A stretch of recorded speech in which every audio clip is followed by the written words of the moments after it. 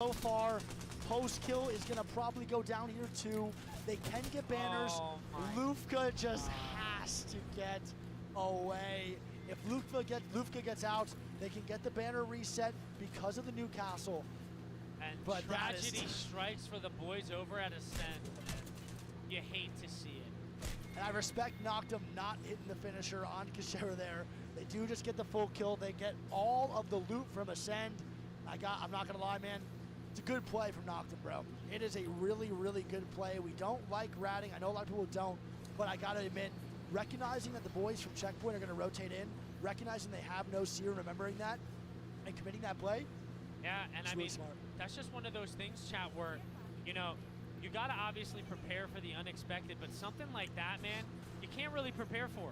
You know, they played 2 games out, didn't have to worry about a rotation like that, as this is our 3rd South Zone, so you know Ascend has done that second time now.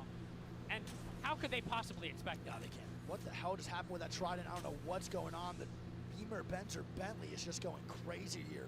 And I'm not gonna lie, I gotta say this. It's our 4th South Zone. That one reset, bro, was a bean zone. So it's 4 South Zones pretty much in a row here, which is crazy. Yep, we see Starter Fight taking yet again another good position in the zone. Pulverex, the antenna team, in a good zone. And we see Optic here whipping the 4 into the top cannon. I actually really, really like this spot here from Optic. You do? I like it. I think they can hold it. This is on Play Apex. I don't know if it's just because of how scrims pan out, but this is hard, bro. Yeah, I mean, they got good armors. They got good loot.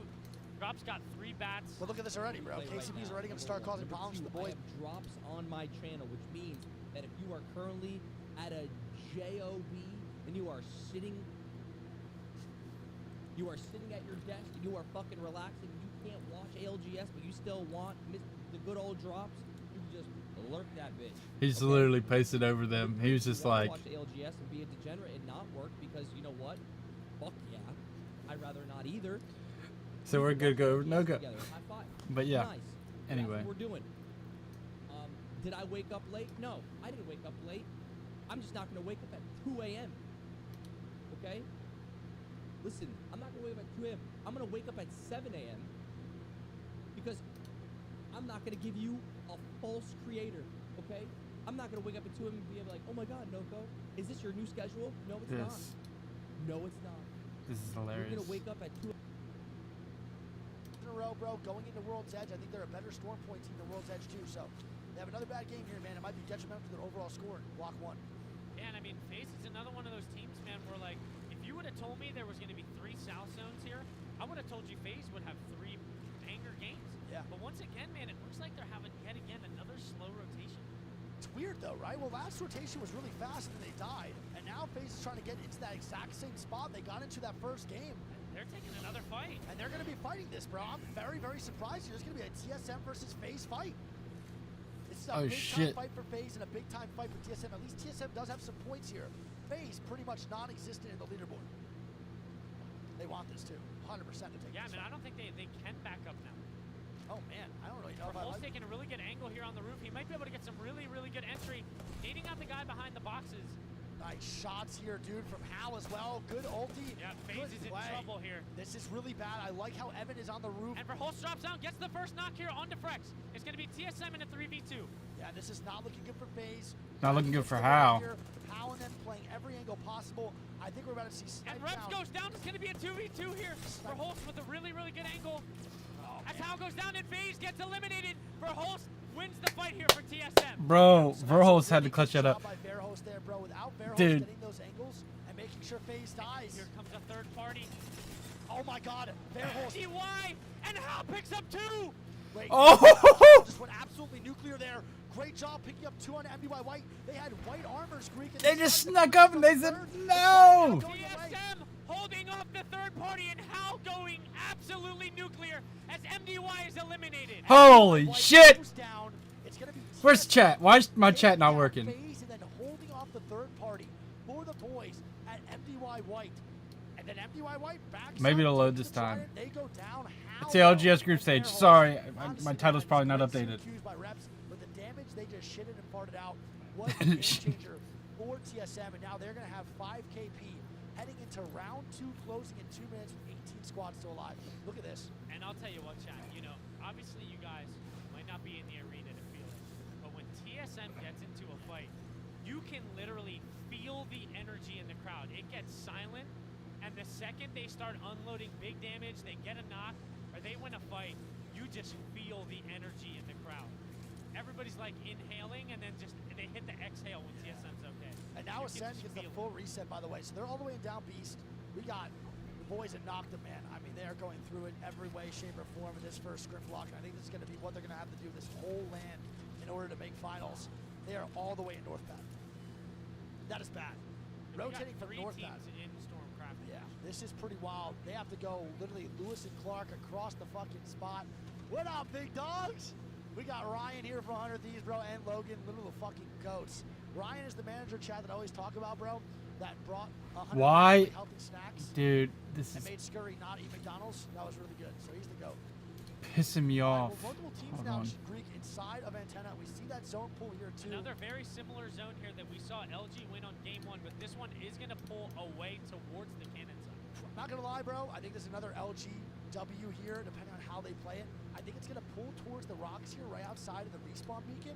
And if it pulls a little bit more in, I think they lose. But if they can actually hold that exact spot they did in that one game, I think they'll be good. And look at the fucking orgy we're having over here. We got Fury, Wow. E6, and TSM all next to each other, bro, with a two-way catalyst wall, making Yeah. a plus sign. I gotta say that's one of my favorite additions to Combat has been the addition of Catalyst. I think it is such a cool character, and the just triple wall, quad walls and shit on the end games. Spectacular. It's literally spectacular. Group to watch. stage, right? I don't lie. It sucks because for a long time people were hating Catalyst because of Seer. Seer was the problem with Catalyst. Catalyst was never a problem. I think that character is actually super fun. It brings like a Valorant slash like kind of strategic game style to Apex that I don't think many characters do. And I overall enjoy Catalyst gameplay so much when Seer's not involved. Absolutely.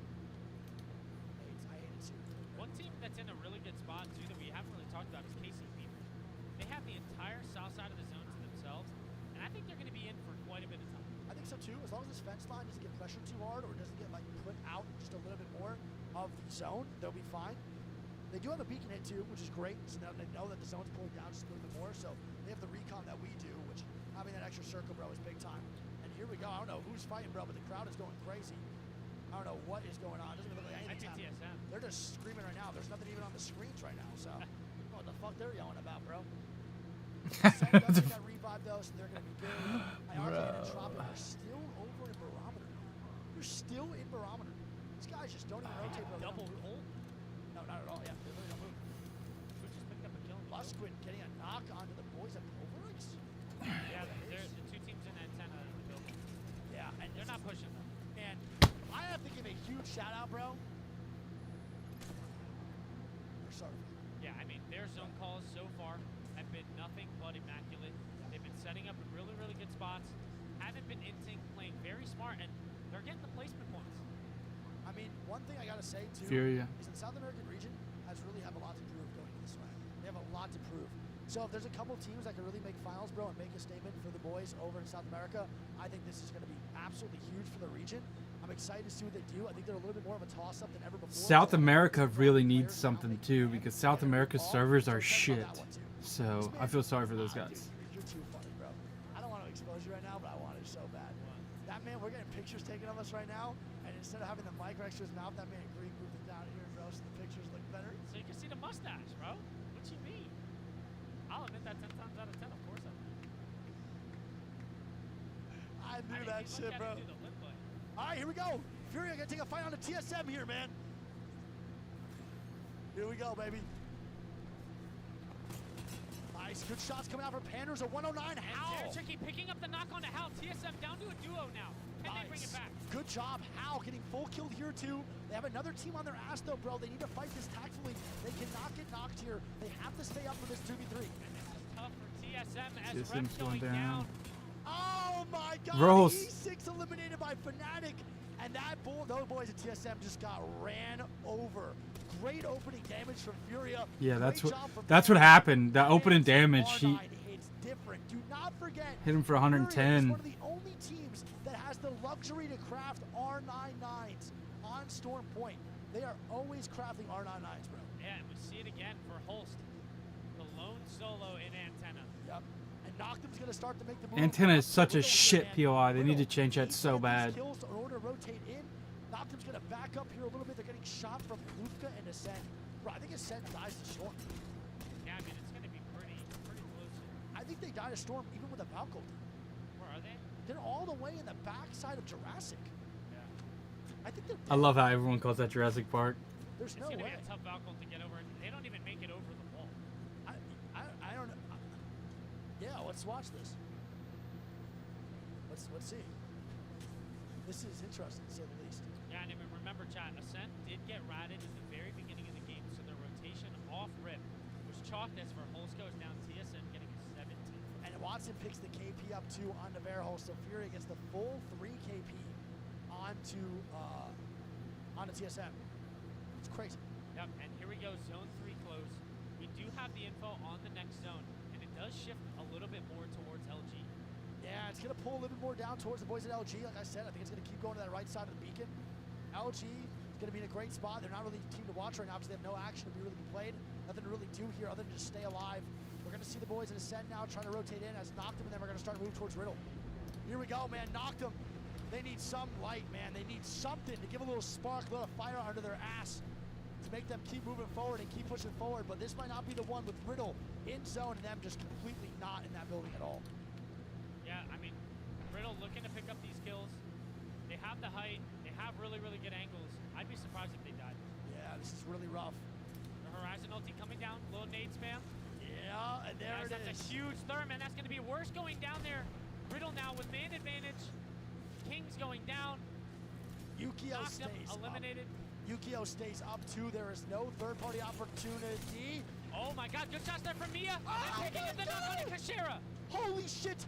Mia K with a great knock. Kashira goes down. It's going to be a 2v3 here for a set, and they're wide swinging this building. They take the first floor angle. Oh my goodness. What a gross hipfire creep. Yeah, and huge shots there from Mia K. As complexity's going down, Riddle getting the full reset here, and now looking for 2 more KP. They're getting aggressive, bro. They want to get this KP. They want to wipe this quick. G7 hipfire. Oh my god. And that's going to be Ascend going down. Dreamfire eliminated as well. Oh my god, now Furia fighting, getting fuse ulted. No, it's gonna be Vex, my apologies. Going down now. Oh my god, Tyler with some great shots. Unlucky Andre's gonna be knocked here, dude.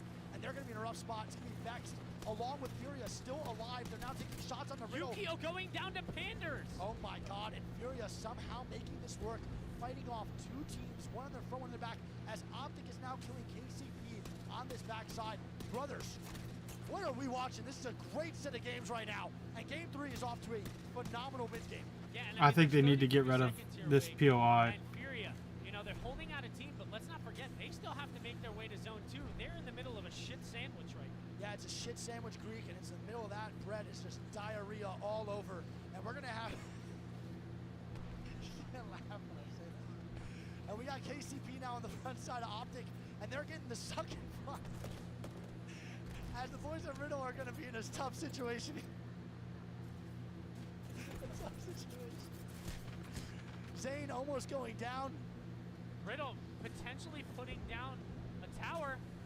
Dell getting knocked here, Greek, and they're dying to LG and Optic at the same time. Skittle goes down as well. This is really rough, and they're getting sent on by Entropic, Oh I my believe. god, Riddle going down on the tower. Optic eliminated as well. We're down to 10 squads alive here. Optic dead, Riddle dead, and it's going to be the boys at KCP trying to get this reset on Adele as they're getting pushed from the right side by Entropic and shot from the left by LG. Yeah, I mean, great job there from KCP. They take the spot from Optic. And I'll say I was wrong. I thought that was a decent spot and a decent hold from Optic, but I was wrong. Now we know, man, it's how it usually goes, to be honest, man. We're both washed and retired. That's just how it goes. Panders almost going down to zone, bro. That was tough. Grenades coming out. How are they alive? They're not. Watson That's coming the down. curse. Jared Dickey going down as well. Panders getting a bat off here. I don't know if this team in the building would just start a fight. I don't know if they know he's there. And look at this, bro. Fnatic and the boys are getting aggressive on the KCP up top. They're picking up a lot of KP, also taking down by Entropic, and they're going to move back down to their house. I don't know if I like this play from Fnatic. I think they should have got a little more aggressive here, and that's going to be Furia. Eliminated. Umachan, the boy, picking up 2 KP onto Furia. Holy His Watson cow. company is eliminated as they have Entropic on their top right, KCP trying to stay alive on their outside building, and Fnatic is the team to watch here, Greek, as KCP is eliminated. Yeah, Fnatic with a very good game thus far. They do have to rotate up the hill, as we saw Umachan Levici as kill leader with 5. Holy As we cow. talked to Yuki yesterday, man, he said it. You know, he's a very, very big vocal pillar on the team. Yeah. He keeps their momentum, and his comms are probably his biggest strong suit. Yeah, we actually found out from Yuki yesterday, bro, that, I'll say it again, Yuki, yeah, that apparently Umachan's like super vocal, has like really passionate, powerful comms in his words, and like he is really, really an important asset to the team. He also said he's his best friend. So Umachan's also Yuka's best friend, and they can play competitive ABS together professionally. It's really hard. If I play with you, bro, I'd fucking maul at you. Gamba right now getting I don't know how they're surviving this, bro, but the Watson gen is huge. Juicena with the super glide Oh my tap God. strafe. I thought he would have stepped in there. I would have shit everywhere. This man has the movement of a god, bro. One of the most fun players to watch. Let's see what they can make this work, Greek. 0 seconds now till round 5 starts to close. Yep, and LG, comfortable as ever. Yep. They won game 1 in a very, very similar fashion, and I think they're going to do it again, man. I really do. Yep. I think so too. LG just has to work with literally nothing. They just literally sit there. Gamba right now making aggressive Going plays in down. the top left. Yep, Matape going down here. Lusquin going down. Tyler getting 2 kills here. It's a great job Good of shots there from Juice Nuts. He picks up the knock on to Pricey. Start a fight. Eliminated. Nice. Juicena needs to move forward here, bro. He has to get this KP and solidify some extra placement. Nice. There it Boys is. eliminated. It's a great job by Gamba and Tropic Tropic. eliminated on the 2. It's gonna be Tyler walking down him. Come on, baby! Stop fucking with them! And Juicena. Juice's PK hitting harder than the We Need to Talk tech. Oh my god, it is indeed as they go down. The caster curse is real. But look at this, Pulverex coming in for the third party onto Fnatic. Can they get it going? Yep. They don't even get a knock yet, Greek. They're actually gonna go down, and Fnatic holds off Pulverex. And here goes LG. We saw it in game 1, and they're looking to do the same thing here in game number 3. The Horizon ulti from Yanya coming up. Fnatic and LG. working their way up the hill. Yanya with a 1 clip on the Oh, It's gonna be shit. a 3v2 now here for LG. Oh baby, LG is looking for another one. 1v2 now as well, 2v2. Malcero with some great shots. The boy Umachan trying to stay alive, but And an he's dead, enemy he's dead. president. Yep. LG! El Presidente! LG! Vamos LG, baby! 2 out of 3 Oh games my for LG. goodness. Well played, man. 2 out of 3 for the boys at LG. And chat, I want to mention, you know, obviously they're the fish farm teams, and the game is pulling back antenna, and you know they still have to win out the game. They still did everything correctly. It is a little bit of a gimme zone, but sometimes you bit. still got to capitalize. No, I mean, You know, there's one way to get rid of ads real fast, chat. it's okay. Don't have to use your prime subs. If you want to, you have to use your prime subs, bro. Use them on Greek. All right, so Entropic on the Gibby Caustic Horizon. Yep, Watson still on the Fusey. which I like. A little interesting though. Don't forget, we had this contest happening over at Trials. Yeah. But keep a lookout, yeah. Keep a lookout, see if you see anyone else fighting. Good shit. I mean, I'm really So boys, surprised good, we're not all seeing overlooked. any It's gonna be a Maggies. 3-man shit show, chat. There's Literally. nobody Sky East, by the way. Yeah, no one Sky East, so now Vex is all by themselves, Sky West and East. Oh my goodness, that boy K Swinney is sending it. Start a fight and Entropic at Thermal. Okay, so we have Startify and Tropic at Thermal, and look at this. They land height. They get beat on the drop spot so badly, bro, that they back out, and Noctum's gonna be in a shit sandwich again. Thorfinn picking up a knock here on Sleep. Nice Lusquin knock. trades it out. It's going to be a 2v2 here. It's a great job. 2v2 here with the Caustic in the Horizon, though. They have 2 really good characters. But then, Start a Fight, bro, is playing so good. I want to see them take this W right now. That's so bad. Here Yeah, we go. Entropic does still Wait, have the Caustic. and the Skittle Horizon. knocking Kashera? Oh my god. Ascend landed at Mod. Ascend landing Mod and taking down Skittles. They get the res here, too. Optic gets caught out of nowhere, bro. Holy shit, what is going on? Wow, when did they decide to do that again? Another random ass landing, Greek. Yeah. And now Ascend 3-man up here in a 3v2 here against Optic. Yeah, and Tropic eliminated. Start a fight, bringing it to him. No audio on that Crypto at all. Drop's Drop's gonna get go down. dropped. It's up to Noct. And Noct is not gonna get knocked. He's gonna run away here. And Optic is not up to a good start, Greek. That is a caster's Oh, he's curse, dead. to He's say dead. the least. Noct is 1 HP. An absolute pair going to say that one on the broadcast here, quick. We are indeed hashtag sponsored, hashtag ad, and that's going to be Kashera and the boys. I want to pull out here, man, and say LG with a launch site zone.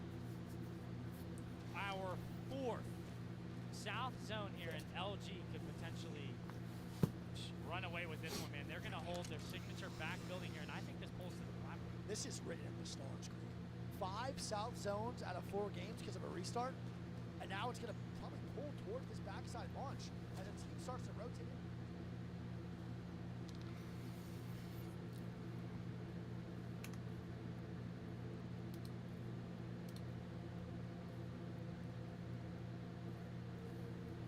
What's Noko saying? Let's pop over and see what Noko's saying.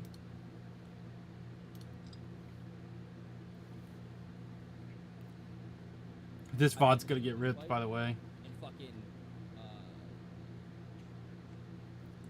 You did not. You didn't.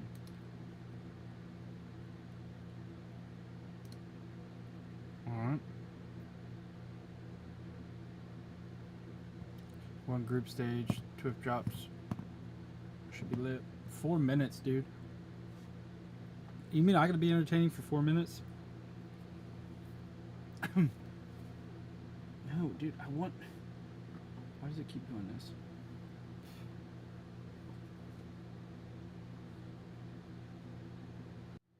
So apparently I'm gonna have to be,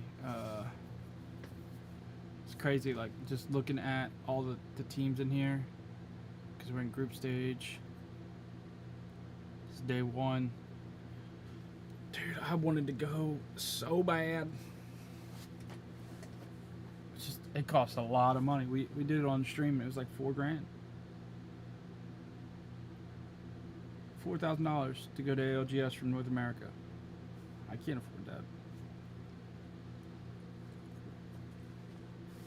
But if you all subbed, I could. I can bring you content straight from ALGS. I'd like to do like a VOD style video, or a vlog, excuse me, style video of like ALGS. I'm hoping they'll bring it to North America next year, dude. Like, I just think it's a bad take that, like, I think it's a bad take that they're doing it in Europe 2 years in a row. I like the fact they do it in Europe, but I think they should have moved it. I think like maybe like Dallas or even LA or even New York, something like Houston, like something that is like big, right? Even Raleigh, like North Carolina, right? Like bring it somewhere North America. Excuse me, bring it somewhere Asia, like Japan, like say take it to Tokyo one year. Like I think they should bring it to all the places. And I understand like the COVID-19 thing and everything, and that kind of put a damper on it for a little bit, but it's 2023. It's not 2019, well, I say 2020 anymore, right? It's not 2020 anymore. Like, let's bring the LGS out to some other countries. Really, some different continents is what I want to see. Because it's kind of unfair to say different countries because it isn't a different country now. But yeah, so I think they need to move it around. I think that'd be really cool if they did, move it around. And we could see some different content. We could see some people playing on their actual time zones and having to flip their sleeping schedule for months on end to get used to. I mean, they probably change. If it was me, a month before the LGS, dude, I will be switching all my time to wherever it's at. And yeah, but to be completely honest, it's kind of crazy, like that they. I don't know. It's wild. Freaking wild.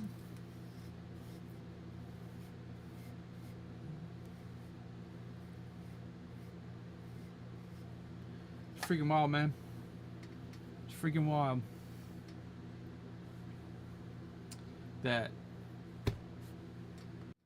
you know, and I really feel that way. That I think they need to bring this to different continents. Like, let's bring this to where we're watching ALGS each year in a different country. Well, not country, different continent. So, like, next year, I think they need to bring in North America. It's stayed in Europe. Like, it's cool that it's in Europe. Like, I don't have any problems with that. But I think, like, Europe, and then Europe again, and then Europe again is like, come on, man.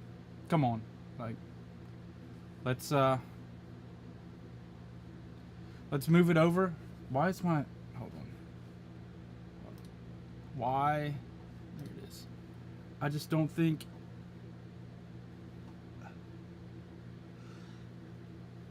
It should be that way. For the championship, they need to move it around, man. Like, next year in North America. Maybe even not next year. But I think North America is such a big, like, Apex community and scene. Like, they should bring it to North America. But will they? Probably not. This up so we can get a little less bleed there. But yeah, I think it's a bad take. Like, take it to Tokyo. Take it to South America. Take it to Brazil. And I think that'd be really cool.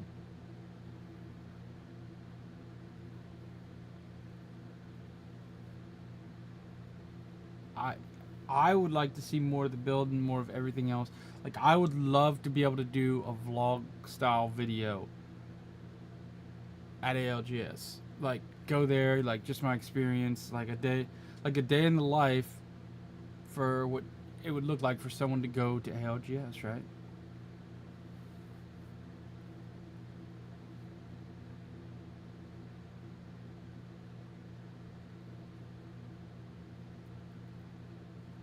I don't know why it's on a break.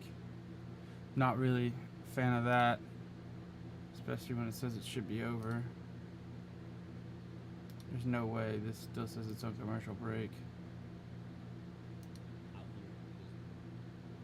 You know, Apex scene is a great scene. At the end of the day, Apex scene is a great scene. Yep. I want to see everyone succeed. I'm hungry for success as well. Man, it's just get that passion back. You know, I want to get that passion back for sure. Oh wait, it's first. So this is Thursday. You guys get an R9 skin. Okay.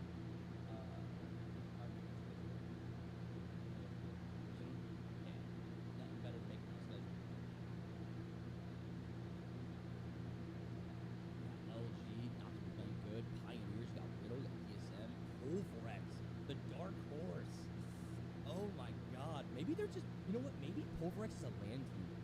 Because now that they have their third, they've given me some like Dark Zero vibes. Where in scrims, they may not be like the greatest team in the whole world, but when it comes to land, those motherfuckers, they be coming, bro. They be pushing, they be going fucking, you know, first place, second place, consistent, winning. But Male Mass, they've been the team for 5 months.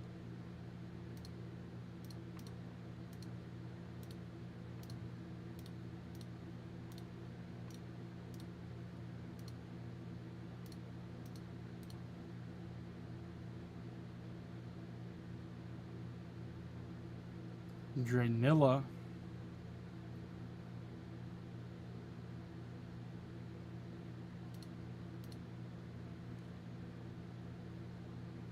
This dude is still cranking ranked. Crazy.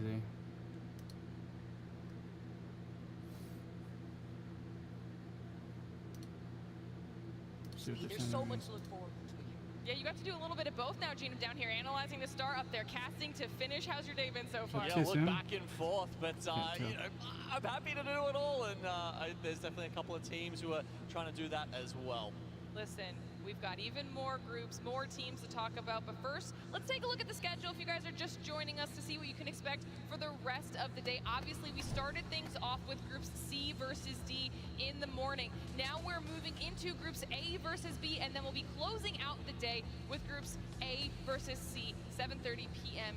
BST. So needless to say, lots of Apex Legends. Oh action my weekend goodness, going on. dude. And like I said, if you're just joining us, we're going to give you a little bit of a refresher on what just happened as well. We'll take a look at our standings so you can see where everything shook out after the first set of matches, because Genome, Pulverex popping off, coming out on top with 61 points. Yeah, I mean, they had some incredible end games, didn't they? The fact that, you know, we saw that reset when there was only the 2 of them, but they were just constantly making it there.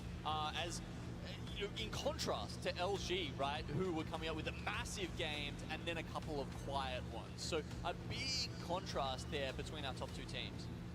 Yeah, it's kind of crazy to see the difference between the teams that feel comfortable in Stormpoint versus the teams that feel like they're at home on World's Edge, such as LG, that didn't really have the performance that we were expecting on World's Edge after they took 2 games on Stormpoint. Meanwhile, Pulverex coming through with FChan not only with the Kraber That's shot, huge. but at the very end, holding that position in the tunnel train area, north side of Lava Siphon, all came in clutch. They were running the Loba, they were running the Rampart, they had the amp barrier set up, they had the Kraber because thanks to the black market with the Loba. It's crazy to see how close though our top 5 squads were in that lobby alone, and I want to see a repetition of that here. Yeah, and even after we got a chance to hear from FChan with Blaze in that interview, they said they weren't feeling that confident coming in. Well, now they're at the top after that series, so that's got to feel good for them. But like we said, we've got groups A versus B coming up right around the corner, so let's start talking about them. Okay, we alluded. That one guy in the background kind of of looks like Verhos, but I can't tell. To highlight some of these squads. So who's jumping off the page for you here, Vicky? Oh, there's so many, Glitter. I mean, okay, let's get started with Alliance. Alliance coming through.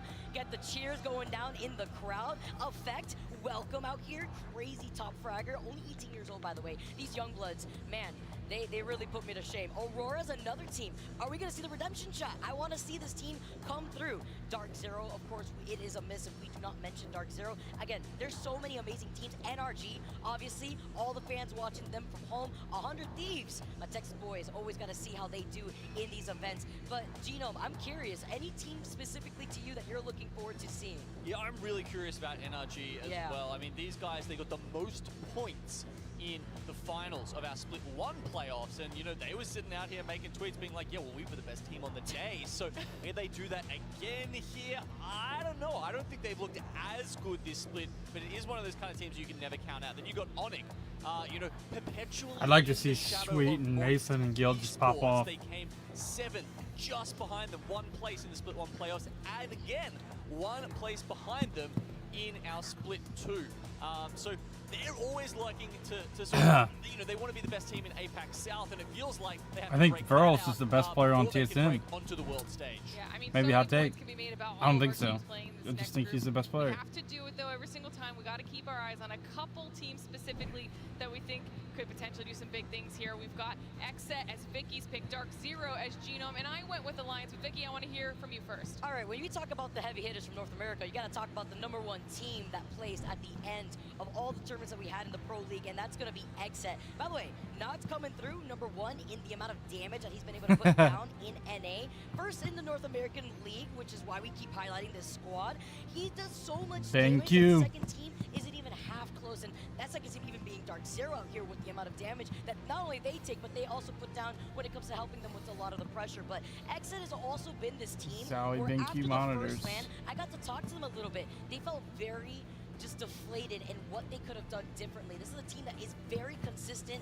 I love Hot Stick. He's an amazing coach. He really sets this team up for success, but we have to see that transcend from their performance in the Pro League into LAN. They don't usually have LAN jitters, at least from what I've seen. They seem very tuned in to what's happening in front of them. Basically just another day at the job for them, and they know what's important, and I think that's something that you need to highlight when it comes to looking at Exet and their approach in this group. Maybe not land jitters, but they have struggled on match point, right? Yes. And that is in stark contrast to Dark Zero, the match point specialist. 2 LAN wins to their name. They've just taken out the Split 2 NA regional finals again in match point. But of course, if you hadn't seen them last time, there's been a change-up. They are still an Australian team, and as long as there's 2 Australians on Are they that all- team, you cannot tell me otherwise. Do they all have They Logitech? added, however, finally some North American flavor after moving over.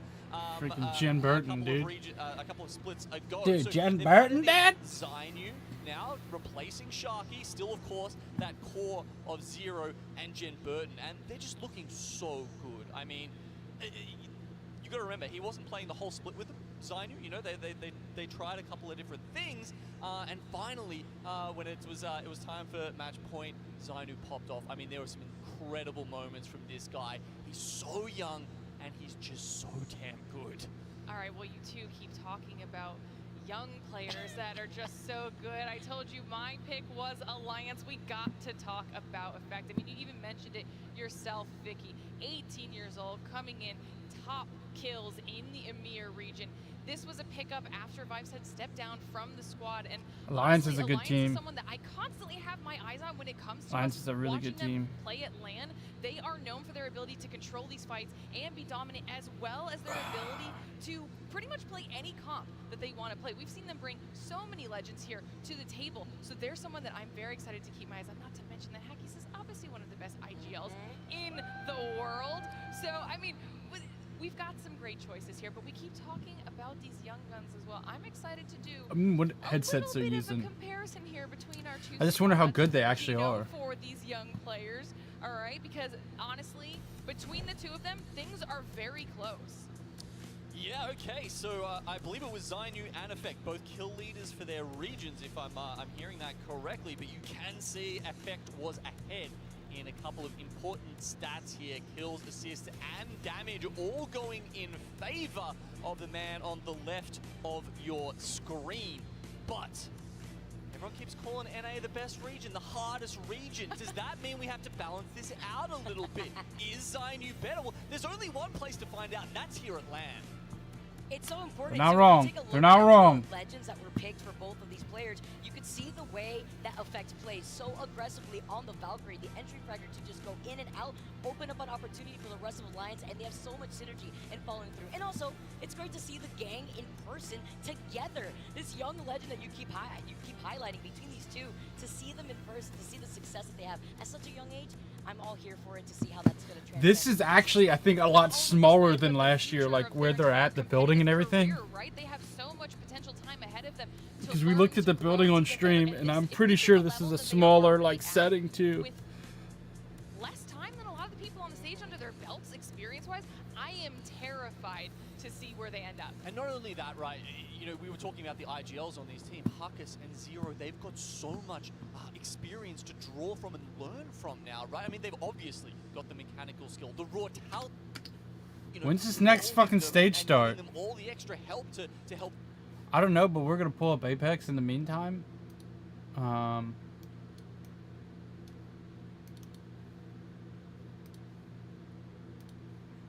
I knew it. It's like what you said, having that short time to build that up together. It's like, all right, he did the D, now we all go in together, and it's having that communication and that synergy transcend into this in-person experience that is going to be able to have not only the fun plan, but then the experience that you can apply in the future. All right, well, we are just moments away from getting our game going, but while we're letting our players finalize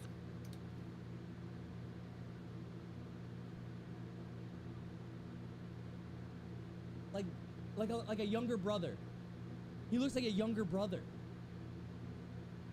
Bro, when I saw him, I was like, what the fuck? Oh. Sort of what he's talking about. Hello fellow Apex enjoyers, it's Onset and Gaskin, and of course we are in London here for the Split 2 playoffs. Now, no better way to welcome the teams by, you know, teaching them a little bit of the London lingo, a bit of UK slang. So what we're going to do is we're going to have some teams through here. We're going to give them a phrase, they have to guess what it is. We'll give them a sentence maybe for them to guess, and we'll see what they come up with. Oh, we've got some excellent teams as well. We're going to be talking to 100 Thieves, Dark Zero, Vexed, and LG Chivas. First up, we've got 100 Thieves. 100 Thieves. Hello 100 Thieves. Hey guys. How are we doing? You want to get straight into this? Let's get straight into it. Let's do it. Go into it. Okay. Your first word is chinwag. Dan, put it in a sentence. Man. Zone's closing. Sure you didn't want to start with trial? Need to have a chinwag about that. I feel like a talk. I feel like that means you gotta have like a talk, you know. La zona está cerrándose, necesitamos como un chingua de a dónde vamos a ir. It's like maybe an idea, like maybe an idea where to go next. Converse, deliberate, talk. I'm going to have to push you for an answer. Can I get language of origin? No. UK? London. Make sure. Converse, deliberate. It's pretty good. I'll give him that. Yeah, we'll give him that. That is correct. Give me something. Next one's going to be faffing around. I'll give you a sentence. Stop faffing around and watch this spot for me. This is a good one for you, Matap.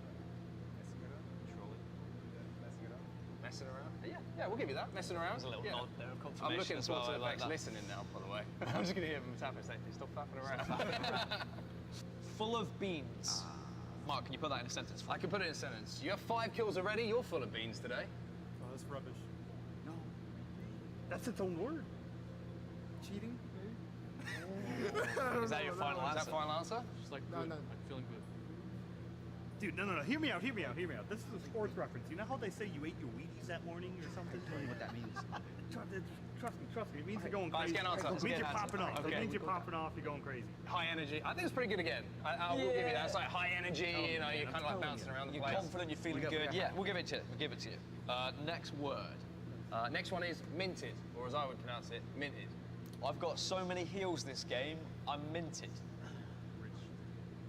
Does he live in England? I think you might do. Yeah, Rich is bang on the money. That's one. That's a good one. Next one is. Next one is Rosie Lee. Oh, this game's making me thirsty. I could go for some Rosie Lee. Total confusion. Sure. I'll allow you to play this round if you want. I don't know. I'd say wine or something like that. Why? Do you want to trust your Englishman here? Oh, that's a guess. It means cup of tea. Cup of tea. Cup of Rosie Lee. Cup of Rosie tea. Lee, Cockney slang. Cockney rhyming slam for you. Damp squib. Okay. I'll put it in a sentence for you. Got it now. please. 10 teams alive, zone 2. This game's a damn squib. Okay. 10 equipos están vivos en la zona 2. Este juego está como damn squid. Es como está como arruinado. It's chalked. It's chalked. Awful. Bad, awful. Bad quality, waste of time. Yeah, come on, surely, come on. I can see it. I'm not sure. It means like disappointing, a little bit, you know, not really great, not a lot of excitement. Next one is load of old tosh. Just finished looting.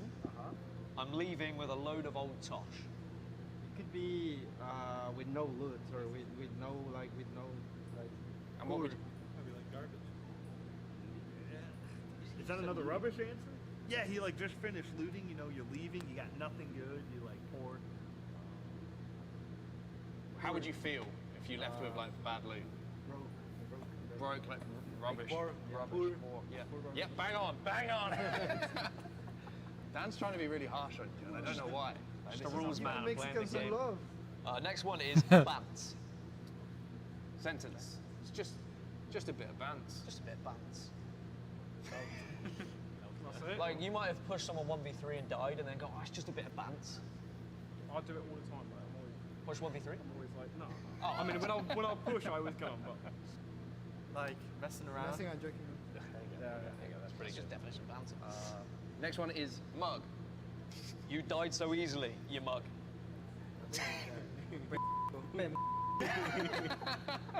I say it. Yeah, I think it's an idiot. Like bloke. Bloke. Dice, es una manera muy cheap. It's like, you're an idiot. Bang on, that is, Bang I'll on, give you that solid. point, that's 100% perfect. Ding, ding. in Spanish. And you can, Next one is bog roll. my, What is that? my nose is running, I could use some bog roll. in that room we were talking about the hotel. What is that, the hotel? What was I saying about? Yeah, you said it. Toilet paper, there you go, bog roll. The toilet paper's bad in the hotel? Single ply. Hate it. Comment. No comment. Next one will be skin.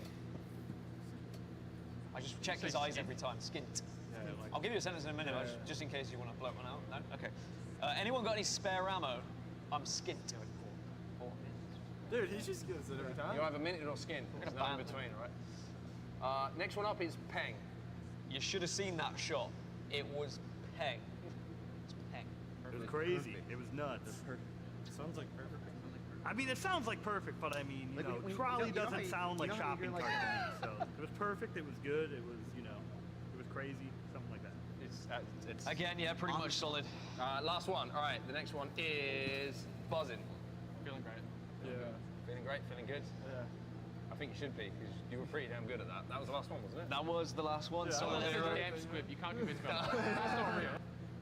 Oh, a bit of a damp squib from some of those teams, but I tell you what, it was a great effort, wasn't it? Yeah, it was pretty good. I think they'll be ready for the streets of London now. We should probably pop down the Apple and Pears though. We've got a stage to get to. Cushed in. Right.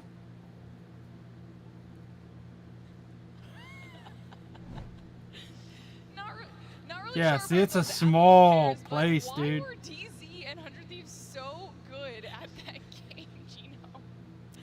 Zero knows, man. Whether it's the lingo, whether it's where the zone's going, he just always knows. No, hold on. My favorite had to be Luminosity. Luminosity was not having it. They're like, what the? When I seen Jen Burton's keyboard and mouse, I was about to say, what the fuck? But I forgot he's on the roller anyway. He doesn't care. do not know this. Them roller guys, they just don't give a fuck, dude. I probably would not have done any better. My mouse pad is like so important to me. Oh, really? All right. They really should have got that one.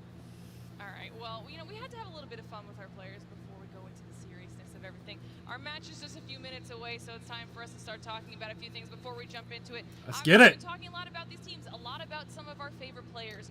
Well, if there's Dude, any I'm so excited. you want to be keeping your eyes, whether it's on an individual, a team, multiple teams, maybe it's the map feed. Well, our award-winning multi-view is here for Split 2 playoffs of the ALGS. You can go to the command center down below on your page right now. Let's and choose go! respective-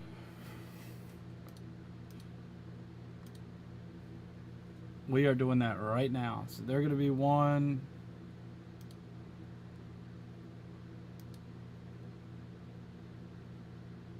TSM, map. Yeah, we'll just leave it up. How many can we pull up at one time? Max 4 selected. Okay, so who else is in here? Okay, we'll pull Ritter Order off. Fnatic. We might watch Fnatic this game. We might switch it over to Complexity. I don't even know who's on Complexity right now. We might switch it over to Child, especially if it pulls us a far down zone again, dude. I want to see who's on Complexity. Honestly, I don't even know right now. Get them bonus points. What's up?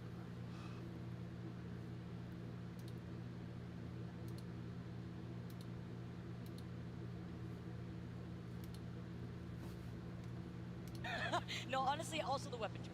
Gonna wait to see how that plays out. I always try to watch in the back so that way I can always get the prizes so I can flex in the game.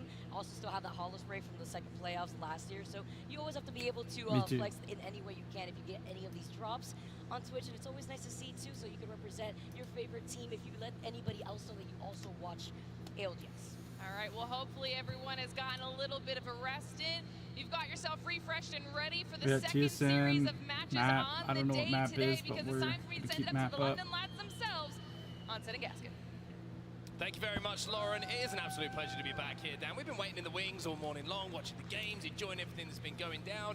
And good news for everyone at home, I've actually managed to find some trousers. I completely forgot yesterday when we shot that had shorts on. But Some hey, trousers, some Fantastic. knickers. Yeah, I've been waiting for this a long time. I mean, it seems like a little while since we've been from online. Now we get to LAN. Players are just about ready, and I feel like these two groups, there's just so much tension between a lot of the teams. We might see some contests going down, and also we've got regional champions going to be competing against each Is other. Furia? We certainly do. I mean, this group is looking like a little bit of a bloodbath, to be honest with you, with some of the names that we've got in here. Of course, there's been talk about Alliance, understandably, with Effect making his LAN debut. Finally, Alliance getting to play with their full lineup. But speaking of people making, you know, a little bit of a return, we've got Fire Beavers who are going to be in this lobby as well. They're welcome back onto the main stage, and they're going to be looking to upset. But then, like you mentioned, you've got the likes of Exet, you've got Dark Zero in here, you've got Northeption, who have been absolutely looking so solid in the build-up to this event.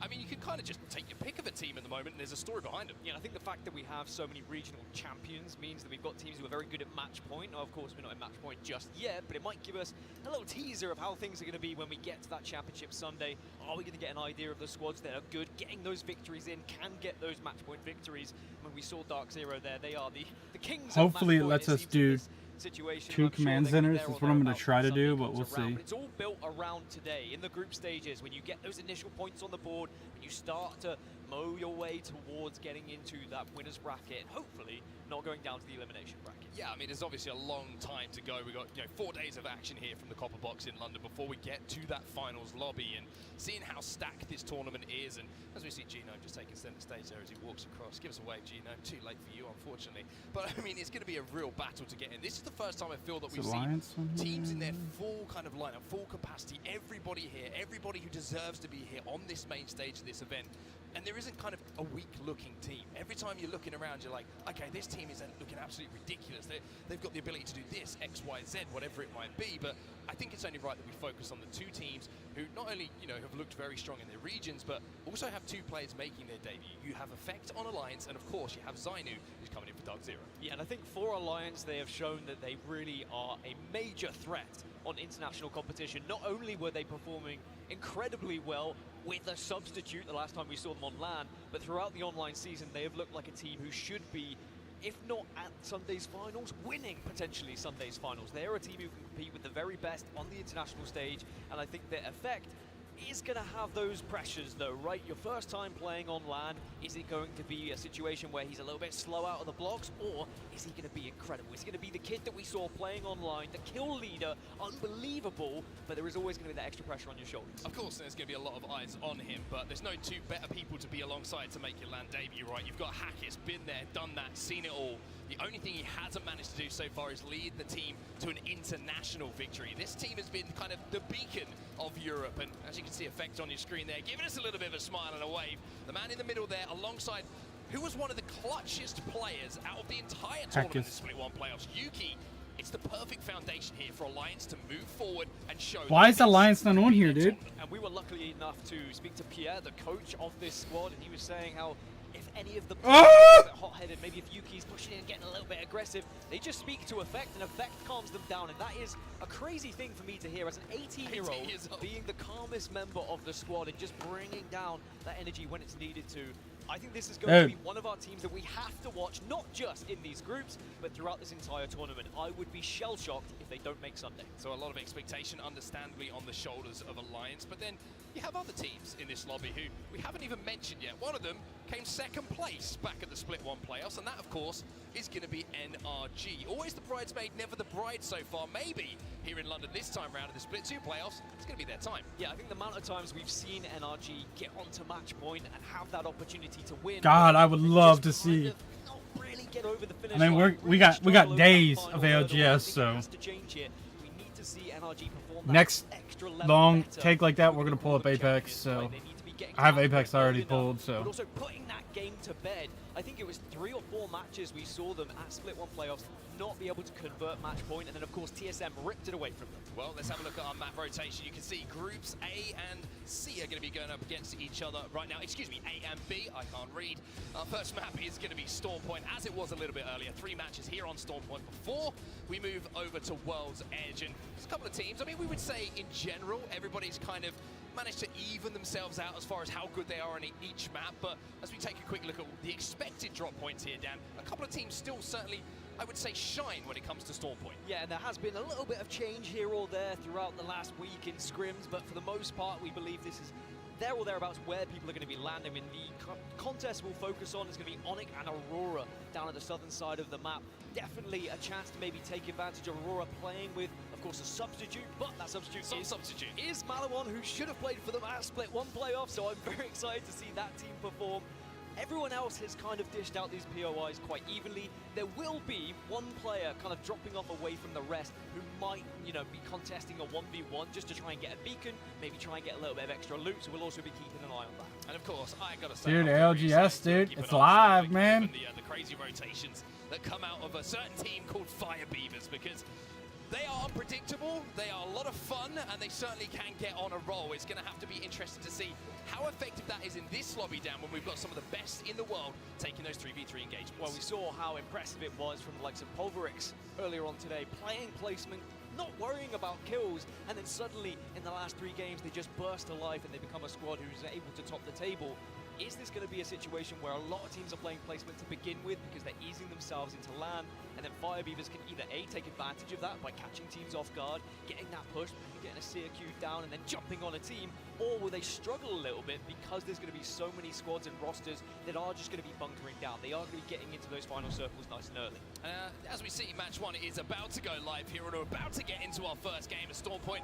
Couple more stories just to keep in the back of your minds. We have Crazy Raccoon, of course, in this group as well, and they haven't quite made that jump to a finals lobby yet, so a group stage performance from them going to be certainly very, Crazy Raccoon has done good. Pivotal to their performance and confidence, but also I think they can take a little bit of confidence out Yeah. of what we saw a little bit earlier from the APAC North region. Fnatic looking amazing, Pulverex looking amazing, and I hope that that confidence flows through them here, and we're going to see CR pop off. Well, I will say it has to be North America that needs to step up in these groups, because it has been the other regions that have shined that little bit stronger. But of course, some of the biggest hitters in North America are in this lobby. You've got XA, you've got Dark Zero, so I'm expecting very large things as now the teams are going to be dropping into Yeah, the see, map. it's saying As there's you said, Xset there could be a and- contest happening. Onyx versus Aurora. Yeah, very I don't see interesting to see how Xset. this goes down. This is a battle that has gone down for a number of weeks in the build-up to this event that we find ourselves at right now, and as you can see, nobody seriously really wants to give this.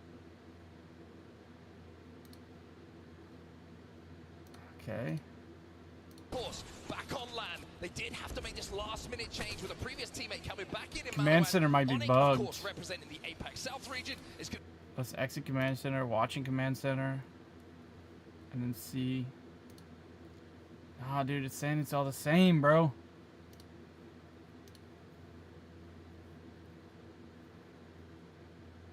That's wild. Let's see what Noko's got.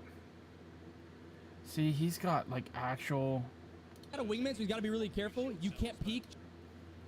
Dude, I would love to, but I can't, dude. Nothing's popping up. It's kind of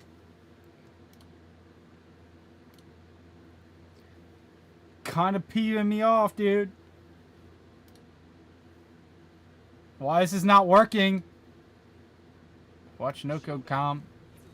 Ranch is popping the cells. It's good here.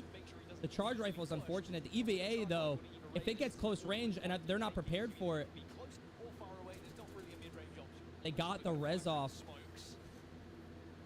Oh my god, they're going to push. And then the EVA comes in. That's 4 shots. He's got 3 shots, 2 shots, 1 shot left. Onyx eliminated. Aurora winning that. Okay. I want to see how. All right, we're in now. That's good.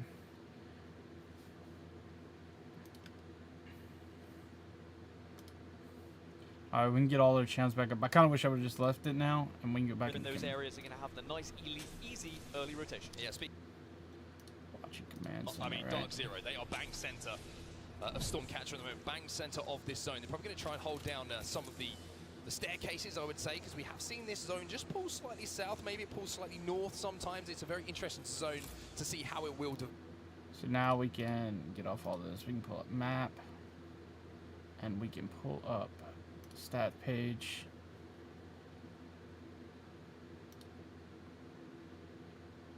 We wanted to pull up Fnatic.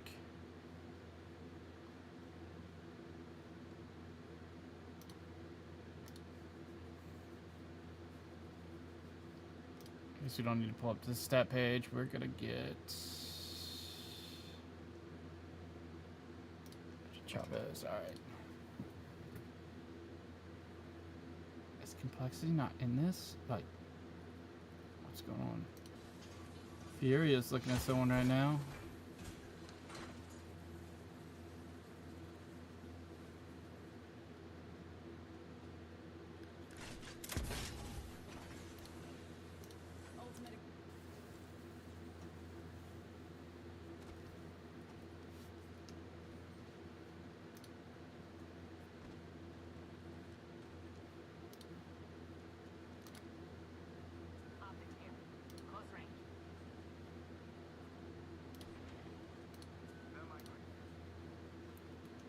Where's the map?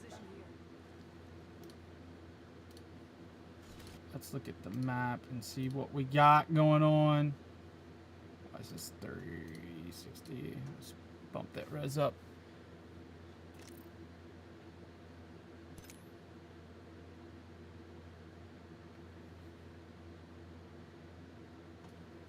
Let's see, Dark Zero.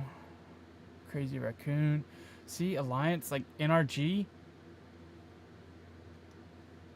But we have TSM, but this isn't TSM. See, this is all jacked up. So let's, we're just gonna have to see who's who.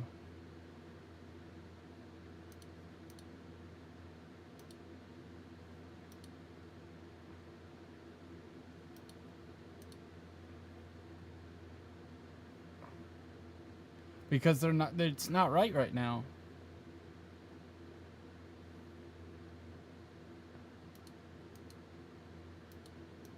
Hold on, that's X set. So we have X set.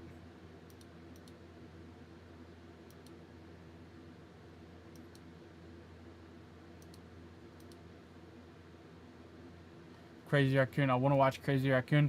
It's just sad that we don't know who's actually who.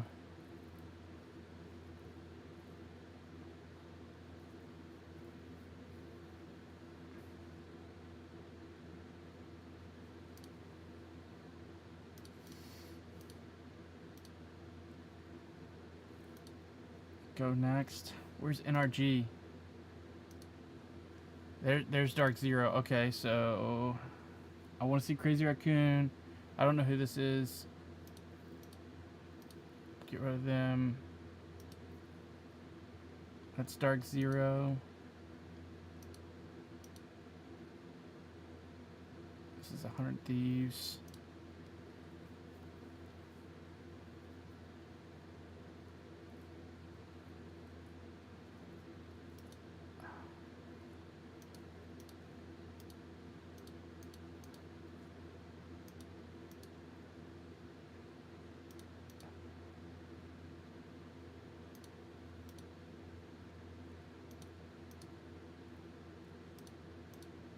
Fire Beavers looks like they're taking a fight.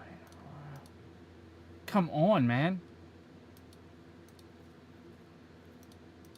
This is NRG's in here. Let's go next. Ascend. Let's exit. Optic is destroyed.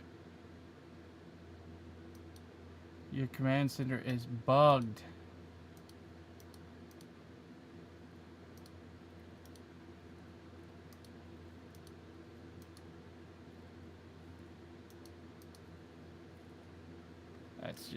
That's just chalk. There's nothing we can do about that. So let's see who we have. Naked, Crazy Raccoon. I kind of want to see what Crazy Raccoon does here. So let's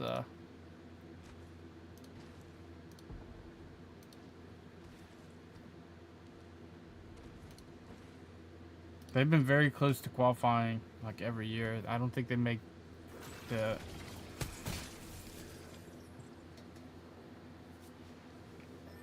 it says NRG's in here when you look at map, but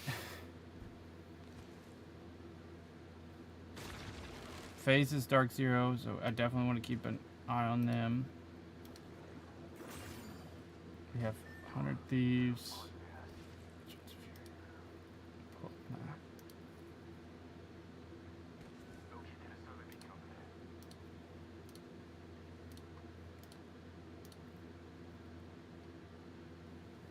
So you have NRG and Alliance going at it right now, it looks like, but we can't see shit!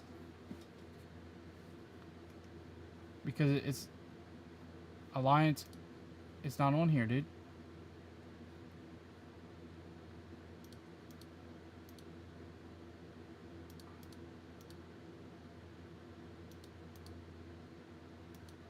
Oh, this is Alliance right here. Riddle order is Alliance.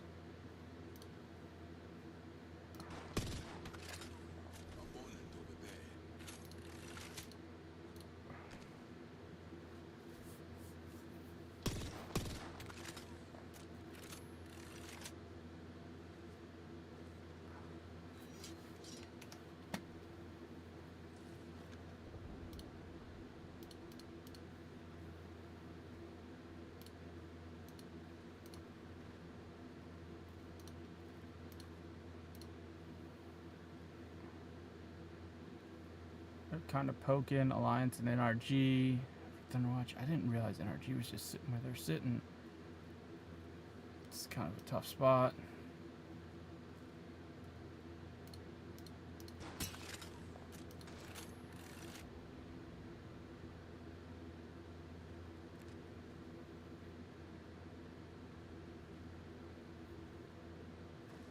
I really want to watch NRG right here with Alliance, because Alliance and NRG, this is going to be crazy.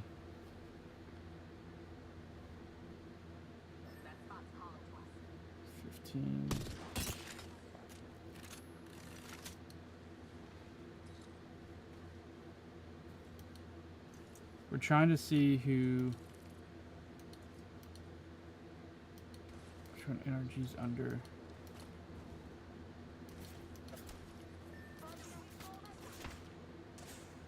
Oh, someone just got hit hard.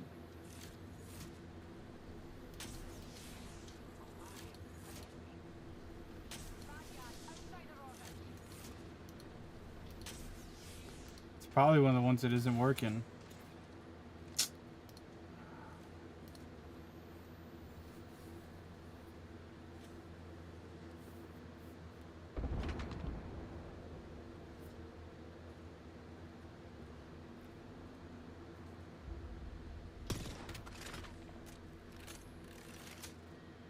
Let us move here.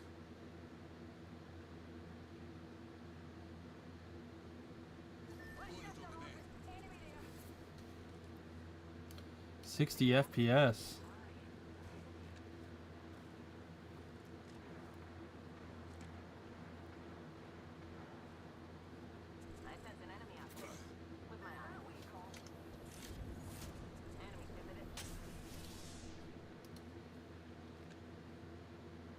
FPS.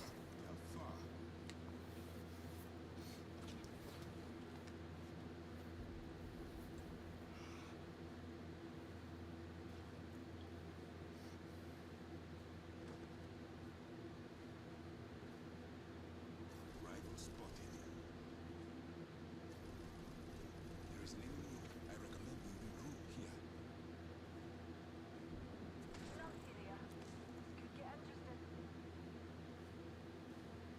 see an opponent here. We have a problem, and there they are. Over there.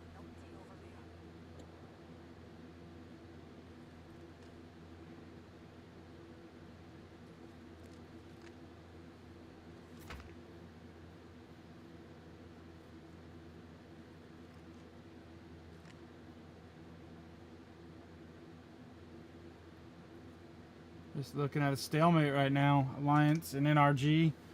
It's kind of crazy because when you look at all of it, I really wish I would like to see NRG. Let's see what Crazy Raccoons is doing over here. Oh, so they're in between. So you have NRG, Alliance, and Crazy Raccoon. Crazy Raccoon may put some shots on NRG here. Oh, yep, they're going to. Now, Alliance might look at that now a little harder. Perfect. We have a problem.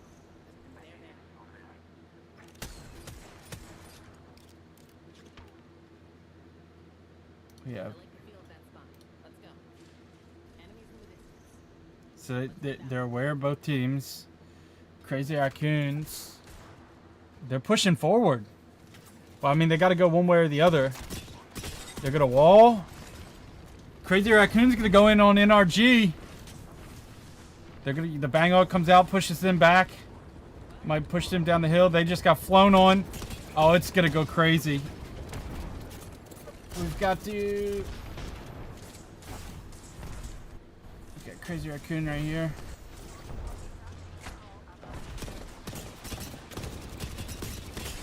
We got two audios coming in. Crazy Raccoon's gonna go down here.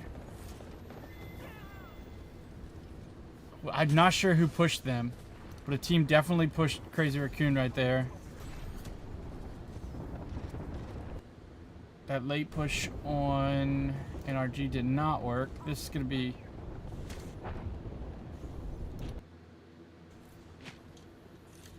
I don't know why their audio popped up right there. Here's Alliance. Alliance is sending! Is that NRG?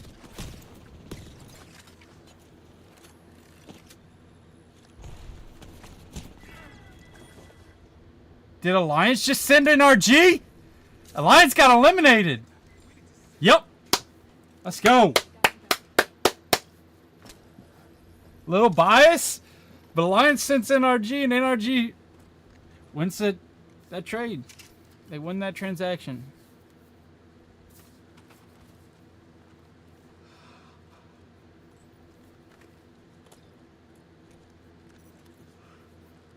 That's huge. I'm just such a fan of Sweet, man. Like, the reason I like NRG is because of Sweet. Like, I'm not gonna lie. I think Nathan and Guild are good players. They're really great players, but Sweet is the reason why I like NRG so much. So we're gonna just stick on NRG, kind of see how this fight. Well, we'll see who's fighting. Who's fighting? As well, however, 5 Evers trying to hold their ground, but this looks like it might be the end of the road for them. 100 Thieves time it perfectly. They throw all the utility, the black hole. They see the mess going down. They clean up. Now 100 Thieves. Good news for them. They've got a second here and calm things down. I wonder how much London lingo is going down for 100 Thieves at the moment. Very impressive in the London lingo content piece, but also I think the 100 Thieves, they mean business in this tournament. I think they've got a little bit of a chip on their shoulder. They were very disappointed with previous performances at previous lands, and they believe they should be up there or thereabouts. They want to be winning championships, and we've seen it on social media, questioning their performances. They want to be back up there at the top. While all this carnage was going down, of course, other teams have been eliminated in the meantime. We'll jump over to watch FC Destroy, who are right bang in the god spot on top of this building inside its zone, but I was talking about the NRG Alliance fight. Well, NRG, they were the ones who came out on top. NRG now trying to push, but you can see the FC Destroy are doing exactly what their name said. Nathan down, Sweet down, NRG all up to Gildersons, but with all players healthy here from FC Destroy, they're holding it down, and NRG is trying to watch from the lobby. FC Destroy and Dark Zero both got to this far eastern side. No! They've been able to lock And it down, hold NRG it just... down, and they should be the two teams with the most likely chance to win this game. But there is still squads. Oh, Zero Dark 30. Real threat on everything that's happened on the western side. You can see Jailings and Exit are holding this building together. Now we see 100 Thieves start to push as well to leave no witness who are going to be in the area. But they've already taken a lot of damage. Need to be careful. Wingman headshot's going to be good, but now the push is coming in, and all of a sudden you can see Exit say, this is an opportunity for us to get a little bit of KP. Vaxilon left Holy on his cow. zone damage. He's got Arc Stars in front of him. He's got frags to deal with as well. It's ATH who are trying to fly in. 100 Thieves eliminated in the meantime, but can they survive this barrage inside of this building? Because of the Watson is so strong, dude. Everyone now is jumping in on this free KP, or at least a chance of KP, because they know it is going to be such a struggle to get onto this eastern side of the circle that has been Leave locked no down witnesses. by FC Destroy and Dark Zero. Now, a team who could maybe throw a spanner in the works is Naked. They're on the southern side of this circle, and they're trying to push Dark Zero out of their area, and have successfully done so. They may be able to push Dark Zero towards FC Destroy here, and if FC Destroy can get some damage, it could open things up for Naked. Big news though, big good news, that kind of works, right? For Dark Zeros, they got that Catalyst wall down. The Dark Veil is going to keep them alive. If he would have shot there before, would have been crazy. Both players, I think it was Zainu and Jim Burton, barely any health, just about stayed on their feet there. And the Dark Veil keeps them alive for now, and most importantly, keeps them in this game and keeps Naked back. The fact we have 3 teams on this eastern side is good news for all that are on the western side, because they're not going to be focused as heavily, because everyone's going to be contesting each other on the eastern side, so all the western teams can kind of worry about each other as they move across to the map, and it is going to be really about keeping an eye on that scene when teams the teams that I thought would be probably went well. I guess Exit. I guess.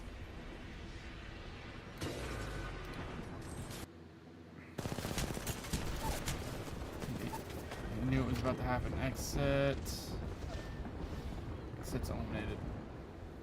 I think they got 5th.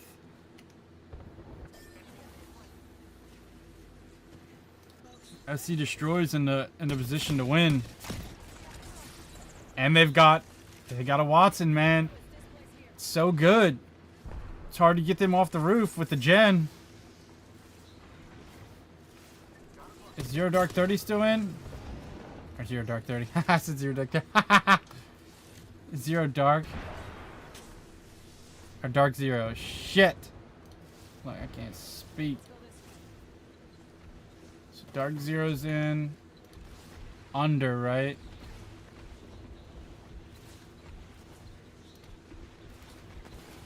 Let's pause this.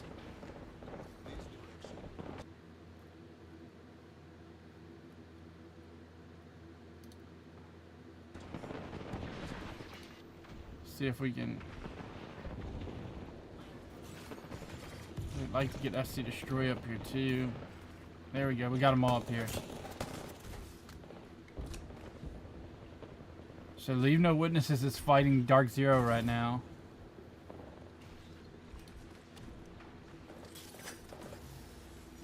Pretty sure FC Destroy is just gonna hang out up top. Huge steer Q. Stun them all. FC Destroy is going to be poking. No. It's not what we wanted to do.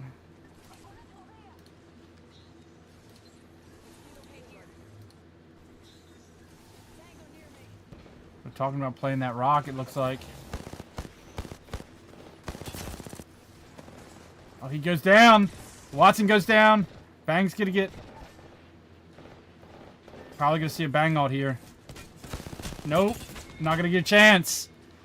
I thought the Bang ult was going to go out.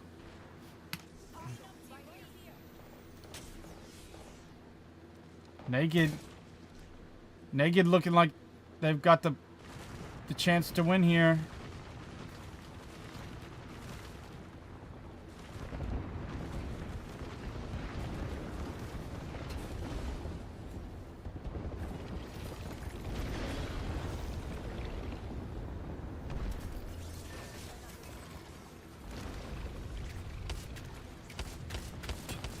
Oh, he's going in! Huge play. This rock is the only play. That wall's got to go down. They may have walled too soon, which I'm not quite sure how long this wall lasts, but this wall is actually a Naked's benefit. They're just...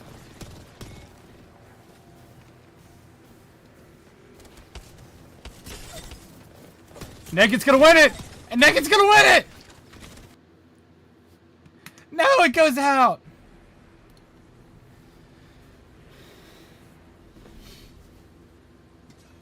I don't know what NRG got there. I think they placed like 10th.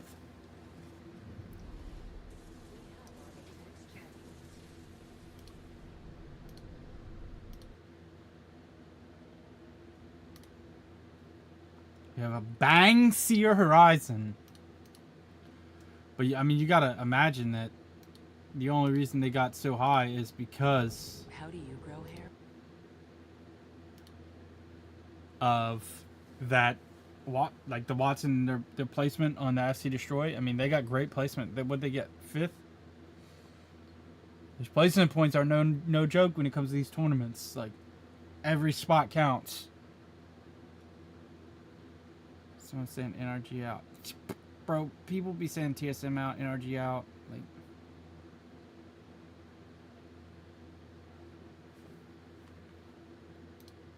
buildings that are so highly populated. Very, very impressive from them, but I mean, it's the rotate from Naked. They showed such little presence up until that end game, just sneaking around the southern side behind Dark Zero, forcing them back and almost forcing them inside of that building. That was the game-changing moment for me when they took that position away from Dark Zero, who only had those blue shields. And looking back at it, Dark Zero might say, should we have been a bit more aggressive at holding that position and keeping Naked back? But when there's 6 or 7 teams remaining, you are very unlikely to actually try and take that fight because you don't know if there's another team that could be moving afterwards to third-party you. So they're more likely to step back, take a safer position, take a top 3, which is pretty much what they did, and just hope that maybe you can be the team that gets the zone pulls towards you. But I think that Naked would just have to be very impressed with how they made that move and how they bullied one of the best teams that we have in this lot. I mean, we can take a look at that final circle from the point of view of Naked as well, so we can really kind of encapsulate exactly what went down in those final moments. And I mentioned how important it was going to be for Arufa in those final moments on Horizon. Well, he almost did his job perfectly, but Dark Zero just about managed to kind of skate past just as the black hole went down and used that Dark Veil to avoid it, but he still did a pretty good job of getting up into the skies, doing... Yeah, I am going to run some in between LGS games. I'm just looking at... I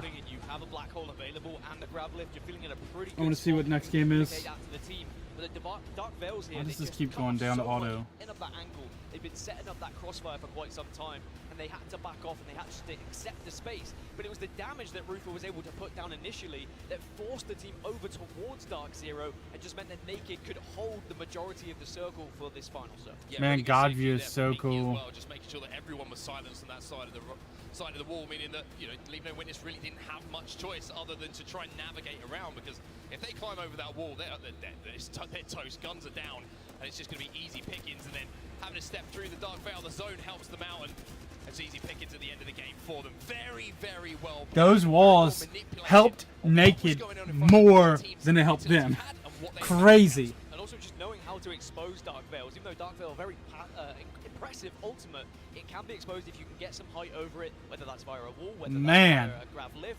And they managed to just find Controller, those angles to do keyboard. enough I wanted to damage see the third really player, what force the he's fight in a on. way that they wanted, which always dictated the pace. He's on And I think as soon controller. as they got that initial damage, they were 2 rollers and a very keyboard confident player. they were going to win that game. It was very unlikely they would. NRG got 9th. I said 10th, but they got 9th. Way, and Okay. all of those coming towards the XSET got end game, 5th. like you just saw as well. So Naked once again. Alright. We have this,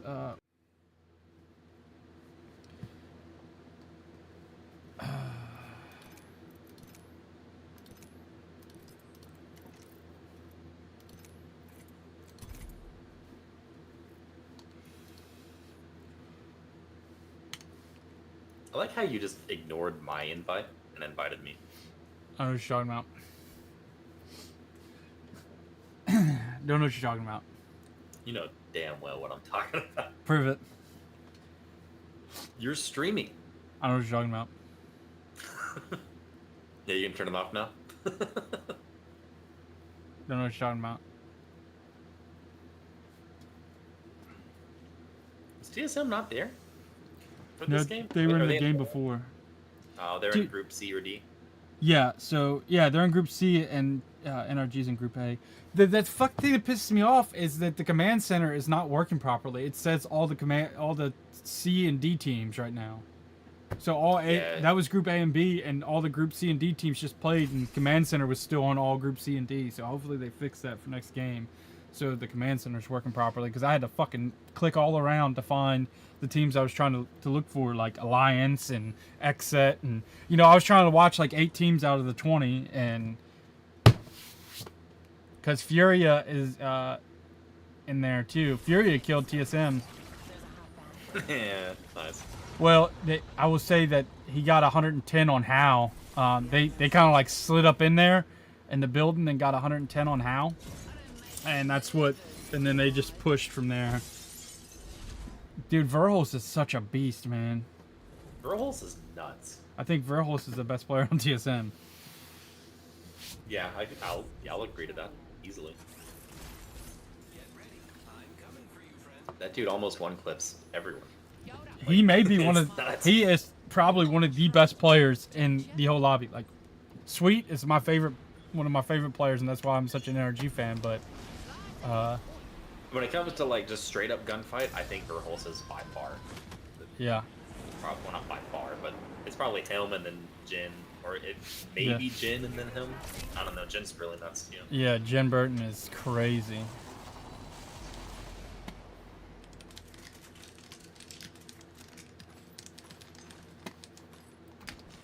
It's my first game on just BT dubs.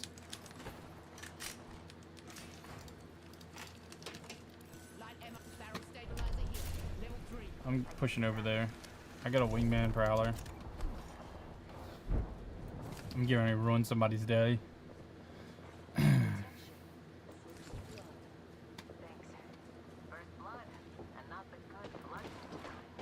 I'll just Spitfire 30-30.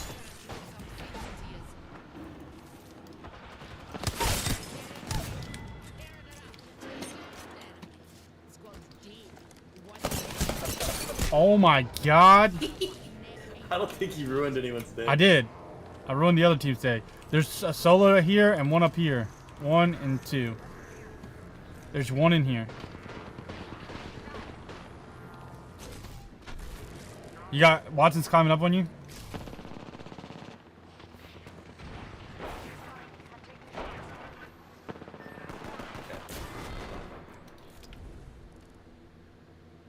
God, I hate the Spitfire, dude. I had 2 kills. That Watson was frying, dude. I actually wanted to look at my damage again. Or my death recap, because I wanted to see what they did. The Spitfire takes so much aim punch from a wingman hit. Oh, yeah. It's ridiculously high aim punch. It drives me insane. So are all the marksman rifles, dude. Yeah.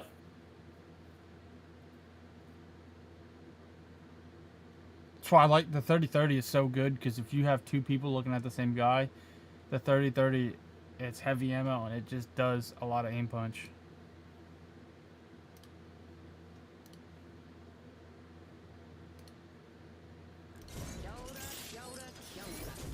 What do we got here, then? Powered up and ready to go. It's like, I don't think you're ruining anybody's day. I killed 2 people. Okay. Did you kill them or did you steal them? Well, I headshot one for 98, and then I headshot another one. So, I mean, you tell me. Sounds like you stole them. Honestly, I should have let those guys live, and fought the Watson. I'm Jump Master. You'll never see the end of the You road dude. when you're traveling with me. Started that team really hard, to be honest. Slice of heaven, this time we tear it apart.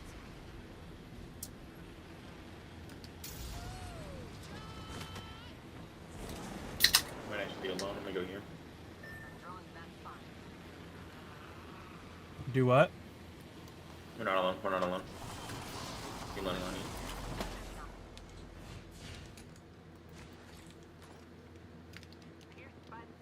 They're all on you. I don't have a gun. I just got a wingman. Yeah. It looked like they landed on you and then they didn't. Marvelous news. We're in the next ring. Just us left. Ruin here. New bits, Doctor.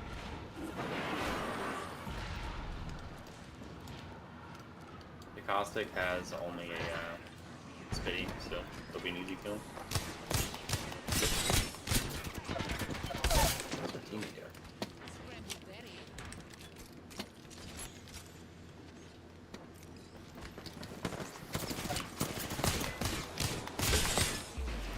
What are you doing? What? Where's your banner? I'm Oh, sorry, he got that's it. funny. Yeah, you already got it.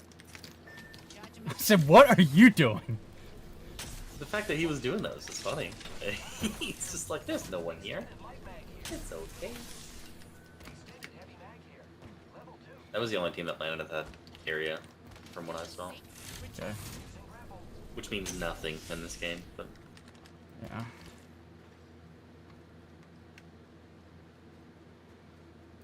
He's got you. I'm just gonna come over in case someone pushes from bridge.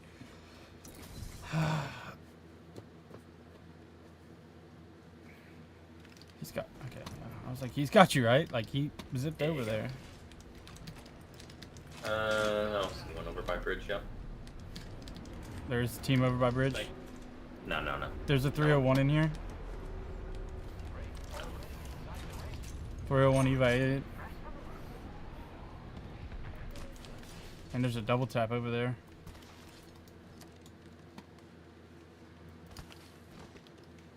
I'm gonna rock a 301 in the Sentinel.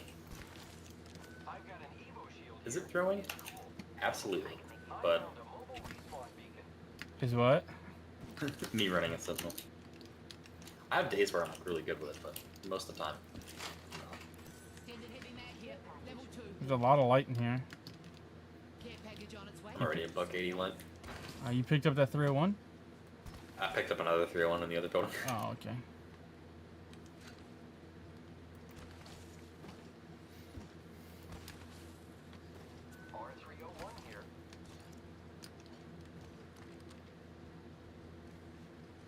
I'm just gonna run around with the shotgun out the whole time so I can get The experience, that's a good idea. yeah. Well, I'm Maggie, so like doesn't slow me down.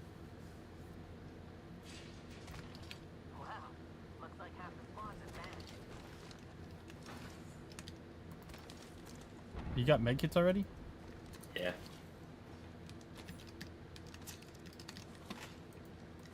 I have such a habit to put my gun away. I'm just running them with the 301 hour.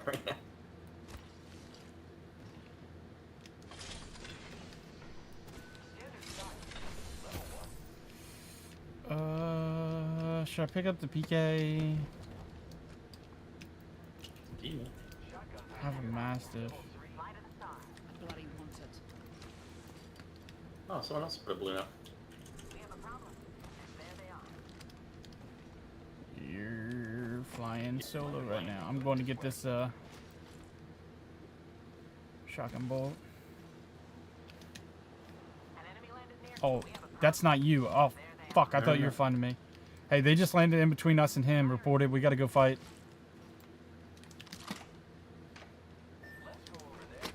They landed right here. Right here. I'm going. Oh. 2 there, and they're both white shield.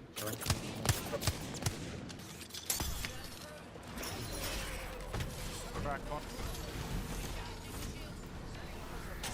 I'm on the way, but I'm. Yeah, he said they're white, and he cracked one, so I'm pushing this. If that dude peeks this.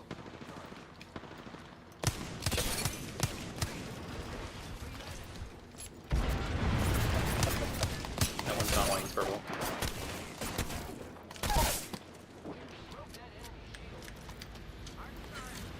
My arc.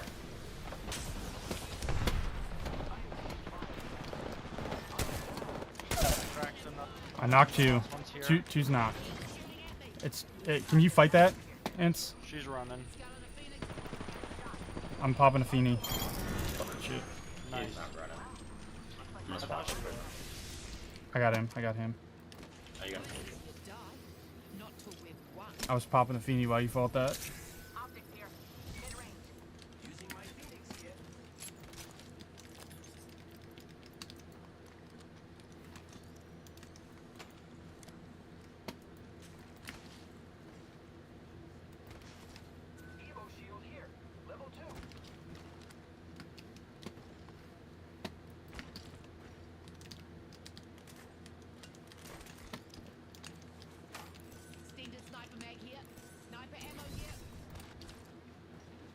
You don't I'm need gonna that? get up here next to this other. You don't need either one of those?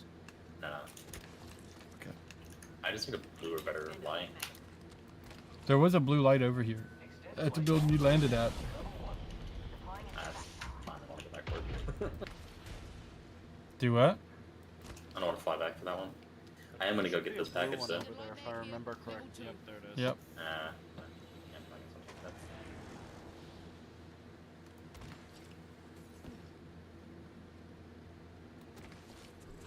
I hear footsteps. Oh, yep. He's got a team on him.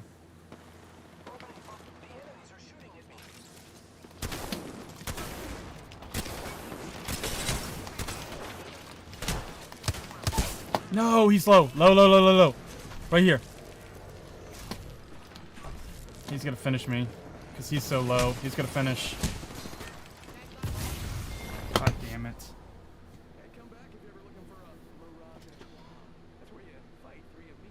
I'm fucking mad. I fucking 180'd that fucking Wraith, dude. Like...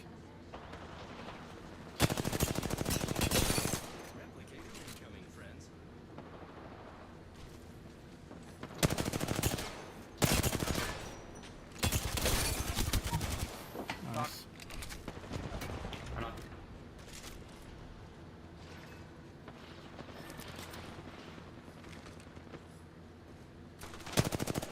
Oh, nice. Nice shot.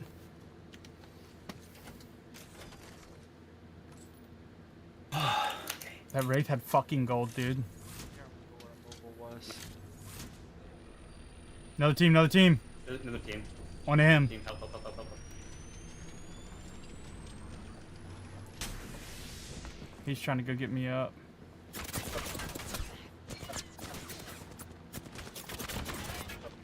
You probably should have shield swapped me there.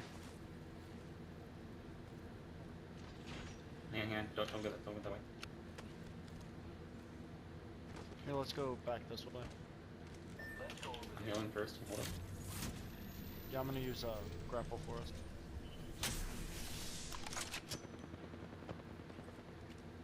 Little assholes.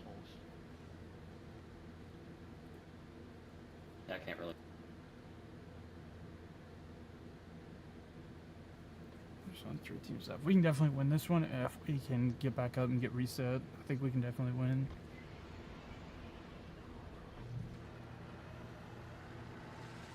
Don't. I thought that was a fucking wraith. I would say don't do that, but.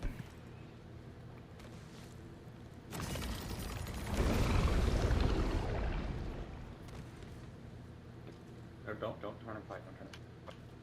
Here You're you- going around. You can go over this. He was just trying to get him off your butt. Yeah. Yeah, you missed that, buddy. I don't know why you just didn't grapple with the zip rail. Come back here. We can just dip out. We can take this zip rail and get him up. That group's hand holding really tough.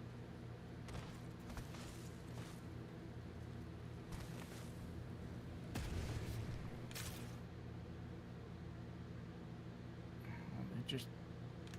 I'm gonna plug you here. Yeah, that's fine. That's fine. That's fine. Let's do a little away, otherwise he's gonna. Cause I got a mobile. Oh, okay. He has a move. Yeah. We're in the next ring. I didn't know that. I can't see what he has. Hopefully there's like at least a wingman in here or a shotgun. There's a mastiff and an enemy. Take that. Oh, they're fighting back there too. Incoming care package. I love loot. Yeah, that's good for us.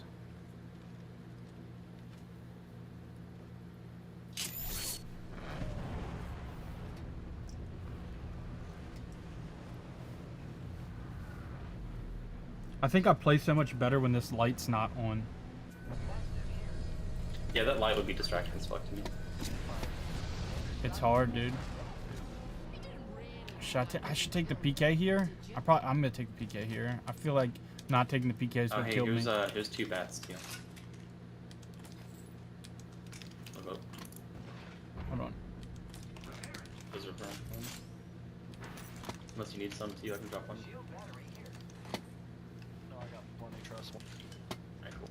Do you have an extra one? Or like one in your inventory? Yeah, I got one in my inventory. There, take it. Sweet.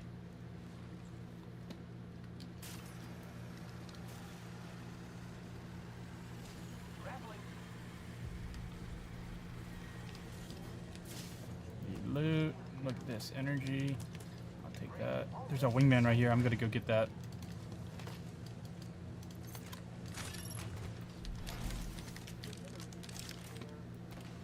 I'm back to the setup I had. Basically.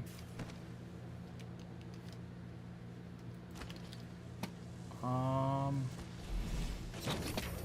only have 40. I was gonna fucking craft my armor. I'm about to try to grab this package. Giving my shields a recharge.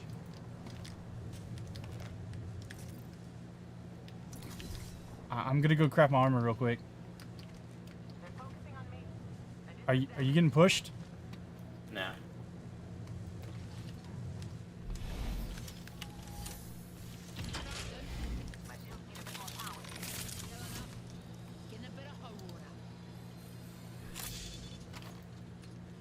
They probably will try to push it at some point. They just aren't yet.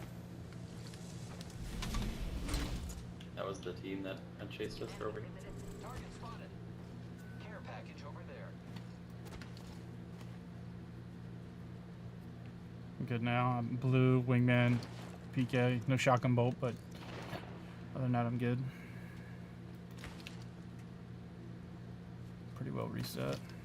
Where they at? Are they?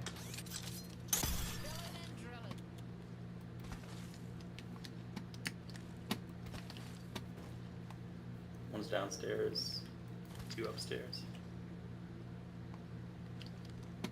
Trying to get. I'm just worried about where the other team is. They got package. Hostile There they are. No, that was this team. There they are. They're up here. Oh, they're It looks behind like me. one dude. You can't go right there? What the fuck?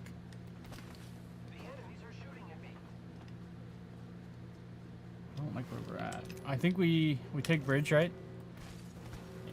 Yeah, take bridge. Yeah, that's what I'm doing. I'm going to take bridge. You want the Hemi? Do what? Apparently it's still there. Someone should definitely take it. I guess I'll take it. No one took the Hemi. What the fuck are they doing?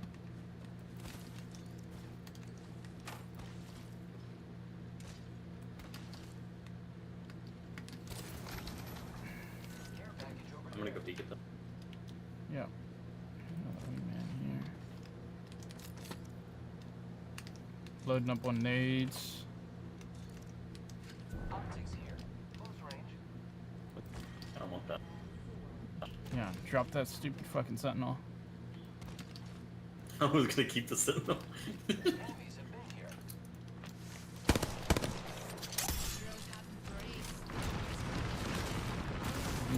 We can just back up.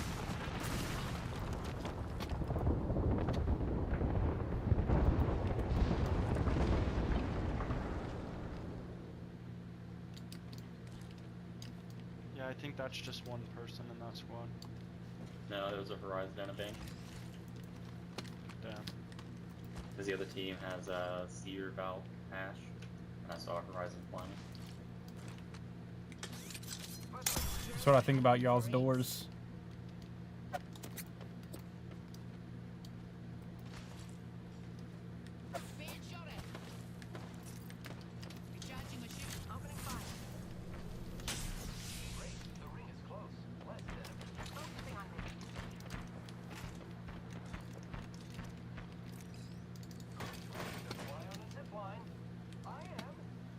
There's a thermite in there. Rings near edge and one close for 30. Big ups, team. Killing me.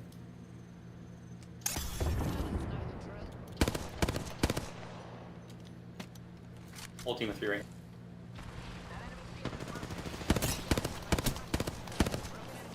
They're all low. I'm batting. I'm down 1. Careful, Turbo. That was there was a 2 there.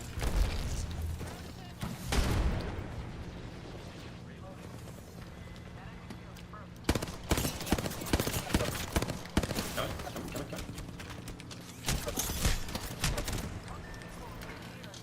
Yeah, you're good.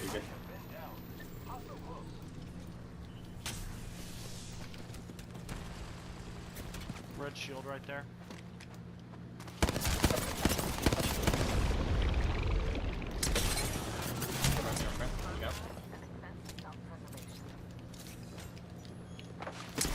I missed. He's low. I can't believe he rechallenged that. Play my knock if you have to. Damn, you got his bat off. Play my knock. I just turned and pointed my shield towards him, and it did absolutely nothing.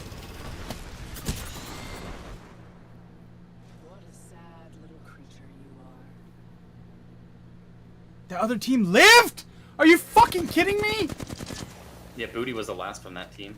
That come around, and then the other team still had their full 3. Bro, what? I thought... Oh, Energy just got eliminated. We should have pushed that other team, dude. The 3 team? The one down on the left.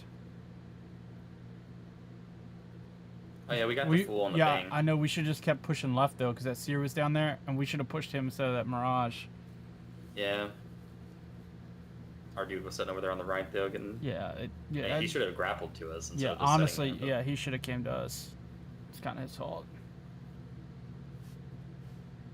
Now we're starting to take a look over towards Black. They certainly are indeed, and look at this, Dark Zero peeking over as well and saying, hey, we might fancy a little bit of this, and it might be Blackhand who find themselves in somewhat of a pinch, and that's why they're having to wrap now into one of these piers we were talking about. a little bit earlier as a potential end game. Now it's just a safe spot to reset here for Blackhand, but they've managed to do so. Dark Zero holding both these teams out, but look at Aurora. They're trying to push up onto Dark Zero. Every time I see him around, I really wish that I was And I mentioned earlier, when you get to this Revenant situation or a in seer. this circle, there is not many players that can play in areas. So there's going to be 4 teams in this circle, 4 teams outside of the circle, and there is going to be a big clash as everyone starts to arrive. The likes of Dark Zero are holding up. Dark Zero is going to get fucking pinched hard. Oh, yeah. Themselves in the circle for, I think, for the first time in this game, but they're definitely going to be involved in this late game. Z-Flash now moving up as well, but there's so much damage being yeah. done to him. But look at those nades. All of a sudden, Dark Zero have to find themselves playing defensively, finding a little bit of cover just to try and reset, but this is where they're so good, Dan. Just when it looks like Dark Zero are in trouble, they manage to survive, but they're getting focused by the lobby. But like I say, they're still alive here. Still alive, got the Dark Veil down to protect them, but now Dark Veil goes, and Blackhand maybe will try and prioritize taking down this squad. Digi-threats are out, Smoke is down, but they've got the vision, they can get the damage, but at the moment it's just avoiding the damage from the rest of the lobby. But now you've got to send it, now you've got to get it, it's Dark Zero Zero down. is eliminated. Left with just one, though. It's Bugi left on his Todd. Knockdown shield is there for him, but that's going to be eliminated as well. Blackhand will fall. We're down to 9 squads, and it's Aurora who were the third-party beneficiaries from that fight from the southern side. Aurora now will lose one. Cleve goes down, Ratchet and Sunset left to try and go together, but we are going to see whether maybe Aurora can do a job here. Ratchet is the last remaining player, has to go huge for his Oh squad. my god. He might be able to win this one, but no, Aurora will Oh be my eliminated god. as well. 8 squads now remaining as ATH make their approach onto this zone. Here comes 100 Ts. Look where Fire Beavers have let themselves get to. They were on the outskirts of this map throughout the entirety of this game, and then suddenly they just crawl on into one of the best positions for this final circle. No one was holding this building. The circle pulled towards them, and they just... That's Alliance up inside, isn't it? This is the freest victory maybe we're being given here. Hey, look, all I'll say, they're called Fire Beavers. They found some water, right? And they're now going to put up the dam and see if they can hold out all of these teams that are trying to approach. One of those teams is going to be FC Destroy. Alliance also involved in somewhat of a scuffle here with Glitch Energy. Leave no witness with a solo player, still a problem. 100 Thieves, though, who made that counter-rotate. Oh. They didn't fix it, which sucks. We got Alliance basically in the best spot. It's out. Whoever's going to get to that cannon to play, it's going to be in a great position.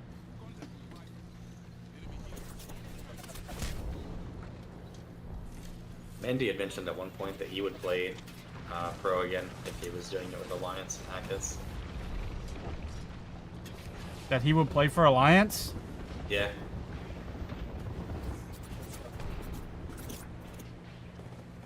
Oh, Alliance was in a great position. Now Grav Cannon's got the best spot. Oh, the team comes out from underneath. This is not their bang ult.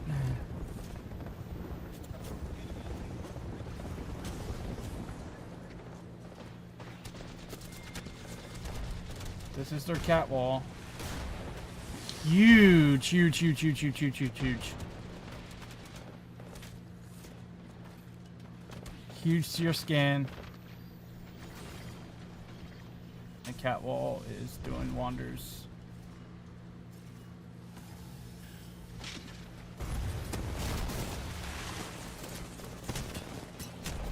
They're on height. Where's the other team at?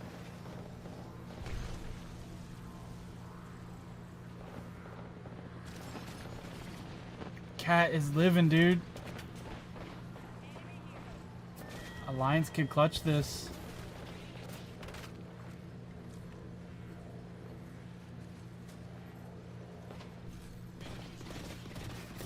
What? I don't understand what that play was. Yeah, that was a weird play.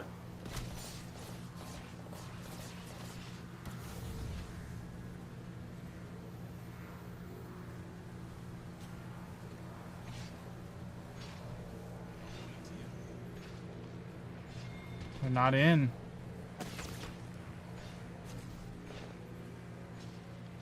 He's dead. He's dead. Alliance eyes. Yeah, probably. No, he won! Well, 100 Thieves won, but he like won that like... They got second.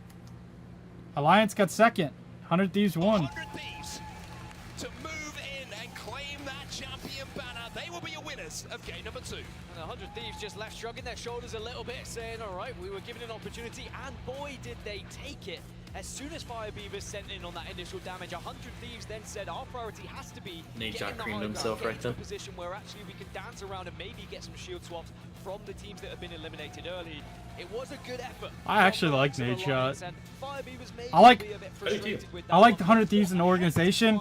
I'm not a huge fan of their Apex team. Final circle as well, because it was the piercing spikes left by certain players on the floor that were causing all sorts of problems for everyone to try and navigate. Personal through. Fire take. Beavers certainly finding that themselves. We also saw the But you know they're a Texas team, right? shields and very juiced up. You know that, right? Huh? Yeah, 100 Thieves is a Texas team. Yeah. Yep. You know, so 100 Thieves picked them up after they won the one qualifier round. Because they didn't win the championship, they won what the fuck was it? They won like split one or some shit last year or the year before, right? And they were no name, unorged, and they won, and that's why 100 Thieves picked them up. But they were the one dude said he had like no money, no nothing, like he was like in between jobs trying to figure shit out, and like they won a split, and that kind of put them on the map, and they gotta deal with 100 Thieves.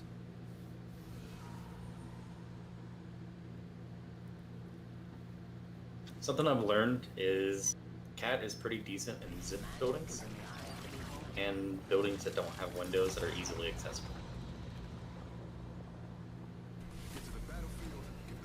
I don't know what you said, but Catalyst is really good in zip buildings and buildings that don't have easily accessible windows. playing games without fucking Cam today.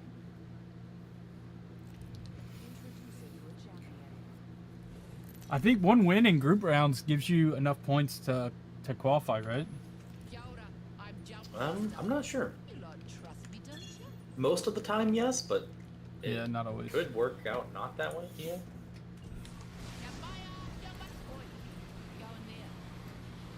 I just want NRG to make it, you know. Yeah, they got ninth as points. So I mean, Where's the team coming? I don't know what they got the last same game. spot. I'm letting near you. Oh, there is a couple teams here. I didn't get a gun. I got a prowler.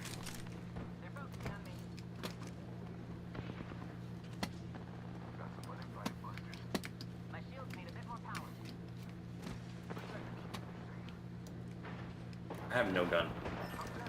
I'm running back to get one. So you're entirely alone for a minute.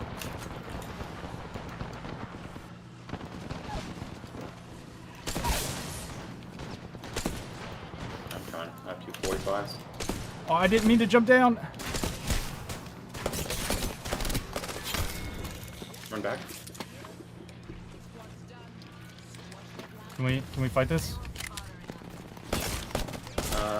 No.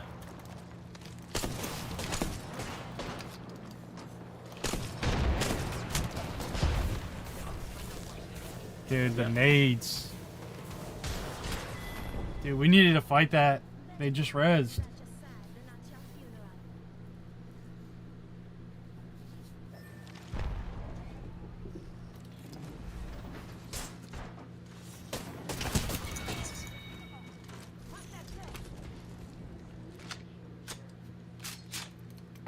You want to talk about the damage?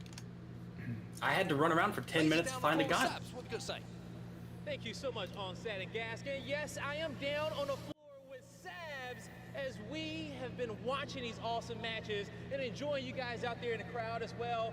But Sabs, how are you doing out here in London watching these games? I'm actually so excited because I would say it's my first time, but I would lie. I was already on the desk, I was talking a little bit, and I'm actually excited so much for seeing the finals. Yo, the finals are gonna be absolutely crazy, okay? But now, as we've been watching some of these matches on the stage, like, the first set was awesome, but even thinking about that last round right there, okay? Because he's here, he's there, he's everywhere. Yuki coming out on top, getting his team those 20 points. They got second, but they were still on top at the end. How did you feel watching that crazy moment? I think UP held. I really wish they would fix the fucking command center. Yeah, that'd be nice.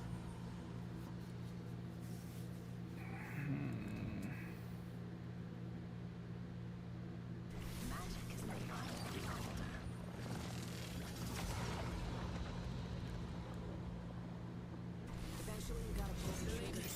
Just aim and die.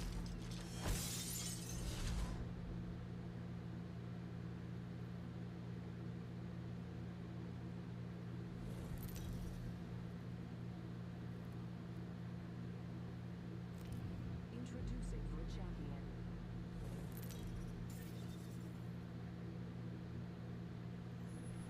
Yoda, I'm Jump Master. You lot trust me, don't you? You trust me, don't you? Slice of heaven, this. Time we tear it apart. Us going here pulled that team completely off.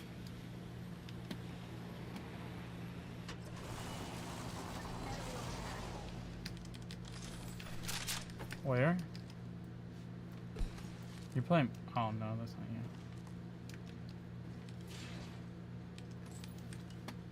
Dude, you're a fucking piece of shit. Me or him? Him.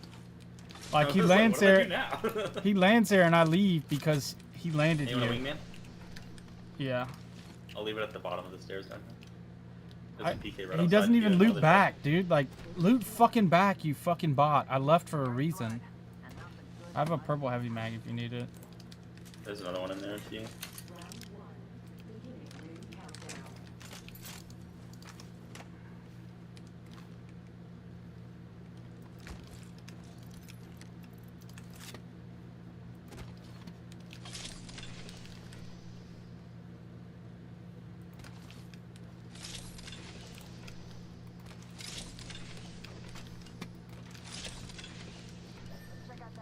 There's a turbocharger right here. Oh, I don't want to run back for it. And I'd also have to find that Havoc. Well, I know where Havoc's at. But yeah. Well, I can carry that turbo. You kill leaders killed their way to the top. Respect. Ring ain't far. Got 45. There was a blue bag over there too.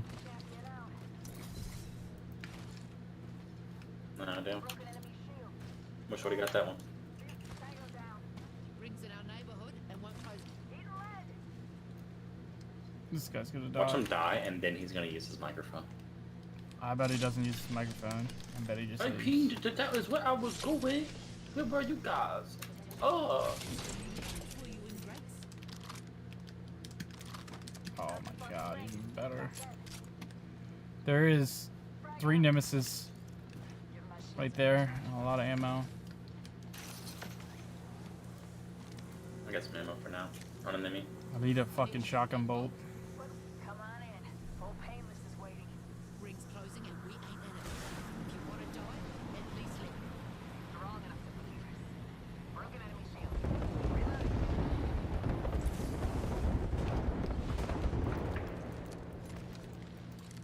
Cracked an enemy shield. Drilling right through us. Took down an enemy.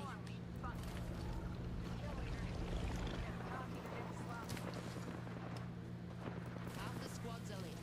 Let's kill them before they die.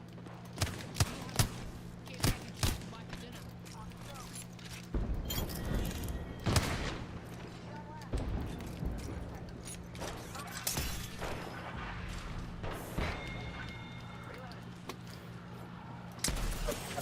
Oh, I just got shot in the back. I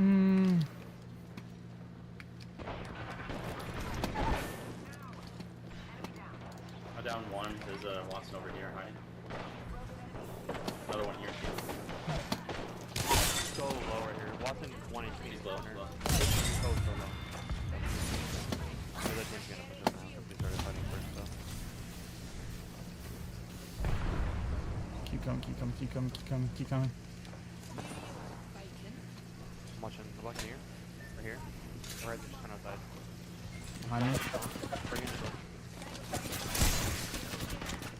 Oh my god, I got destroyed. That's another one. She's flashed now. She's. Yeah, I hit her 100. You can revive watch out. Keep watching. Is she there? Right here, right here. Good stuff. Trying to find. Trying to find. Going around. You better. Look for an armor swap on the box right here. Yeah, that's it. Dude, can you... Yeah. Not an armor swap. Here. See if you can touch this.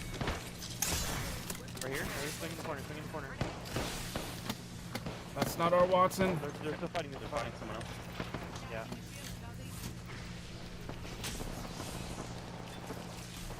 Fall back. I'm gonna try to res him. Give me comms. I'm gonna smoke when I get up. Oh, I won't. Coming. I gotta reset him. Back. There's no shield swap. I'd play the gen. Yeah. I just got domed, so like the shield swap I did didn't even matter.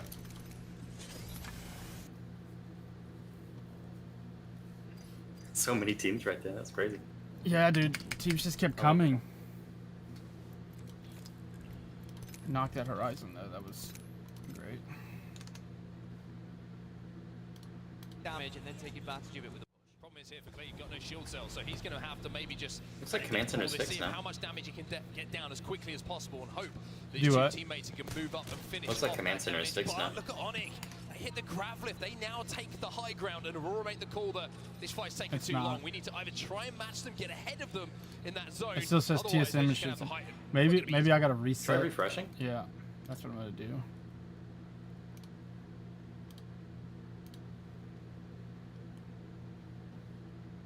Why is ALGS not on? There it is. It's got 45,000 and it's not up top. Like I don't understand.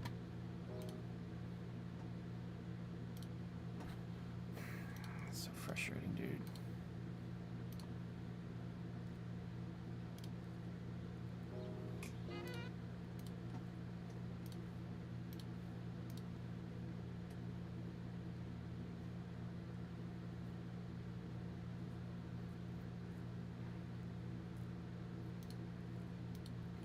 Switch.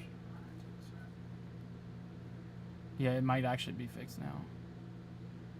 Map, okay. Yeah, it is. It's fixed. It's Crazy Raccoon's doing. Nice. I'm so glad that's fixed.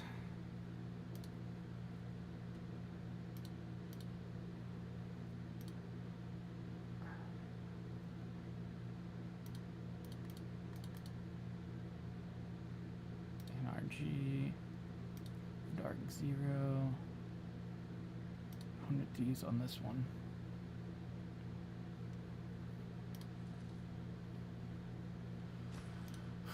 It's the ring consoles. They're going to have more information than you have. So are you going to be able to move and maybe mirror some of the positions that they're taking? One interesting thing just to highlight. Oh, they're doing the thing.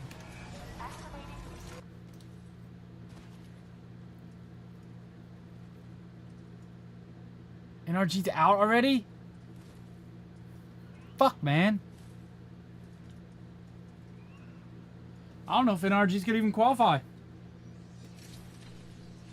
I don't think NRG's gonna qualify. Dude, what the fuck?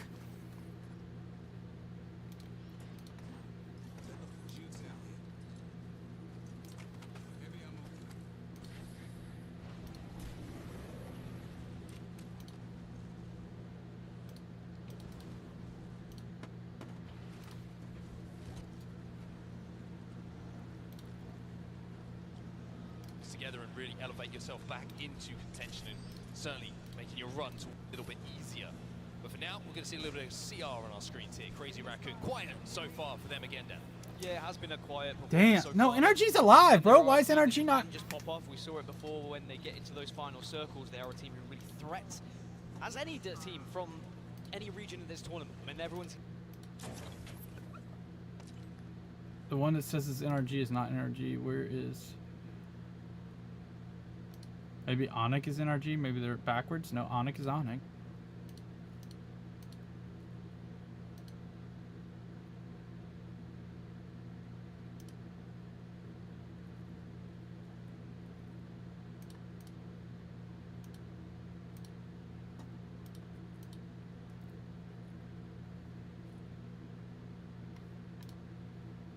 what's going on with Alliance's stream.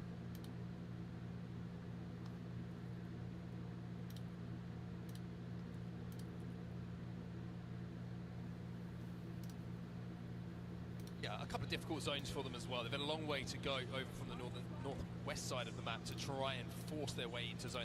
A team who would rather be there a little bit earlier than have to force their way in. But just to give you an update on what's happening between Onyx and Aurora. Onyx went all the way to Barometer, and Aurora now heading north towards Antenna. So that looks like both those teams have kind of decided, hey, let's settle this a little bit later when we do match up again. But on your main screen, you can see right now, NRG making a little bit of an assault on those staircases just below Stormcatcher. So it's their team Stormcatcher 14. is the place to be. You can see Leave No Witness, NRG, FC Destroy, Dark Zero, 100 Thieves, J-Lings. Everyone is there or thereabouts. And then you're also going to get a little bit of a scuffle up towards Thunderwatch. Alliance and Glitch at the moment. That's Alliance naked, dude. What the over fuck? the northeast side. They'll be more than happy to play these areas. It is their home, it is their turf, and they will know how to navigate that accordingly. So Glitch just need to be careful with which position they are going to be taking. Now Glitch, with where they are, they can of course take the different choke and they can go down through Command Center and avoid Alliance entirely, but then you might be throwing yourself out of the fire pan. NRG is on it, dude. Interesting to see XSET's approach to this one as well. They're currently up a wall, getting a little bit of extra information, trying to see if they can force their way into the zone, but kind of just avoiding making a quick rotation over from Cascade Falls towards the zone, which is always interesting to see when that decision is made and what the theory is behind it. Speaking of Alliance, like you were mentioning it, here they are, just on the edge of zone, and they're watching for that zone wrap. They're expecting this maybe from Glitch Energy. Yeah, they've seen it not only before in scrims, but they would have seen it earlier on today, and you have to be aware of those teams and where they could be pushing you. Otherwise, they could make your life a massive nightmare, and I think that Alliance, it's very smart that they restrict themselves at the moment, because as soon as they push down south, they're going to have eyes on them from a lot of these teams. They know they would have been beaten to Stormcatcher, so it's about arriving late. I very much dislike that. Yeah, I can't watch NRG. Like, this pisses me off. Certainly is indeed. It's going to be Blackhand trying to force the pace here, and Arufa has I'm watching them already right now. gone down on the other side. So Blackhand have got time now to Do what? I'm watching them right now. Well, that's turned on its head, and Naked now find themselves. When I click on it, it's Onyx. Knocks back to back. Well, so good. Oh my Naked, goodness. and they should be able to clean up. Blackhand eliminated 1, 2, 3 as easy as that. Even though Rufa went down, Pinky and Lyco were able to just band together there and make sure they got the crossfire. And now they should, hopefully, if they can hit him back, get all the way back up to a full 3. But there is going to be eyes on them. There is no purer kill in Apex Legends than a wingman. When you're hitting every shot like that, it just is so satisfying to watch. Knowing the skill that goes in, knowing the mechanical ability of these players just to go bap, bap, bap, and really drop a player in almost. Alliance is fighting. Who's Alliance fighting?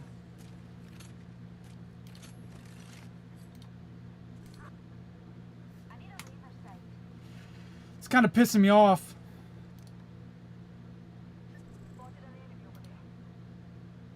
Oh, NRG is actually NRG, so Alliance is fighting NRG. Okay. Yeah. Let us explore. Finally fixed it, dude. It's crazy.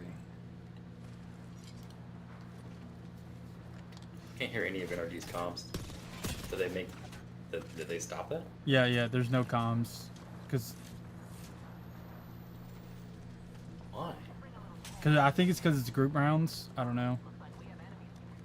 But yeah, there's no comms. Cause I think this because it's the championship. Yeah. Don't want them to see the strats until it's time. Yeah.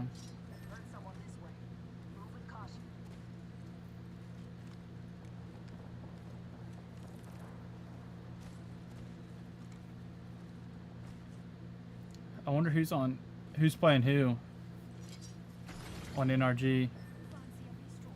This here is sweet. I was assuming that, but I kind of want to know who Nathan, who Guild is. I only know that because I can tell I've watched them so much. I can tell it's by the way he's moving.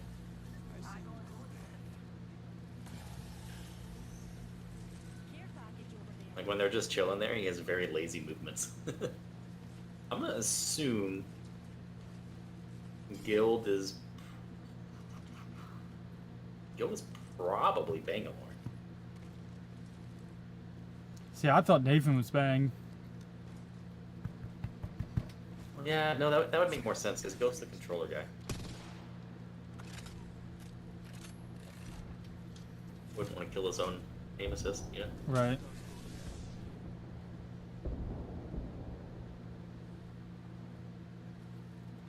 I want to try out one of those fucking headsets they use.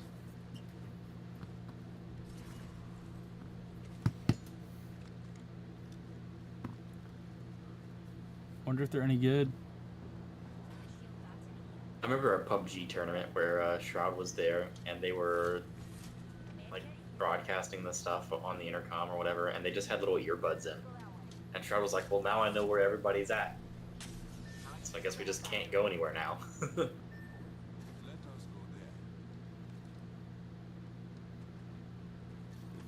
Yeah, I think they do it differently at ALGS too. Yeah, they do now. Yeah. They have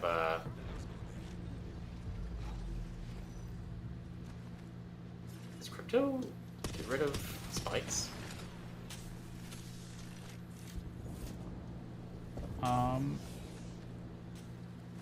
I guess so. I'm gonna go look up there so I can see. Look up there, sweet. Damn it.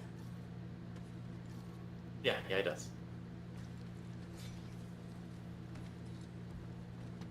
Now that they know that, they may drop their armor. It's kind of a little open to be dropping armor, but I kind of surprised not to see like a Maggie at all in ALGS, just because of how like destructive her ult is.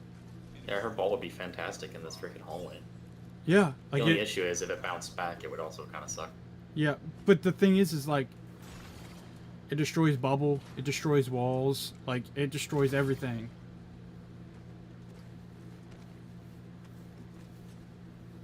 The only thing that's stopping it is Watson.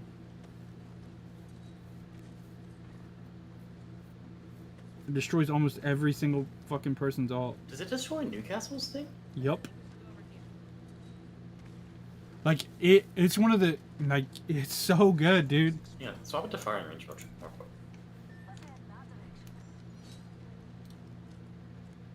Oh, we're waiting for action to happen.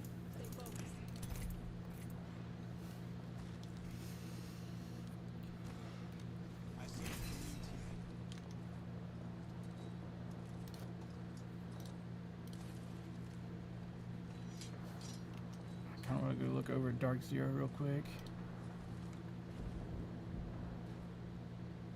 I wonder if Crazy Raccoons is going to make it this time.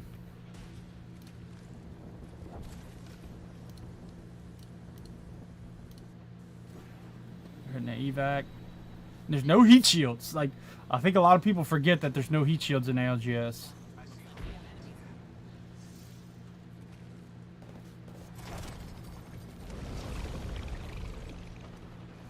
This wall, I don't know why he wasted Catwall there.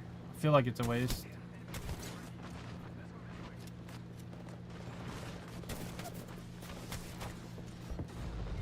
No, Catwall was great there. I see why you Catwalled.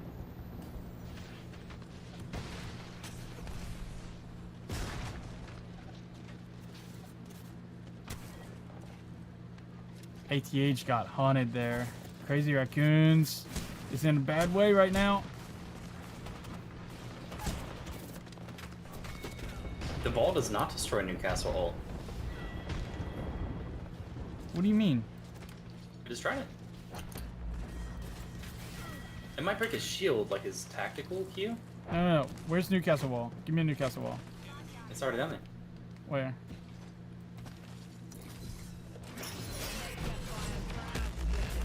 I think your wall's bugged because it went through it. Oh, it did. It bounced off a second ago. Yeah, I think your shit's bugged. Yeah, let me swap back to him. Maybe it's because I put it down and swapped off him. Are you close?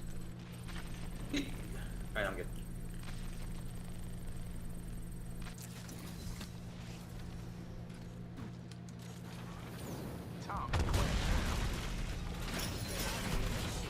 It went through it again. That's so weird. Hold on. Yeah, the walls are still here for me to interact with. I think NRG just got wiped out. Yeah, they did. That was such a quick fight.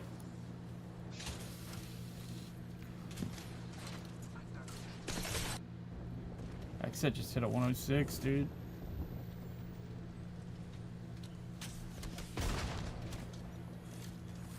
Trying to nade out this. I'm getting ready to hit it here in a second. I'm at 98. I'm trying to watch both. Yeah. Excess fighting on this hill.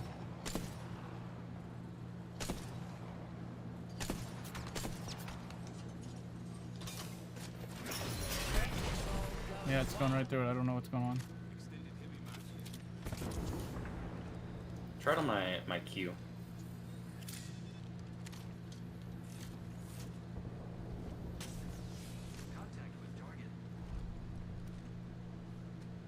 Where is Alliance at?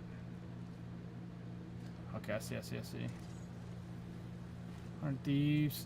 100 Thieves is still up. Mirror them as 100 Thieves just run into a hail of bullets here underneath Stormcatcher. Yeah, Stormcatcher is just going to be a breeding ground for gunfire at the moment. There are a few teams that have been able to go to the southern side where this circle is pulling, but a lot of teams are still stuck in Stormcatcher and they have to move in 10 seconds. Leave no witness. 100 Thieves, Jay Lings, North Epsion, Alliance, Aurora, they all are in the same vicinity. We are going to see a lot of players fall. Little bit of action coming in for Dark Zero as well. You can see Zero in that kill feed taken down. Hammer drill from FC Destroyer. Now 100 Thieves. Here we go. They're going to take to the skies, but is it going to be the damage that they want to see? The answer is yes. They get that first knock, and now they can take their time. They can reset and re-engage with this fight when they're comfy. FC Destroyer eliminated on the southern side. Dark Zero still hold prime position right now. I will remind Dude, like, everyone they are imagine how good Maggie would be right here.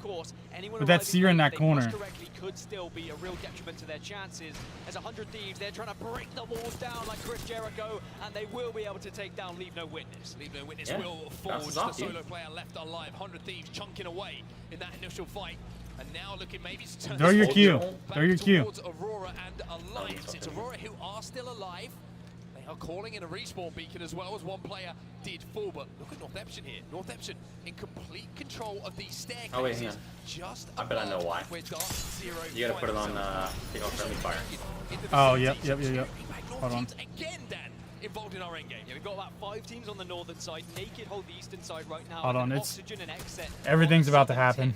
Dark Zero hold dead middle, and they will be having the best position, but at the same time, if they get pinched, if several teams push at the same time, they could be in a vulnerable spot. So they need to make sure they are set up, which I'm sure they are, because they have the ability to do so.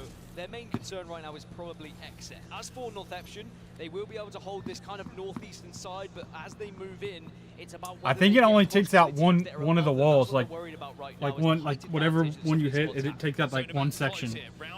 I'm like 95% sure. Might go down to about 2 or 3. North Epsion in a great position here, Dan, but you can see they still have to move, and having used the ultimate, they're going to have to use the mobile shield to just walk forward behind it, hope the damage is done behind them, and just try and kind of keep their heads on a swivel for what's approaching. There's so many teams that this game is not in their hands. Bloodhound, dude. Well, I like Bloodhound here a lot because as Hackers is doing damage, Alliance are in the kill feed, so are Aurora, and it is a head-to-head fight, but now North Epsion decide they want to get involved. Aurora gone, North Epsion do damage, but it's not enough. He's dead.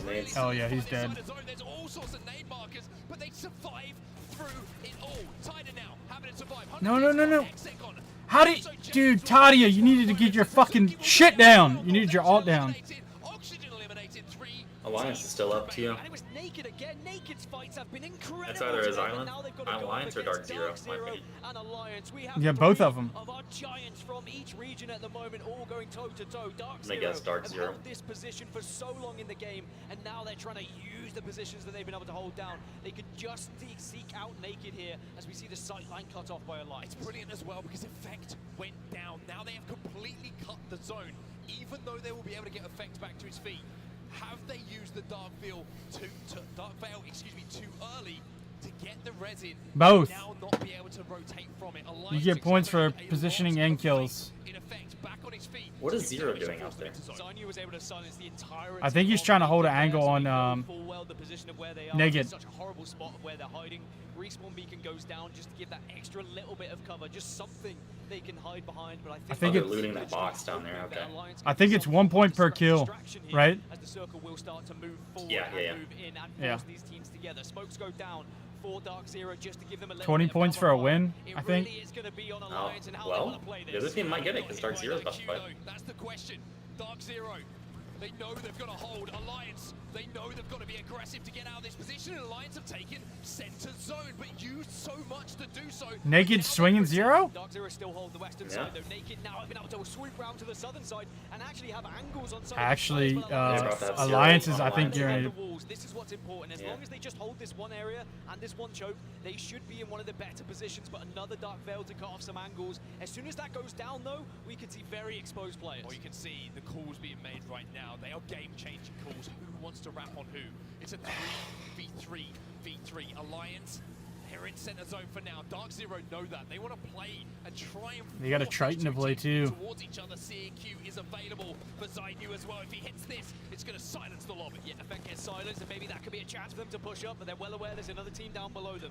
Naked are waiting, baiting, hoping that damage is done before they can push up, but eventually this circle is going to force them north and force them into this wall. You do not want to be climbing when you take this fight. Alliance really hold one of the best spots in the game. 100% Alliance. The longer they hold this, the better, but now all of a sudden, you're seeing Naked make the play. They take to the skies, but there's Effect in the Dark Zero's got this up there. as well. Yeah, Dark Zero should have Taken this. away. Has it opened the door now all of a sudden for Dark Zero to make their game-winning play? Dark Zero will push in, and they do so much damage, but there's still a chance in this one for the other teams to be able to just reset, get a shield swap, and get back into it. Alliance have lost one, but Effect gets a shield swap. Down goes Naked. Here comes Dark Zero. They push in to get the final damage. It's a melee. It's gonna be a melee as Dark Zero find themselves.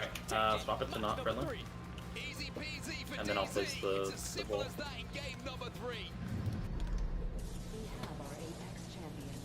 We have our Apex champions. What is playing? Okay. Alright, so I need to switch this to... Yeah.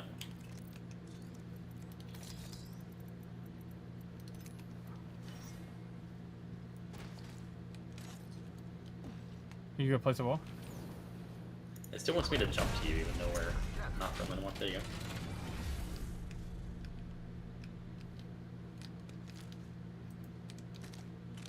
You got shield? Yeah. Oh yeah, I'm gonna put the shield up to you. No, look. No, look.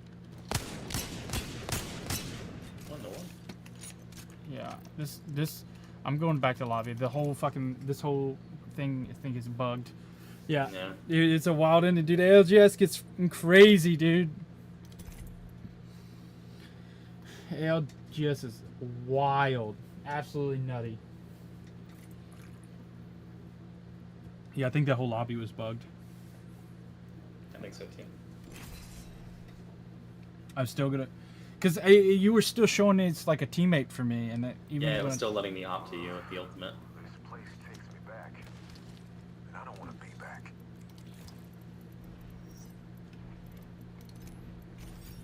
All right, there we go. Hold on, give me a second. Let me get over there.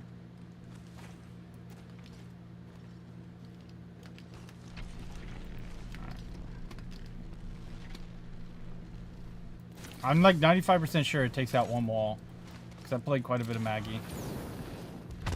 Yeah, let me place my Q behind it too. And there you go. No? Wow.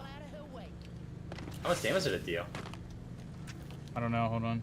You tell me. Let's where is? It didn't show any damage actually, so I don't know. What about now? I'm still not seeing any damage on it. Are you seeing damage down?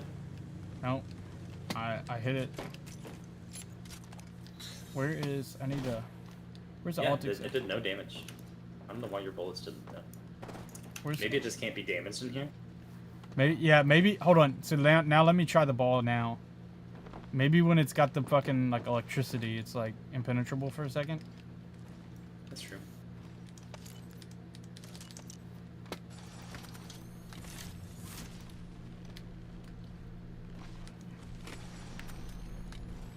You can just rip it.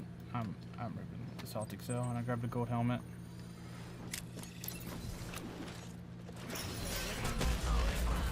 Yeah, see. Okay. I was pretty sure it did. Like I broke knew. the little one. Okay, let's test one of the big ones.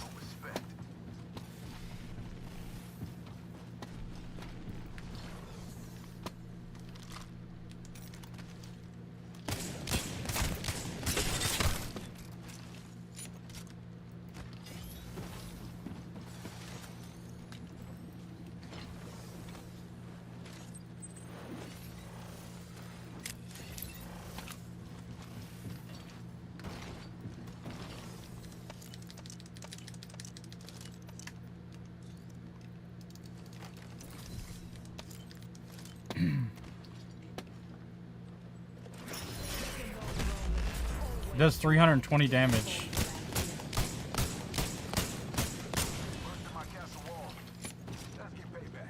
Okay, so it breaks the small ones instantly. Oh shit, and the I big forgot. One. I only punched you, so it's fine. Okay. Well, no, it doesn't even break the small ones instantly. It definitely did the damage though.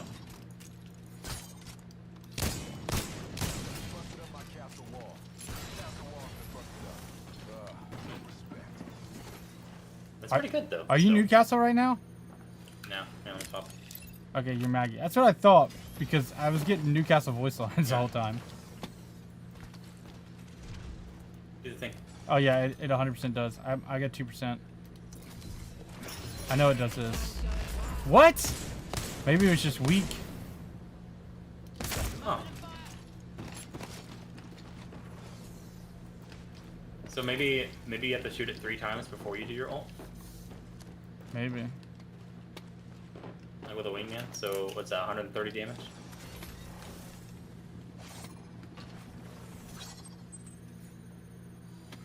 Not quite, I don't think.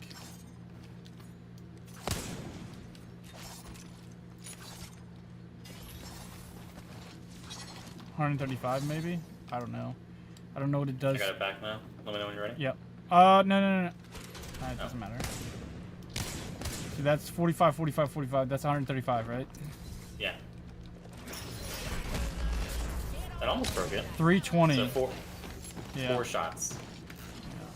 So it's probably got 150 plus the 320 because it got 450 damage, right? That makes sense, right?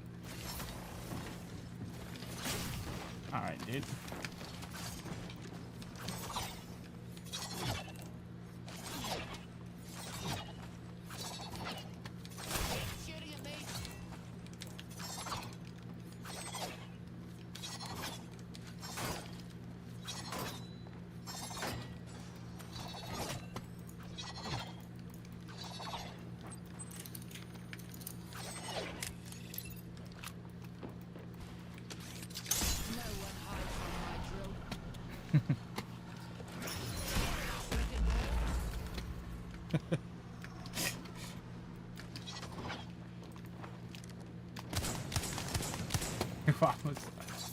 Start firing back.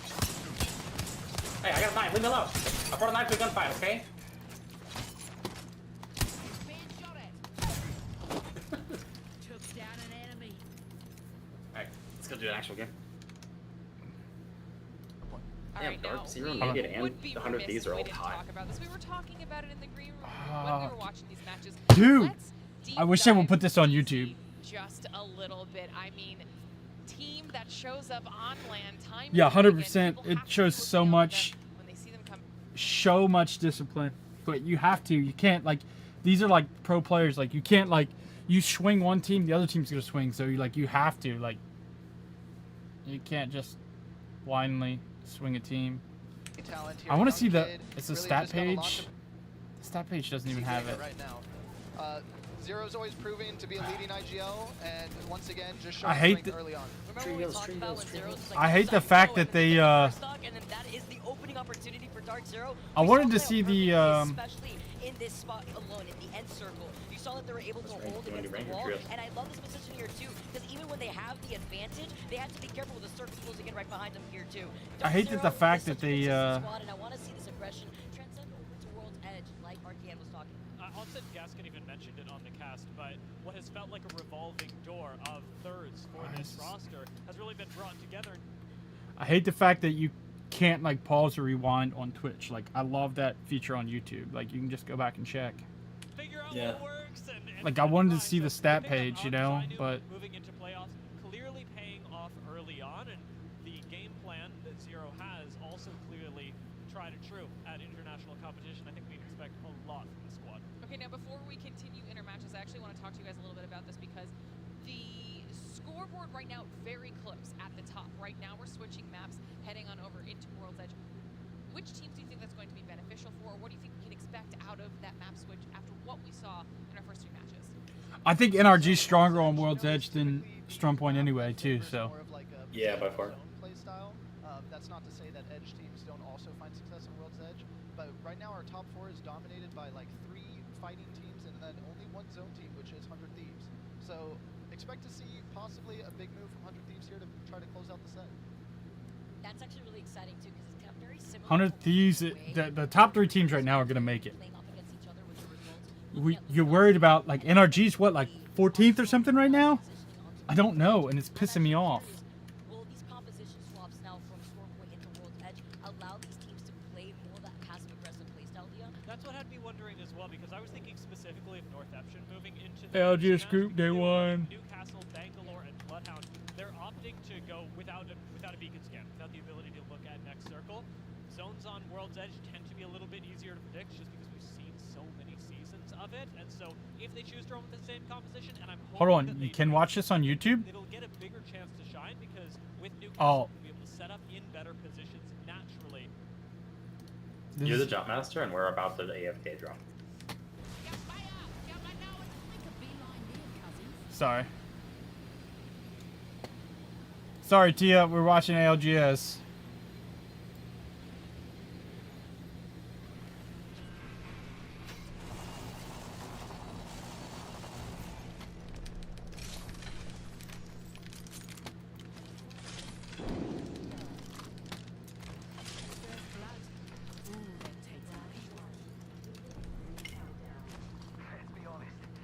I got a re.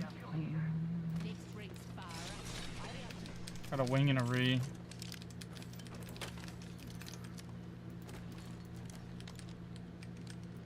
Got a Volti and a Flatine line.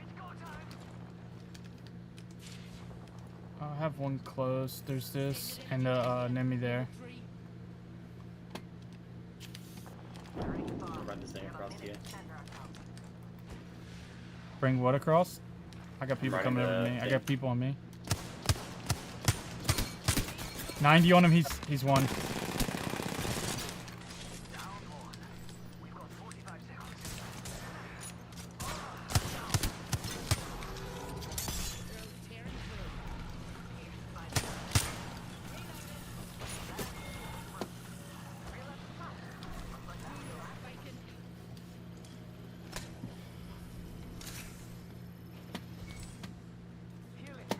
Hey, I got a full blue swap up here for you, too. What were you bringing to me? Another team's here.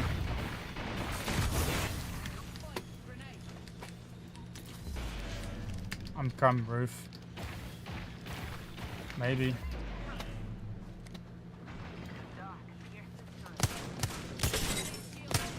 One second.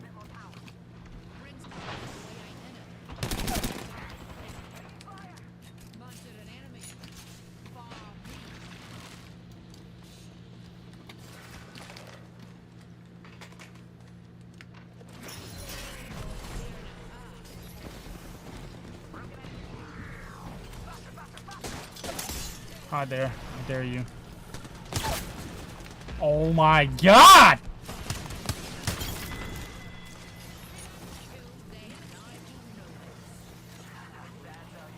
They got him up, I think?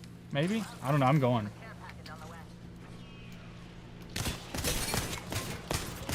Oh my god.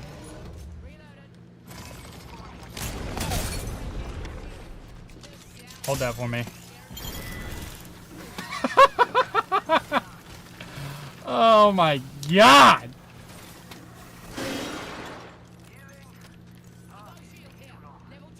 Who's the last one? I killed him. What was the last one? Okay. No, I killed both of them. The Octane got up. They did res the Octane. I need sniper ammo. Like, I'm crafting an R9.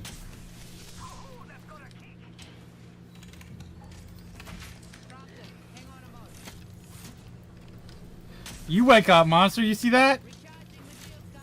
Dude.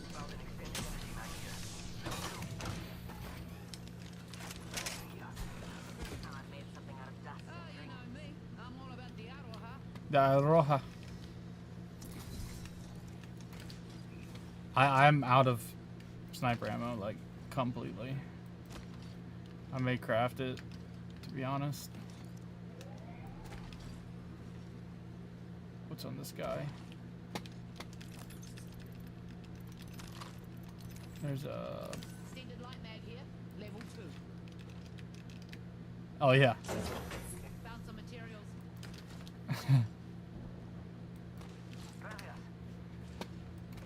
That's why I play Maggie, dude. I'd get so sick of fucking people standing on doors.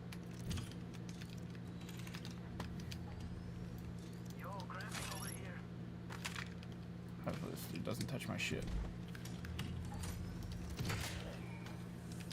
Okay, he's going the other way, which is great.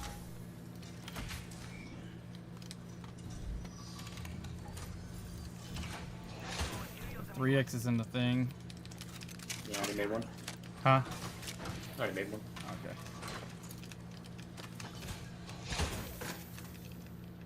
That should be good enough. Really just looking for ammo at this point. Yeah, I just crafted 2 stacks of, or 3 stacks of sniper. I had to.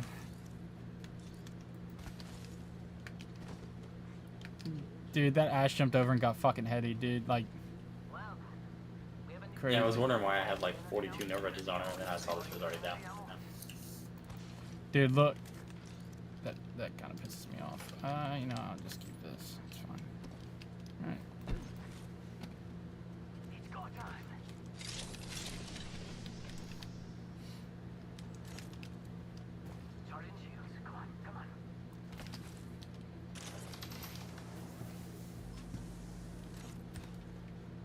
You thought you're bad and you have shitty teammates, Respawn?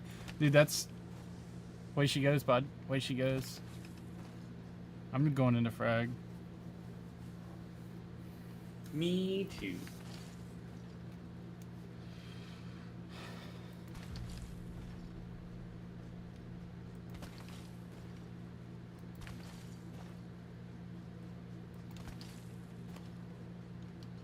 Laser sight here. Level 2.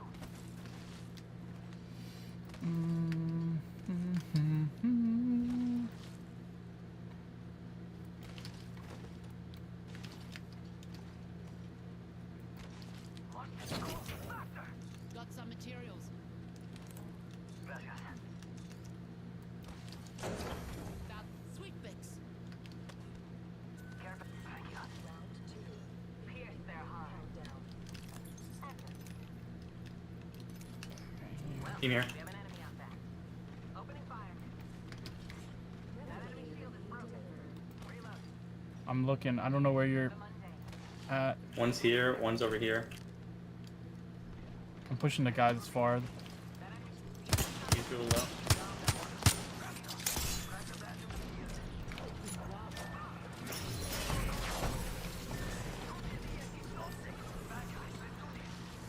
Where'd this Octane go? I lost the Octane, dude. I'm gonna get shot in the back. Yeah, I knew that was gonna happen. I just got controller hard. Oh, I'm Yeah, dead. see? Dude! I lost the fucking Octane, bro! It pisses me off.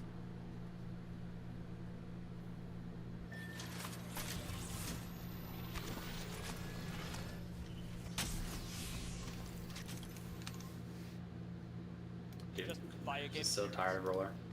Alright, That guy got well, 1, 2, 3, 4, 5, Okay, 6 because I would out of 12 shots on me as Teams headshots. here to try to close out the set.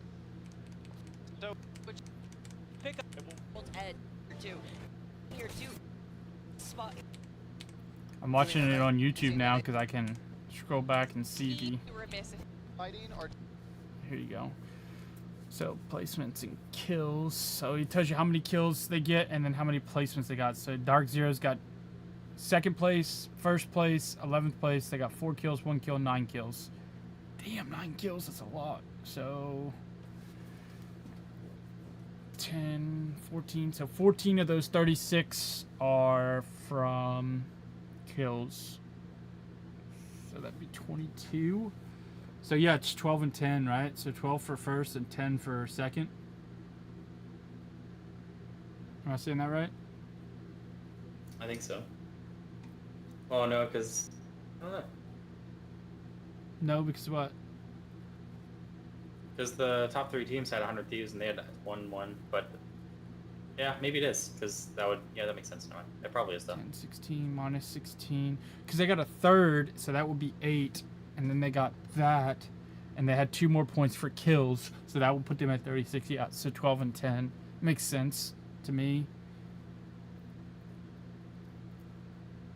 We got 18, 19 kills. So they had 19 kills for 100 Thieves. They're just kill leading right now. 5 3-3s. No. NRG's not even on here, dude. I gotta figure out what's like. There's gotta be something wrong with my computer or my internet or something. Because like on my screen, I'll be shooting the person first, and like I know he had a car. I didn't miss a bullet, and I just died first. Granted, he did hit mostly headshots, which is fucking either a stroke of luck or something. I don't know. But he seemed like he doinked you pretty good too. Yeah, he hit me pretty good. I think I could have fucking beat him. I did drill. If the octane wasn't there, yeah. Yeah. Also, I drilled a bullet right into the back of your fucking head. That would have caught him. It's like, ink. So NRG has 7 points right now. They need to make. They should be shooting for at least 20 points. So they need 13 points this game. A lot more problems for the rest of the teams in Group A because there simply aren't as many around. Crazy, right? We have Yeah, they've been having a bad stroke of luck here. a lot of teams that don't Even if they don't necessarily make it here, want to though, they make their have way, the but bracket action is teams, don't starting they? to Make it. unfold. Or what? Yeah, it's called like the last chance qualifier or something. Yeah, the LCQ or the LQC.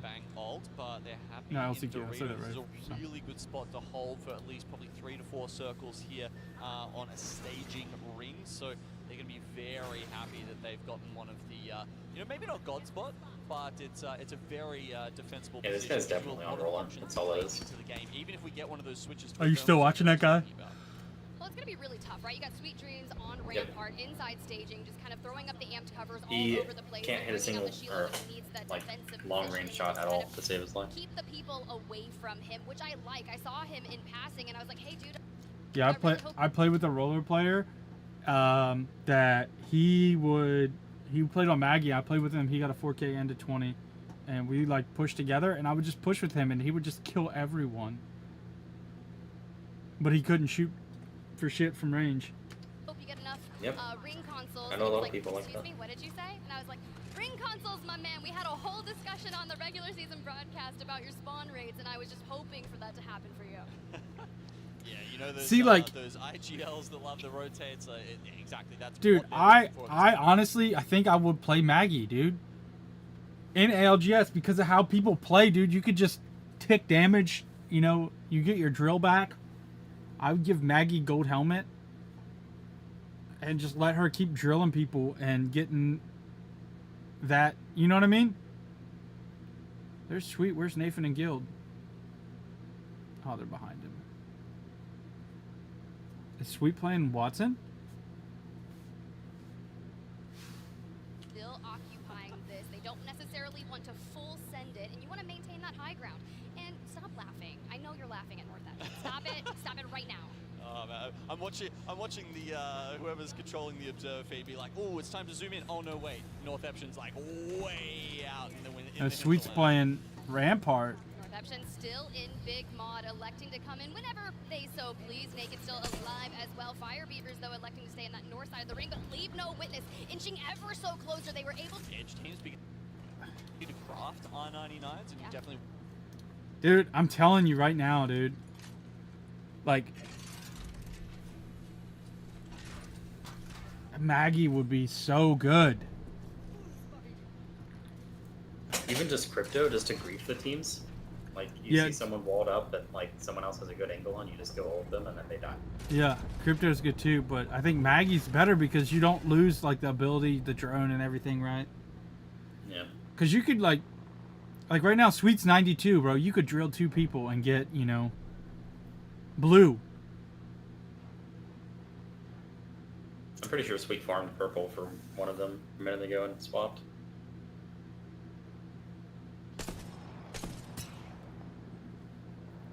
That makes sense.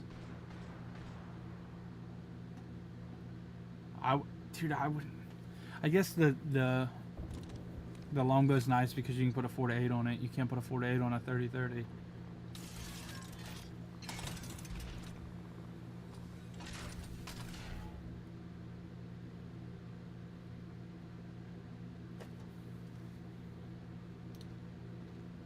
One in the distance. Doesn't look too scary, so you can come out of hiding.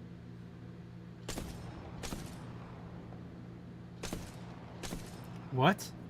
Not that bullet, but the bullet before looked like it hit Yeah, it. I know, I saw it. I think it has something to do with the spectating thing. Oh, that's probably true too.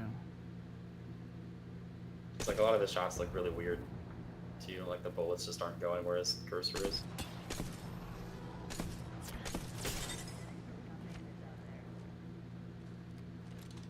They're playing a low, but I think this is a much better comp they got going on too.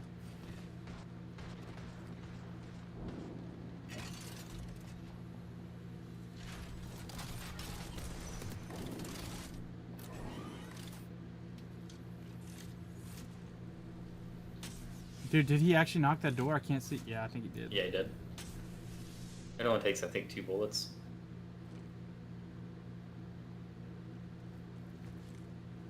But yeah, that I mean, I guess the Rampart plays really smart too, for like the same reason. But like, you can't like make people push around and shit. Like you Maggie drill the end of that, they lose half that building. You know what I'm saying? It's just crazy what you can make people do with that drill. It's like, dude, Monster, it's like that some games, dude. You just teammate. Trust me, I feel you on that, dude. Like so much.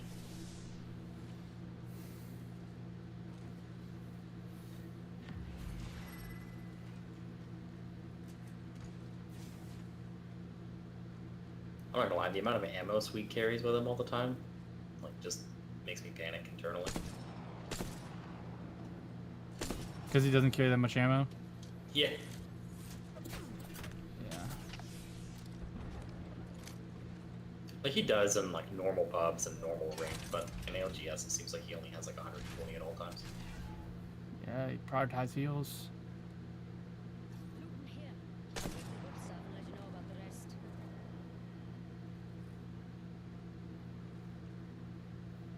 Hey mates, let's go OD. Watching out OD. Not a bad idea to catch them first for once.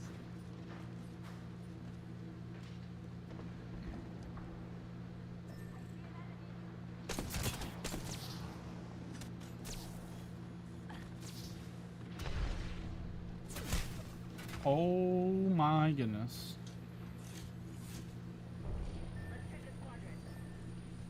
All you gotta do is 2 or 3 more shots. Yeah. Yeah, I would be killing that watching gen. I'd be griefing that watching gen. Dude, they are like on Sweet's dick with that charge rifle.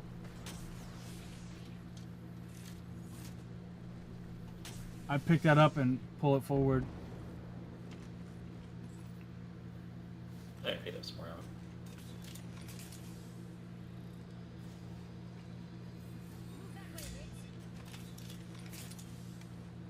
Yeah, dude, but 100%, man. Your randoms can be so crazy. Dude, it's actually showing us names this time. Like, it was showing player, ALGS player before. Like, now it's actually showing us who's who. I didn't even, like, think to recognize that at first.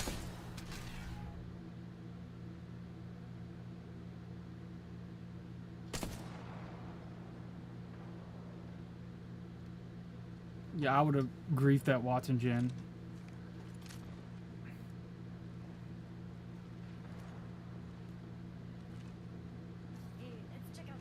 Like, who do you think is like the best like actual comp right now for like these maps? Like World's Edge. Like, I'm thinking like. World's Edge definitely needs a Loba, in my opinion. Yeah, I think Loba, Watson, Maggie is kind of like what I'm thinking.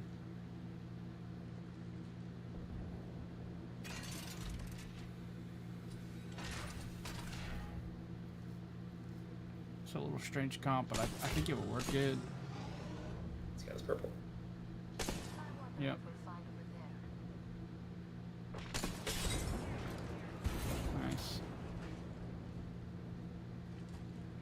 So you gotta switch guns now. It's just gonna keep poking.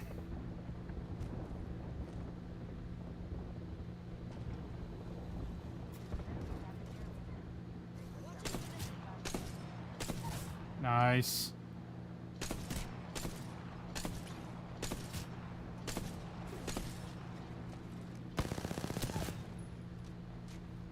Just gotta...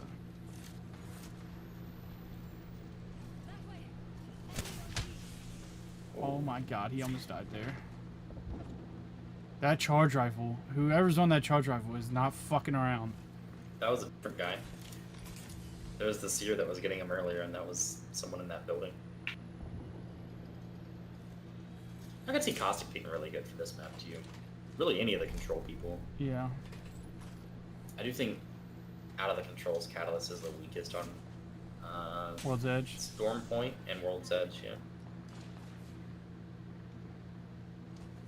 Yeah, I like... No, maybe Olympus too, because Olympus just has... Well, no, because she's good on...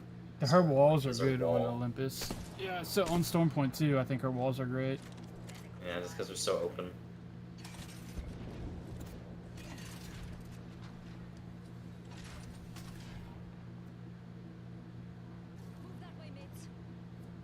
I don't know why he didn't fucking dink that horizon.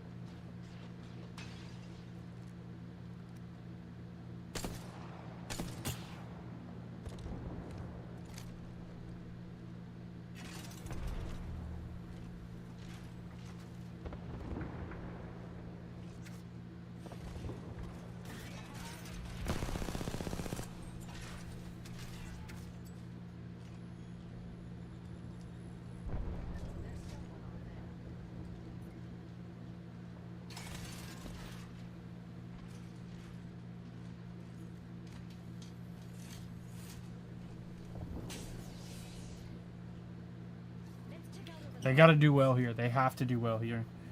They've got the placement, so we'll see.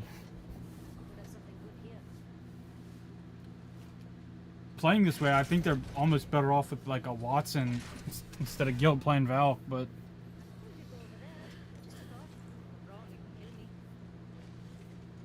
Especially with where they're at, I don't think they're going to be able to Valkyrie easily at all. yeah. But you can't know that though.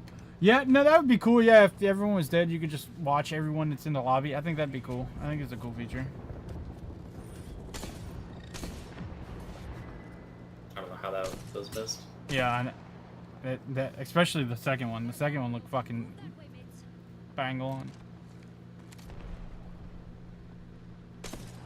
Like that one looked like it hit.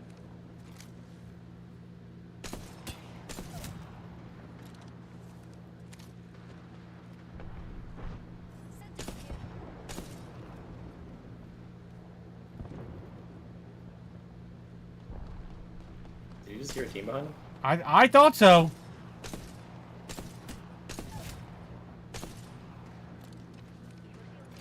He's got 2 kills though. Yeah. They got 3 kills. They need everything they can The only get. ones with a Loba in this lobby right now? No, I don't think so. I think I seen one other Loba. A lot of Bangalores, dude. A lot of Bangalore. I guess controller spray. It makes sense.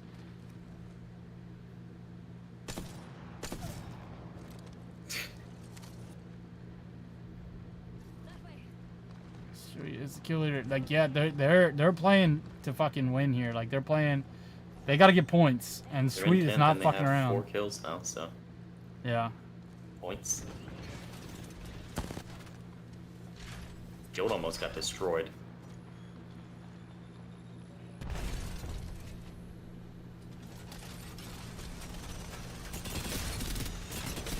Oh!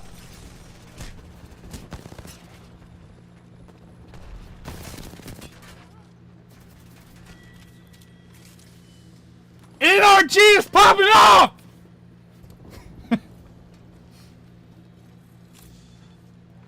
Sweet said, let me show you what Sheila can do.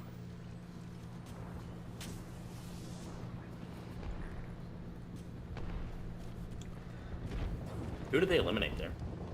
I don't know, I wasn't paying attention. I don't think they eliminated. I think they just died. Maybe I think it was glitch. So I think the solo got away.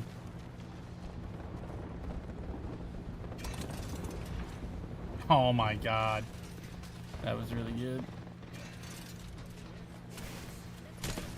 Ooh, done.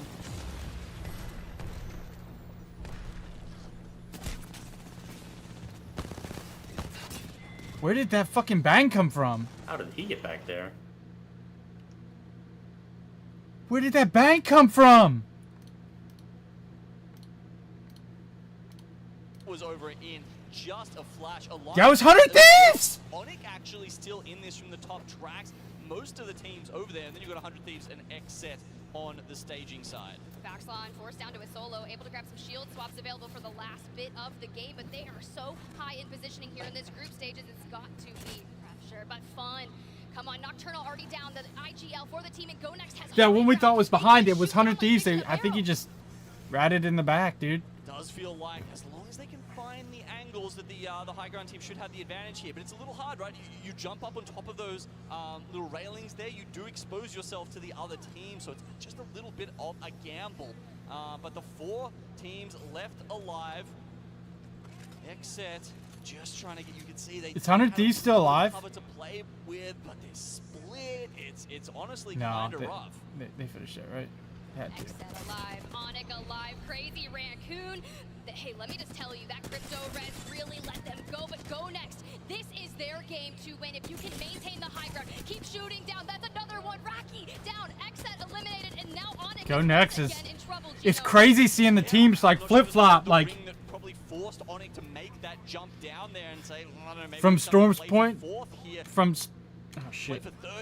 From Storm Point to World's Edge, it's crazy to seeing, like, the teams that you're seeing at the final.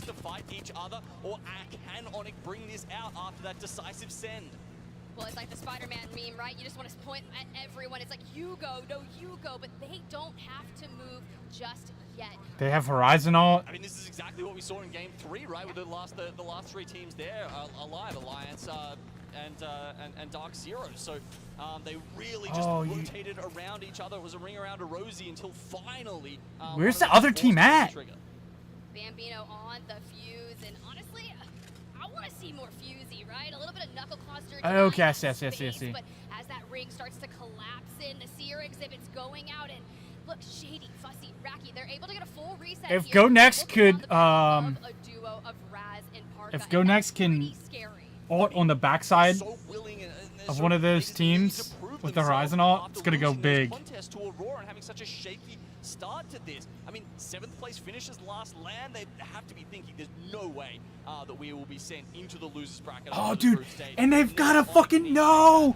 He's gonna throw Horizon ult, right? Fuse ult has been expelled here by Bambino. Time is of the essence. 19 seconds before this ring has finished the center, and able to grab a knock onto Racky. Onyx Esports eliminated. Go Next dropping down from the high ground, and they are letting it rip. They should be able to take this. Bambino, though. Go Next! Are your winners of map number 4.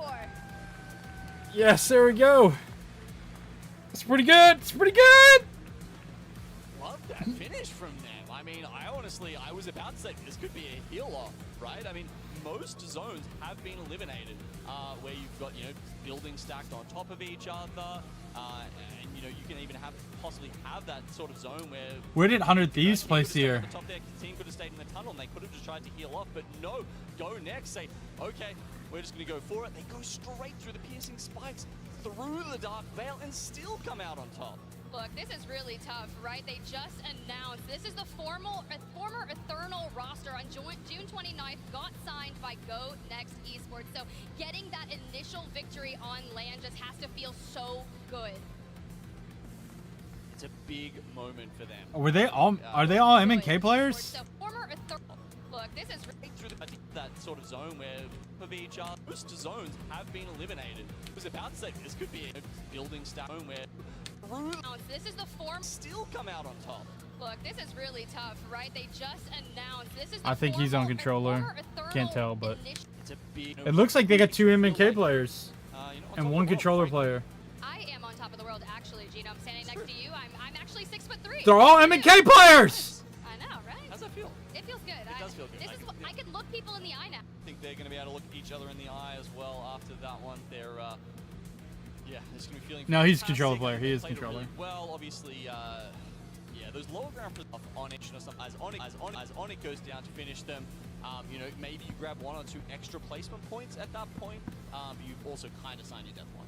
You really did, and to be fair, this World's Edge, the first time we're seeing it for Groups A versus B, was rather difficult, right? We saw a lot of initial rotations and then backtracking from that and trying to find another way, and it just seems like their macros are being tested. Yeah, I mean, staging's a funny one, isn't it? Because you know, you get that kind of zone. Obviously, the team that lands it just stays. I want to see there. the fucking placement points, dude. NRG, Come on! You kind of have to gather around it, and it's like you're all just kind of jumping in the pot at the end, and you just get boiled up. But yeah, the last one to kind of do that generally is one who can come out on top and go next. Certainly managed to engineer that situation for themselves. Yeah, I seen that. Left him hanging. He's like punches him on the arm. And as we get to see the ends of the celebration, we get ready He's like, to go for the next game, and I can't wait to see how that goes. I mean, do you have any predictions, Gino? What do you think? What do you think we're going to see from map number 5? I'm really looking forward to seeing the contest once again. You know, DZ taking the L this time. I believe the coaching rules got changed, so you're allowed to talk after your team goes down. At one point, you couldn't talk until the end of the match. Okay, here we go. Now, if that is the case, that 6, means they've had 9, so much time to discuss 12 what kills. and how to change that initial contest to win it next time. Oh, that's really interesting as we've got the stats for Go Next here from that map. Bambino, 3 kills, 7 assists with 2,400 I don't know any of those people. How much I've do you heard think that was Bambino's from the name knuckle before, cluster? Rose but probably I don't just know. popping it out, Yeah. dealing damage all over the place. Yeah, that might be something to check out on. They were a on former ALGS, team. grab They some, just some of the the stats roster there. just switched over to this it team. certainly would have been a decent amount, I think, with how many teams were just. Here we go. NRG's up to 8th now. Or they placed 8th. Okay, they placed 8th. 2 placement points. Yep, 12 and 9 for placement points for 2nd, 7th. There you go. Yeah, 1 point per kill. 12, 9, 7, 5. What's it, shift 4, window 3, S? 2, 2, 2. Crazy Raccoon, you think Yeah. about that play that Maney had made, do able that. to get out, get the banners remotely with the crypto drone, get the res and offset. Sure, you gave up your life for it, but you were able to get your teammates back, who were able to put down a 15-point game. But Onyx being able to play for the first time, double digits as we jump on. Dark Zero got 20th. FC Destroy, Naked, North Damn. Ocean, It's Well, crazy they to. won one, so that doesn't even matter. Right, but that's what I'm saying is it's crazy seeing the difference between World's Edge and Stormpoint, right? Yeah, Dark Zero is strongest at Storm Point by far. Yeah, 100%. That's the one where they normally win and shit on everybody. Yep. So having a look at how the group looks after. NRG's 14th! Here we can see a lot with that consistency coming in on top at 45, 100. I don't know if they're gonna make it, Honestly dude. surprising me a little bit how well they're performing here. Let's see if that Yeah. continues for the rest of the tournament. Naked, a team. They, a lot of 100 Thieves griefed the that, fuck out of NRG there. Yeah, they did. Vaxlon got him good. The rating coming into this tournament, sitting on 38, is also. I don't know how Vaxlon got up there. Was he just like ratting in that I- little corner right below the thing the whole time? I think so, dude. Because there was no way he was like behind a pillar or anything. He had to have just been sitting on the thing that they raised up at the bottom. No, I think he was up by the stairs, dude. Yeah, he could have been by the stairs. That's true. Ready up. I did. I just did. Don't tell me what to do. First to last, real quick. Yeah, well, see, the thing is the points, right? They're still up top. They're still in top 5 team, you know? They still have two more Matches. games too. Yeah. So NRG could catch up, but yeah, it's crazy. But like Dark Zero is, you know, he. Do they just do the 6 games here, or are they doing match point as well? I don't know what they do in group, to be honest. I think they do match point as well, so they could have more than 6 games. I don't know. I don't think they do. I really don't think they do. I kind of like. I love and hate the match point system. Yeah, it's.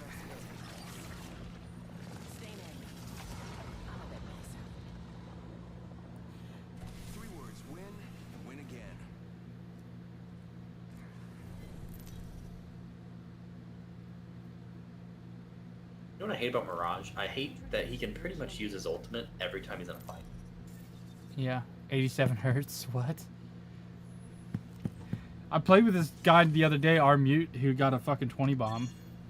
like with me. Was that the controller player you were talking about? No.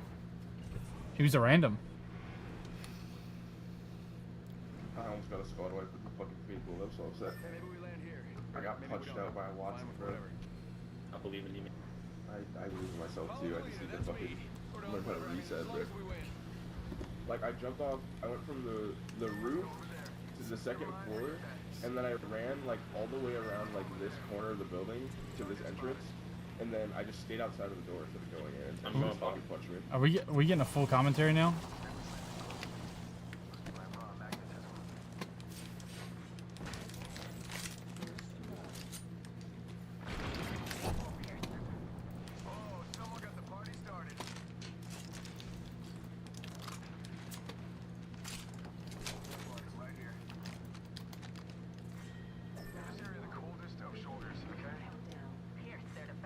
Guess what?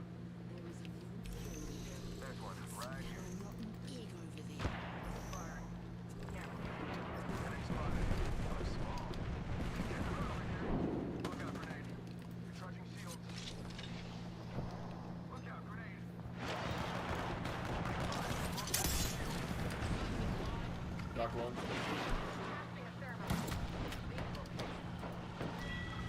Help him.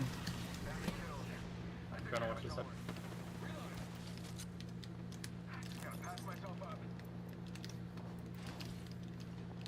Sight, no sight.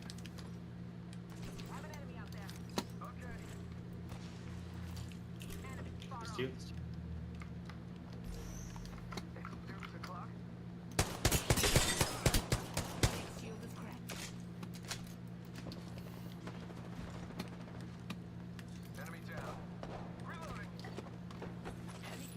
Should just be a bloodhound left.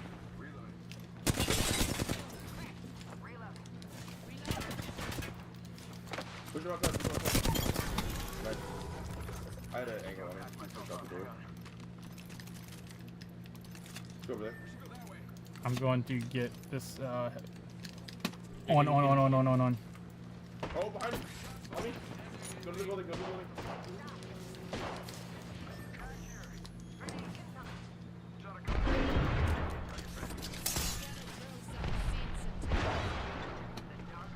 I broke it out though, I got no heal. Oh, I'm fucking dead here. Come here.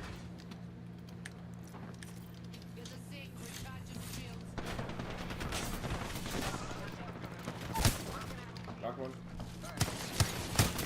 Guys, they're rocking 100. I'm one right here. I was loving that, bro. Oh. Yo, get down the door, bro. Reinforce the door, reinforce the door, reinforce the door. Alright, Watch out, watch out!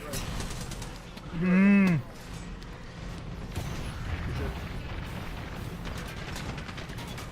You gonna ult?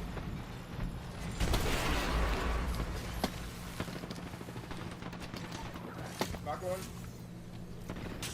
Jeez.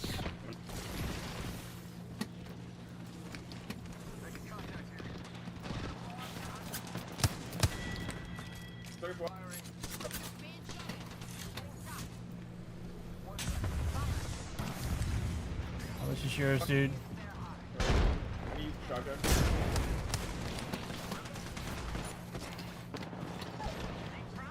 Their Octane's 1, but Horizon's not here at all. Octane's to your left somewhere, I think. I don't know. Dude, Knock it's... her, I mean, knock the Octane.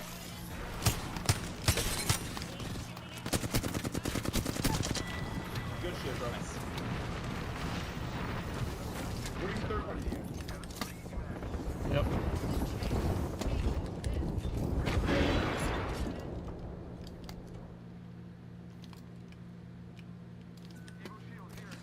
It's empty, but it's a level 3. We gotta go fight. You guys must be popping off, because I'm like trying to play angles and shit and haven't been able to. I have no heals. Just loot. I don't have much neither, to be honest. Get inside. I got a slow heal for like a minute. Come inside. If they push us, we have advantage.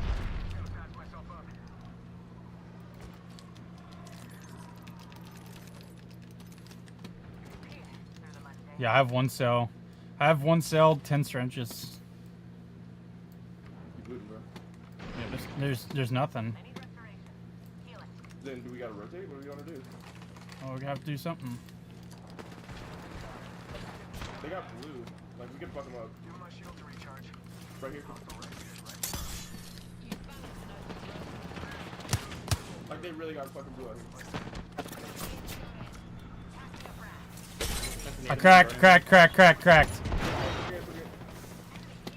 Yep.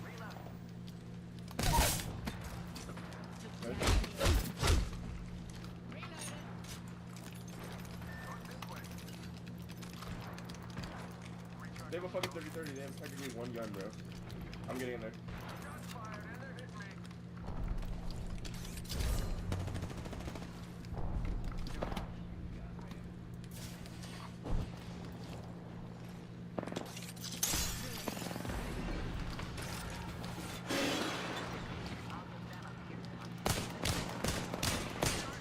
Oh my god. One more. Raise on top. Turn it red. I'm down here. I'm going to help him.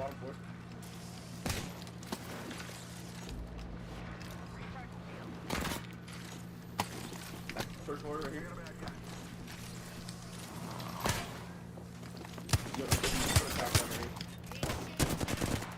He's low. He's flush.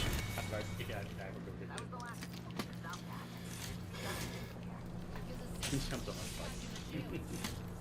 Yep.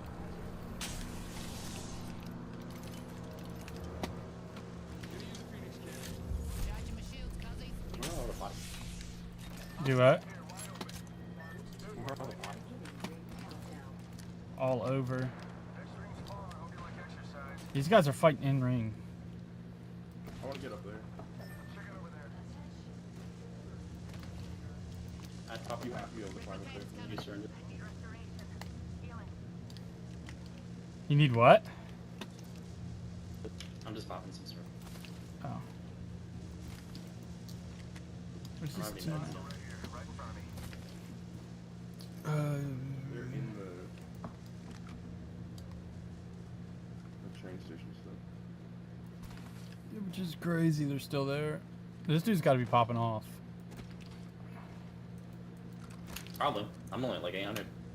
I've got 530, so.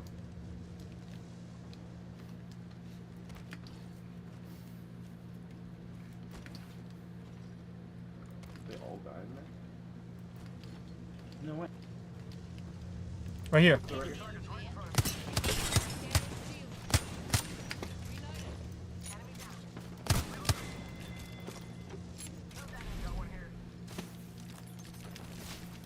What armor does he have? Is that purple? Yeah, You didn't get to He should see. have more. You didn't get to see because I absolutely fucking bodied that kid. They're upstairs.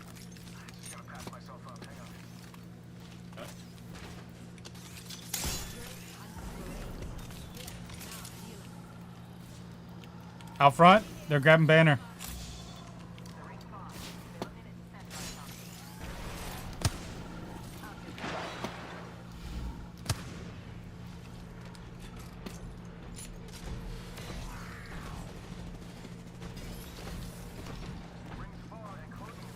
I only hit him like 40.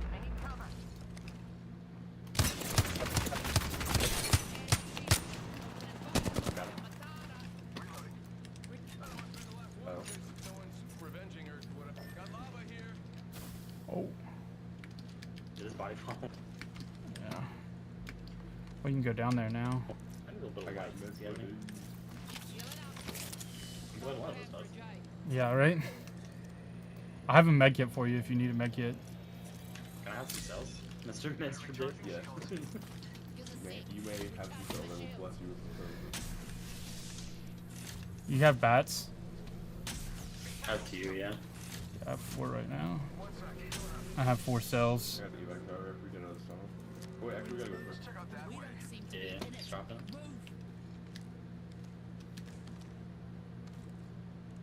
He's gonna pop it. I guess he's not How gonna much pop have you it. done chemical? Because I feel like I've done nothing. I'm only at like 1,000. I'm at 1,300 and 7 gold. I guess we've just been finishing people because I got 750.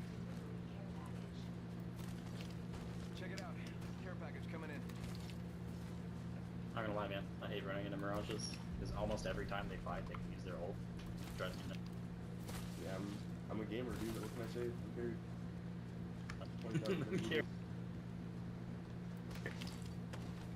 It's my first fucking heirloom. Should be my last heirloom too. Fucking repellers that they're putting out. Yeah, probably. I got shards or something, so I'm waiting for his prestige. I'm waiting for Valk's prestige skin to come out, which is next, so I'm pretty excited. I'm just trying to learn Catalyst for the next rank split. Oh hell yeah, bro. Catalyst is fun. You just have to be like super aggressive with the wall.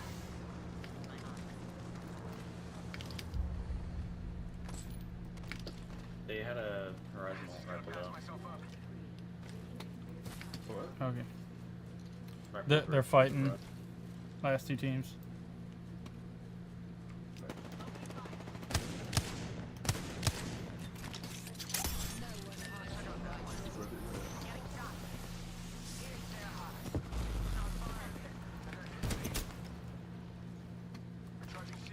Gotta cool down on this round.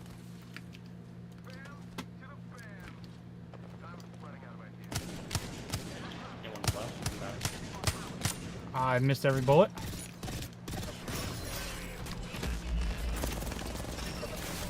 I need help.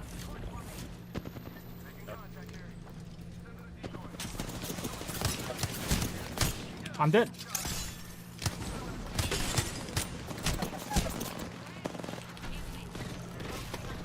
NC on your right. Bro, she's not right behind me. I don't 100 tap her, bro. I 100 tap her. She's pushing you. Down, I'm so sad, bro. She 66 got turn. behind me and dropped.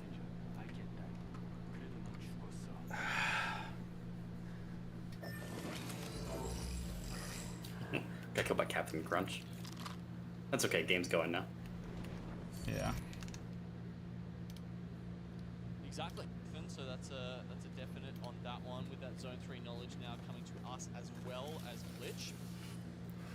But most teams have read this, I would say. You know, Go Next, they're kind of north of Siphon, so that's either haven't read it, Gatekeep, it's always one of those, right? Like you can never say for sure, but Oxygen, Gold Helm, we pick up for them, and then Xset were one of those 5 teams that we were talking about. I forgot Xset went to, got Nocturnal. That Zone 2.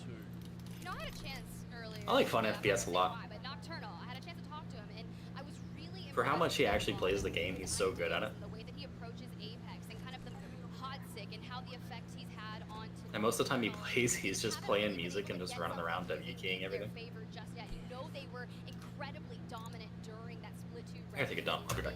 Why is NRG not? For some reason, the first 2 groups that we've seen today, NA is just not stepping up to the occasion. You look at our top 5 right now, you have 100 Thieves and Dark Zero, and that's pretty much it. Oxygen is the next closest one in 10th place. It's weird, isn't it? Because I actually, I had a quick chat to him, Nocturnal, in the player lounge as well, and I was like, man, I love the comps you bring out. He's like, yeah, man, we're bored. We're bored? We're bored. Explain, my man. During the regular season, we're bored. It's too easy. NA's too easy. Like, they need to regular season. We're bored. It's too easy. That, to have that, that impetus, that's something to play for. That's going to push them to play something, something real, something better. But as you can see, they're going for Bang, Sia, and Horizon, which is a fairly meta comp right now. We're seeing what's interesting about this comp actually, Tiff, is that we're seeing teams from hyper-rotate teams like Moist, 2 more aggressive teams play versions of this comp, or this comp exactly. It's interesting that just how much things have changed with the introduction of the evac tower, taking out those 100% picks like Valk, and it's just allowed people to be so much more creative. It really has. I mean, so creative. We had a Pathfinder in the lobby on Stormpoint. Fun was playing Pathfinder, and I love that for the movement, right? The zipline buff that they had at the end of Split 1 playoffs. One of the final things I said was buff Pathfinder, and we kind of got a little bit. I did. Man, what should we ask for this time? Sia, Focus of Attention Nurse, is probably top of my list. Well, what about you? I thought Sia already got nerfed, though. Nah, stronger. You just have to utilize it a different way, that's for sure. But on board with XZ Fun on that charge rifle, just looking for something to kind of poke at. Still, 20 squads remaining. We think about Dark Zero. They were able to get Zero back into the lobby. I don't believe they were able to recover Zion's banner, though. Yeah, right. Okay, so that's only the 2 members up for those guys. But, I mean, you know, who needs NA anyway, right? Just stick with the Aussies. That's how they win. Well, actually, I lied. They had JW that time. How's Onyx doing? Last game was okay? Yeah, no, it's good. Last game was okay? It's Yeah, good. No, honestly, I'm not going to talk anything about APAC South because the last time I met the boys from Moist, I was actually frightened by Walsey. I'm tall. I'm actually tall. No, I'm a small girl. Yeah, you should, next time you talk to him, just take the box with you.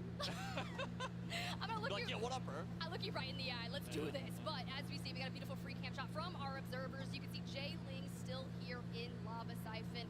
X-Set just in front of them towards the left side, holding this down. But okay. 100 Thieves, right? We started talking about championships earlier today, just this morning, and how mission critical it is to find yourself there. 100 Thieves is on the cusp of significantly qualifying for champs, and they need a strong performance here at Split 2 playoffs. Yeah, those stakes are high, right? I mean, there's definitely, you know, obviously stakes for this land, but it goes beyond that. You've always got to keep that in the back. Dude, I'm trying. There's just like no commentary, like right here in the middle. Like, I know it's kind of hard because you know they're doing basically the commentary, basically talking about how 100 Thieves is really hungry for a championship, things of that nature, and it's probably like super critical for them. I mean, to keep the team rolling and everything, like that's something that they really want. So it's kind of hard because you don't know. Like your team could be on the edge of getting cut if you don't place really good in ALGS. Like, I mean, you get a second. I mean, the team probably stays, right? You will get a win. The team probably stays. But I mean, you place 15th, 20th, and the championship. And your team could be on the chopping block, and that's just how ALGS has been this past couple years. I mean, look at all the teams that's gotten out, right? Liquid and because Fun FPS was on Liquid, right? Like, and it's just kind of crazy. Who's this Glitch and who's Glitch fighting? I get Aurora. Aurora's eliminated. And who is here on top of Glitch now? Oh, he is frying, dude. Leave No Witnesses is getting fried right now.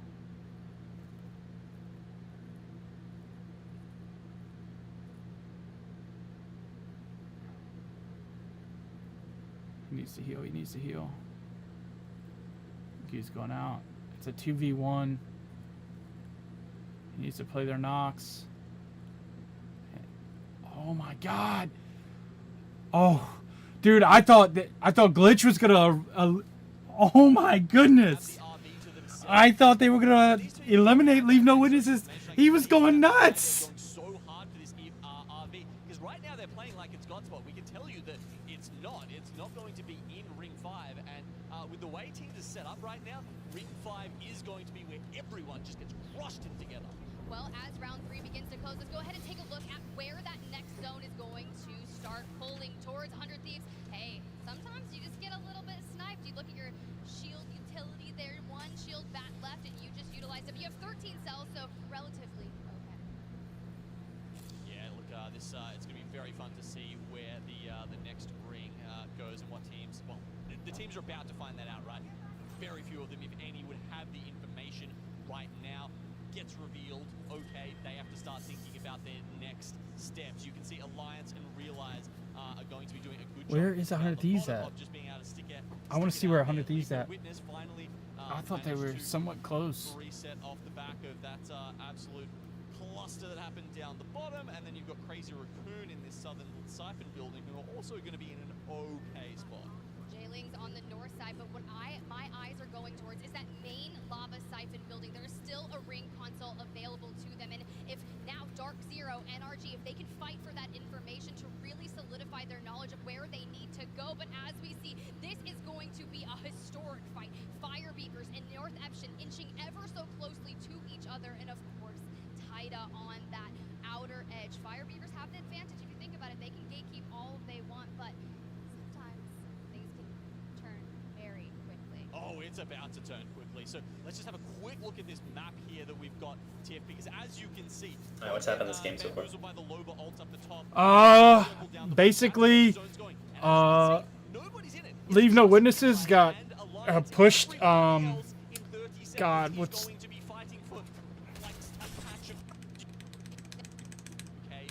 NRG's still in, so that's good. yeah.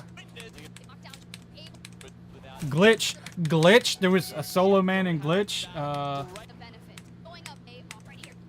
That was a big fight. Glitch. Xylek on Glitch. Dude, he popped off. He almost 1v2'd. It Is was. NRG still in it? When I look at NRG, it's showing me not NRG. Yeah, the NRG's still in it, but it's just broken. It's a crazy time. Yeah, that's what I'm talking about. That's what it did to me the game before. But they're still alive. They're in main building.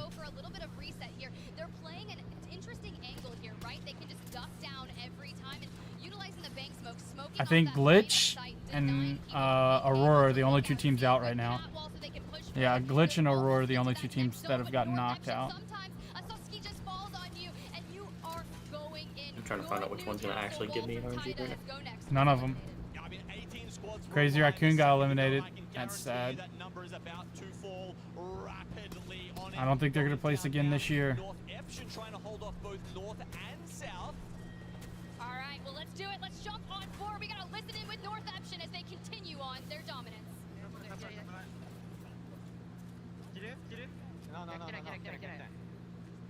Hunter Thieves was just eliminated.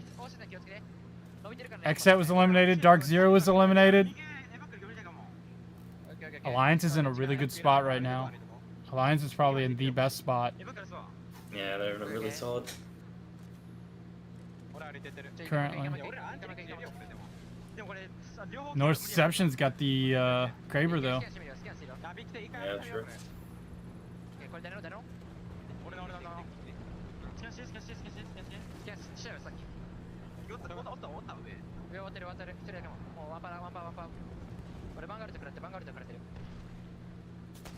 Oh, dude, if he fucking hit that, that place would have fucking erupted. He's got no Q. 12 seconds. He'll have it back by the time scans off.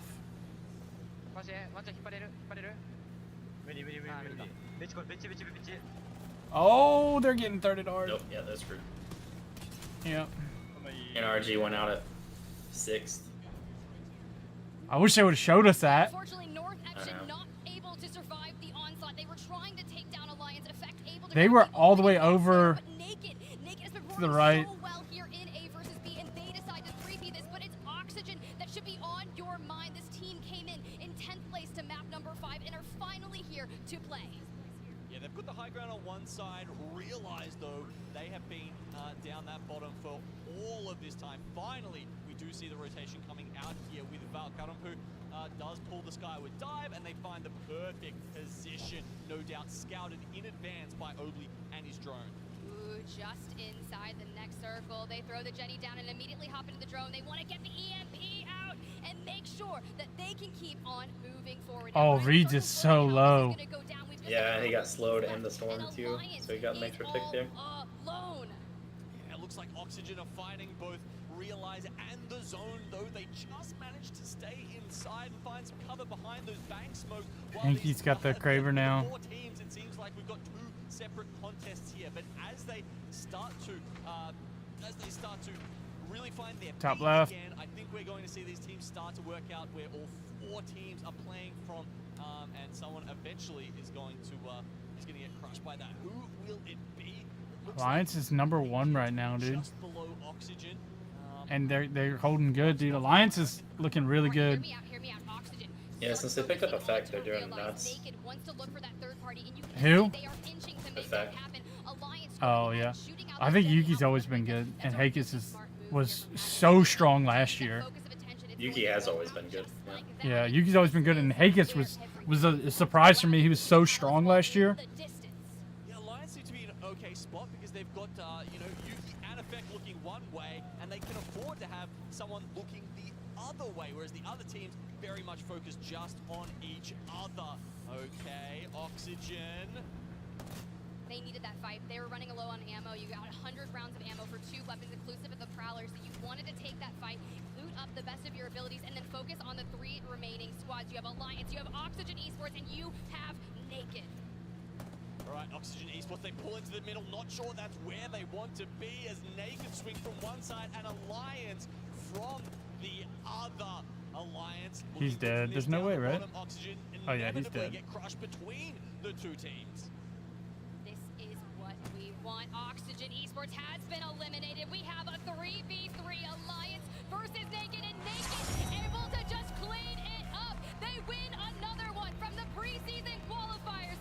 In 1 and 2. Split 2, the second team from the preseason quals to make land here from APAC North. Stand up for your APAC North region. They're on fire today. Killing it. It's crazy, dude. I want to see the placements for everything on the top like scroller updated, but it's crazy. Always just hanging back, utilizing that rocket's cover and just playing it safe. They were looking for a third party. They knew if they could be the one. I was talking about how they need to move ALGS. Like it needs to come to North America, or it needs to go to Tokyo, or it needs to go to like Brazil. Like, well, it was what in North America just a year or 2 ago? No, it's never. Yeah, it was in like North Carolina or South Carolina. No, Riley was not an ALGS. It wasn't the championship.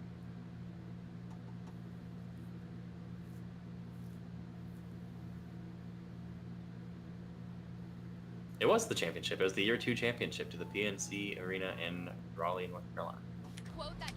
No, because year 2 was looking at it right year now 2 on was in EA's website. Sweden. Year 2 was in Stockholm, Sweden. PNC Arena in Raleigh in because this North is Carolina year to 3. host $2 million ALGS year 2 championship. It was not year 2. EA.com news ALGS year 2 championship. I'm telling you that's wrong. It was in Stockholm, Sweden last year. And their team. They don't ask questions, they give orders. I'll just send you the link. You can send me the link. It's not accurate. It really took several of those last fights in the last just few minutes of it, honestly, speak to the Lakers' ability there. Well, this is exactly what they want, right? Aversby is their first showing here at Split 2 playoffs, and when I was talking to the analysts, they had mentioned, I was like, what team are you most excited to see? And they had actually mentioned North Epson, who is inside this grouping match playoffs, and they're like, they're a very respected team here in the APAC North region, incredibly talented. You can see just how well the immediate time that Taida needs to throw down that Newcastle wall just instantly throws it and starts healing. Then he also throws up the shield for the back cover. Like, a good Newcastle is something that is so pivotal. I could never, but watching it is so beautiful.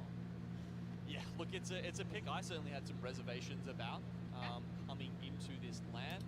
We've heard Alliance talk about it a lot. Of course, they were the one who probably played it the most, or at least had the most impact, did the best on it throughout Split 2, I think, of any of the regions, honestly.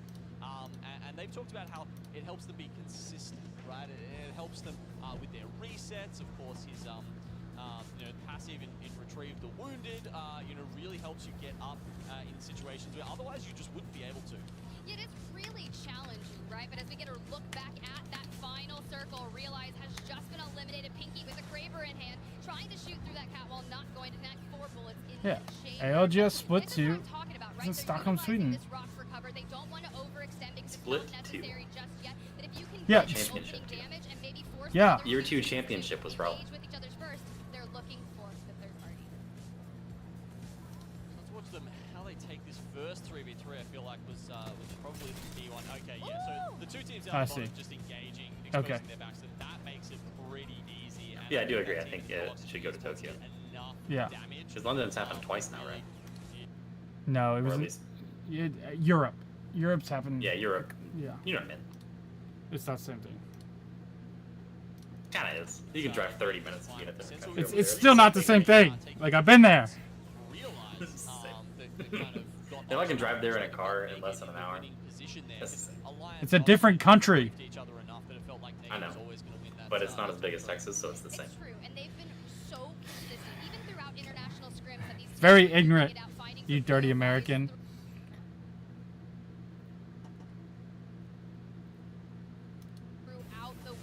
They got 6. They got 10 points, so they shot 24. There's one more, right? They'll probably be okay as long as they do as good as they did last game and this one. Here we go. Here we go. Let's see. NRG is 26 or 9th. Nice. So as long as they can just stay up there, they're good. Yeah. The only issue is, like, 7 teams below them are within 6 points. Yeah. To make it to the winners bracket as you would have expected them to do, and they are just so far below that right now. Alliance, complete domination. 60, naked on 56. Chat is mad. Yeah. Dark Zero's only got 2 points since Storm Point. They were 36 at Storm Point when Storm Point ended. It's crazy. In fairness, they probably don't need any points. Who? Dark Zero. I mean, 30. Yeah. They could probably just not play this next game and still make it. Ooh, I think it's gonna get close. If they get 0, I think it'll push them down hard. I don't think so, because there's a lot of teams that would have to get like 18 points to get there. To push them out. Yeah. Kind of like low key pulling for like Crazy Raccoons just to make it too. 38 points. It's really not that bad. Leave no. I kind of liked them from the LCQ last year.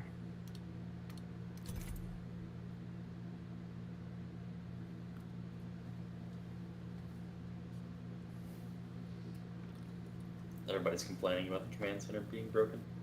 Yeah.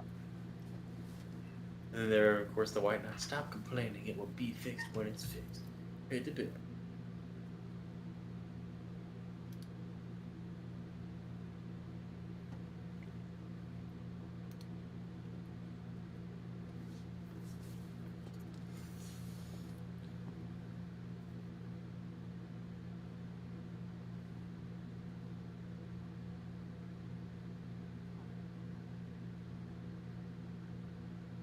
Bro. Hold on, let me mute this real quick.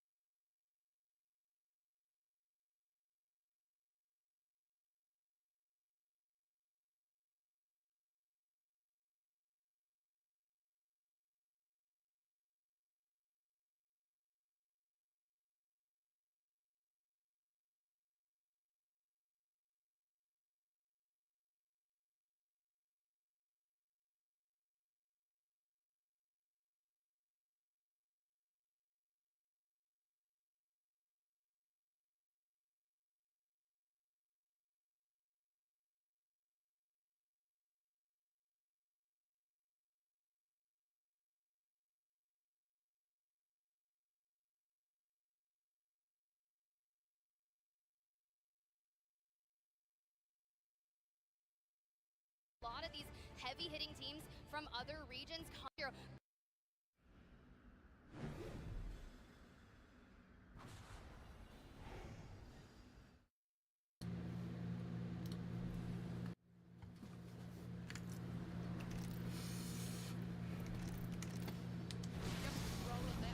I'm doing this feedback thing for the Global Series, talking about the command center, and they said, "What do you think about the ALGS Twitch drops?" I said, "They aight." The drops are good. I like that. I think the drops are pretty decent. I don't like the R9 skin, but no one's gonna fucking use it.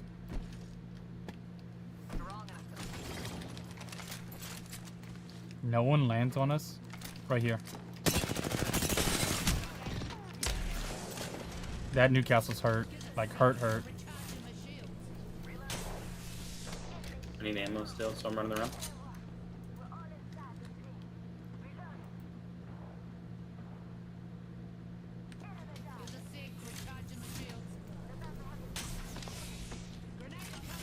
I got a Octane on my left here.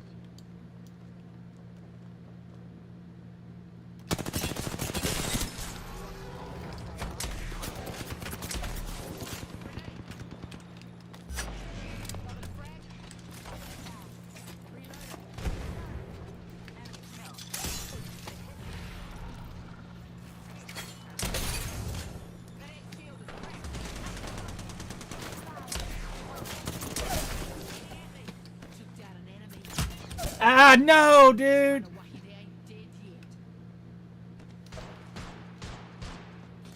Thank you. I'm gonna push really hard after I get this shit swap. We need to do it now. That fucking hit me, of course it did. I hit a 70 on her. Ah, I only have 14. They're both pretty low. Like the res line before you messages. That game's over. He's running away. I'm leaving.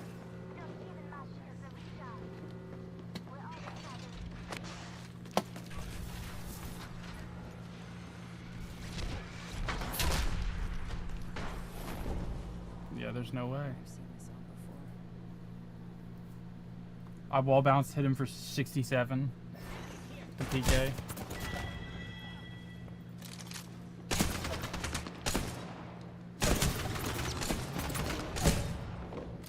I'll give him the benefit of the doubt.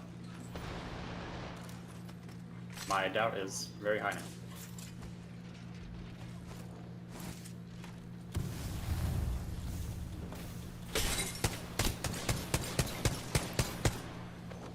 Thirded? Yeah, they got thirded. Yep, I'm left. Yeah, he would have had it.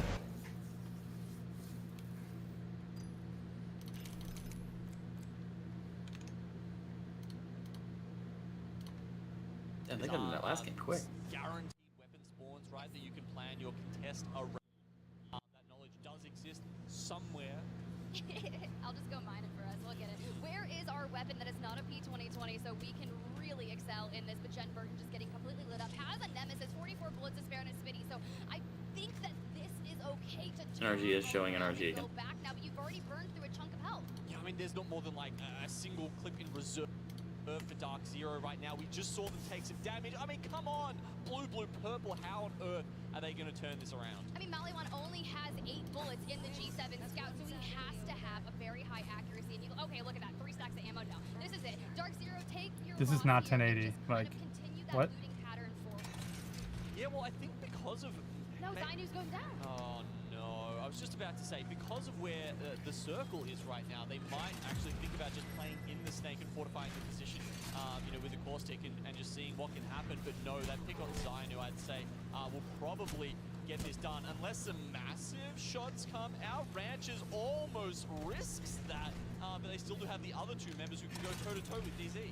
The issue here for Aurora is they have good shield utility, but they don't have a lot of ammo. But it doesn't matter. They're able to get a shield crack and deal significant damage there with the Havoc. They just need to clean it up. And a little bit of Mozambique going ham with the Mozam. There is no way they can bring this back, right? Not with that disadvantage on the shield. Zero Prowler Vault.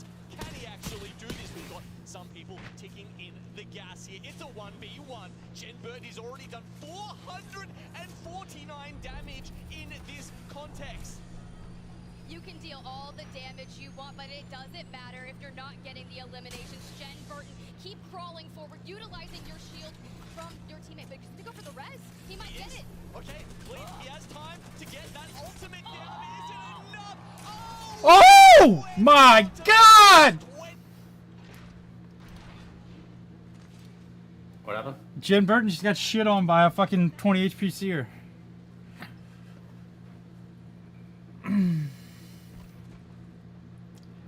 What's his name? Yeah, you know his name. Daltouche. He fucking says Jen Burton cheats. I mean, he's just so good, it looks like he cheats. I've seen him in the firing range, it's crazy. No, I know, but it's just funny.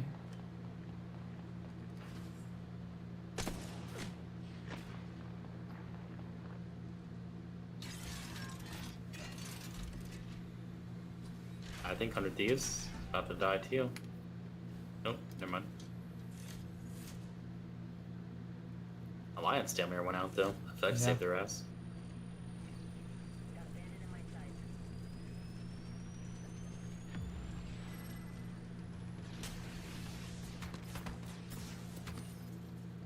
just in a really good position too. For now.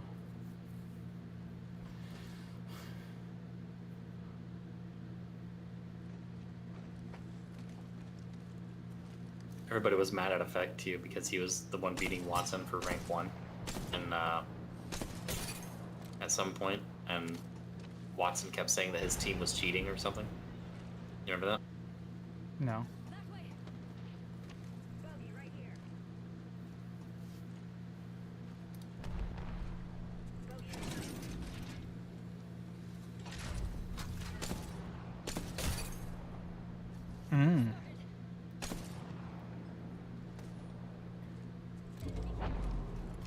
Can you peek the fence there? I don't know. I would have looked to peek the fence personally, but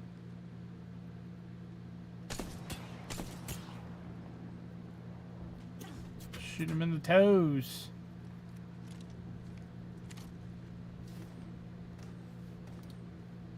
It's cool how the casters can see their heals and their bags and everything. I know, right?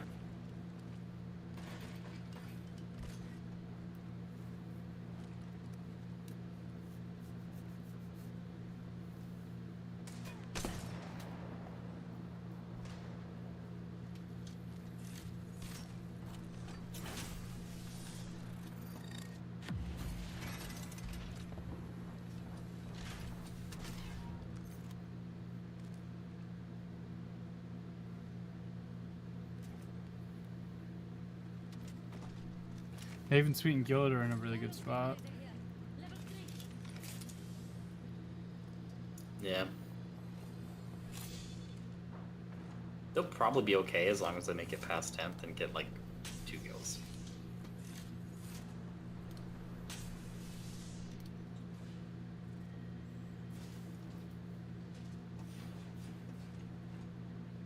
He's got a chargey boy now.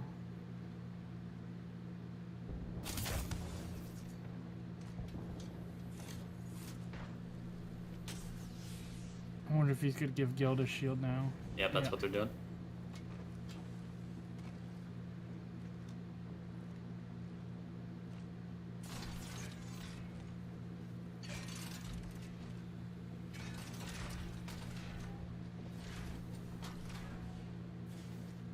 Sucks he's only got a bruiser.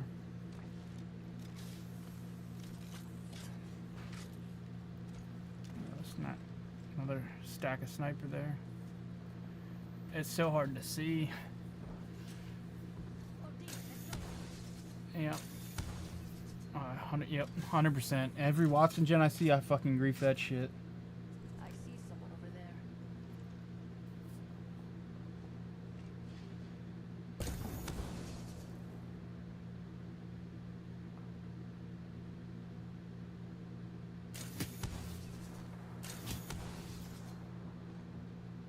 We could go over there. Just thought. Come around and kill me.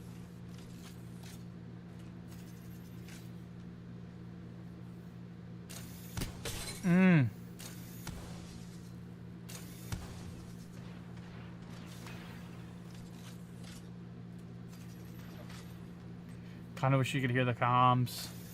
I know, right? The fact that he's pretty much lining up his mouse on one singular pixel is nuts to me.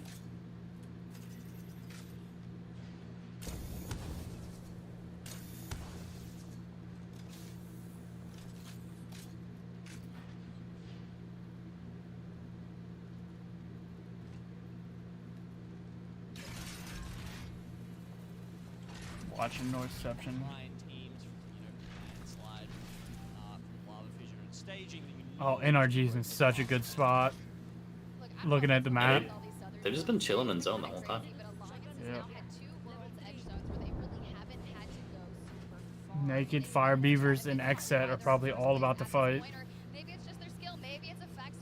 Xset has a little bit of space, I think, to get to staging.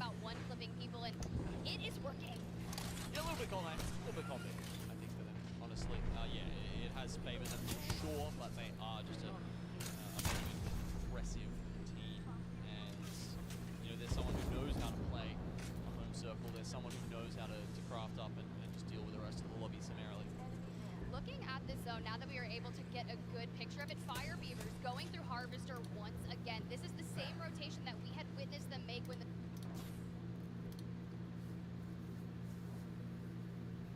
Him knowing that's 2 bullets and hitting those 2 bullets on that door like that is insane to me. I know it's way past that, but I wanted to commentate on that. It's crazy just like watching all of these teams, like how they play and like what their kind of thought process is without like them communicating that to you fully, you know? It'd be really crazy if where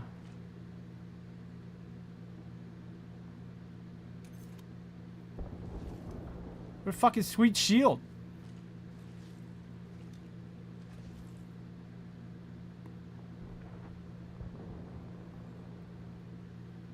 Is he just waiting for Shield? He was.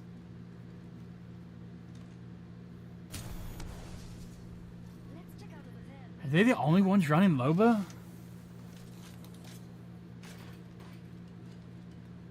The other game I've seen one, but I don't think I've seen one this game.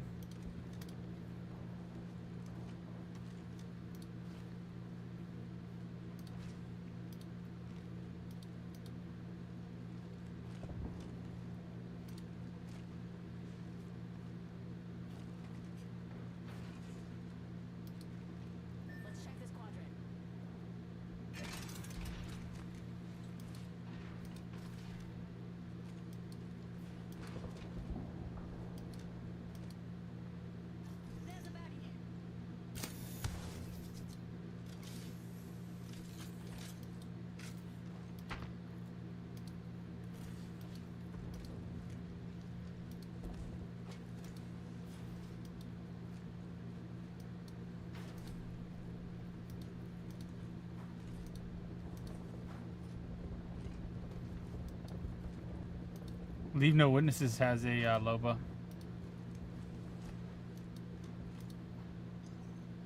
That could be annoying.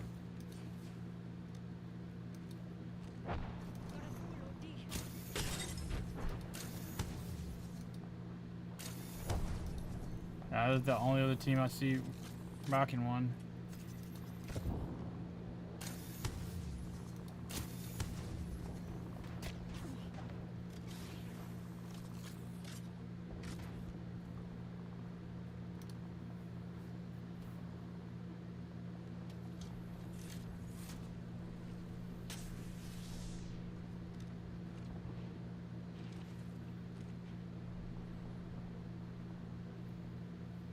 I think Sweet should give that fucking gold to Guild, and Sweet should get another fucking red.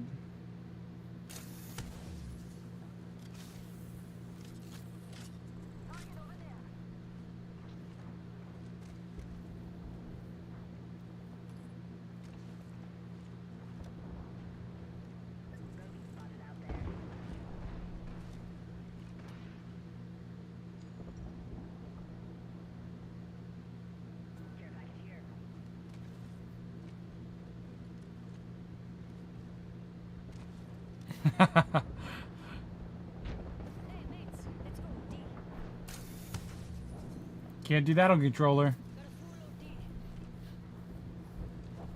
You can if you play Claw. Nah, you can't do that on controller.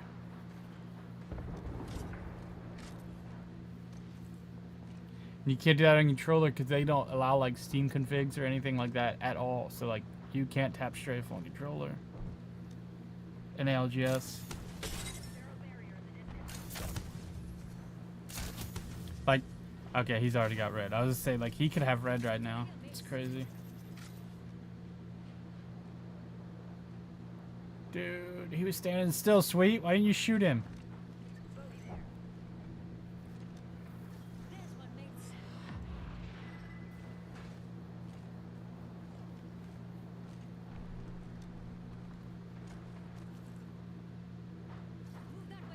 So you don't hear the comms. Because, like, Sweet was about to do something else, and I'm pretty sure Guild calmed something to him.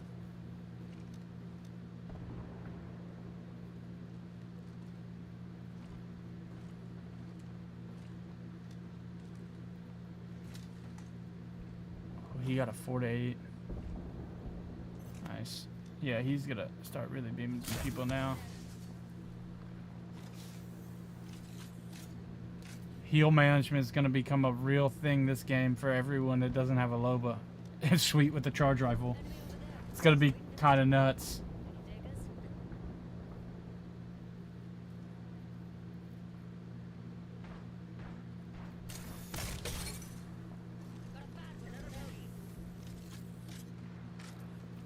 Watch that team, watch that team. I'm on the top of the building. I can hear him now. 69. Nice.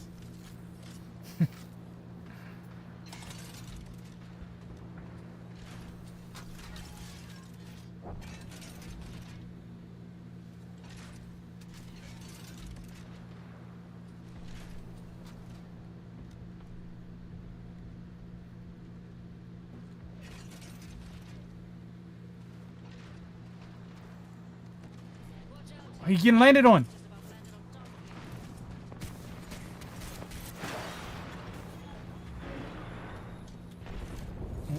Guild knocked one. Guild downloadable, or yeah. Yep. Downloadable. Huge nade, huge nade. Oh, it's a whole nother team on sweet. Yep. Back and reset. It's a good reset. That was a great reset. Goodness, that was such a... Ugh. It's a great reset. Did not expect a second team to pop up there. I didn't either. If I'm sweet, I'm taking a mag and cells. They're 10th now, but do they have any kills? I don't know. I'm pretty sure Guild does. If they have 2 kills, I'm pretty sure it's fine. Fire Beavers are gone, Northception's gone. 100 Thieves is next door.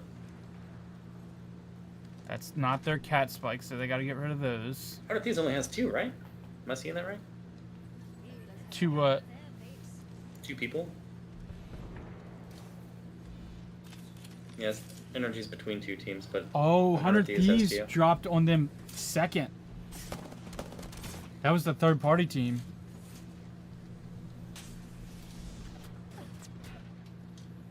Because 9 Pulse, whoever Guild kill was not, he's not on 100 Thieves.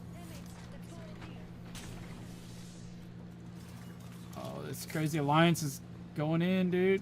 Dude, Hackus just did a really smart play. Yep. He like started to shoot them from the side, and he like hit one spray, and then he moved across to climb up, get a different angle.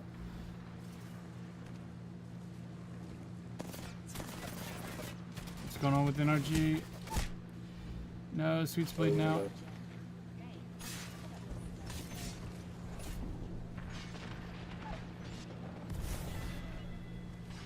NRG just killed 100 Thieves. Go, go, go, go, go. They got 6. They're in 6 right now. Yeah, they're good. They're safe. Yeah, they're safe. They make it.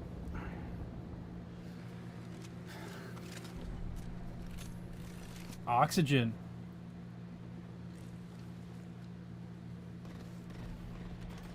Are these the kids that won the other game, right?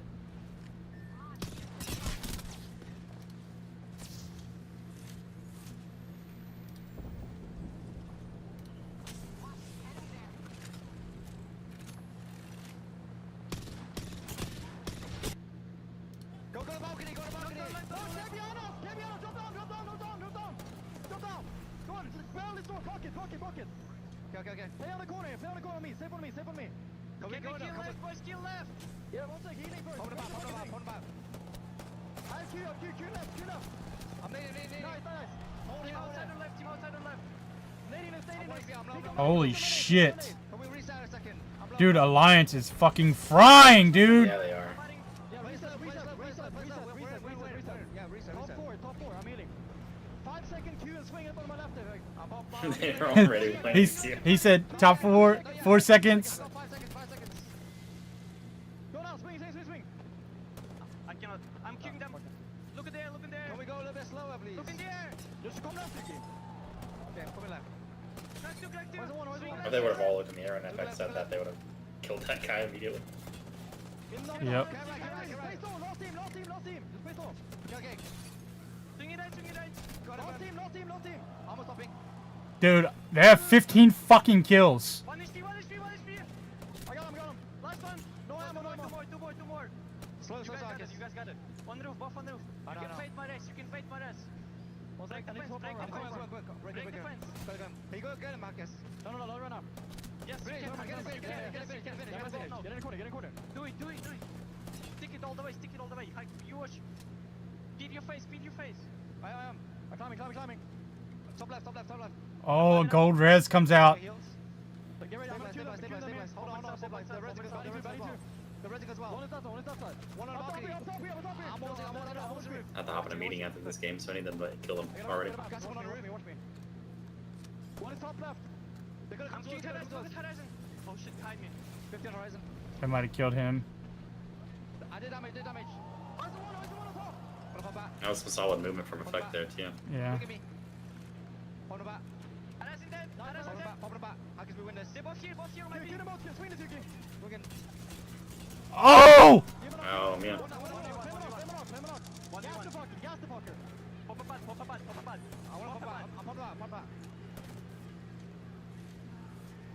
I'm bleeding out, you can armor swap me. Everyone's chanting Yuki.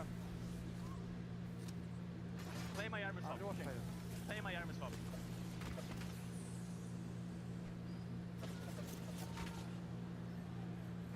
Gather Anna. Armor swap me. Hack is go closer. I'm going closer. Swing on the barrel. Yeah, going. Okay, he's got the gas off. He's... Give me knock. Oh, nice. Oh! Was that the same guy that killed Jin? I don't know. What has just happened here in the copper? They were fucking chanting Yuki in the thing, and then that happens!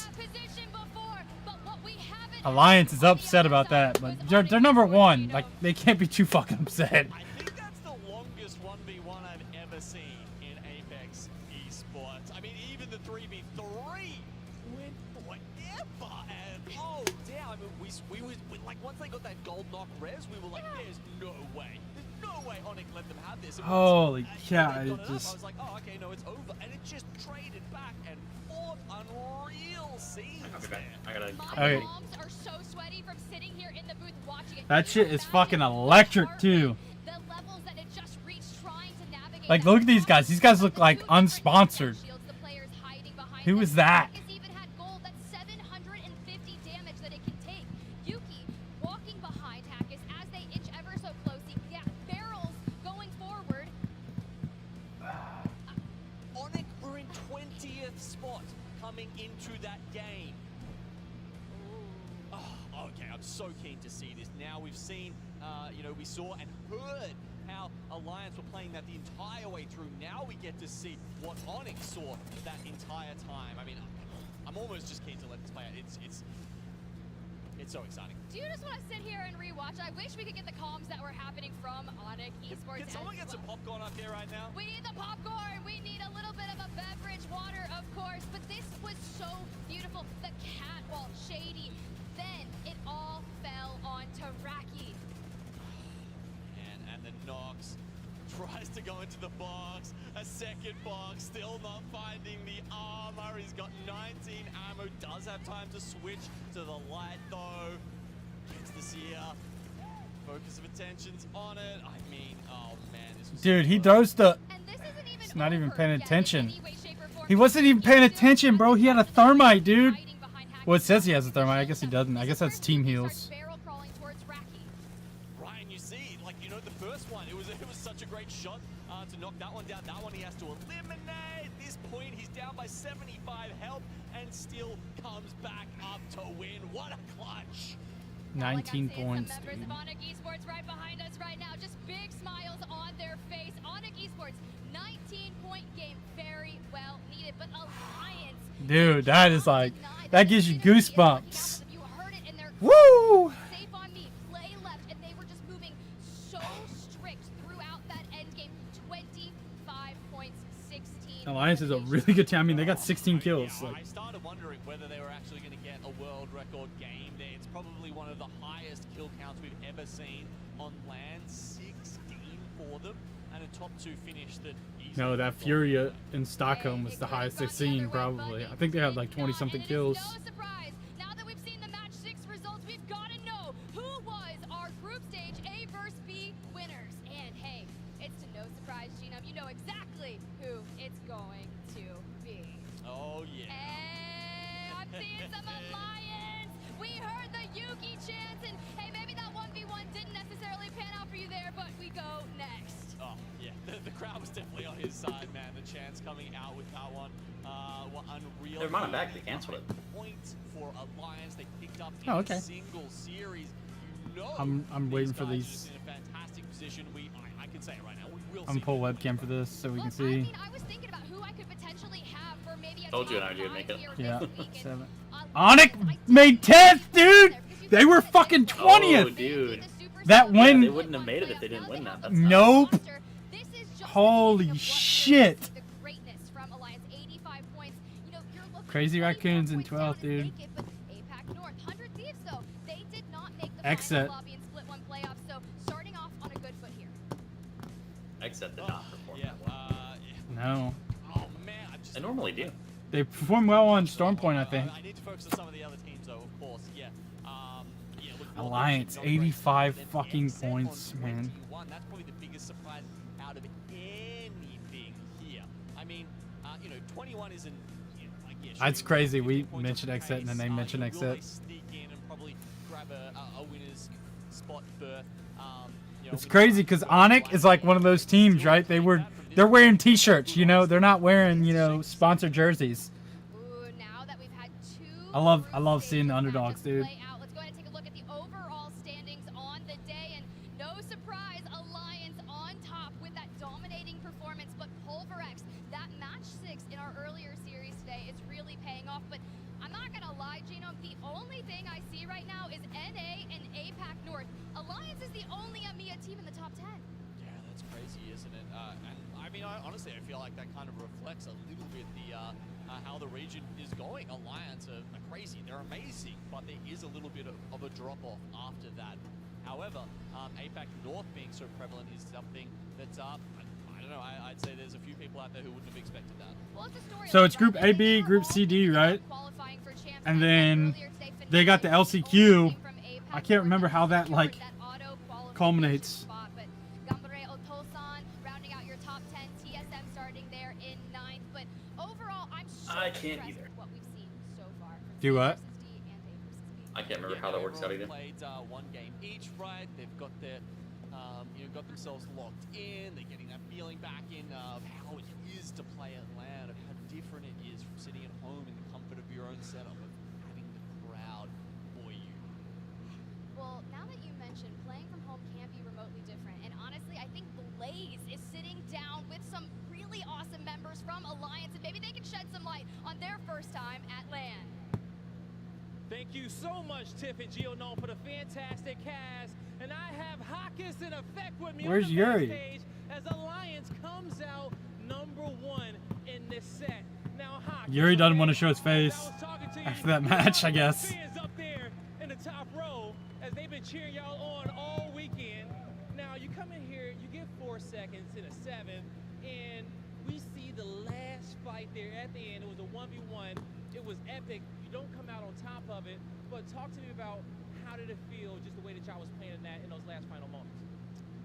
I mean, we're a little bit unsatisfied, you know. Like, our goal is not to get second 4 times, it's to win all 4 times. So we're definitely working on improvement our game. So we just want to keep improving the way we're doing, and so far it's looking good. Hey, and you know, The crazy thing is that Seer had a thermite the whole time. No, he Could've didn't. trivialized that one. I thought that too, but if you look at, I guess that's team stuff, because if you look at his grenade slot, he didn't have anything. I didn't see it. Yeah, no, Effect is playing amazing. Like, he's keeping me It's on my weird that it toes, showed that. and he's just Yeah, that's what I was thinking. I think it's probably just bugged like everything else. I can't ask for anything better. Effect, let me talk to you for a second, okay? How are you feeling? You played phenomenal. Help your teammates come out with this dub. It's a hell of a day for sure. how many more points are left in this game for a lot.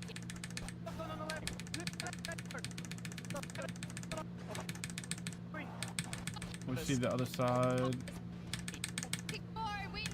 Switch on. Shield is up. This is where Yuki starts barrel crawling towards Raki. Yeah, there's not one in his grenade side. I just checked it again. To know out there that's been supporting you guys. These guys in the top row, everyone at home. Just want you guys to know, even though we got 4 seconds, we're still gonna lift that trophy. So I hope you guys cheer for us in the event.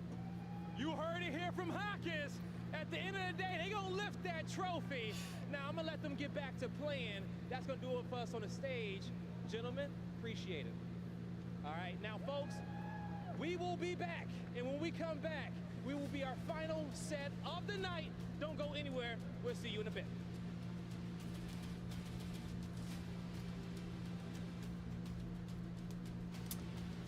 Woo! There's one more set for the night. Because it's definitely nighttime over there.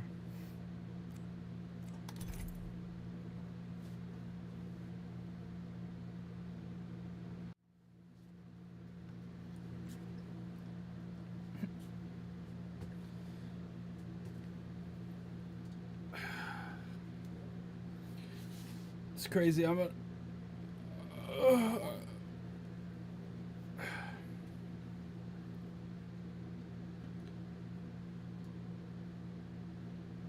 The finals is Sunday, right?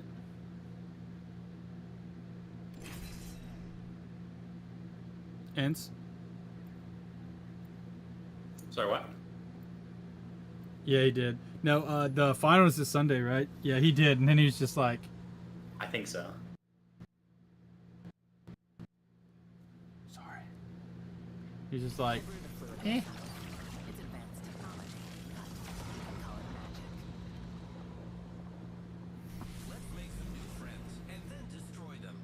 I don't know how he did that backwards. A warrior is the shelter of the people, and I'm a elf warrior. Why wouldn't he just use his thumbs? 13th is Split 2 playoffs. 14th Maybe is it's Split like 2 that? playoffs, I group think that's stage what he 2. No. 15th is bracket He went stage, like and then the 16th is final. Yes, that's Sunday. Finals 4 Split 2, that is. So. Fans are just here. Hold your breath. If you... Let's check out that way, friends.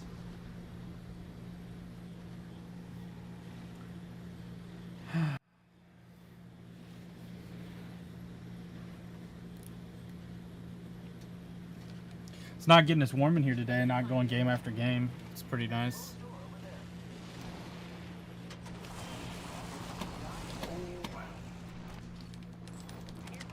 I was gonna go to the little building.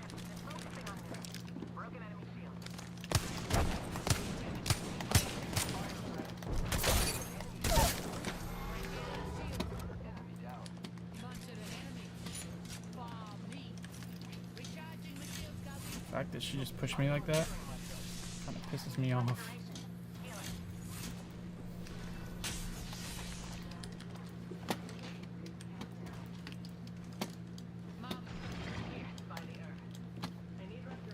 Playing our height for sure. I'm sitting on the door up top. If someone... Oh, I gotta go up.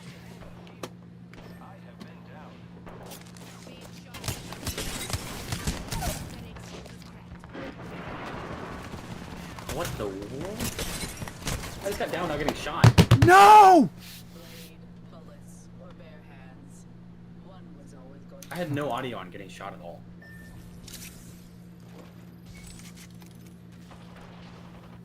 I wish I had a shotgun bolt, dude. I had a shotgun bolt, I'd have killed that Ash.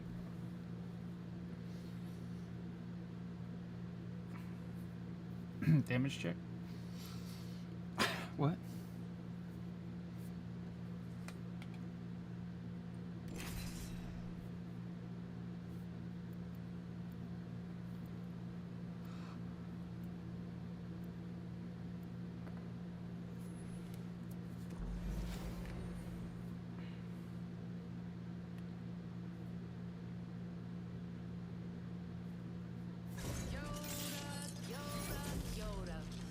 What was that breakdown you said again? I'm sorry. You said... Tomorrow is group stage 2. I Uh-huh. don't know what that consists of. The next day, well, actually, this is supposed to be London time, so. What time is it? Right.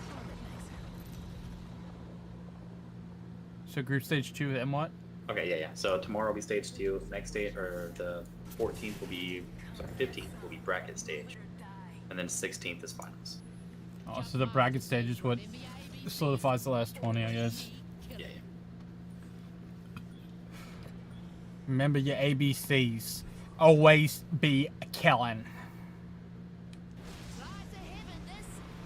Time we tear it apart.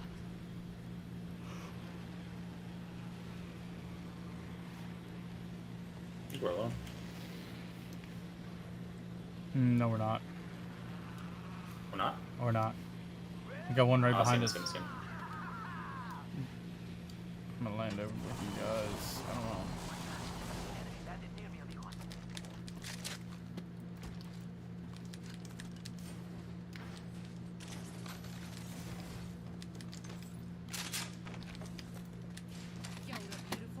One's close.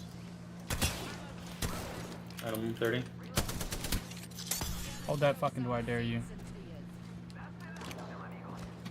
Okay, scroll that.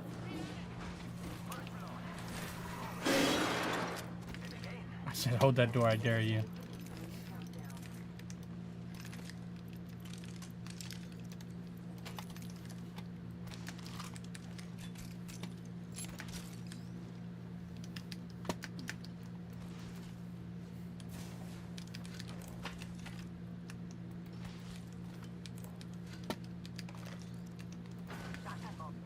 Level 3.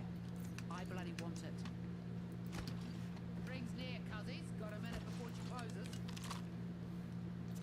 Nah, my gun's there, okay. You can take it, Octane. I got one already. Just picked one up. It's light. What the fuck? There's light on in the Got top some, floor. got some. There's more on the top floor. I dropped like 80, I think.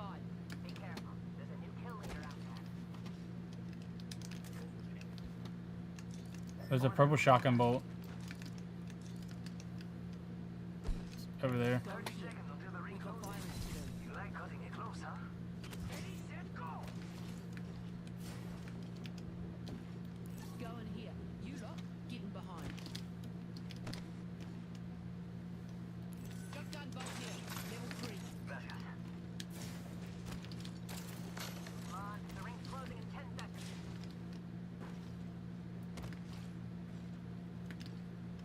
Where are you going? Just grab a bit more ammo from over here real quick. I need Good-ish, snipers, so. mostly. I need optics, but. Be careful. There's a new kill leader out there. Just need sniper ammo.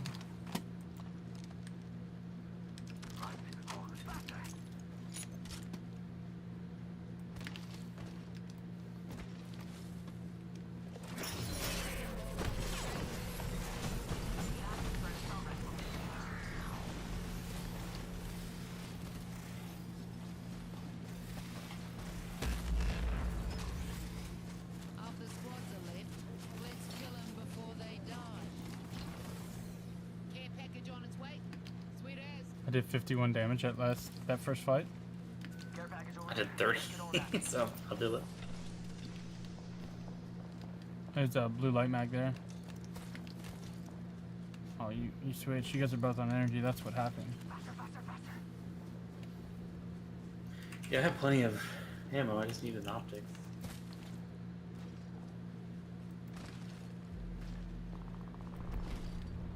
The enemy's far off.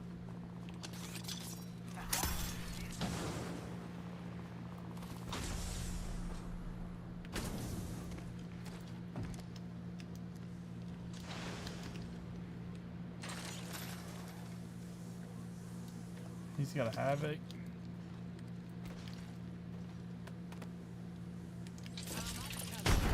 There's an optic right here.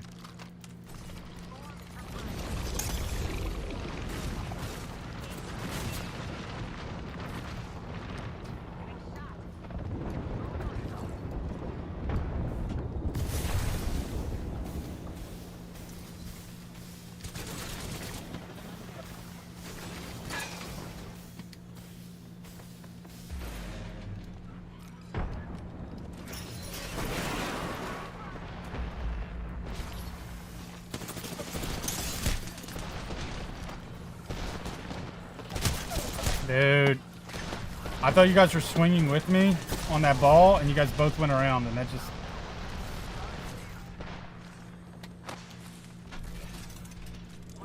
Resing there. Yeah, he's fighting the other one. They got the res right here.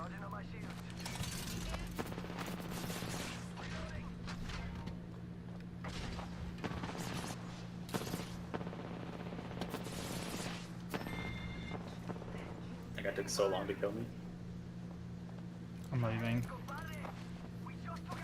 Dude's fucking running away.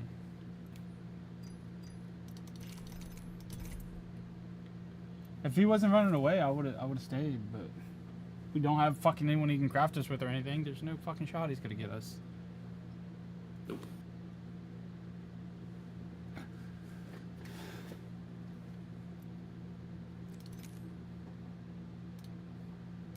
Of Apex Legends.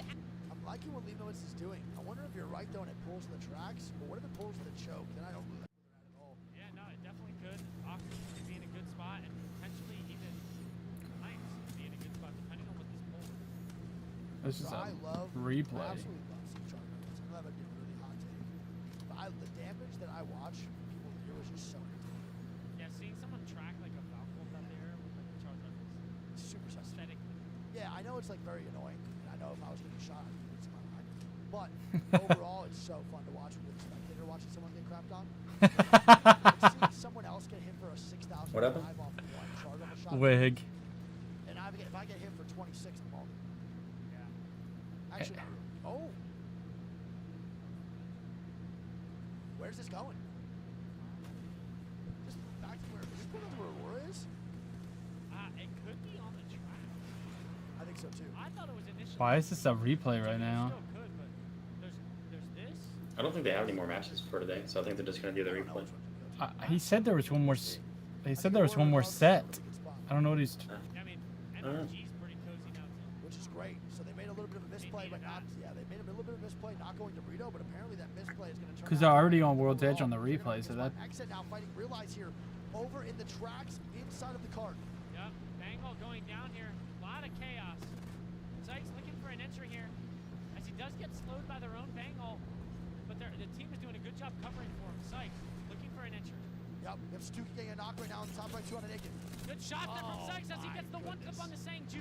Nice job, bro. Sykes just crazy, dude. Here, team now moving on the left side to be 100 Thieves. It's a good play by 100 Thieves. Maybe a little bit too early, honestly, on the third party. Maybe we should let that cook a little bit more to actually capitalize off the damage. Yeah, now both teams backing up here. Probably going to be resets all the way around. Yeah, I don't know. What's going on with Exit here? I feel like there's a little bit of, not a late rotation, but an awkward one to make. Dude, Exit has a good fucking team, man. It's just. Not care about 100 Thieves at all. They just want to fight this. Oh, the knock is still. Oh my God, the 171 from Sykes, and then the 106. Come on, man. That's the guy who can fight a bear. Come on. He doesn't need nothing but his aim assist, bro. That Grizzly Bear stands no chance. Good job from Sykes. Well played. And 100 Thieves doesn't even look for that third party. He's not here to make friends. Yeah, we looked actually went to Sykes, bro, earlier in the day. First day we.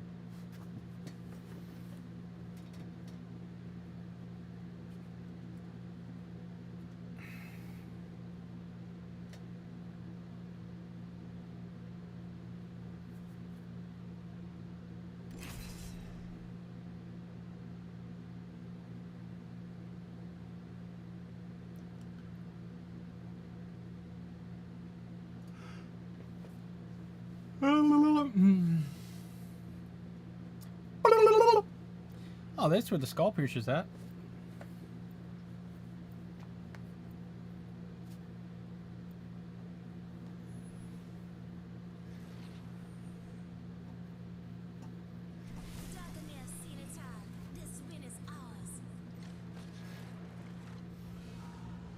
Is this a lifeline from Stormpoint?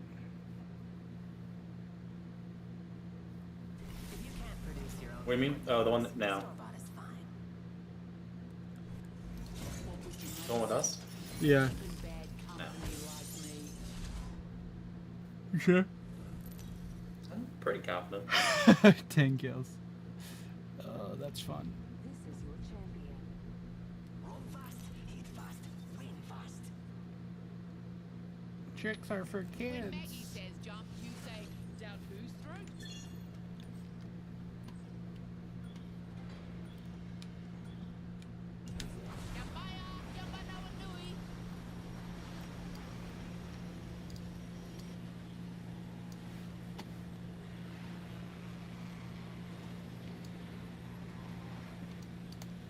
Team hot landing with us. Mm-hmm.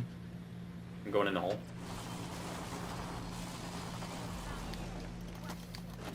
Peter off!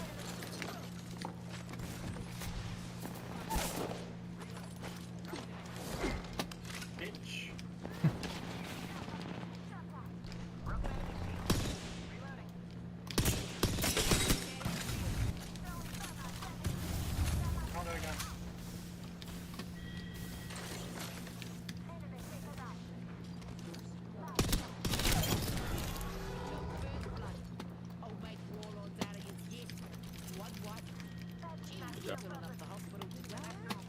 Thanks.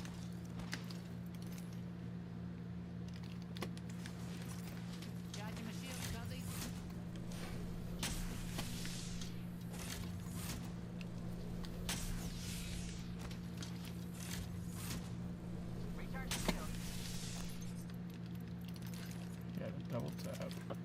Should be at least one team over there. I don't have any ammo. I need ammo. I need ammo. I need ammo before we. You guys are pushing by yourselves. The Pathfinder, I'm coming. I have no fucking ammo. Burning one.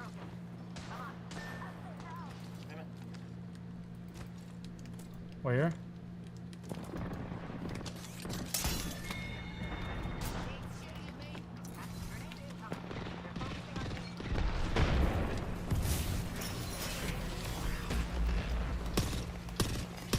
I'm just fucked because this guy's an idiot.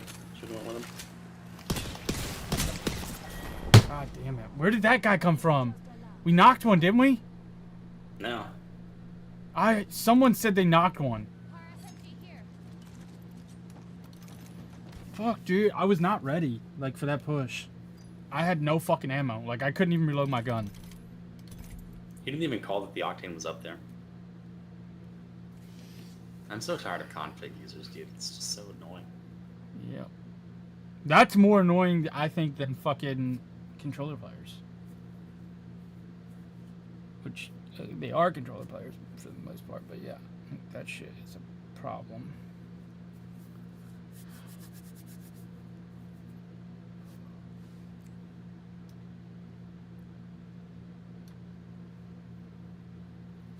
Why is it on that? It should be on this.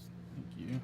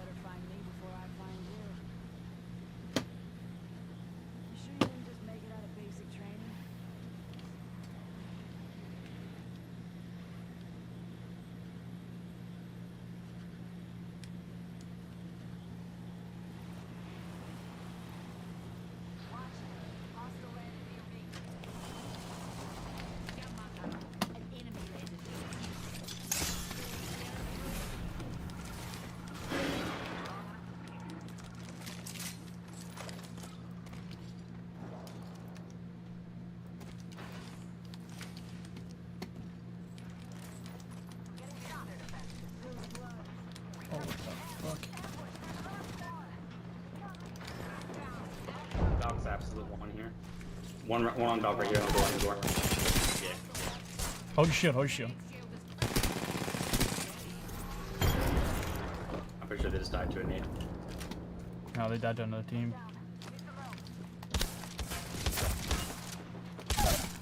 You can res me if you come inside. No, I can't. There's no door on here, and this team's.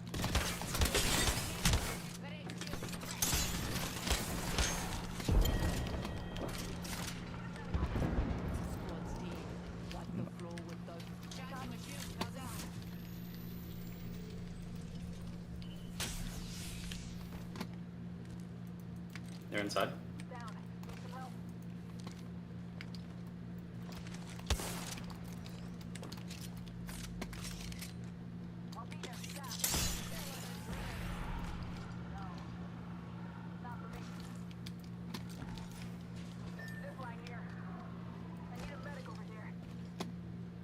Are these yours? This one's yours, that one's not.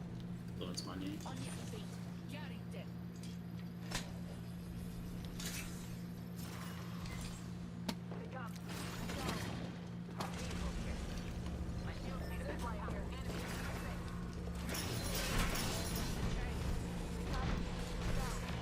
I'm gonna res him.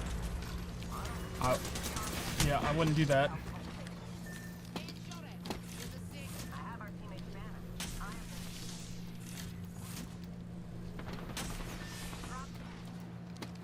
Fucking he dropped, dude. He's right here healing. He's right here healing. He's trapped in there. He can't leave it. He's on the top. He blocked himself in a little bit.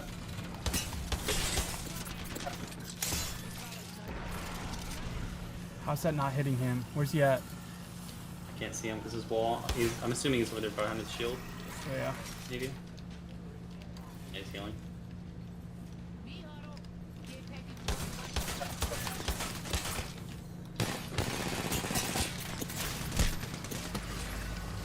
Yeah, he's taking damage. No, I hit. There's another one! I got a question mark. Like, why did you stop early? The dude is literally looking at me. I didn't want to fucking fall there. Damn it. I had a fucking Mozam RE. I'll be right back. I'm gonna go get a drink and take a piss. Okay. It's probably my last one for a little bit anyways.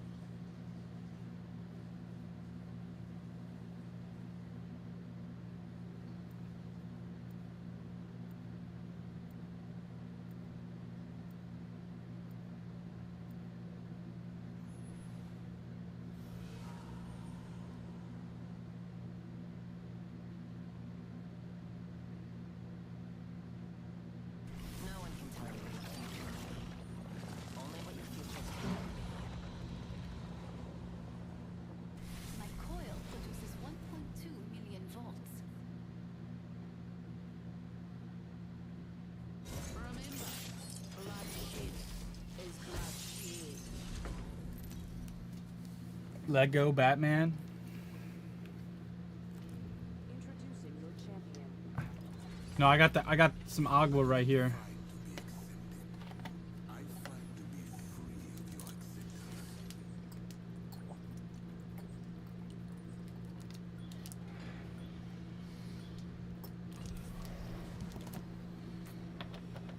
Wonder where Lego Batman wants to go.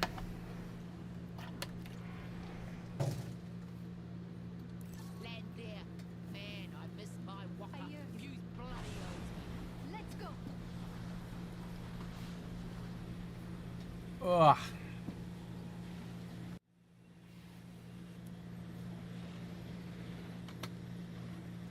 Are we alone?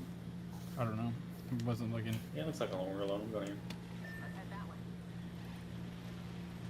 Unless this team turns around, we're alone.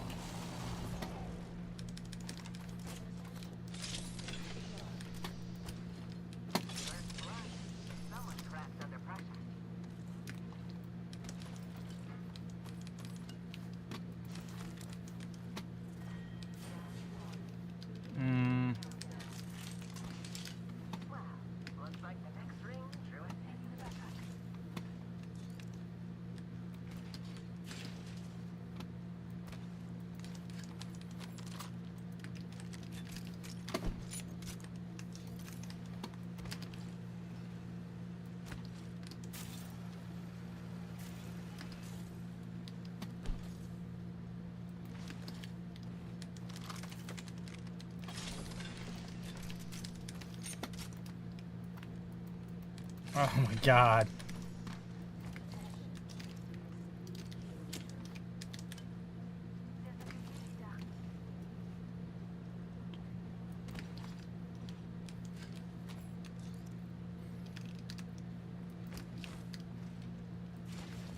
Should I run the wingman? Should I not run the wingman?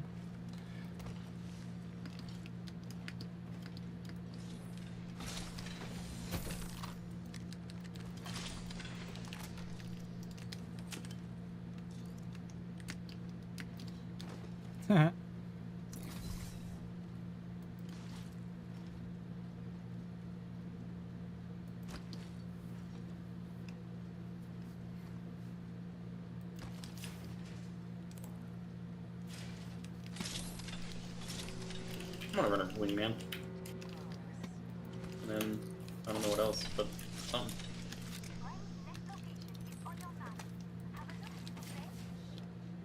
Come on. Extended energy mag here, level 3. Hands off. That's Maggie's. I'm an alternator right now. Half the squad's still alive. Let's Monarchium the Salvonian way. You can't climb right there? That's dumb. I know I can climb right here. Quit being stupid, game. I'm about to drop a bunch of light ammo. I'm gonna grab that energy mag up there. It's 2 to 4 right here to you. It's in the building, right? No, it's on the other side. It's in the little things. The little. Okay. You know. It's crazy because I have wingman flatline right now, and I feel like I should be running a shotgun. But I haven't seen a mat or a bolt, so I haven't picked one up. I'll pick someone up off someone's body, I guess.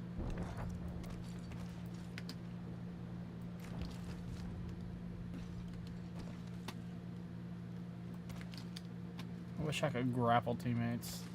I would play fucking Pathfinder just to troll teammates.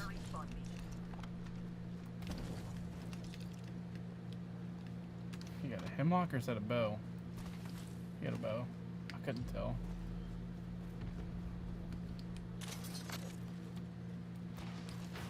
There's a PK right here. Is that a shotgun motivator? Only 7 more squads of the original 19 left already. I have no batteries, by the way, only cells. I have 2 bats. If you get to me before I take damage and have to use one, I'll give you one. I'm working on it.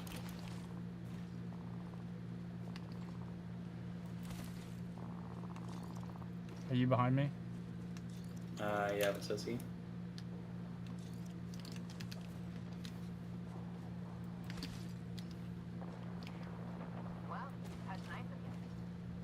Sweet beats.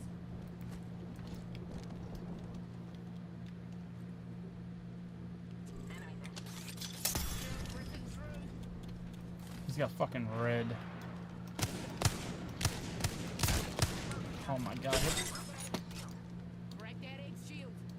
I cracked one inside too. Bye.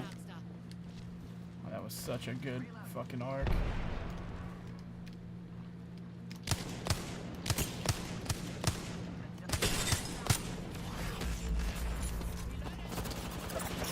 I have to heal him. I don't know what I need to heal.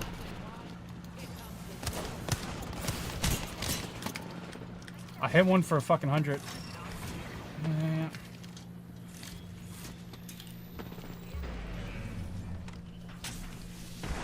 Like a fuse. Another team, another team, another team. We're dead, we're dead. Here, use my wall back up. You're going into the other team.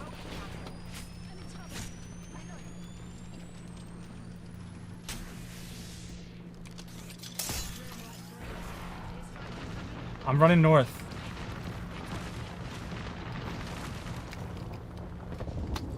Can we play to me? Yeah, I'm moving on.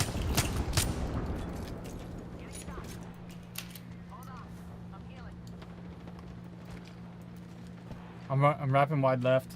I'm full healing. I'm full healing. I'm full healing. I heard you. Saying it 3 times. I heard you! I know, but normally you don't. I'm playing an off angle. I'm just way back.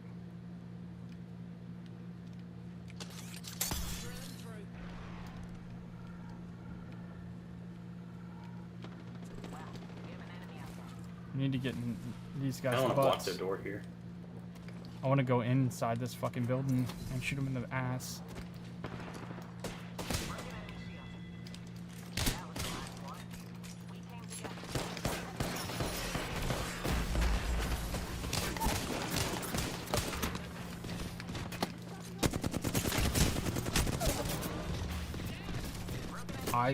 If we lost that, I was gonna be fucking pissed. Cause you fucking just let me go by myself for a solo. I was gonna be I was just fucking getting an angle. so mad. It was a solo wraith, just jump and we double beam. Like I thought it was gonna queue. I was trying to get where he's going. he already used his Q. Silly goose. I didn't know he was. You heard him Q back in. No, you heard him queue back in.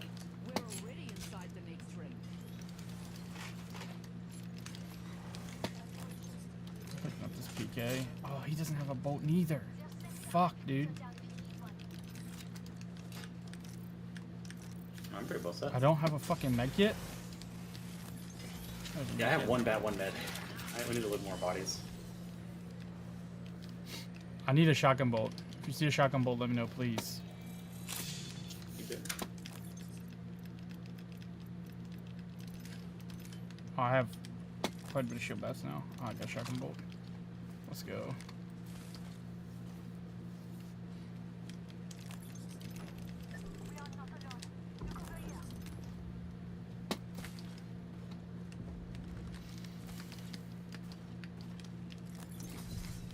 You still need bats?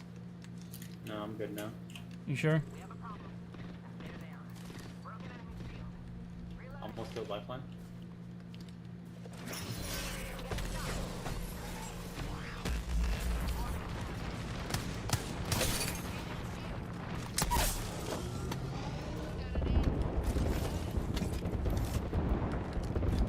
I had the drop.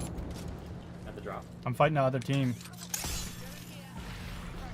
Can't come to you yet. I'm on my way.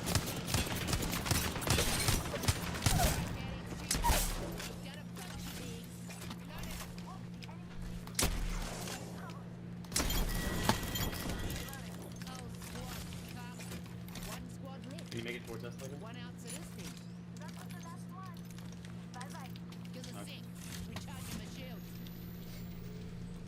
I really kind of shit on that team, I'm not gonna lie. And they weren't good at all. They were like standing still when I was shooting. It was amazing. Well, that Rev got stunned and bumped off my Maggie ball, and I just absolutely dinked him. I can put a balloon here. I think we killed the best team in the lobby already. Found him.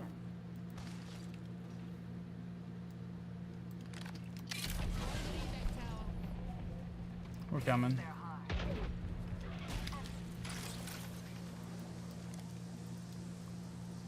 Are we coming to you? Yeah. Looks like it. He's not. This here's one hit. They got shit stops for days in there, though.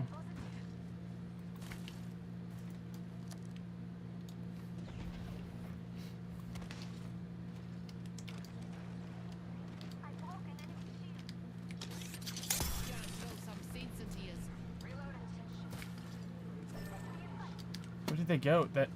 I'm on the Bloodhound's ass. He's zipping now.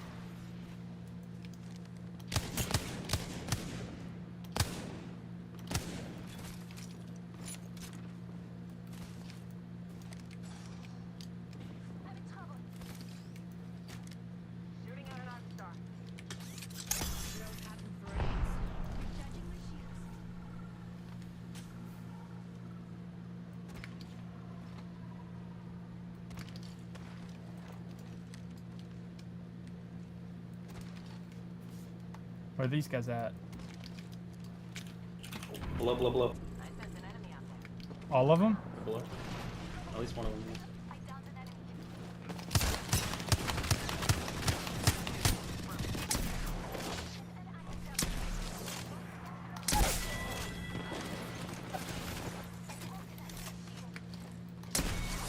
Oh my god.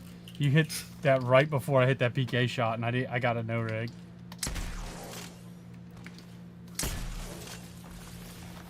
Nice. I have to unfortunately do some work from it. I have an invalid placement word on my screen now. I don't know what that means. Because you're bad. What? I've only started seeing that like the past week. I did like nothing that game either. Every time I tried to shoot someone, they were like 2 hits. It's like, okay. Yeah. Alright, have a good one, man. Yep, you too. I was pretty sure we killed the last team. So it's saying be right back now.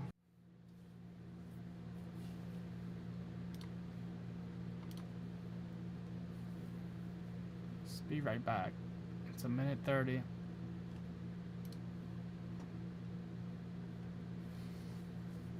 Minute 20. Let's see. I just kind of want to see if there is. Okay. Friday 13. A and C. C and D, A and B. That was A and B, right? Yeah. That wasn't A and C. So we still have A and C today. So A and C is getting ready to start right now.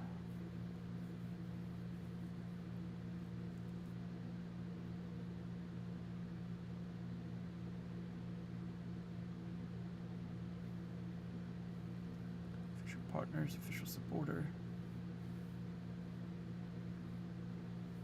Dude, Monster Energy teaming up with Apex was a huge thing. I actually bought Monster Energy drinks because of Apex, because of the cans. I have all of the cans untouched, unopened, that I was gonna put in acrylic, or I was gonna do like a clear acrylic like square case and just put the tubes in it with the Apex Legend. Pathfinder, Wraith, Lifeline, Octane. I think those are the only ones they released.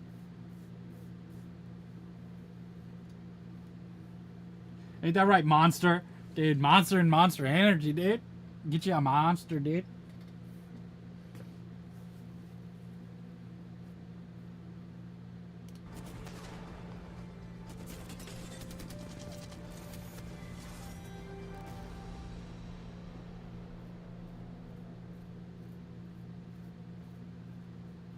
So I think we have 6 matches. I think there's 6 matches left.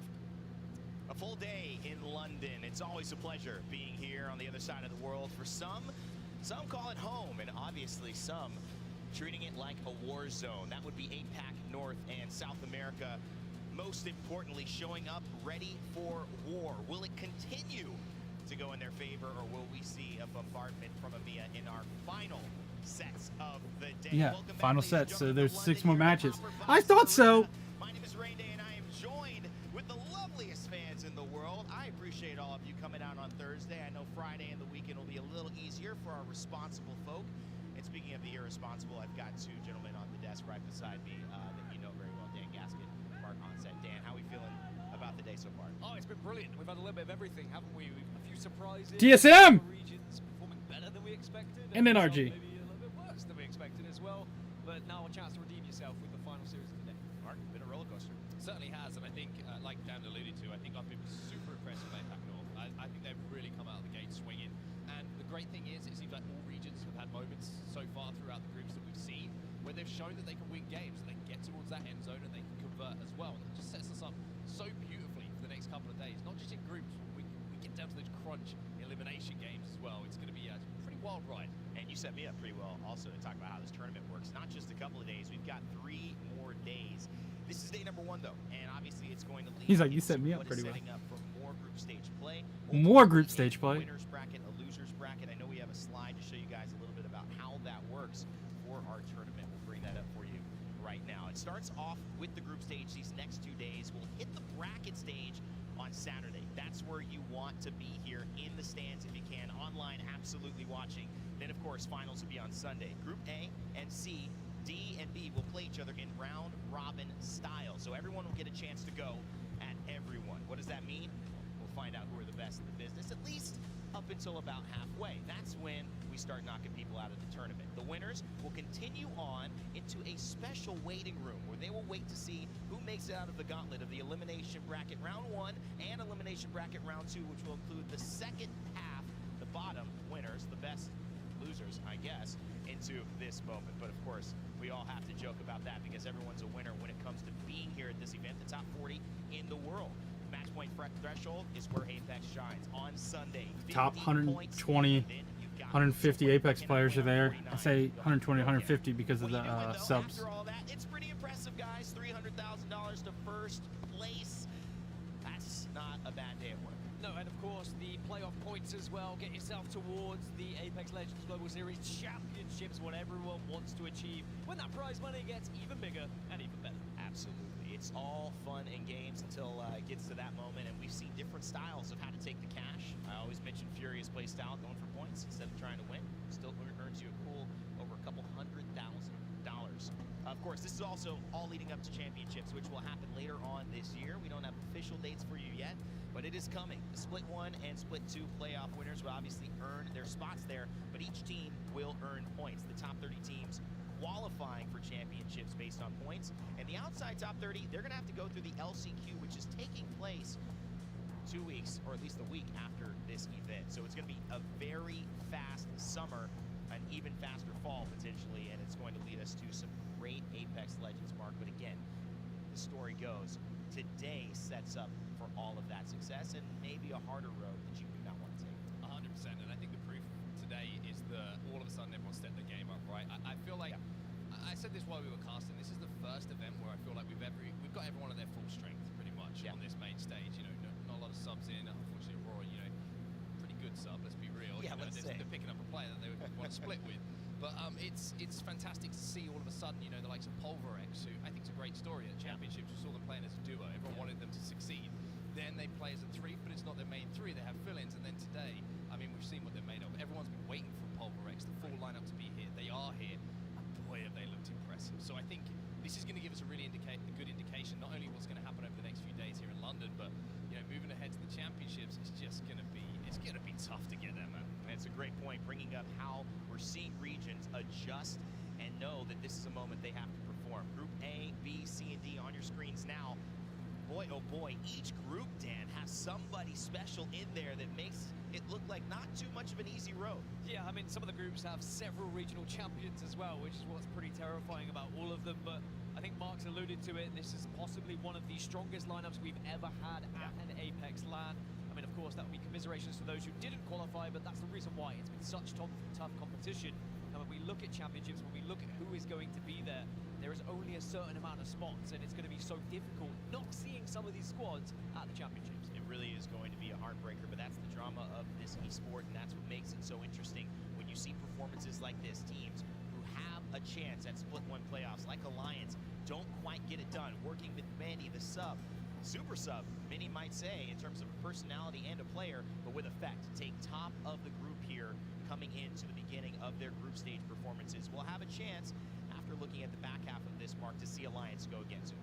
Yeah, I mean, Alliance probably just want to get straight back into games. And I always find it fascinating when we have an interview with a team who's just done really well, but you can see that there's still a want and a drive to do even better. Yeah. Exactly, and that shows, I think, that Alliance have turned up to this event and recognized that, hey, we've had some really good performances. You know, on the world stage, everyone always talks about us as being the best team from the EMEA region, but we haven't got a trophy to show from the world stage. And I think that when Aki says, you know, we played really well today, but we had 4 second places, and that kind of ticks me off a little bit. You know what I mean? I think that shows a lot about their desire, what they want to achieve. By the way, I need to throw it. That effect has been just special. Unbelievable. Special. Considering the fact this is his first LAN and there was always going to be that pressure, I think in the back of my mind I was like, is he just going to choke a little bit? Is he going to get too much? Maybe day 2 he starts to pop off. Everyone questions. It's been unbelievable today. And it's honestly one of those things where you can see the youth on him, right? I mean, great lustrous hair. We're happy about that.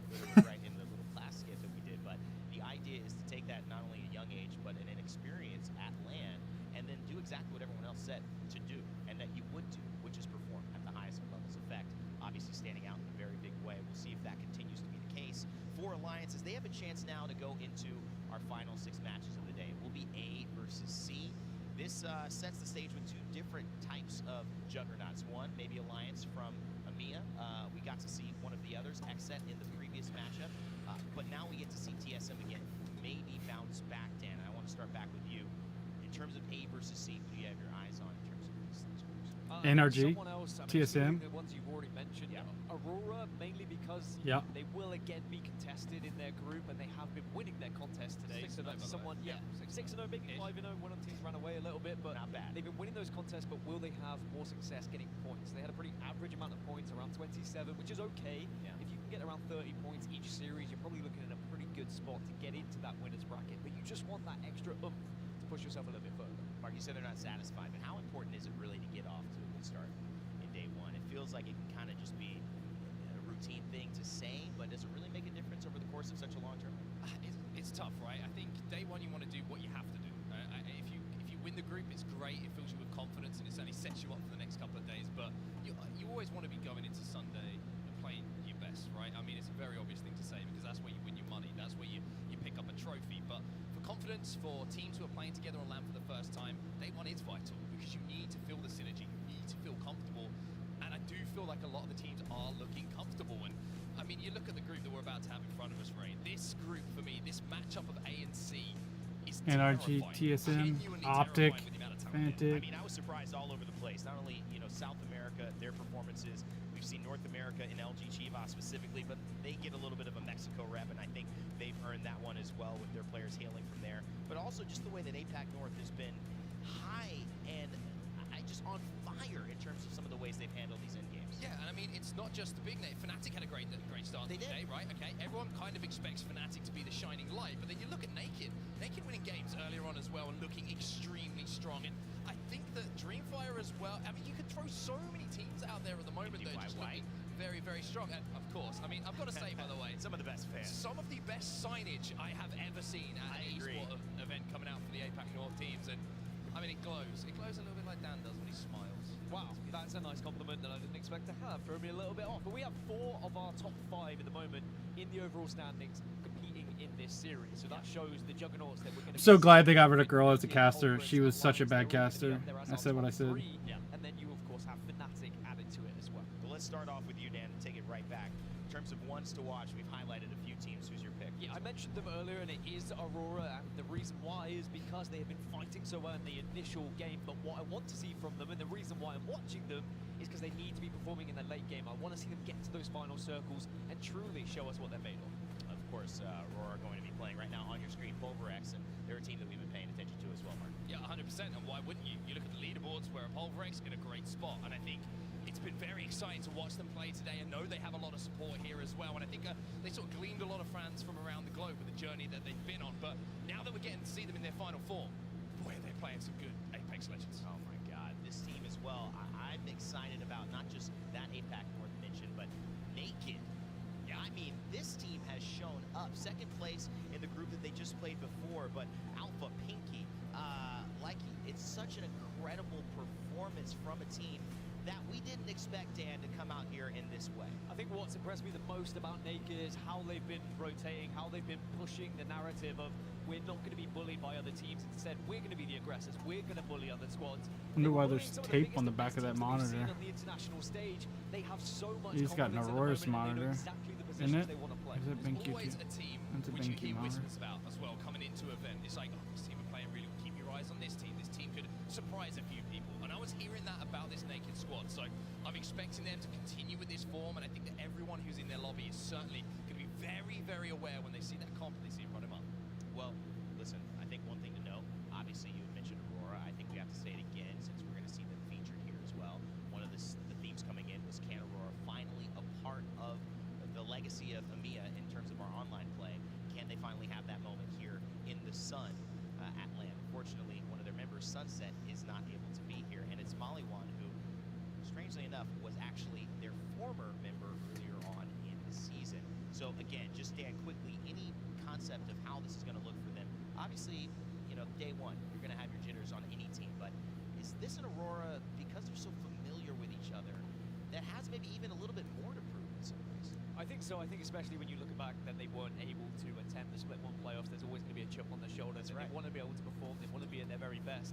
But at the same time, it's about surviving in this group, getting out of group stages into that winner's bracket, because when you're contested, even if you're winning those contests over and over, you're still then delayed with your rotations. It's still going to be frustrating. You might not get as much loot. You might be too late to get to the circle.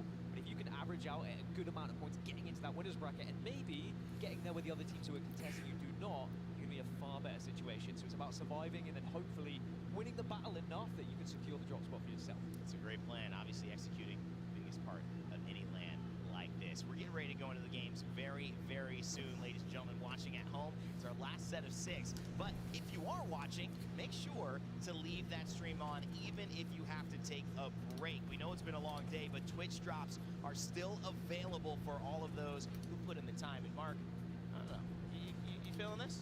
Always. Always. Bridge out a good amount of points. I love free stuff. Yeah. You've seen me reaching into your snacks. I know, and I say it's okay. You almost ate popcorn off the couch earlier today. Almost. Almost. If he hadn't have missed his mouth, he probably would have. I think that was the case. He was just firing them left and right. We're not going to keep joking about that. But Mark, let's give it a sense. Soft spot. Soft spot.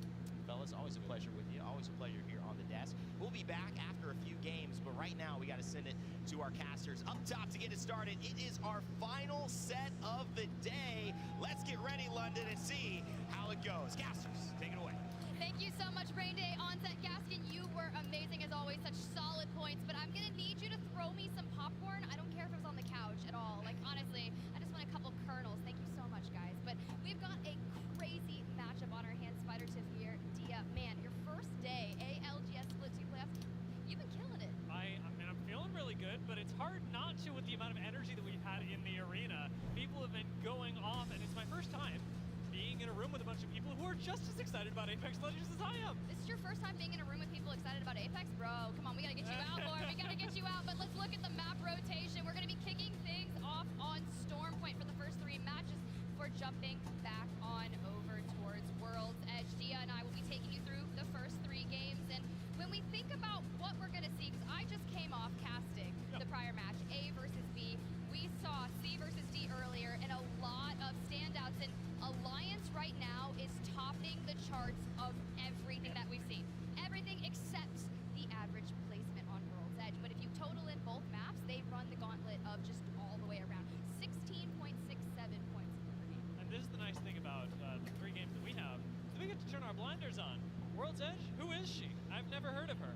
We're jumping right onto Stormpoint, and you and I get to see arguably the best of Alliance and the best of a lot of squads who were even foreshadowed by our wonderful analyst desk. I mean, I'm thinking even of Naked, who in their games today managed to clutch up both a first and a third place in just the 3 games they had on Stormpoint alone. It's kind of wild how impressive they have been, and I know I had mentioned it previously. We were talking about just how APAC North as a region as a whole has completely elevated themselves. Yeah, the level of play that we've seen is unlike anything that we've seen in other lands, and as I was discussing, we were, I think, on this analyst desk together about how it's the end game play that is really coming to fruition. We love seeing the fans in the audience, and trust me, the players out here have definitely felt the support. I saw the MDY White sign. Remember, this is MDY White's first LAN that they're performing at, and already it's been a very, very good start. And that's what's so cool, right? We're seeing our players coming into this building, their first LAN, and the pressure is not getting to them. It's actually wild. Effect, his first LAN, but the amount of damage that he has been able to do thus far, 8,798 damage. Ooh. No one even close to that. No, not at all. And I will say, one of the things that I think is really contributing to this is just the leaps and bounds that we take as a scene every time that we hit international competition, because coaching staff continue to improve. Players and IGLs get better at coaching their individual, first-timers through the rigors of LAN competition. You're not wrong. As Apex Legends kind of evolves as an esport itself, all our teams are expanding, and there you can see right there our previous match group winners hugging it out. A good wholesome moment. Let's get it. If you're an Alliance fan, let's hear you roar. Give a moment for the crowd to express their enthusiasm. I'm really enthusiastic about the little rat stuffed animal they have. I think it's a rat, right? It's Radio. Radio. That's the name. All right. Well, today I learned that Alliance have a mascot. It is a mascot, right? I mean, I would assume so. Yeah. I heard they have a merch booth actually, and they're out there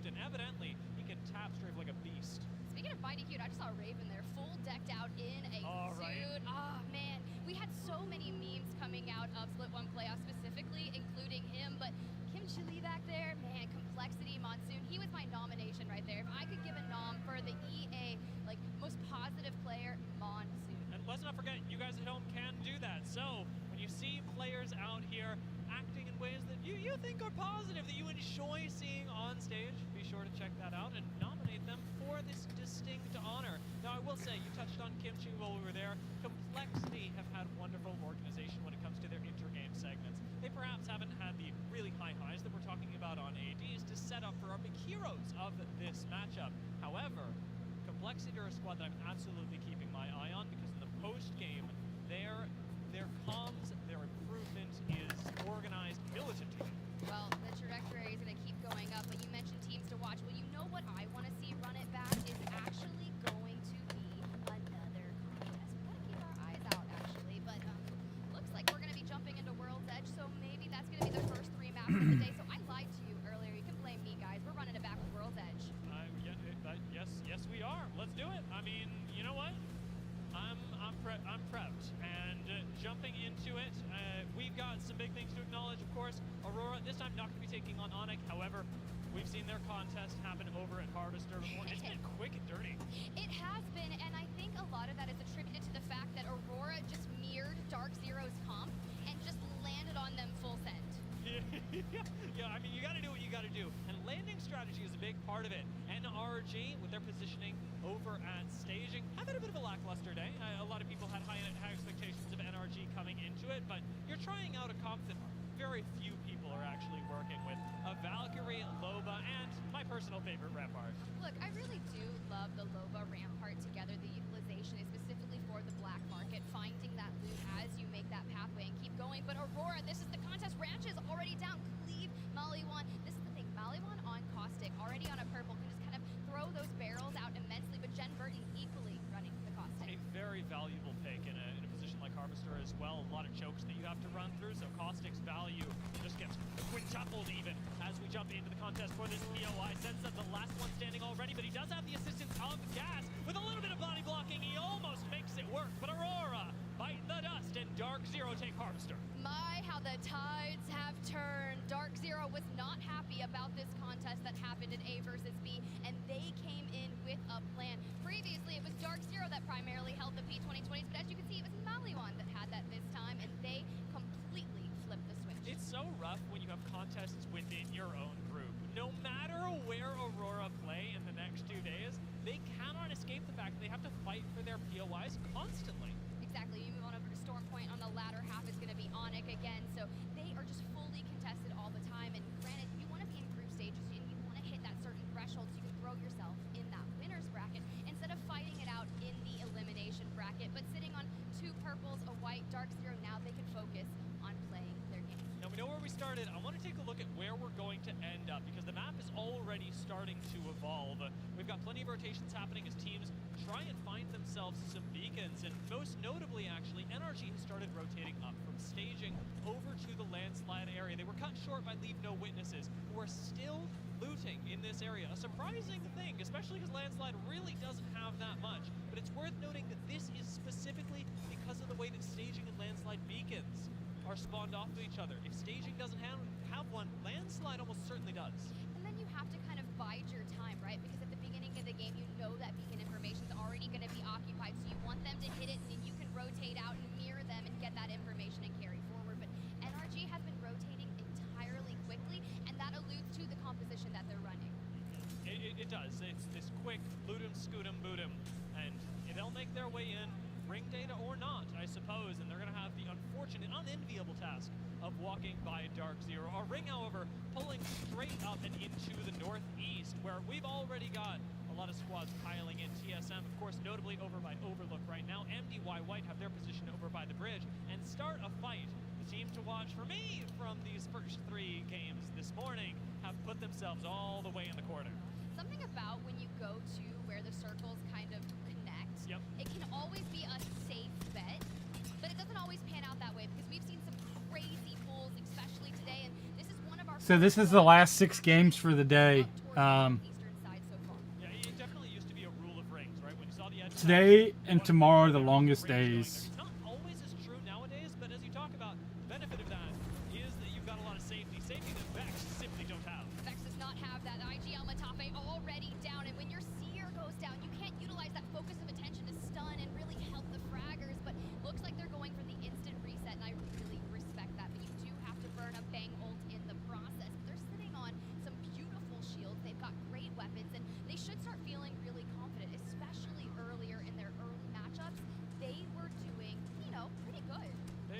I mean, Vex, terrifying for reasons of EMEA, and hey, we're still on a technical level in EMEA. Now, they've made their way into this tunnel, and as you talked about, got cut off on the exit, had to go back, and Apex isn't a game known for its ability to, you know, have takesies, backsies. You've got to commit to the decisions. How is this still playing a for fucking Vex, they ad? did get sandwiched for a second there. Forgiveness was allowed, and they're going to be able to continue on the rotation, but it's now stalled, delayed, and Vex don't have priority where they would have otherwise. So let's talk about that a little bit more as we look towards our rotation before anything kind of breaks out. They have to keep moving forward. They land Skyhook East.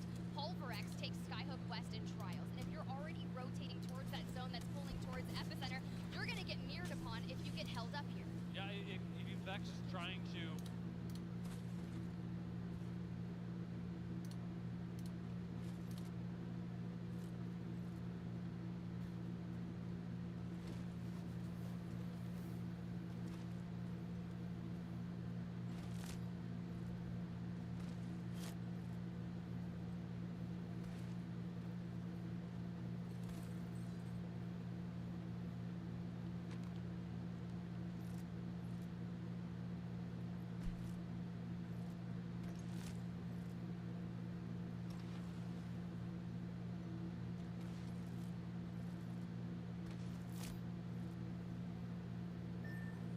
I wonder what we'll find over there.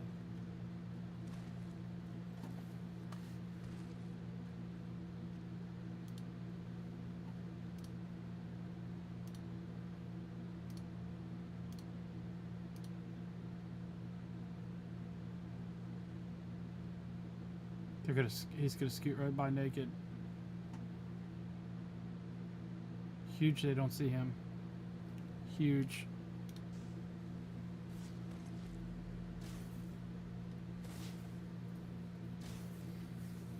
Yeah, so after these 6 matches, then that'll be it for the day.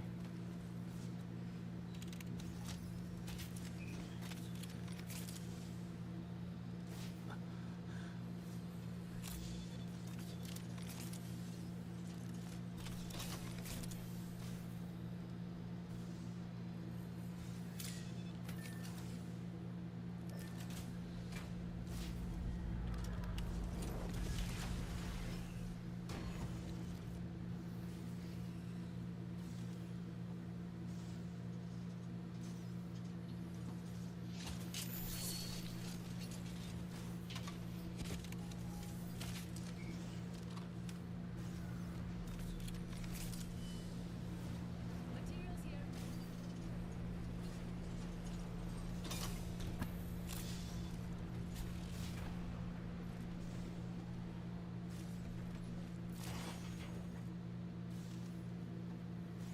Optics here. Sniper. See what's going on with TSM. Overlook is going to be a pivotal point for this map, but mostly because the rest of the zone is coming here. You want to eliminate people right next door to you. Unfortunately, Go Next don't even get the chance to show up. Definitely don't, but here's the thing. Skittle takes me. Oh, okay. Started by Esports doesn't either. Finds a rat and Imperial Hal able to put 4 bullets together and 30-30 him to death. Startify just evaporating out here. They started up with a really quick rotation and have ended up just sort of in the middle of nowhere. It's not their ideal for sure, but their first 3 games, as we talked about on Storm Point, were not mirrored with great He needs to give that World's shield Edge. to fucking Looks like Verholz. unfortunately they just haven't solved that problem yet. Okay, so that's tough, right? Let's talk about that, because when we're in group stages, we can kind of flesh a lot of those nuances out. Maybe World's Edge isn't your strong suit. It has been the map that's been in the rotation for competitive structure longer, right? More so than Storm Point. So a lot of forgot teams how's on typically roller now. favor that. It's that comfort map, but some people just excel much better on Storm Point. And it definitely has to do with their game plan as well. I'm talking to, oh lord, Korath going down. Glitch in a fight for their life. Do have just a moment to secure this building, and actually are going to try and push out of it aggressively, even with Brenna on low HP. Panic thinks he's got this, but with an Arc Star inside, everybody's got to back away, and Glitch now have no safety, but neither do Leave No Witnesses, who expire right outside. Realize also eliminated, and I like kind of the way they're trying to play this slash right there, utilizing the bank smoke, trying to get some loot on the way. They do have 2 eliminations, but they were dodging the Arc Stars and shaking off the heals, but they're going to have that focus attention connect to them, that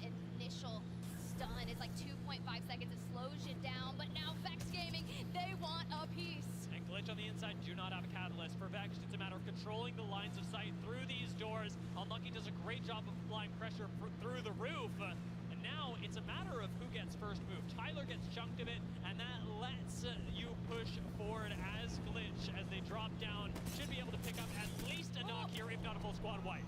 A black hole being expended, and so is an entire clip. They are able to grab that knock in. Unlucky finding themselves quite unlucky, fully eliminated. Now we're looking for Matafe and Tyler. You can see they've got that information of where they are, and they're just going to hold the top of the rock. When 3 hungry members of Glitch surround you, dropping off the back, isn't it? Matafe goes down as well. Did Tyler decide to back off from this engagement, maybe run, play your life? No. And at this point into the fight, if we can call it that still, Glitch have access to the gravity lift again. They're ready to retake height, and you should know, as the last remaining member of Vex, that there's nothing that you can do to salvage your teammate's life. It's a big fight, and really demonstrating the value of World's Edge with the way that Glitch were able to hold on to the high ground building. Yeah, it was quite impressive. They kind of just started swarming in, and the moment Matafe dropped, it was just the perfect moment for them. And just like that, Tyler, FPS, getting out of dodge, but trying to secure the banners before they expire. And Vex lost that, I will say, from a winning position. They had control of the building. They were the ones that slipped up. That's going to be tough for them, and it's evidently going to be tough for Dark Zero, who have lost a member to, you guessed it, the Vex. This man is your kill leader of the day thus far, but he is going to get taken down by Zero. Zero said, man, if you're going to go for Jen Burton, I am going to throw it back tenfold. Black hole incoming, and Hack is immediately deleting that. Now we're going to start throwing out some utility to try to find some information. In the meantime, look who's trying to third party. It's going to be on it, grabbing a knock on a Zero, so this is a good time for Alliance to reset. They're able to do so with the safety of Caustic Gas as well. Hackis finishes off the kill on Zero from the third party that you've alluded to. It's a big turn in the favor of Alliance, and unfortunately, just that little bit of random element that caught Dark Zero in the open. Yeah, it's pretty crazy, right? Alliance so far, after the original 6 games that they have played, 22,000 damage dealt as a team with 45 total kills. They are just throwing it down today. And if they can continue that momentum that we witnessed earlier and find success in yet again going up another group, this could be wild when we get to the bracket stage. Now, it's going to be tough for them in this game.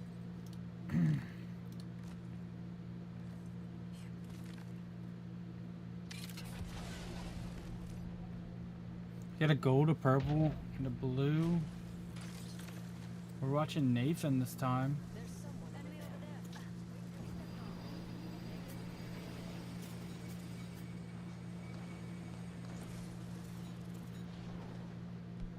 He sees the purple underneath. Because of the logo, right? Oh, it's that. I thought it was a shield. I guess I missed that. I guess I missed that.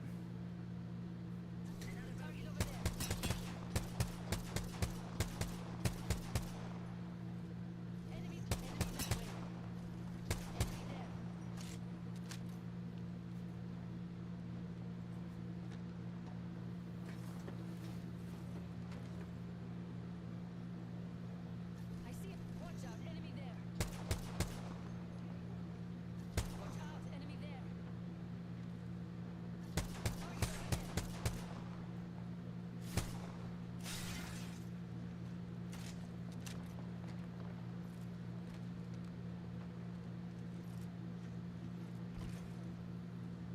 Care package there.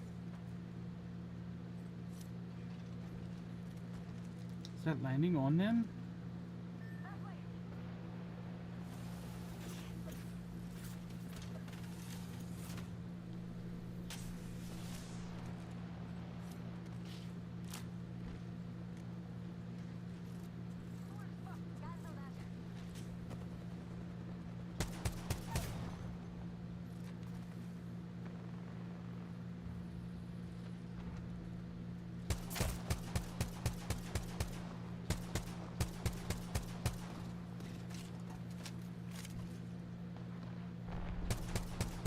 Makes me feel really good about my G7 shots.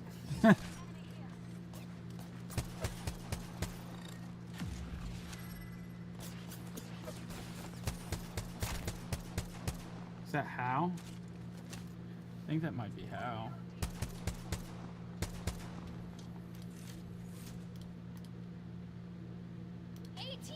He is coming in here on his first land so incredibly confident and sweet, just trying to hit this man in the head. And honestly, I would want to take the Seer out too. Yeah, I think he's got this. I mean, a shield bat peak, but NRG don't have a whole lot to worry about. Their quick recovery, however, doesn't truly exist. There's no Gibraltar, there's no Newcastle, there's no instant safety on NRG, and specifically sweep Rampart. Look, that's Dark Zero over there, and they're just doing a little dancey dance. He's taking longbow shots, Guild and Nathan close the distance. Nice. And just like that, Dark Zero Zainu has been eliminated. It was a smart call to send Guild and Nathan forward, as we talked about. A little bit more mobile on the Loba and Valkyrie, so they've got the opportunity to make their way back to Sweet, scout things out for him, as now they're going to be able to group up together once more. Out of the low ground, 30 seconds left. It's going to be a long rotation for NRG, and one that I don't expect them to make largely on foot. Yeah, you're going to have to utilize all the means of transportation. That evac tower has been a godsend being added to this game, but Hackis, a lot of people utilizing snipers to go around, but the crafting rotation, we can talk about that. The purple sniper stock, the skull piercer, so obviously the longbow. Longbow wingman, obviously charge rifle, sentinel, charge sentinel, Dia. Chef's kiss. It'll take your head off. It's very scary. Sometimes I get hit with the charge sentinel, and I genuinely think I've been hit with the Kraber. Yeah, actually, you're not wrong. I was playing, and one of the observers actually one-pieced me right off rip, so I know what that feels like. It must be like going up against Effect. Yeah, as he takes on... This is TSM, isn't it? They just pulled up in on TSM. Oh, they're going down there. They're out. No. No, it was Hal. Oh, that's a different team. Okay. Girls, good sweet. Yeah. That's sad. I seen that coming. There's so many more out. The Dreamfire. Just Alliance that start teams coming up behind you is largely going to be just Alliance that start pressuring down onto the remaining members of Dreamfire. Oh, this is going to be tough. NRG just taken out by Imperial Hal himself, and I feel like that one's going to hurt a little bit, right? We always talk about some of the greatest IGLs in the biz, and it's Hal versus Sweet, Hal versus Sweet. Well, there's so many more out there, but those two, I feel like a lot of people always talk about. And a big part of it is because you look at these IGLs and you go, yeah, they're incredibly talented, but also they could frag. They could shut up, play their game, be told what to do, and do just as well, perhaps if not better. That's the very scary thing about players like this. Now, Fnatic, they've taken their steps to mitigate players like that by saying, well, if you want a style, you're going to have to walk through a lot of hurt first. Look at the setup. 2 amped covers, the black market available to them, and you were talking about walking through a lot of hurt. Well, taking on Fnatic is not going to be easy. The way that they approach these fights, specifically with the addition of Umi-chan, and I just feel like every time we look away, Effect is back bullying someone else, and meanwhile, Onyx has fallen. 7 squads remaining. He's like, I don't even need to do this. I can just harass other people. I can soften up other squads for my team to then go fight. This RV, a typically very defensible area, is looking pretty juicy, especially when you're running Caustic, and Yuki does have the ability to pop in. Horizon ult goes in as well, and the Effect takes out MDYY. How was that even possible right there? That was so insanely quick, but don't worry, there are other players in the distance. A nearby frag is going to be the end of Yuki, so they want to stabilize a little bit with their health before going back on the reset. Oh, but they pushed up. They're capitalizing on this. Now, this is multiple squads at this point that are involved in the engagement. Complexity is pressuring from one side, and Alliance of Fnatic on the other, and in the midst of that, a gold knockdown shield connects onto Yuki, and he's right back into the game as if nothing happened. This is the second time we've seen a gold knockdown in the hands of Hackis, right? And it's paid off dividends in the resets that Alliance is able to get. It actually happened in Yuki's 1v1. Hackis goes down, and it's like, oh, hey, 750 HP on my shield. Let's barrel crawl forward. Holy cow. Out in their favor, but we'll see it maybe this time. It can work, and it's already done wonders for Alliance. They hold the last remaining position in the ring that gives you any sort of vertical cover. TSM fighting for the high ground in this ring are going to be helped out even by, you guessed it, Hackis from inside the RV. A quick catalyst wall wall separates the ring for TSM, as they now have to take a 3v3 on the other side against Ascend. A 3v3 that they almost lose. Hal might very well go down here, as the shield bat will just barely finish. I love that, right? 5 seconds to get that shield bat off, but that med kit takes 8 seconds. If they're not going to have time to be able to get that off, if Alliance is going to keep pushing forward, but instead TSM full sending towards Ascend. We've seen this fight. This is how the Split 1 playoffs ended, and who comes out on top again? TSM from above take out Ascend. They secure second place, and they know what they did. But Yuki gets taken down, and the tides begin to turn with Verhulst perhaps pulling out the miracle. Alliance will clutch it up, and they had a little help on the way. Dude, Alliance is looking fucking strong. They are just showing you what it looks like when they don't have to play with a sub. They have their full lineup here, and it is paying off tenfold. Dude, Effect was going fucking nuts. Yuki? Yuki went in there and put a lot of pressure. Like he's just come out of being super stressed out. Like he's a little relieved. Well, he has a lot of work to do, right? He's like, I have to make sure my players are hydrated. Are they sleeping? Is Effect one clipping as necessary? Yeah. He is. Effect coming into this series had a 6.17 KD. What do you think it is now? 8? I could go 8. I could probably go higher. I mean, you're not wrong. You could definitely go higher. Yeah. It's only going up. Alliance stonks on the rise.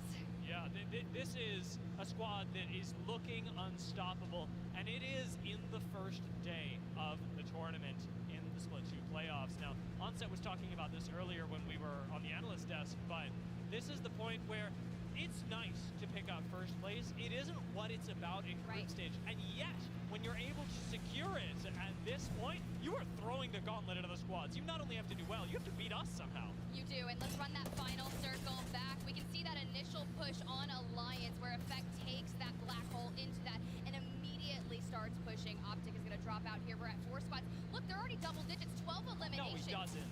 No, he doesn't! Haki is making the difference in that final fight, picking up an additional 2 KP for the squad and taking out Fnatic. And it was at this point that TSM knew they had to play for a second. Once you use the Catalyst Wall, the timer is on. Well, we were watching TSM's POV on that Fnatic fight, and it looked like maybe they had picked up that KP, and Hackis just stands up with the Sentinel and rips it out from underneath them. But they're on 14 eliminations. Now, mind you, they had a 16 elim game in that prior set. And you know what? They're going to get pretty close. This may not even be the highest height that they achieve throughout the day. But a masterful push by them ultimately opens things up. It didn't look risky for a second, but that's just the Verhulst factor. I mean, Verhulst is kind of wild. He's not doing any farmers carries this week. Strictly cardio for the TSM boys. But a 29-point game from Alliance here on World's Edge. 17 eliminations. TSM, though, 18 and Ascend with 15 as well. That's really solid. An 18, a 15, I would say brilliant, right? Utter decimation But of the lobby. 29? That's almost a third. This lobby looks like a truffula tree. That's how top-heavy it is. It just, Alliance are ballooning forward, and there are very few points for teams like Fnatic, Optic to pick up afterwards. But Onyx get their chance to play, place in the top 10. NRG and Dark Zero just barely miss out. Yeah, I mean, at least they're outside the top 10 with KP, but since Alliance point sponged and kill sponged so much of the lobby, there's going to be a lot of donuts on the kills. Yeah, and that's just the reality. Unfortunately, the teams like Aurora, who really do rely on kills for their points, even leave no witnesses, Pulverex, and one of our teams to watch, Naked, do not manage to grab their points in the first game. But it is only the first. You're not wrong. It is only the first, and this is a 6-game series, so we'll have 2 more matches on World's Edge before moving on over to Stormpoint. But I'm really curious what that contest is going to look like from DZ and Aurora. It's been the talk of the town. It's been getting crazy, and every time Aurora seems to be getting the weapons, it shifts, right? The tables flip. Harvester, very difficult to contest, and it can all change in an instant because of how close you're allowed to be to each other. There's so much cover allowed in these, I hesitate to call them micro buildings, we'll call them corridors for now. I like that. As soon as you get a crack, as soon as you find flesh, it's like a 2-step walk forward into just throwing yourself into the enemy's face. Throwing yourself in the corridors, as Shakespeare would say. But hey guys, we're gonna cut to a quick break, and when we come back, map number 2.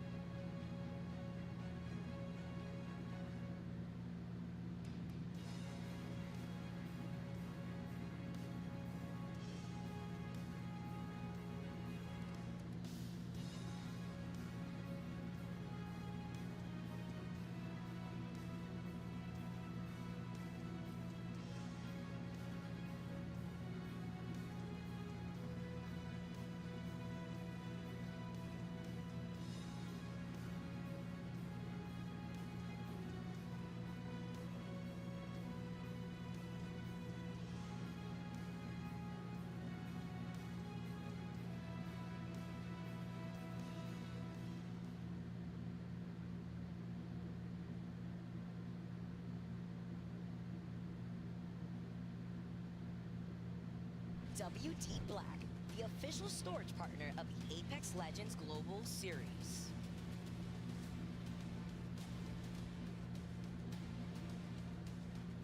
Welcome back, everyone. We are live from the Copper Box Arena. Day 1 of the ALGS Split 2 playoffs underway. Spider, Tip, and Dia are going to be walking you through the final 2 matches on World's Edge. It's the second one. After such an incredible performance from Alliance, they actually just walked by us, and Hackis was like, that was fun. Oh, he had so much fun. Yeah, I do love when players can have a good time. I do wish that they would let others have a bit of fun every once in a while. That's true. You're not wrong. If Hackis is over there just having a bunch of fun, a third of the lobby clearly isn't. Yeah. I will say, though, we'll give them benefit of the doubt. They've got 2 more games, perhaps let a few other competitors in, and we've got plenty of them that are ready for the challenge. It's difficult to take on a team that is so ready to besiege you in buildings. And jumping back into last game, I think we have to talk about that Horizon ult moment from Effect one more time. And I know, we talk about Effect all the time, but that is masterful knowledge of the game and of how much impact just a simple cooldown can have. We've seen Horizon Ultimate used to start fights so often. Even in previous metas, that was the way you actually began. And yet, in this case, it wasn't to start a fight, it was to say, hey, I need a few seconds to do some damage. Can you look here for a second? That's exactly what happened. They got sucked into that black hole, and I think that fight ended in less than 3 seconds. Oh, yeah. It was the fastest fight for a team I have ever witnessed, and we're talking about things, and we had mentioned, north of 8,000 damage from the last series alone. He's broken 10K. Oh yeah. Oh yes. That's my boy. Let me take a look a second. Oh yeah. Just a clean little 2K over even second place. And by the way, second place is Hackis. So in case anyone was wondering, the competition at least stays in the family. The kill leaders have definitely changed. Effect with 32 eliminations. Hackis with 17. Oh Lord.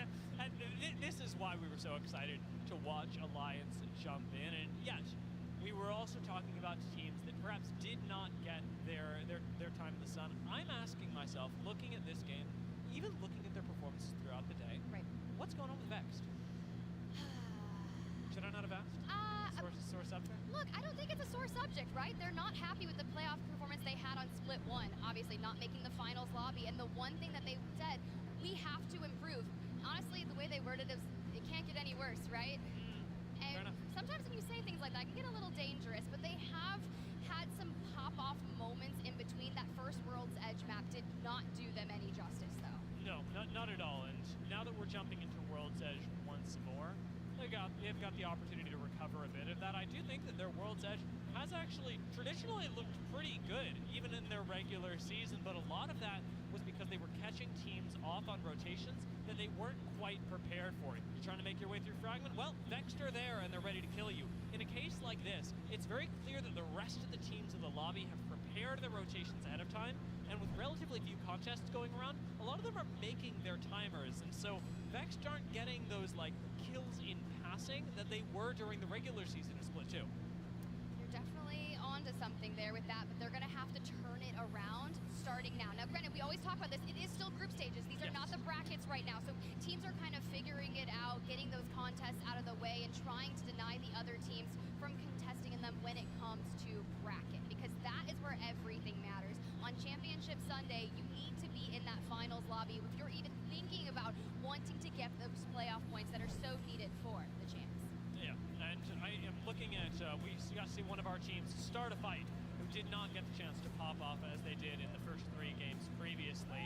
Now that we're on World's Edge, it may be that they're having a bit of trouble adapting to this map as well, where taking space as you do on Stormpoint can be a lot more difficult to do in a more solved map like World's Edge. As we get a look of the dropship, our teams are flying in. The hot zone is going to be the tree, so Onyx benefiting to all of the good loot. But my eyes, I want to see, where is Aurora? Are they taking on Dark Zero once again? I'm like squinting at the map right now, and it looks like we're going to get Dark Zero pretty much alone, trying to find my way through this one, but Vexed land themselves up by Pulverex one more time. Dreamfire again, putting themselves right next door to Glitch and Countdown. Hey, sometimes you gotta do it as we get this, the zone Dude, Dark Zero, they have a survey beacon. This is going to be so beautiful for them. NRG, we were talking about how maybe a little bit of a lackluster experience for them. This is a zone that they should have the ability to rotate quickly and put themselves into a good position. But look at Countdown. I mean, you need that second read, and you need it immediately. This contest between Dreamfire and Glitch, though, is one that Dreamfire tried to avoid last game. Both teams ultimately Someone died off drop, huh? This time, the 301 and the call. 3MZ felt a little bit more confident. Didn't get the knock, however, and I suspect we see the same thing. We go our separate ways. We've already split in the POI. That's tough, right? Because we were talking about what are the negative sides of contesting. Getting denied. You only have 32 bullets of light ammo for that R301. And at that point, I just want to go find somewhere to loot and get off these white shields. You cannot go into the mid-game sitting there with clear HP. Especially when you're not running something like a Watson Lifeline or whatever it may be to boost your economy. Even a Loba actually is a good addition to that. Any support legend can really slot in, but if you're lacking that, you need to make sure that you have all of the supplies necessary. And it's difficult if you're not carrying a weapon that takes low ammo count, say like a G7 or even a 30-30. Ooh, and we've seen a lot of 30-30s, especially in the hands of Effect, with the Skull Piercer being inside the crafter that just boosts the headshot damage. And that could be why Homie just broke over 10,000. But Ascend, they just hit the redeploy balloon. They're making their way across the map. 19 squads remaining, 57 Got plenty of time, leave no witnesses. After a heartening finish for them, I got the chance to talk in between this round and the last for the day, and they did feel pretty good about the 6th place. They know that placing top 10, obviously a victory in any sense in this BR, and yet knowing that they can do better, they've still got work to do. A big part of their game plan change, however, was focused towards where they're landing and not so much their in-game decision making. They're feeling really confident with that right now, and it's led them to this position up on the Mirage Etoile, one that is a little bit riskier. With the shield levels that they have, this is pushable, this is shareable, and it's tough to say how well this will age.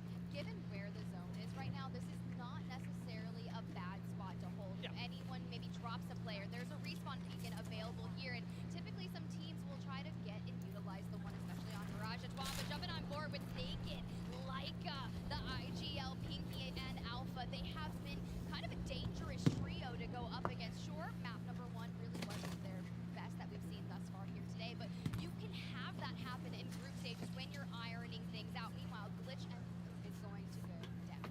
Now, I will say that if there is a place that I want to see Naked fight, it's in a position like Stacks where you have a lot of verticality, where the potential for movement is unlocked, and right now they want to fight for this beacon and the crafter that comes with it. This is a big boost to you no matter where you're at in the game, especially as a squad that wants to mitigate a bit of RNG.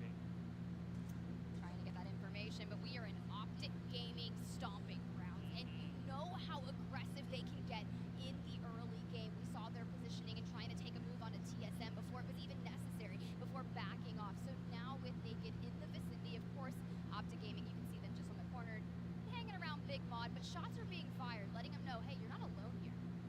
Not at all, and we've got a lot of teams starting to crowd in, whether it be even outside by Stacks Big Mod or inside the zone. It's a big reason why TSM are going to choose to play the safe route. Use Verholst's quick wall just to make their rotation up towards the Lava Fisher a little bit more comfortable. Yuka, however, looks pretty uncomfortable.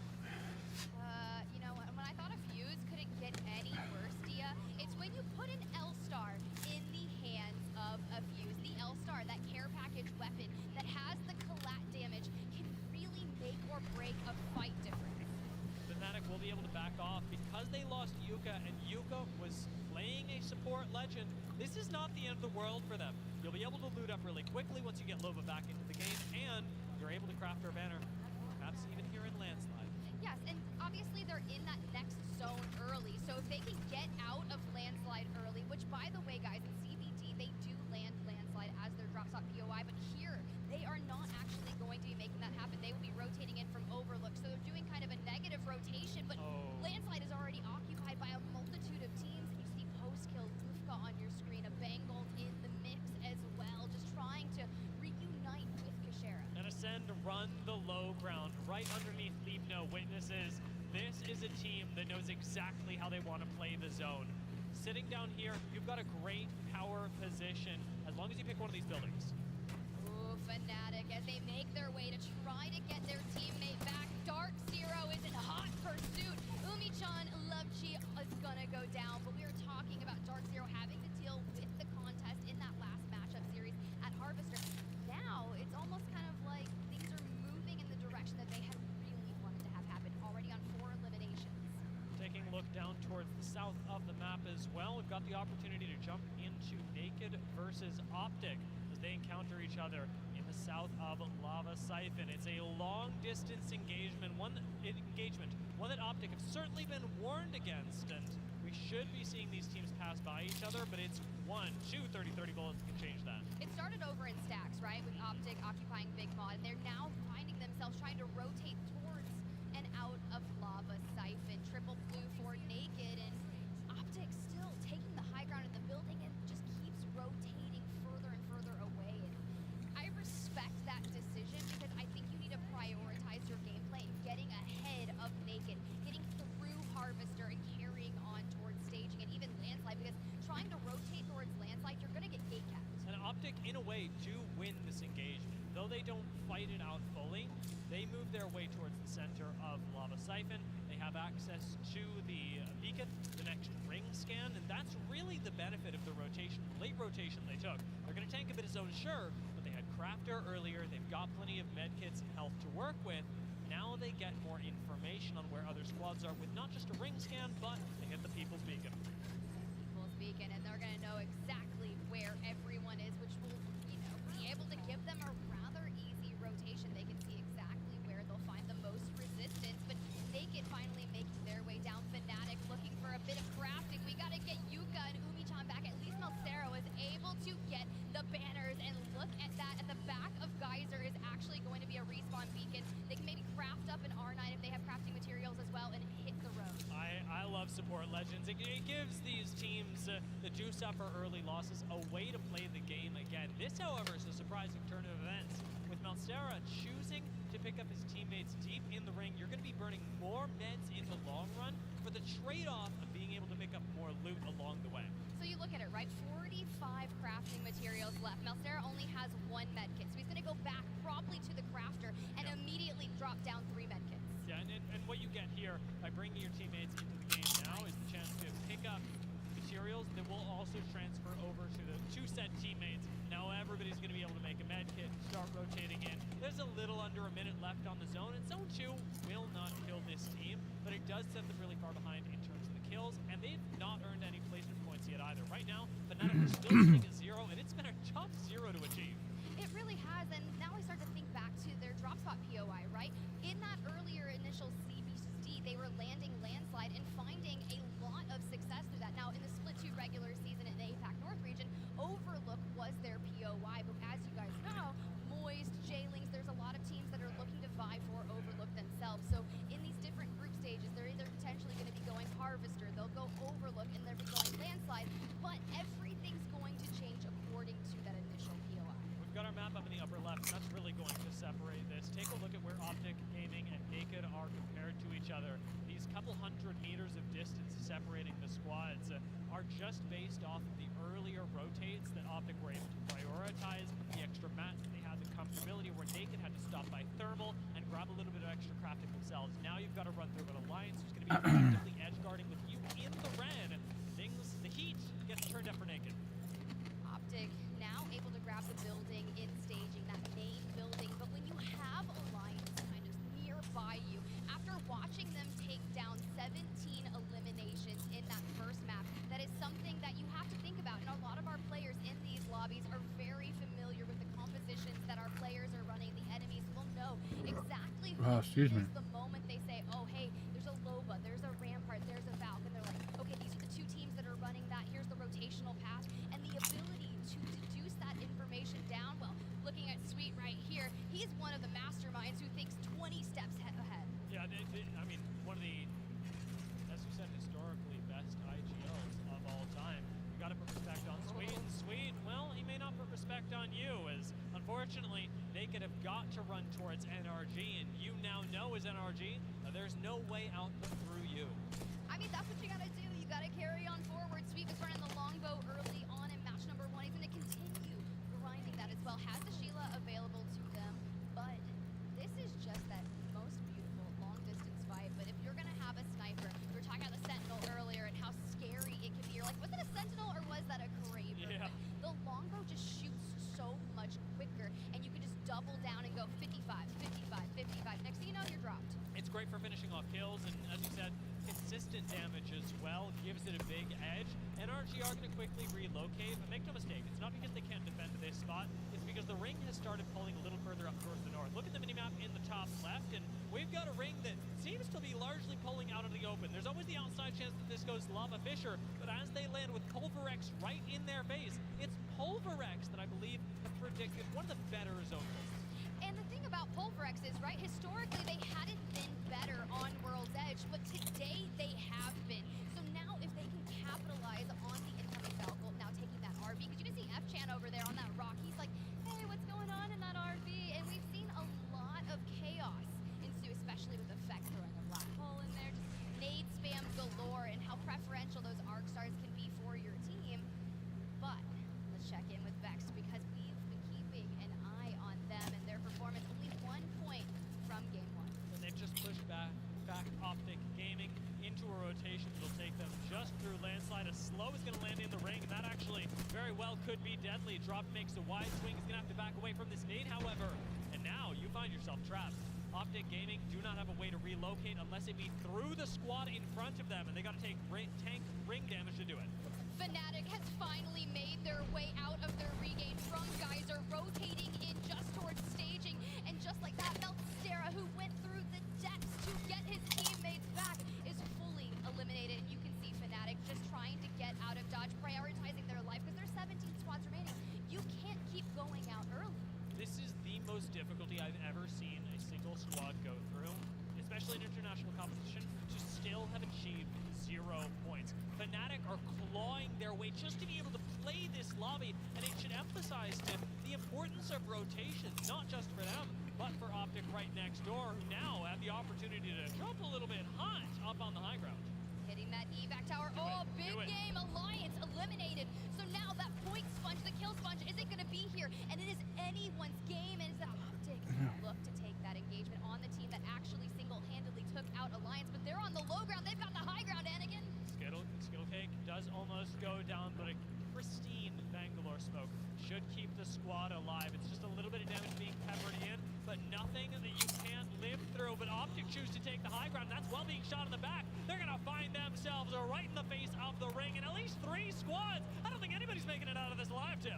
Naked looking for a beautiful third party that they can just capitalize on, turns into an all-out brawl. These are the type of fights that I usually only see past 2 a.m. Just kidding, I've never seen a fight that late at night. But NRG looking to capitalize. Go next. Optic Gaming now eliminated, and Sweet barrels forward. Really nice play from Pinky as well. Naked will be taken out, but they got to participate in the eliminations previous to that of Optic Gaming. It gets them a few extra placement points as well as KP, and ultimately works out well for them. But this long, drawn-out Fnatic Optic rotation, I mean, the story finally ends, and the reality tips that nobody wins. No one wins. I like to call something like that when you start trying to look for the regain on your team. It's the regain blender, and you're just constantly getting churned, and you're like clawing just to get out. And sometimes you get out, sometimes you definitely don't. But you know who's going to benefit against it? That's going to be NRG. Look at all of this. I feel like, you know how when you can be like a really gnarly Loot Goblin? Yeah, I do. I feel like that's like a Loot Goblin's dream right there. It is. I mean, you pick up Loba as well, so you're just like extra happy. Sweet's been doing pretty well this game, as showcased even in the game itself. However, this move from NRG has cost them. This is something that Hudzik used to talk about quite a bit, but this sort of hermit crab principle of Apex Legends. When you move out of a spot, especially in the end game, that you know is valuable, as soon as you make the move, be it for KP or whatever, that spot is effectively gone. Right now, it's Vex that hold the previous position of NRG, and NRG do not have a position in the zone. Sweet's been trying to create one by laying down rampart walls, but it is flimsy cover at best. There's really not that For an end game, this is not gonna be good. This is gonna be a disgusting pool. You're gonna see people trying to utilize all of these rocks, but Guild able to maintain just a little bit higher ground than everyone else, find those angles inside the RV, and continuously push forward and force teams to bait out their ult. NRG just trying to harass up on high ground will ascend. Go to war down on the low. Lufka with the wide swing takes down one, takes down a second, and that's, well, 2 for the price of 1. Leave no witnesses go down. He did not leave a witness, let me just tell you that. He did not. Vex Gaming also eliminated the hands of an L-Star and Arcstar. Sweet, look, this could be a good game for NRG. Dreamfire are next, though. They took the position of Vex Gaming. Are we? Woo! We were almost Sheila Gaming, but these Thermites, they'll do just fine as we start to cook. Sheila does come out with a quick silence. Puts an end to that. NRG still large and in charge on the outside. Have the opportunity to call Dreamfire. It's 1, it's 2, and it's 3 KP for NRG. 8 eliminations so far with 9 squads remaining, but it's not going to be over yet. Onyx, who has been clawing, trying to make something happen here, specifically on World's Edge, times this third party with the best of intentions, and now Complexities as well. Luda! Oh, yes. And bit by the Hermit Crab principle there. NRG, again, leave their spot, go push out onto Dreamfire, and they instantly get jumped on by Onyx. It's an insta sandwich, and Onyx now, well, they're suffering down in the low ground. Start a fight, do go down. It's Imperial Hal that takes him out, and Onyx now have to fight in a 2 versus 2 scenario. The last couple shots being thrown in by Shady. With 1 member left, Raki has got to clutch it up, has no health left to do so, and goes down. Ascend have just 2 members left. Kashera and Postscale with Crypto Watson should be able to stabilize in the low ground, but they can no longer grab Lufka. They're starting to run a little bit low on ammo for my likings, and TSM holds that high ground above them, because while this engagement was going on, TSM was working around trying to take out Startify, but Pulverex.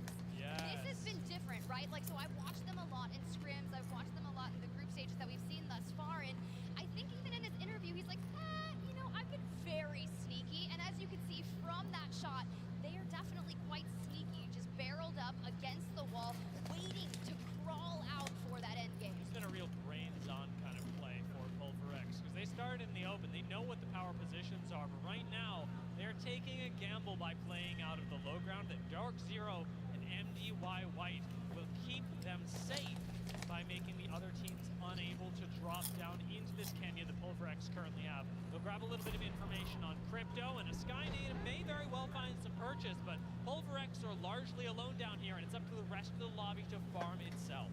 That's the lobby farming itself. Ascend eliminated the hands of Complexity and TSM, but let's talk about Pulverex. They were the winners of C versus D originally, but it all came down to match number 6. Their first 3 games resulted in 0 eliminations. So it consulted down to the 3 games on World's Edge for them to get enough points to be worth that. And it's not hard to see why with those top priority. It's placement that has mattered the most to them, and then it's the picture-perfect representation of this game. Pulverex are clearly not playing for kills. They're crouched under a rock, but they know how to put up points series after series, and that's by putting yourself in, ideally, the top 3, where they managed to grab 4 top 3s in 6 games. That's quite impressive, and as I look at this beautiful free cam shot, you can see TSM on the left hand of your screen with Cody, Monsoon, the rest of Complexity to the right, Dark Zero holding this rock, and I feel like anytime someone gets... Oh, wow, we're dropping Dark Zero! They want to play! 2 down, 0, falls to 1 for 1. Jen Burton with a quick shield swap, but Pulverex go down to Zyno in the meantime. I meant what I said earlier. When Zero says sick 'em, he really means it. Not wrong, Zyno, the young legend that just joined this roster, but the issue is they gave up high ground for that, and look who wants a piece of it. MDY White now have the high ground on the former land champions. Jen Burton taking so much damage. A member of the team has already gone down. Maybe we're gonna see Amir, Will Ming Yu drop down on top of him. This is where MDY White's They can't! How's like... For the win. They don't have to play for 2nd, 3rd, 4th yet. They can still hold on, and it means their attention is split between Dark Zero and TSM. Finally, Dark Zero do go down, but it gives TSM the opportunity to wall aggressively towards MDY White, opening up the map. But double silence on Complexity's low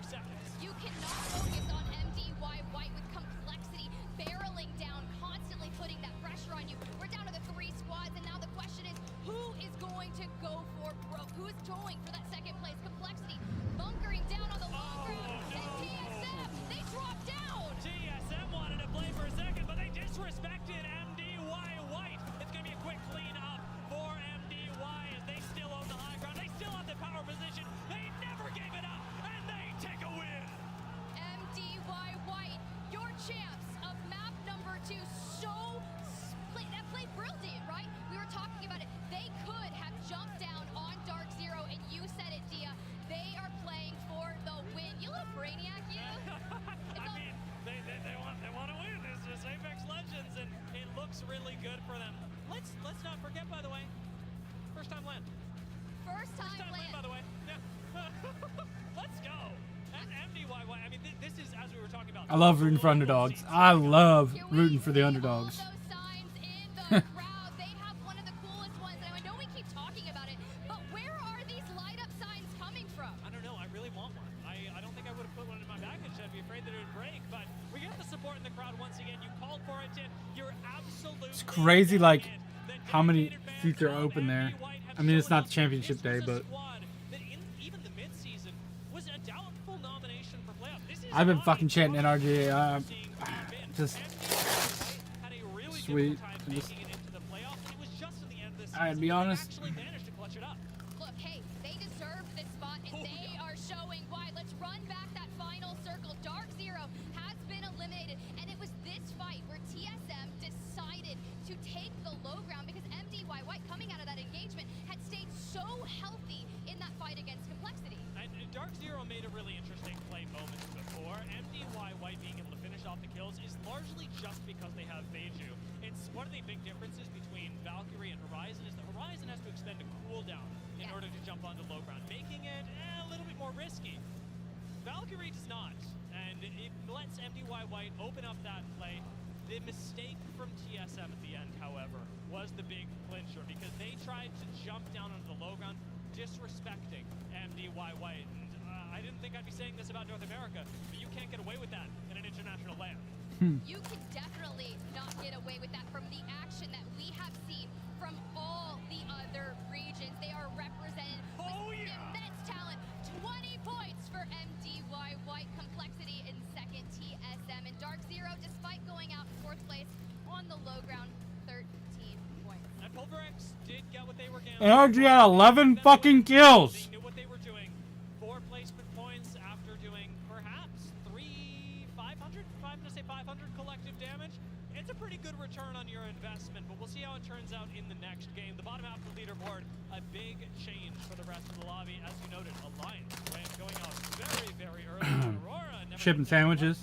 5 double stuffed Oreos. Well, that's because NRG picked up double-digit eliminations despite going outside the top 5. So it begs to ask the question of what would that have looked like if NRG could just get to an end game? Yeah, it's difficult when you're coming from the eastern side of the map because, well, when we have a western pole, this is going to come naturally. It's going to sound like I'm kind of silly, but most people are coming from the east, and so by putting themselves in a situation where we're jumping around, farming for kills on this side, they did open themselves up to third parties. It's a conscious decision from NRG, and I think it's a good look given how slow their games have been today.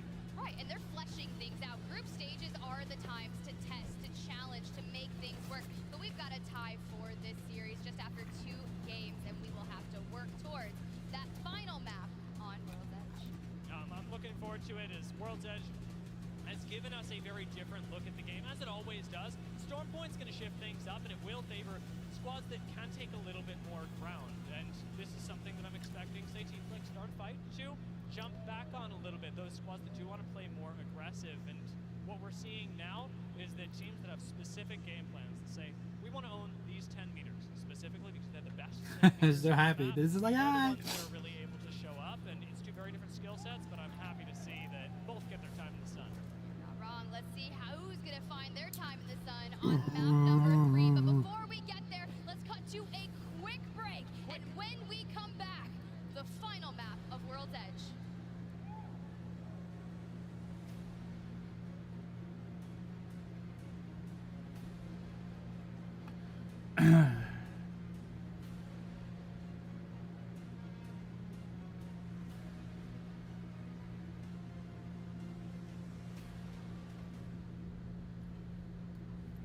$29. I feel like it's 36, but I'm gonna go 29.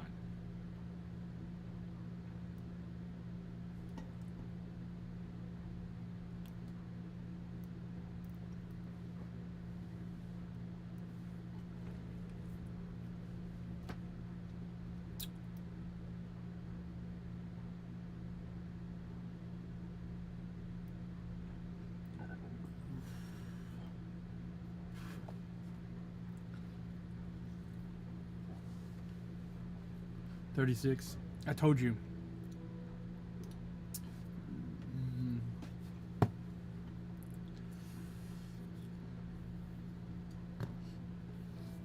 La, la, la, la.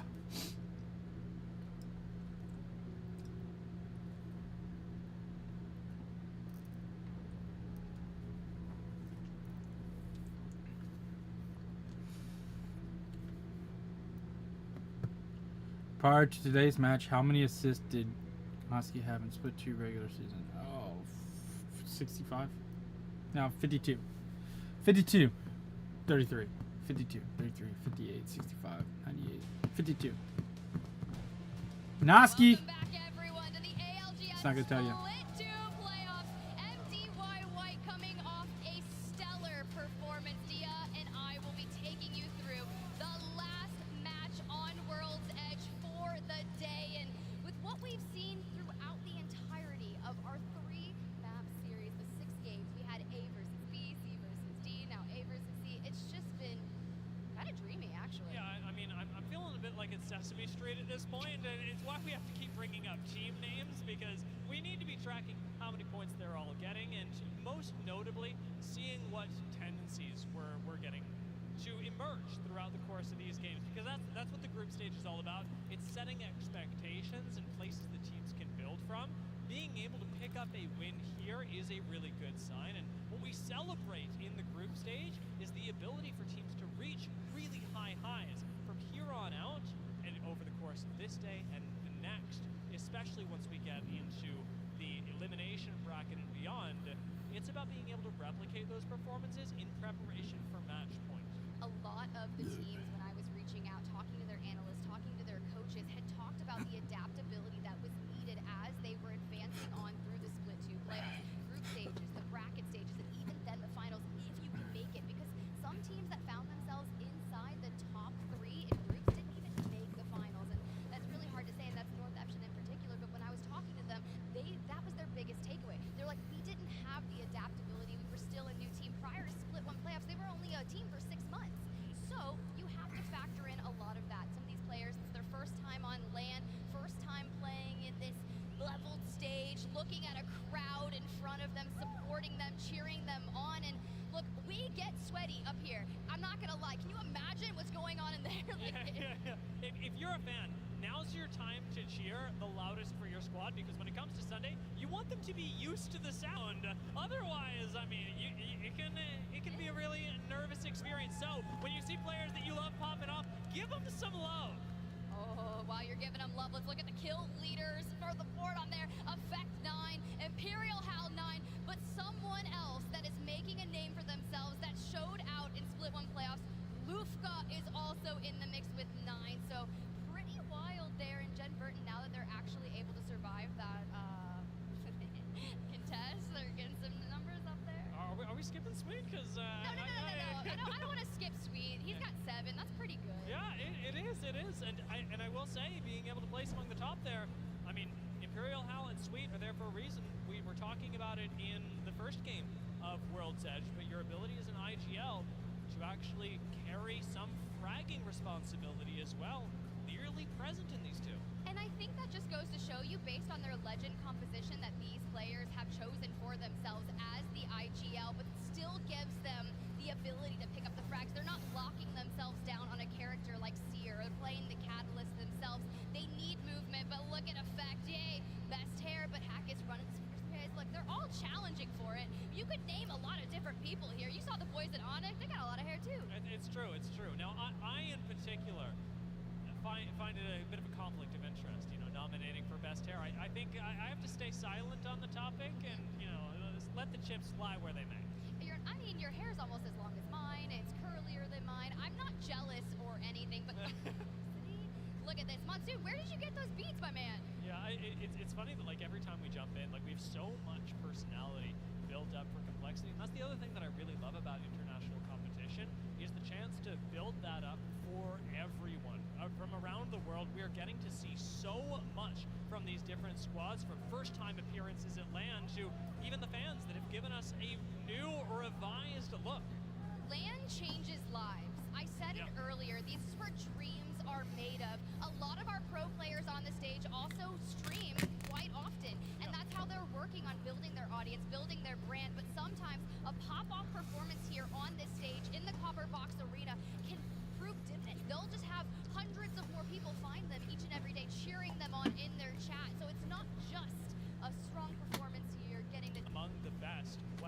Why? Your dream is something that on this stage many can take for granted because we have all of them here. We have the best players in the world here, but it is not something that just anybody can pick up and do.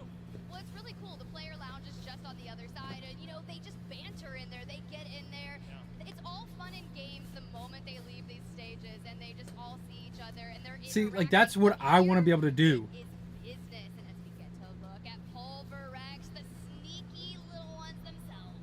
So I really liked their game plan, and I'll keep talking about it throughout the day. So we're not going to harp on it too much, but the fact that they were playing as they were is really interesting because I suspect that that's how they are planning to win on things like match point. The consistency of being able to play from zone, it may not get them a whole lot of fancy points all the time, but if they're able to put up consistent performances in the top 3, get a few kills here and there, just making it to the top 5 alone, and being able to do that off of positioning is going to skyrocket their chances of finding a win when we get to the finals. It ain't the flashiest, but it's honest work. So Exactly. you have to be able to get that match point victory in that end game, and who knows how many games we will get on Sunday, but for now we've got to survive the group stages just yet. Our final map of World's Edge is about to be underway. Hot Zone is looking like it's going to be Climatizer.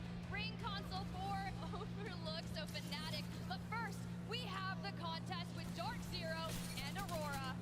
Jen Burton already getting the better of Ranches, and with a quick back away from the Arc Star. Remember, Uncaustic will have the ability in a few seconds to be able to lay down some barrels. Zainu does have access to the center, and now we'll be able to heal up with the rest of the team. It's a numbers advantage, but definitely not a shield advantage, as there's very little in the way of HP for Dark Zero, but they're going to push this anyway. Hear me out, Cleve. Hear me out. Yes, you guys got some confidence there from that initial engagement in A versus B, but they paid it back tenfold. Zero came in with such an aggression towards Aurora. He's like, they literally copied our comp and are just landing on us. How can we not punish that? That's where the seasoned IGL really kicks in, where you can be very angry and still play really well. And that's the Dark Zero difference that we've got at LAN showcased here. Now, it will be another victory for them, and based on the way that ended, I am really curious about tomorrow and whether we'll see this contest continue, because that looks like giving up.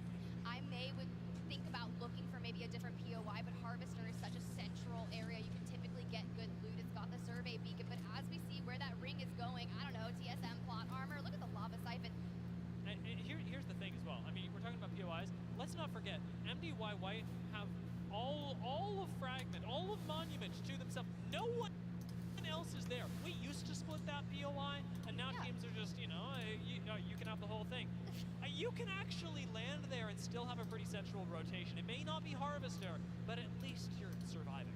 Yeah, but then you think of like zones like this, right? Overlook. The first initial reaction is going to be going straight towards either Frag East or the choke towards Geyser, as we can see them making their way down towards that southern zone. But even Complexity appears to have Survey Camp and Epicenter. Yeah, you've got a lot of space, and this is something. No, what did I do? Super used to. It's not a POI that they're contested for, and so the benefit of playing off of it is when you are able to perform, it's very unlikely that anybody really wants to take it away from you. Epicenter Survey, not known for its fantastic loot, and yet they're going to be doing all right. Now, Glitch, they've been contesting the whole day for a POI that is a little bit better renowned.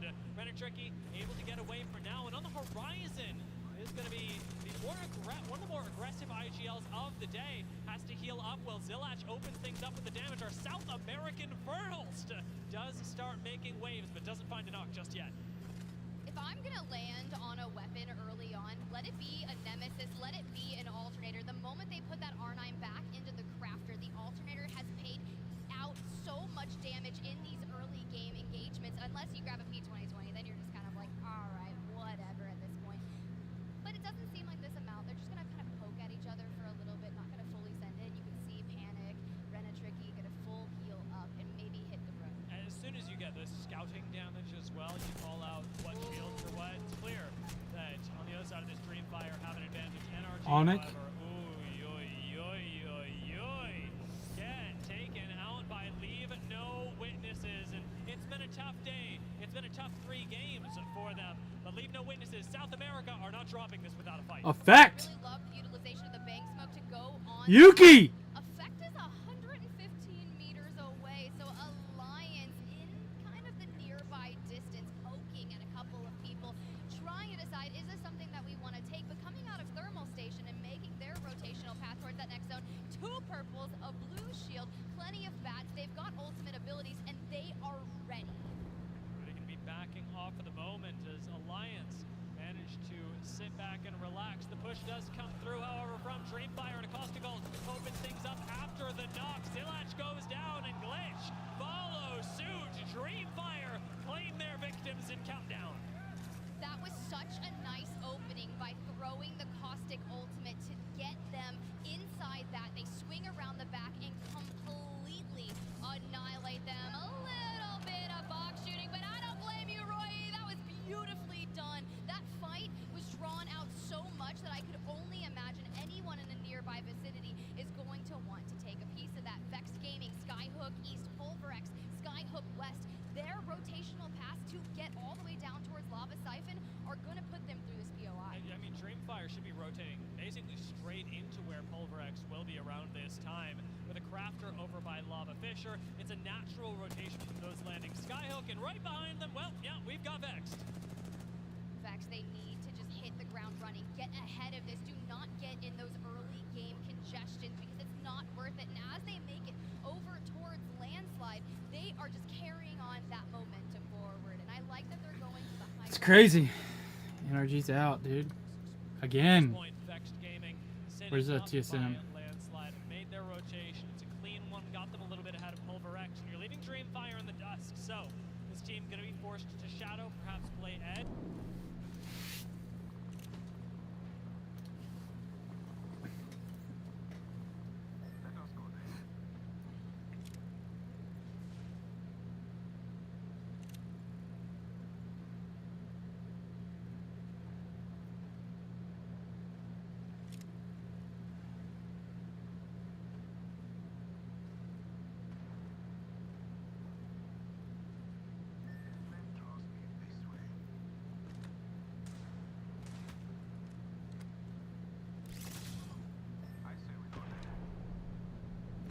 I know it's RNG, but I think it'd be pretty cool if they put like a northwest, southeast, like, so every team that has a landing spot, so it will go at every spot except for one in a 3-round burst, because you know, obviously you got to keep it like guessing, so they're like, oh well, this was a west zone, so now there's a, it's not going to pull west.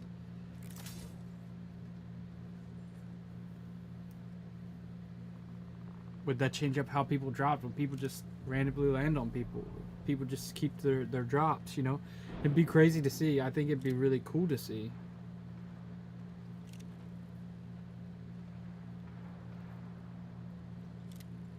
In like a championship setting.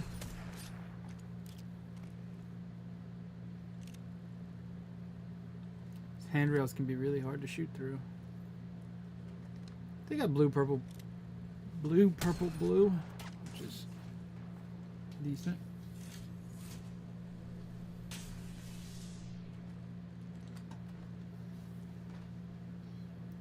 Just kind of hanging out, waiting for what's going on next. Let's go back over.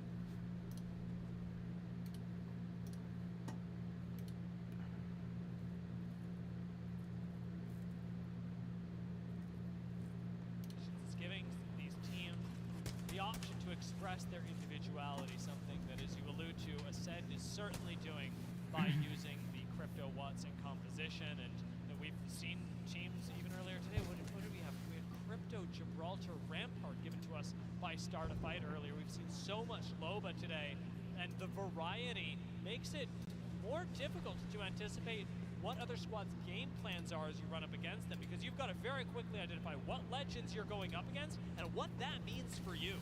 And it talks about all these teams wanting the variability. They want to feel confident on all of the different compositions. But right now, Bang Horizon Seer with a 17.5% pick rate, and Obli from Realize right now trying to push into this building. They're just on the outskirts of zone, looking for an angle. Songjun now has to heal up. They've already lost out on Karampa, and this is tough, right? You're in 19th place on map number 3, 0 points on the board.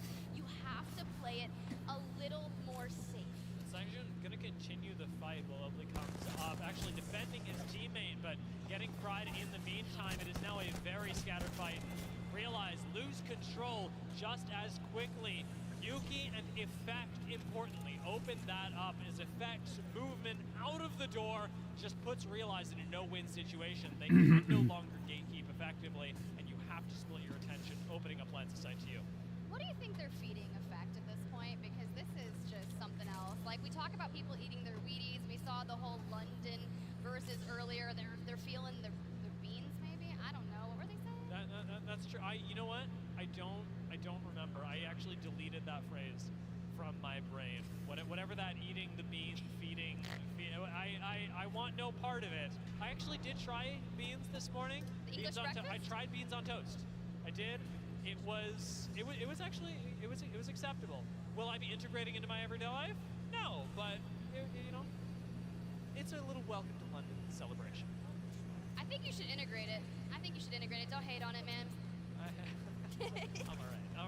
I'm all right.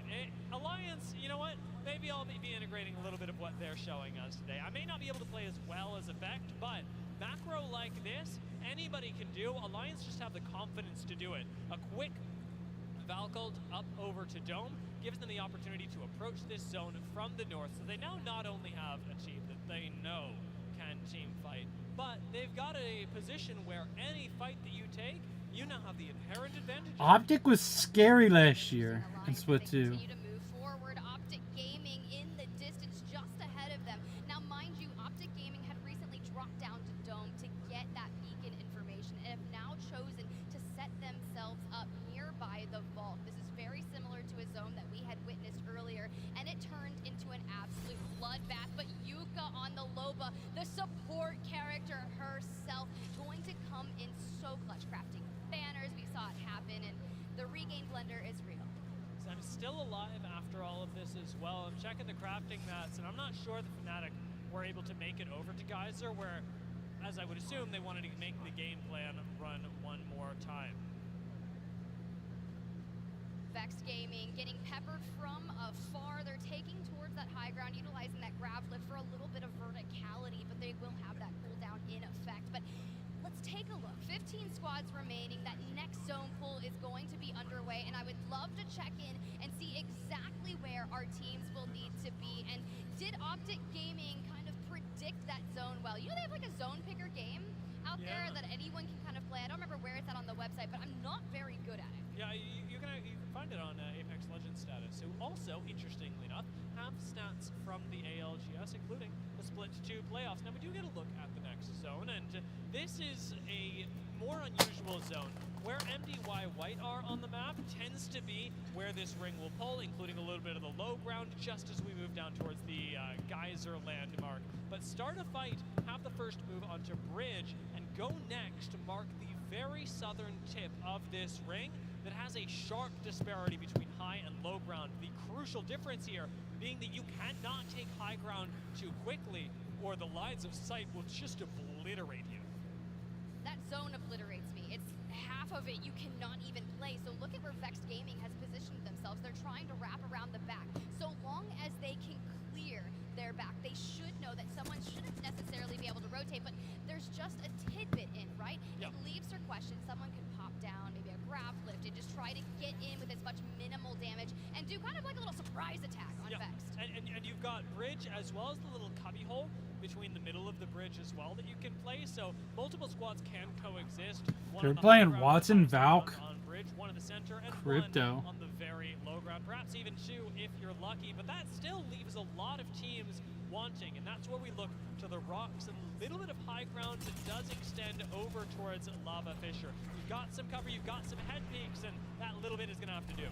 Well, we've got a Luca going wild. Kashera as well. Dreamfire eliminated. It seems like that fight had just begun, but when you are able to just throw down such damage so quickly, They did not fuck around with them landing on them. They said land on us again. Try to reset and continue. What is my next plan? Well, you probably didn't plan that. No.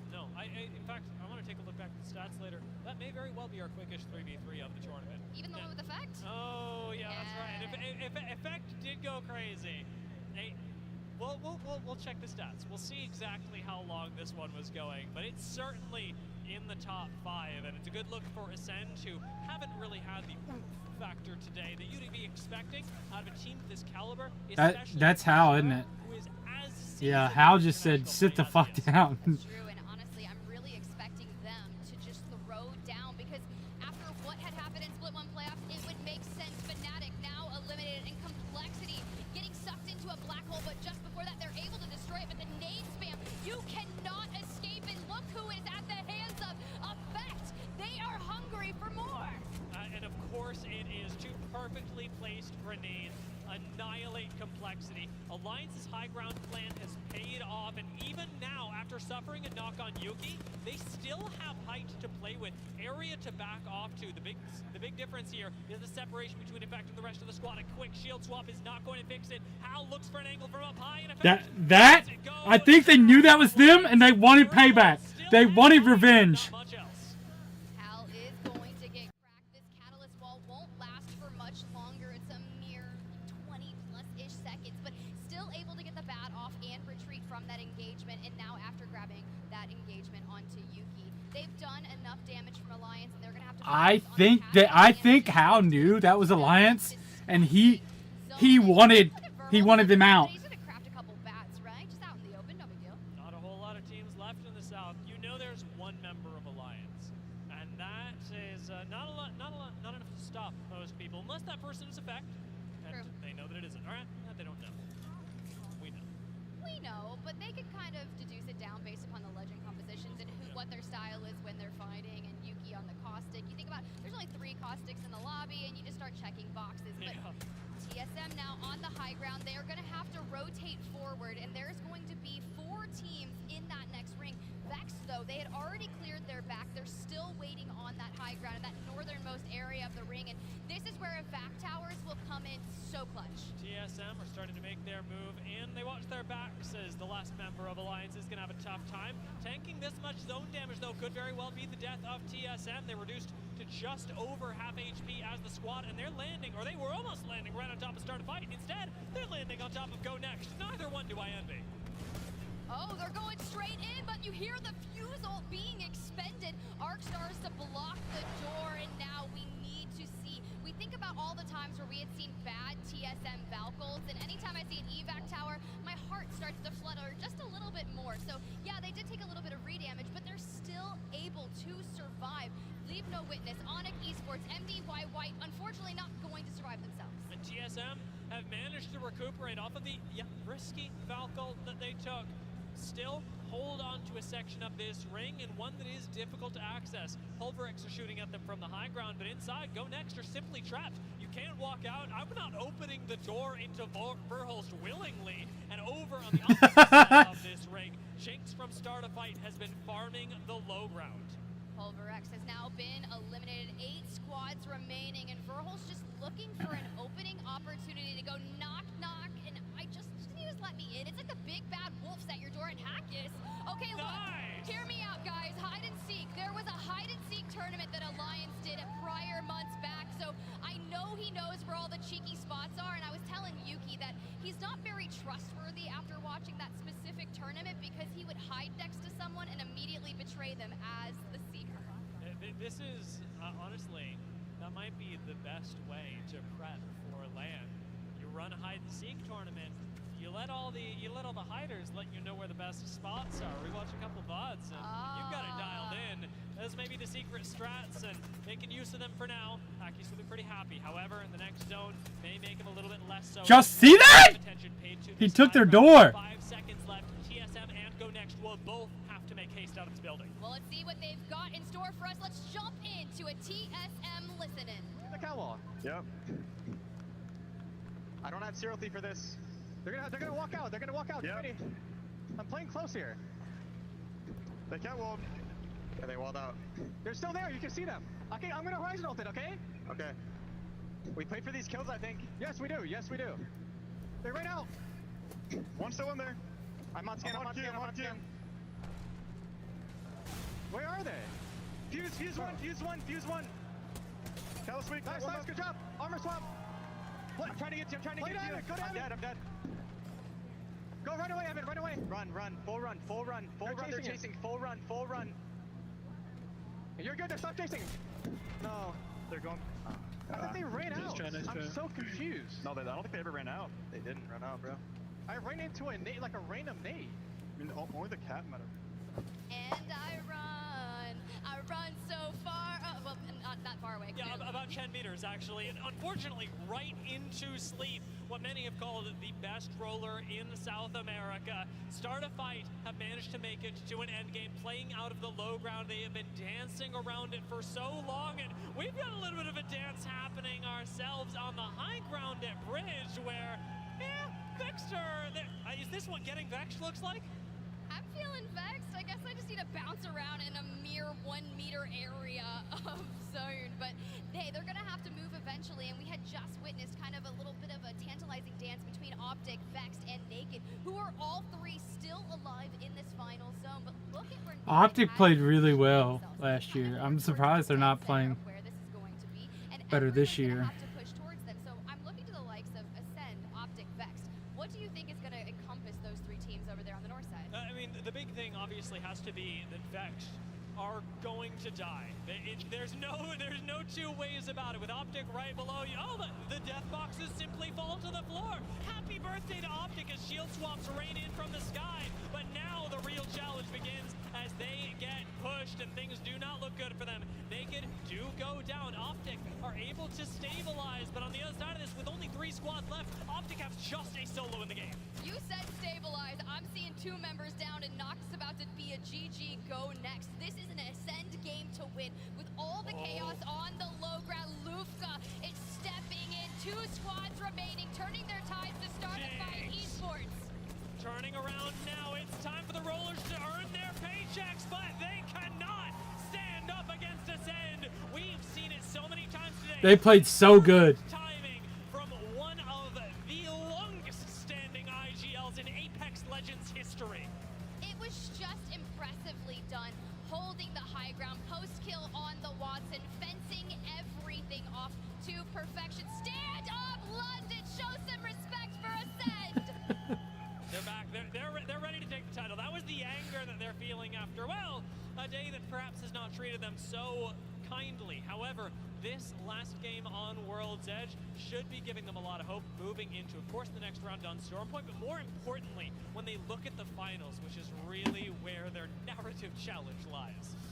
Yeah, it's gonna be tough. I feel like the vengeance is going to need to be enacted in that finals lobby. You're not right. Or you are right, my bad. You're not right. You're never right. You can say that to me sometimes. Casters like, I don't wrong. have to be right all the time. Casters are wrong, Dia. Yes, yeah, I'm okay with it. I'm gonna say things, and well, most of the time they're right. But soon. Yeah, you're about 99.9% You really would fucking jump right. right then, wouldn't you? Called it You right there. We sorry knew Ascend was sack gonna of win crap. that game from the position. It was their game to lose, but overall, World's Edge has been such fun to cast over. It really has, and I loved getting a zone Poor like turtle. that one that forces teams to change the way that they would typically play things out. You're used to going over to Lava Siphon. This time, you've got to play the bridge. Vexed clearly were like, I think this is the best play. Didn't work out for them, but you have to respect the attempt, and rings like that are going to show up as we get into the elimination bracket, as we get into the finals, so better that they show up now. Vexed are dead. Here come their death boxes raining from above. Free shield swaps for everyone, but that's it for World's Edge. I'm gonna send it back to Rain Day. Take it away, Desk. Speaking of raining from above, I mean, I feel like that was really right on cue. Tiff, Tia, great job, and congratulations on a great day number 1. They're going to be resting it up. We might see one of her, 2 of them on the desk. I'm not sure. We're switching it up a lot again. Rain Day here, joined by Vicky, Kitty, Genome, and introducing a friend we've been hanging out with in the back. Quite a lot of banter from this one. A lot to talk about in terms of Apex as well. Welcome TSM Savs to the desk here. How have you been in watching these games, especially this last set? I was actually so excited. That's my first time here today. Hopefully it's gonna be more and more. It's been great to have you to hear and pick a little bit about your mind as well. And I know Vicky, Genome, we're going to get to some of the stuff that just happened, but you'd kind of been taking a note at one of the teams we anticipated performing well. It has not necessarily gone their way. What's your I'll be right back, chat. I gotta go let my dogs in. Okay, so I think they started pretty well. They didn't lose any contest. Literally 0 one time. Dark 0 ran away. Getting hot but out you know there, they man. still got this 2 kills. kills, so it's great. Right. They got overall 27 points, 17 only from contest. So 10 for placement or other kills. So I think it's great. In the other group, with a little change. So we literally had the opposite situation. So I think they just needed to figure out what is happening a little. Dark Zero took it a little advantage in the second group and fixed some stuff. So I think for the next days, gonna see what is gonna happen more. Overall, Aurora is doing great. They He are. just need to fix the stuff on his own, but I think it's gonna be better and better. I mean, it's a difficult situation, right? You know, great point out there. Aurora and Dark Zero have been going back and forth, and they're in the same group. It's going to keep happening. That's the real problem, right? This contest is going to happen every single time. Neither of those teams are going to give up Harvester, so we're going to see them going at each other, right?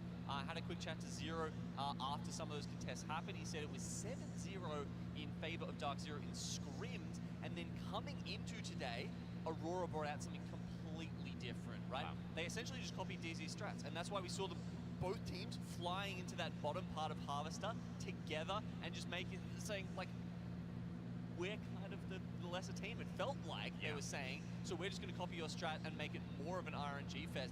Finally, Dark Zero in that last series we saw have adapted again and seem to be one step ahead. Interesting. I wonder if those scrim results included Sunset or Maliwan. It may be the difference that's being made here by their super sub old teammate. Let's take a look at what has gone on after match 3 as well as we catch things up. Vicky, it was a fast end, but it ended with Ascend on top pretty clearly here. 26-point bomb for them. 14 kills, holding Godspot with the high ground. I mean, serve it on a silver platter for them to eat early for Thanksgiving feast because they really ate for that game, let me tell you. And something that I also love is seeing the social media interactions when it comes to these 50-50s that play out, because that's why we're going to see Aurora on the second page. But looking down this list first, Optic Gaming on that third place spot started fight. We saw them get second place there too. Those two squads were fighting on that low ground as we take a look at that second page to see how that played out. And yes, the bottom end, this is what we were mentioning before. Dark Zero, yeah, they came out on top after that 50-50 contest that we had seen in the other previous 3 games too, in general in that World's Edge spot. But Aurora coming out of World's Edge with 0 points, that's gonna hurt. Now you're gonna have to try to approach Storm Point a lot differently. But Energy too, right there, triple bagel. Not something I want to also feast on. Here it is, Aurora, 0, of course, NRG. Looking at that, I believe they climbed a little bit in some of the earlier games. But Saps, taking a look at this, what stands out to you? Obviously, Aurora, we mentioned earlier, anyone on the top side in terms of a performance? I know we had some MDY White fans very excited at how they've done putting themselves in 4th at the end of 3. I think they're going up. I think on the speed they might even go higher. We'll see what will be the luck with the zones, of course. Okay, so is this the APAC North moment? Is this the time? Certainly the day. Yes, you know, the beacon is very important. Yes. If they're not going to get a beacon, it's going to be pretty rough because it's really hard to predict the zone from the first ring. Yes. I'm not going to lie. I did that. We tried that from Landslide the last season. It's not always working, I'm going to be honest. It's really hard. So hopefully they're going to get some luck. Zaps, you know what else is very, very hard to do? To not talk about somebody who's been stealing the show all day long. We could keep talking about this person and this team. It is Alliance, of course, from EMEA, who have been absolutely dominant. The effect, Genome, you could call it that. It's not so simple, though. This team has just gotten better. Yeah, it's kind of crazy how good this guy is and how far ahead he is, right? We were having a look at some of the stats before. One of the charts showing, you know, average damage per game and that kind of thing. You almost have to like press zoom out 3 times just to see effect in the top right corner because he has separated himself so far from every single other player. What's up, Jimmy? Tournament. He is that good. I don't think Had to take had to bring my dogs in. before where I'm like, he might be good enough to just carry this team for like the rest of the tournament. Not that the other guys are slouches, right? But he's that good. And this is Vicky.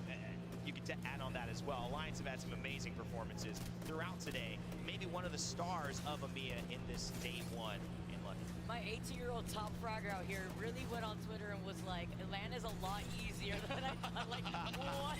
Oh, that tweet was something else. But you have to also imagine the momentum that confidence helps him with his mental in these games. He's just This is Hackis on that. That was just it's not like Hackis and Yuki disgusting. need that extra carry. It's just imagine having these 2 insane talented players having Insane! IGL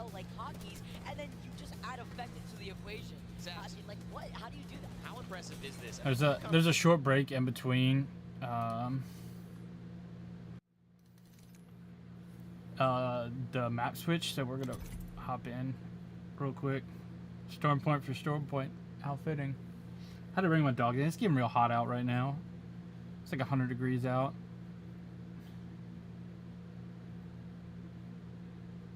I just gave them fresh water too, and I was like, eh.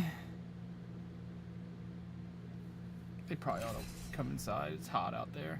But when I get my shed done, it's gonna have AC, and it's also gonna have a doggy door. So the dogs are gonna stay outside all of the time, but they have a doggy door into my shed office where I'm gonna play from, and they'll be able to just come in and out and have AC and heat in there. So.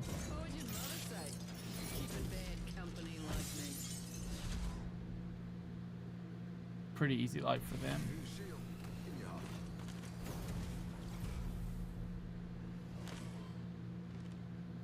Wherever we go, I'm at home in the ring.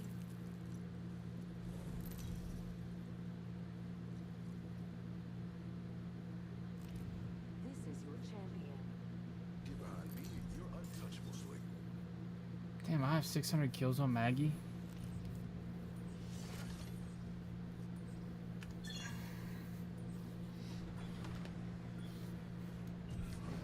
Can I drill my own?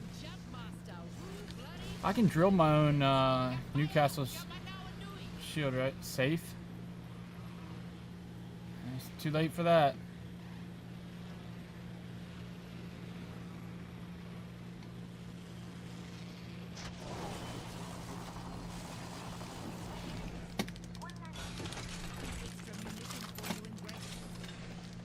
Oh, dude, I gotta.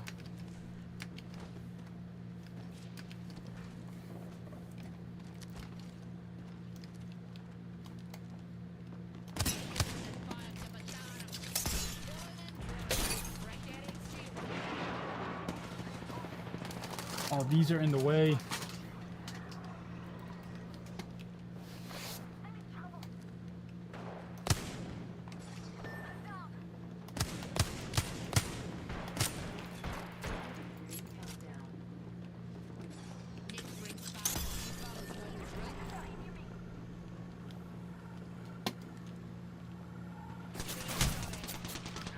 Oh, that's not good.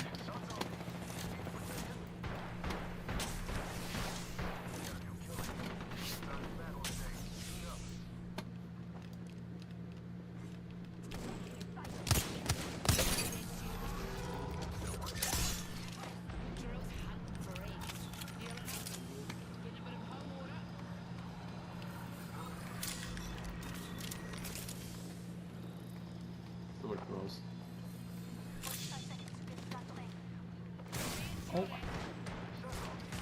fact that he was able to hit that again is kind of pissing me off.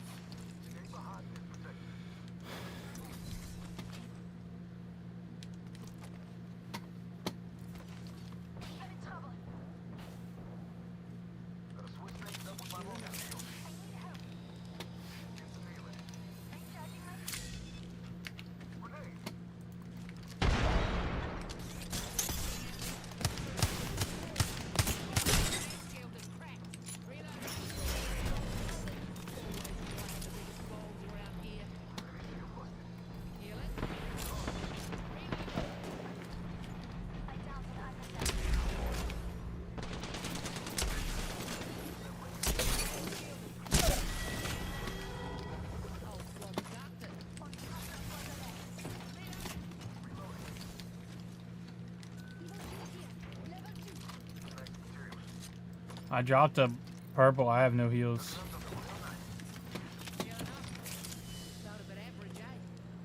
Watson, if you want to pick that purple up. Sure.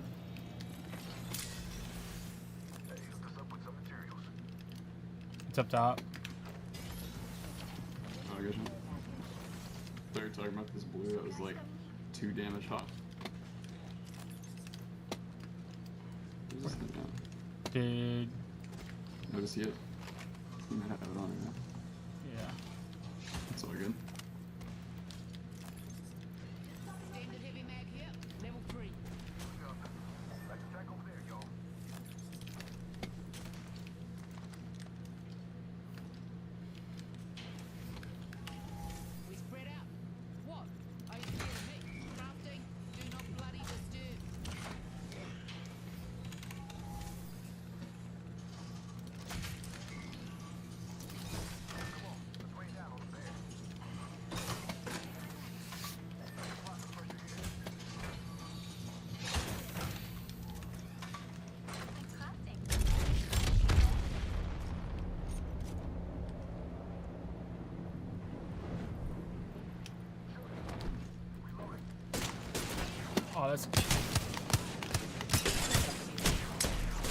That's not fucking good, dude. There's another team here, dude. It's fucking Newcastle, bro, dude. Kiss my fucking ass. The fact that you left like that, you're... Like, what the fuck is wrong with you?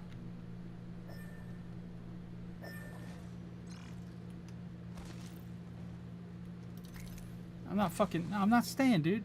Fuck you. You play like that and you just fucking leave us. Like, I was in fucking shambles. Had to re-fucking set. Fuck that guy. I'm mad at him. Split up a little bit more conclusively than what we saw down at Shipfall. But here we go. Last 3 games of the day here in London. Storm Point is going to be our venue. It's time to get this one underway. Time to get rocking, time to get rolling, and we need to see these teams show what they're made of on Storm Point. We do have a couple of squads who are better when it comes to Storm Point, and some who just struggle a little bit as well. So maybe we're going to see a big transition here. I'm going to be looking at Ascent. Can they stay on this high ground? Can they manage to stay on top? 51 points at the moment. If they can carry on with fine form, they should be able to consistently find themselves in those points so they can get towards that winner's bracket. Yeah, basically just not following it for Ascend at the moment. Just keeping the points consistent, not having any throwaway games, and Ascender masters are finding their way towards zone and holding things down. So it's going to be interesting to see how they kind of approach these final 3 games. But I think the rest of the teams in this lobby, the fact that Ascender have got that little gap at the top, and then, you know, there's Alliance, there's TSM, who are kind of standing out below that low down, still very much all to play for here with the teams so tight in response. Yeah, and I am glad that, you know, it is going to be about how many points you achieve. It's not the same as during the online season where you had to just try and finish 2nd, 3rd, 4th, 5th, blah, blah, blah. That's how many points you got. Instead, you can just consistently get around 30 and you will be in a solid spot for winner's bracket. Then you need to be looking at the teams around you when we get to tomorrow's matches, when it starts to get to dice time. Well, here we go. First contest on Shipfall. This was all Aurora Oh, he's dead. last time, but Runches, well, he's got to squeeze here and he's got to slide away because he's taking a lot of damage. You can see that the shotgun is causing problems. Onyx is is going to get that first knock. And Fussy's saying, let me talk to you. Yeah, and I want to see Onyx actually have a real stab at being able to play Storm Point, because they weren't able to earlier on when we saw them on the main stage. It looks like with the 3 versus 2, they are in a spot to be able to do it. Oh, yeah, Nice he's little crack there shoving with the that. triple take, and that will 100% be let's send this and let's finish this fight nice and early. Purple Bolt as well. I mean, it's a great start. It's what you want to find on a contest. And you can run, but I'm pretty sure you can't hide. Even though the smoke goes down, Shady, he's got the head start on Fussy here, but I'll tell you what, Fussy probably saying, I've got to, let me get this one as well. This is a case of just being annoying now, though, for Aurora's. Ranches will just scuttle away and should probably be able to survive. It's now down to how fast and far you want to try and chase this, as he's just trying to run them, bring around the roses at the moment, but they are, you know full well, they want some revenge. Shady's trying to charge that PK up. Can he hit the shot though? Yeah. Oh, it's no reg. in the way he would have wanted, and Ranches does get No, dude, no reg. You fucking no reg and ALGS. Crazy. Well, I'm sorry to say, And the casters didn't want to fucking call it. Fix your game. Aurora eliminated, and the first point in this contest on the board here for Onyx. And I tell you what, Ranches, you might not Fucking send me fucking through the fucking roof. No regging like that, dude. He's like, oh, the rock was in the way. Yeah. The casters immediately cut the fuck out instead of calling out fucking Apex for not fixing their shit. Don't ever make me a caster, Apex. I will call you the fuck out. I don't give a fuck. Alright, let's talk about the zone then. Let's talk about circles. Let's talk about where we expect to see our teams going. Here's our map overhead. You can already see. Bro, you want to get me fired up? Talk about a game mechanic that don't fucking work. Where the whole concept of the game is you shoot fucking people! Very good position over at Mill as well. Dreamfire, right bang in the sense. But one team I want to keep my eyes on during this game is Complex. It's on fucking land! Why do you blame the fucking internet now, Apex? God, dude, you want to talk about getting me fucking fired up? Dude, this is millions, hundreds of thousands of dollars that they're playing for, and the fucking game doesn't work? Ah, dude, you'll fucking tilt me. You'll send me through the fucking goddamn moon. I knew they won that transaction, but still, like, what if that was the other way around, right? Like, and it was like a 90 PK pump it should have hit. You know? It's unacceptable. Because there's a lot of teams around them with eyes on them. And you speak about complexity. Hold down this building at the moment, but they very Optic, NRG, and TSM are all like bunched up right here. GHC just north of the armory. Woo! Gonna get me fucking hot in here today. Didn't call out the no reg. They wanted to. You heard the whatever the fuck that dude's name is. Yeah, that's why he still has a job there. He won't call them out. I'll fucking call him out. It will only be if someone is feeling brave or if they hit a CQ and then you start to get aggressive. It has been the major change that we've seen because the Seer ability will now silence and it will stun, and it is very unfortunate if all three of you get hit by it because you are going to be pushed. Pro players will take advantage of that because it is almost a guaranteed win at times if you can hit it in the right scenario and push it the right way. Yeah, we all know that in Apex Legends, having abilities in fights is everything, right? And if the other team has none, quite simply, you're going to have that advantage you would expect at this level to be able to close things out. A little bit more of a difficult zone as far as distance to travel here for Alliance as they leave the armory over a lightning rod and move towards Thunderwatch. They're right how and in it, how and sweet. It's going to be TSM. Imperial House going to take a bit of damage on the cross, but should be safe enough to heal unless we see a little bit of something. We say a little bit of an overextension coming from the team. Like TSM are fancying this one. Black Hole will go down as well as the nades, and they very much want this building and they want this KP. Right, the stick coming in from Howe as well. Huge damage. He gets the knock, and it's NRG versus TSM, and it is one-sided to say the least. NRG get wiped by TSM. This is easy as that. And it's another disappointing performance for NRG as they just have to sit now in their booth and wait for the next game, wait for game 5 and hope they can do a little bit better. Kashira down to just a slither of health. It's Leave No Witness who are going to just pull towards over that Newcastle ultimate and try and get the damage done as Ascend do get eliminated. Leave No Witness though, they are also being pushed and pressed on at the moment. They're not going to be able to get their third player back up. It's Fnatic who are sending themselves towards them.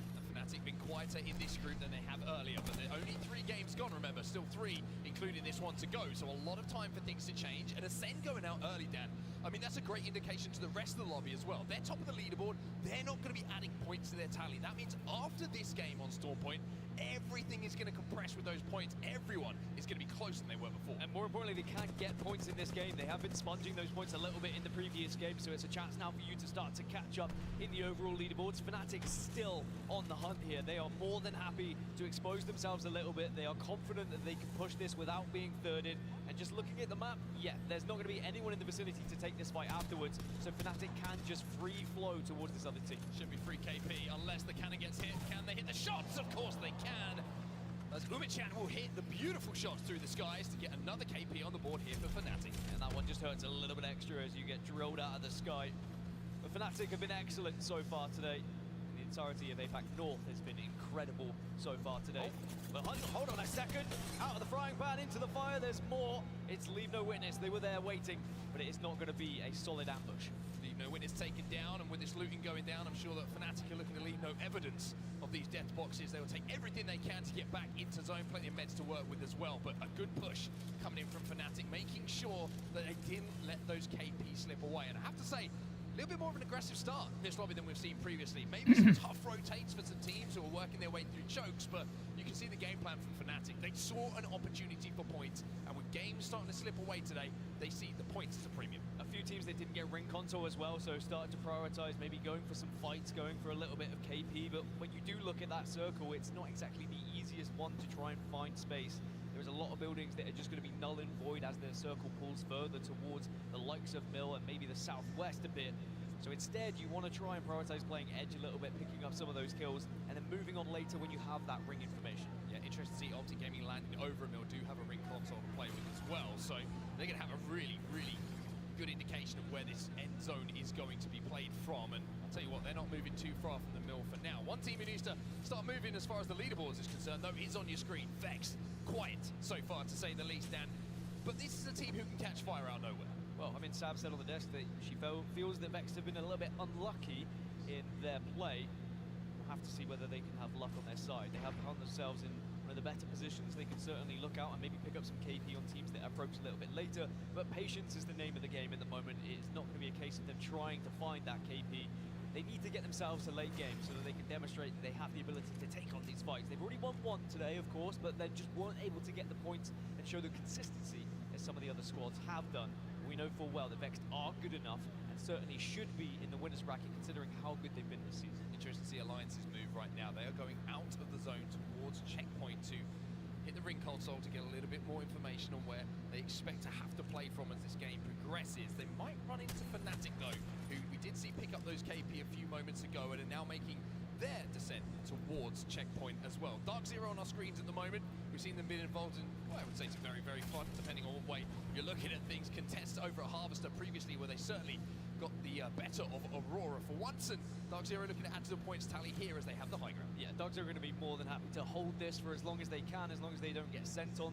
They should be able to stay here for quite some time and expose some of the teams that are going to be running in a little bit later. The high ground should provide it, but it's just the weapons. Are they going to be able to do the damage from a distance? They're set up for a lot of close game with the Prowler, but also the Nemesis. We know that can also do the damage. As for the northern side of the map, still a few teams that are going to be making their way through. Fnatic are approaching an Alliance who are just waiting in the wings here.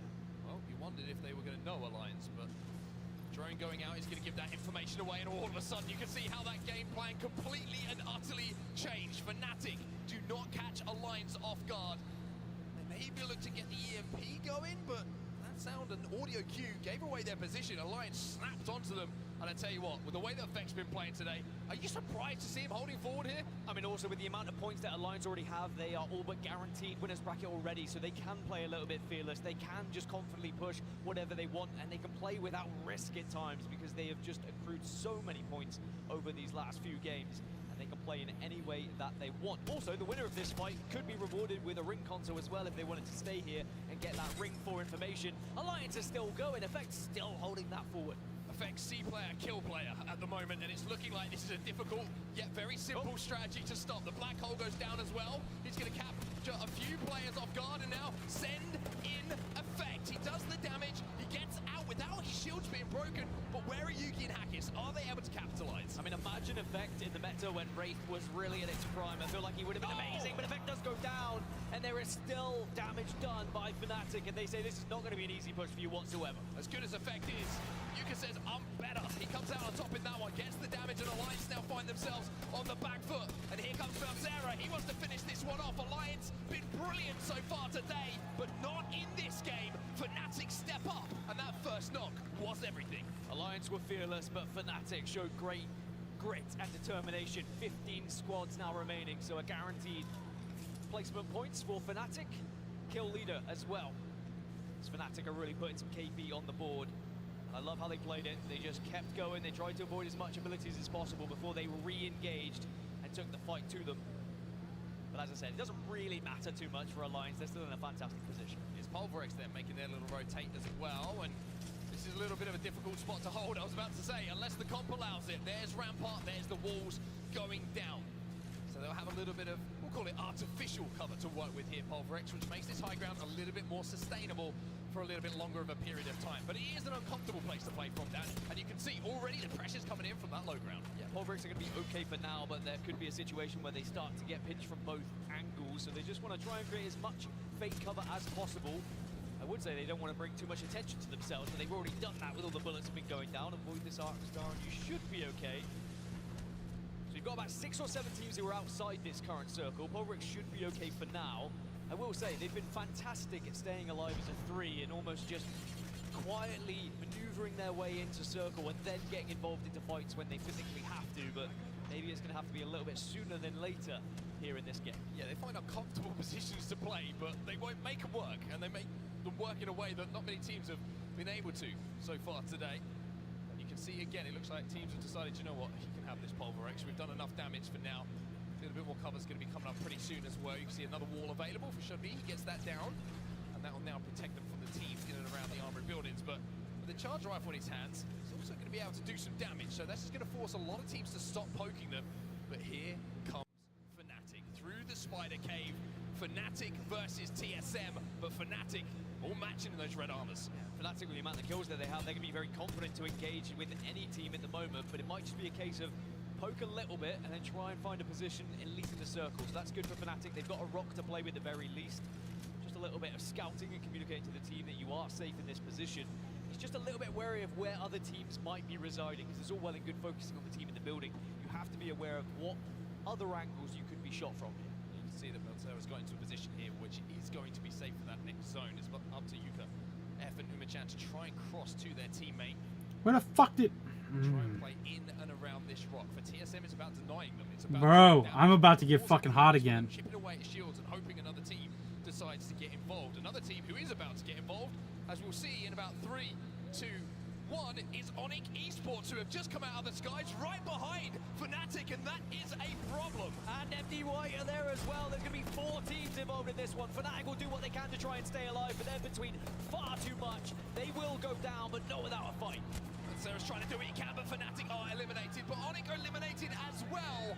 So what was a little bit of a wild swing through the skies from Onyx ruins their game, ruins Fnatic's game, and TSM say, hey, this is pretty comedy for us, we're just going to watch this and laugh. Everything is about timing. Onyx maybe thought they were going to be able to pick up some pieces at third party, but it was MDY White who were the perfectly timed squad to arrive late. And with them and TSM shooting from both sides, it was easy picking. Circle has moved now down south. This is not good for the likes of TSM and MDY and Optic Gaming, who are all going to have to move at the same time from the northern side, and probably will all collapse together. But there is going to be a lot of focus from those teams that have already found themselves on the southern side. Go Next, Complexity, Realize, and SAF are all 4 squads who are in a very healthy position. Well, one thing that TSM don't have to worry about is a risky foul call with this comp. However, you can see in inventory, you've got Reps, he's got an evac tower. We're going to have to see how that one plays out.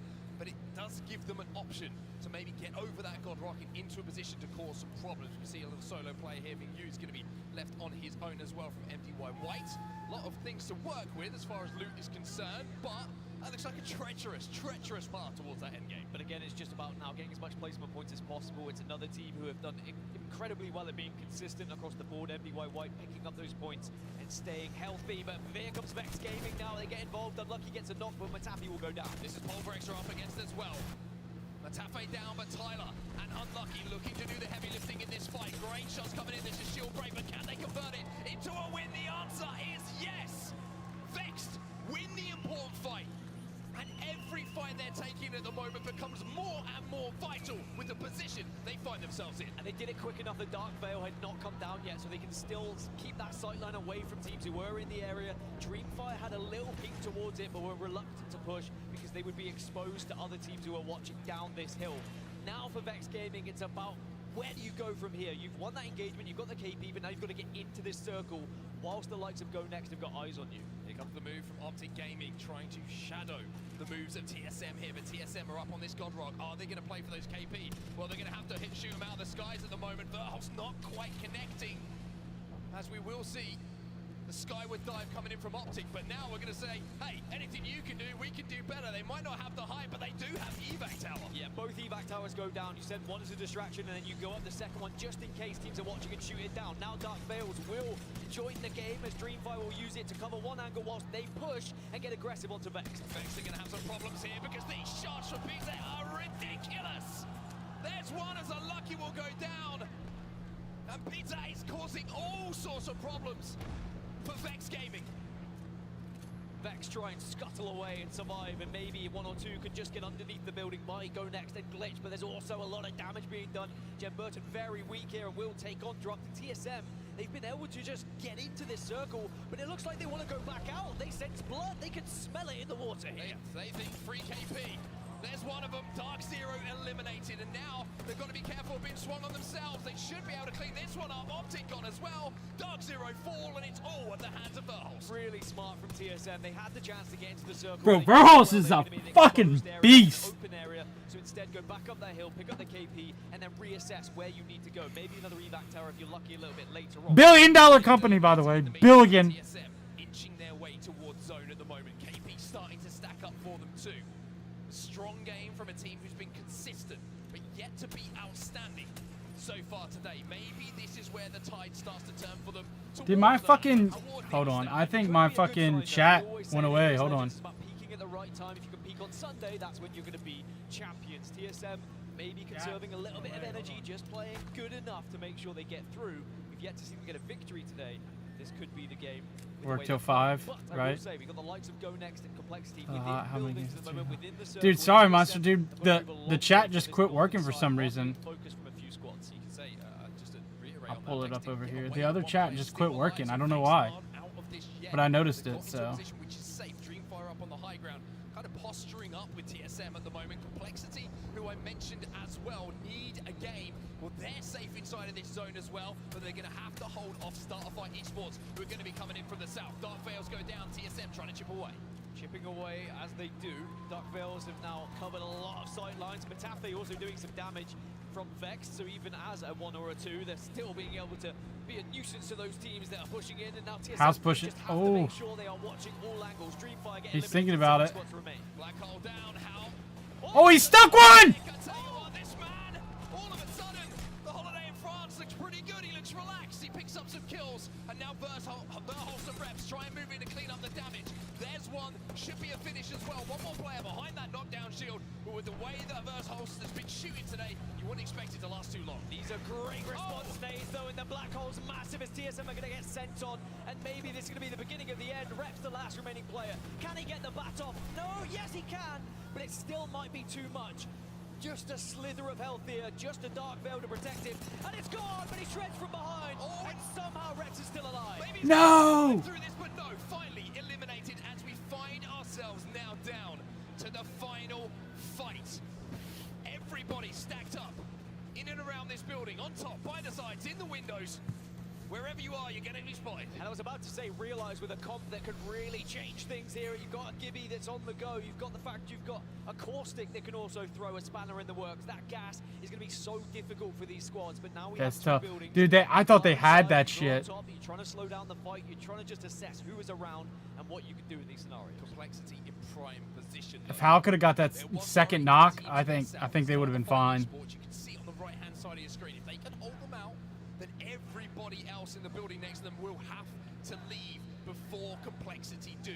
It's going to be a bit of a crazy endgame in this one. The question is, can Complexity... Someone's chanting. If they can they win this game? And who's got the ultimates ready? I mean, Complexity have been here for so long. Vex Gaming do get eliminated eventually. Matafe goes down, so it's 4 squads now, but 4 healthy squads who are going to be more than prepared for this endgame. Complexity cannot stay here. You can see on the circle, they have to go out, but they want to stay here for as long as possible because the You get me fucking worked up when fucking get a no reg. It's a fucking EA and Respawn, like, dude, just hundreds of $1,000s up right now, and you're fucking having no rigs in a game where you're supposed to shoot each other. Like, how the fuck is that acceptable? And they're on LAN, so they can't fucking blame the internet. I'm sure that they're hoping, they're praying that someone in that other building is going to do the work for them and do some damage. Monsoon with a little bit of Bang up, bang up, bang up! Now the zone becomes a problem for Complexity as their exit options. Bang up! Versus Complexity, go next versus Realize. You've got to take the fight on both sides of the Thank map. you. And Cody's going to do so much damage. He bang-alled it. There it goes. Starfight take control of the door though, you saw. It got reinforced. Luda goes down. Do they have time though to stick the red? Starfight exchanging as well. Smokes go out as well to just It's try the other and bang block up. off the team up on high ground while they stick this. Dude, if Complexity doesn't throw down their fucking bang out, I'm gonna fucking freak out!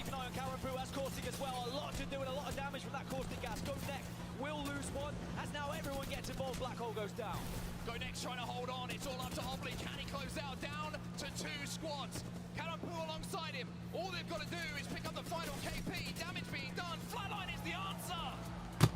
And Realize. Get Complexity the fuck out of here, dude!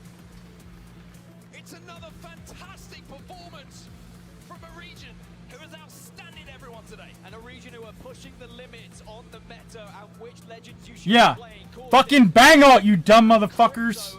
Get the job done. The bubble protected them as they dropped into the Dude, they could have bang out that last zone. and annoyed people, and the damage they put out. That bang out would have been fucking huge. He would have dropped fucking 300 damage on that bang out. An amazing game played by Realize, who needed to step up. Another one of those teams who performed so well in their region. One of the best Storm Point teams that we have in this lobby, but they hadn't yet turned up. They finally get it done here at the end of the day. And I mean, that game could not have set us up any better for the final 2 of the day, right? We were talking about the teams who were feeling pretty comfortable, the likes of Ascend at the top of the leaderboard, but they went out early, and that just opened Dude, the lobby. he's not fired up enough, dude. I will be like, why the fuck did you bang on? You dumb mother... Dude, I'd be fucking... I'd be howling him. I'd be... Dude. As well in that game, and all of a sudden, like I mentioned, the next 2 games could completely change how that top. You're sitting there howling, and you know you got your fucking bang on. Top 20, so you can get into the winners bracket. As we look back at Let's go back. That we have no no, now goes in. But on the other, well, slows down, goes down and take the fight on both sides of the map. And Cody's going to do so much damage. Monsoon. I don't know which one's Monsoon, but Start fight, take control of the door though. You saw it got reinforced. Luda goes down. Do they have time though to stick the red? look, no bang out, no bang out, no bang out, no bang out, no bang out, no bang out, no bang out, no bang out, no bang out. Look at the bottom here. Completely cut in half as the Horizon now goes in. Keep an eye on Karapu as caustic as well. A lot to do and a lot of damage from that caustic gas. Goes next. Will lose one. As now If he would have dropped that bang out when right before, he would have been so fucking good. All they've got to do is pick up the final KP. Damage being done. Flatline is go next. Caustic gas. Up as the rock. Why they stick exchanging as well. I want to see how soon complexity goes down here. The team up on high ground while they stick this. But on the other side of things, look at the bottom here. Completely cut in half as the Horizon now goes in. Keep an eye on Karapu as caustic as well. A lot to do and a lot of damage from that caustic gas. Goes next. Will lose one. As now everyone gets involved. Black Hole goes down. Go next, trying to hold on. It's all up to Obley. Can he close out? Down to 2 squads. Karapu alongside him. All they've got to do is pick up the final KP. Damage being done. Flatline is the That was complexity. and realize put the three yet to Let's see what. It's Okay, a see comp the that can certainly do damage in a final circle if you play it in the correct way. And watch how they look at the other teams when they're dropping. They're one of the last teams to drop, and then it's about making sure you have that bubble ready as protection as soon as you enter the fray. You can see great shots coming in. The attempted smoke from complexity didn't deny them that line of sight for long enough, and then it's almost like we're rolling it back a few seasons here. The Gibby hole goes down, causes all sorts of problems. The bubble, the Gibby, the arm shield, the Eva 8. Oh, It's what wins this. In the bubble as teams try and escape the ultimate, and they have to go into the bubble for cover. And at the end, it was just a case of making sure they were assessing what was going to be happening. Was there going to be players dropping out and the right thing? It's one of those comps that if you get into that final circle, you should be Storm Point game. Just gives them a little bit. I will realize that it's going to be such a confidence builder now for them to move forward in these next 2 games. They got second because they didn't. I'm telling you, that bang out would have taken them from fucking. It could have took them from second to first. They had the positioning. Dominating in the first 3 that we did see, but I've got to highlight complexity, right? That kind of game, it's so good to do it in game number 4, right? If you leave it to game 5, game 6, the pressure ramps up and up and up, and that just gives them a little bit of breathing. I mean, I guess at least I get 9 points, right? Like You've got those points on the board, that no one can take them away. that bang out would have been tremendous. Think of anything external and extra that you have to do to force yourself up the leaderboards. Well, you look Turn and dart at the wall, Realize dude. Were able to get, they were down at the bottom of the barrel. I don't think they had any points from World's Edge earlier, but they put 21 on the board, complexity behind with 12, but that is a point gobbling series for Realize. TSM also put 10 points on the board as well as Vexed Gaming, and I believe that'll put TSM in touching distance of Ascend in this group so far. So they again are just quietly going about their business. NRG with the fucking goose eggs, dude. Start for them, but NRG are concerned. I would say at this point they need to find some points in these last 2 games. Otherwise, they're going to leave themselves with some seriously heavy lifting tomorrow for sure. As we take a look at how things are looking overall here, and you know you weren't too far off, Dan. Yeah, wasn't too far off. 5 points, the difference between Ascend and TSM. On the other side, you're completely right. I mean, this was our worry with Aurora. It was looking great when they were winning those contests and they were getting through. Is that showing up on my But as soon screen? as those contests start to go down, being contested on both maps is such a detriment to a side like Aurora. 0 points so far. Pulverix not finding the same form that we saw them have earlier on in the day. However, still 2 games to play and maybe still 2 games for Pulverix to turn up. Yeah, and I mean, what a performance for Realize as well, forcing their way into the top 10, right? With just No. 2 games to go, and I think these 2 games. If I turn this up, it makes it less scratchy, but But it's just a completely different mindset. You go into. I was seeing if it showed up in here. Let's say 8th place and above. What is this? Where does this show up at? The game plan is working. We feel confident with what we've worked on coming into this event, and we've been able to execute up until the point. Just a few little changes maybe we have to look at. The outside of it though, it's a go away, get the laptops out, get the VOD out, and go.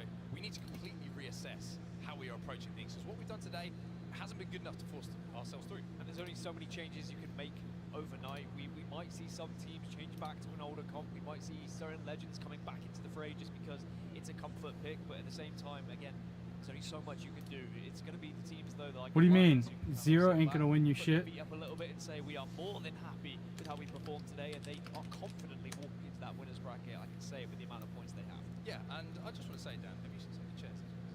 I haven't. You've seen, they're pretty beautiful. I mean, we can just do a little scan across because these things are absolutely beautiful. And I've got to say, I want one. My chair at home is looking a bit shoddy in comparison to these things. And if you're wondering what they are, They're of course, fucking we want to Herman give a Miller big shout out to one of our chairs. sponsors, Herman Miller Gaming, embodying Phantom chairs are being I used want for one, but today's event. they're so expensive, dude. And black, that is the newest Like my chair is $500, and I'm telling you that that chair is expensive. It's like $1,200. Amethyst upholstery.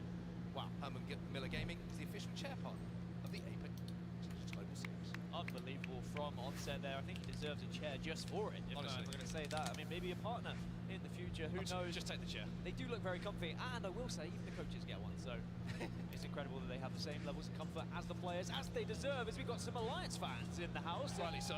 Quite rightly so, with how they've been performing today. One of the best Shop teams, if not gaming. the best team, of course, with how many points they have had so far. And they did play like it in that game. They played a little bit risky. They played fearless. They did go down early, but I still think they're in a great spot. Yeah, Look at this I was thing. about to do something very risky, so I'm glad that the cameraman actually turned. I think this is. I'd probably go with the black one to be honest. $1,700. This is $1,100 more than this chair costs.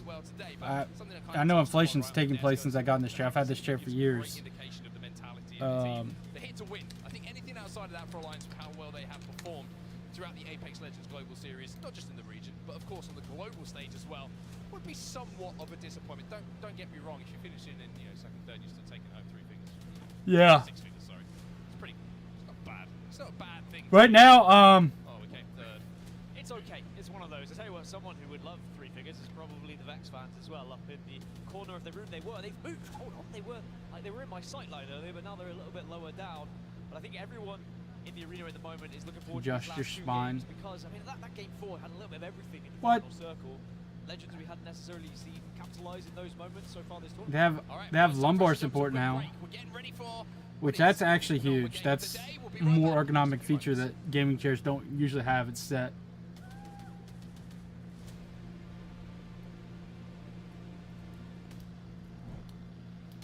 What makes me want to get the XL one and not the regular one is I sit at 210.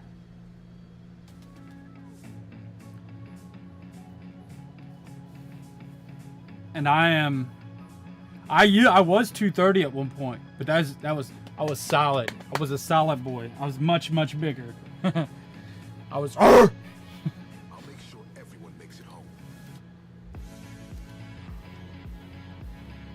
We're a team. We look out for each other. Oh, you do? How about you fix your game? Let's go.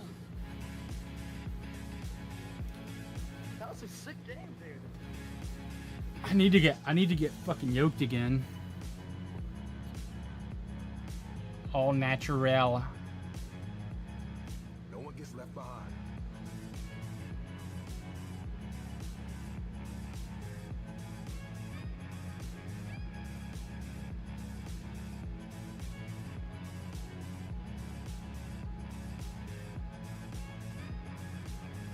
First positive player of the year.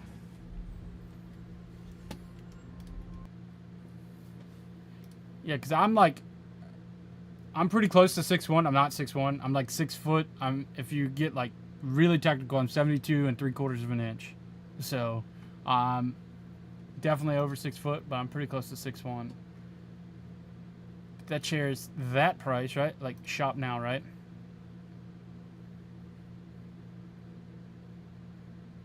$520. Hybrid. I got the soft weave. We got the. I don't even see it now. I like to see that they got more soft weave. I actually like the Minecraft chair. I think that's cool. The little creeper. I like the soft weave better. I feel like they're more breathable. And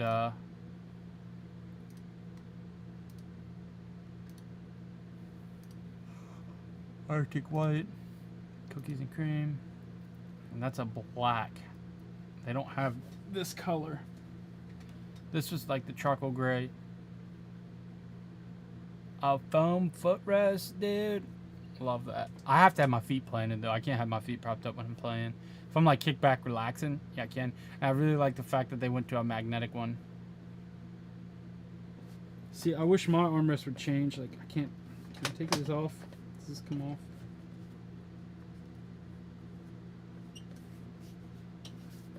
I don't think.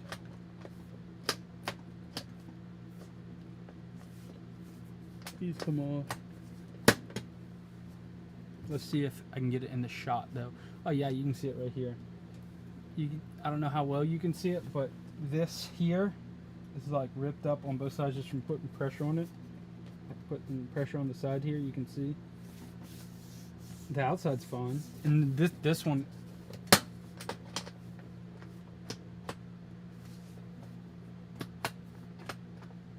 this one is the same exact way. I don't know if you can see that, but yeah. This one's the same exact way. But I don't think these swap out like... Yeah, these don't swap out and click on like the new ones do. They made a lot of... Oh, excuse me.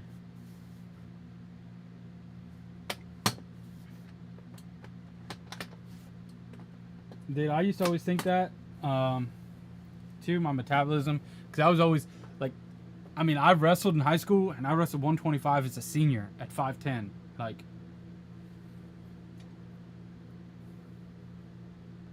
You kidding me? Like, I was like thin boy. But I just started bulking. I just started eating a lot. And when I hit 25, that helped. But like, I just... Yeah. But this was... But this chair here, like this... It's like... These don't change out, right? Like, the new ones, you can swap them out when they wear out. The headrest, like, see, my headrest is not magnetic. It's got the strap on it, right? This, I don't, if you never had a Secret Labs pillow, I love this pillow. Like, this pillow is, like, so, like,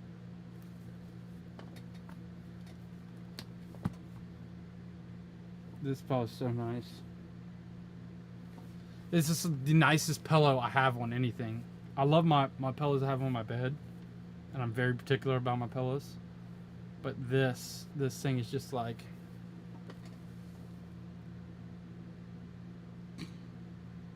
I'm telling you now, it's the best pillow you could...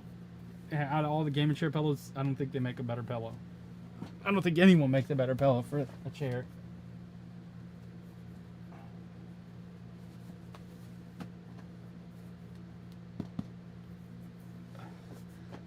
Yeah, you see, this is the 2020. I bought this in 2019. I don't know if you can see that or not. But I bought this chair in 2019.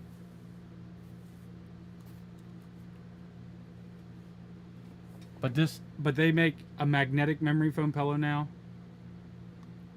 They got lumbar support. They're getting better and better and better, and they're the same freaking price. I want to get this desk when I go out I would like to get, honestly, if I could, I would get 2 of these desks, and I would keep this as for like a workshop top.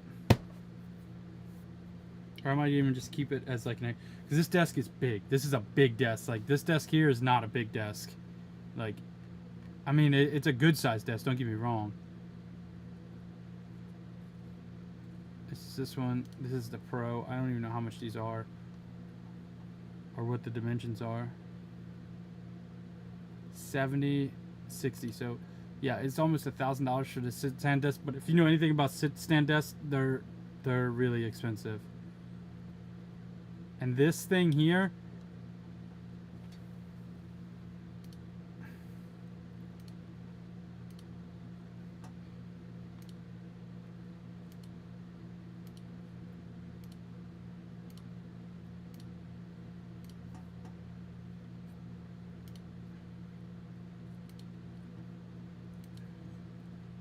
I am Batman.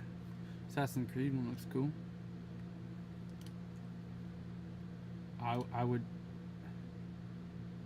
I would get one, but I wouldn't use it. I use an Aqua Control Pad Plus.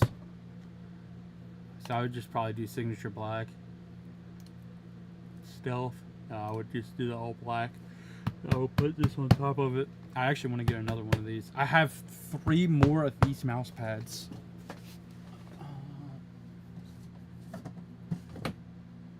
I don't think they're in here. They're all, I think all of the ones I have, I say 3 more. I think I have 3 more. Do I have 3 more? I have 2 more for sure, right? I know I have 2 more for 100% certainty. I may have 3 more of just the black rectangular ones because the material on this, it's so good. I love this mouse pad. And this one's dirty. It needs some work. But 70 inches, I think this desk, so 72 will be 6 foot. This desk is, I think this desk is 7 foot. Gotcha. Yeah, I'm pretty sure this desk I have is 7 foot, so this would be too small. But I would be able to take, like, there's a printer on here right now. There's this, and I have a second laptop. But if I got 2 desks, I wouldn't need all this room, and I would just really bare bones it down. And I would be able to shift over because I have the ALGS drawers from IKEA in here. So I really love this desk, but I would want this more of like a work desk, and then that'd be like a gaming desk. That'd be cool. But I think I wouldn't get the sit stand. I would get the other.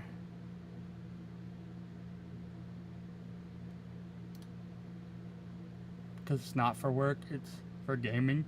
And I don't need a sit stand for gaming. You only have one option, and I think this is plenty big enough, and I just have shit I need on here and nothing else.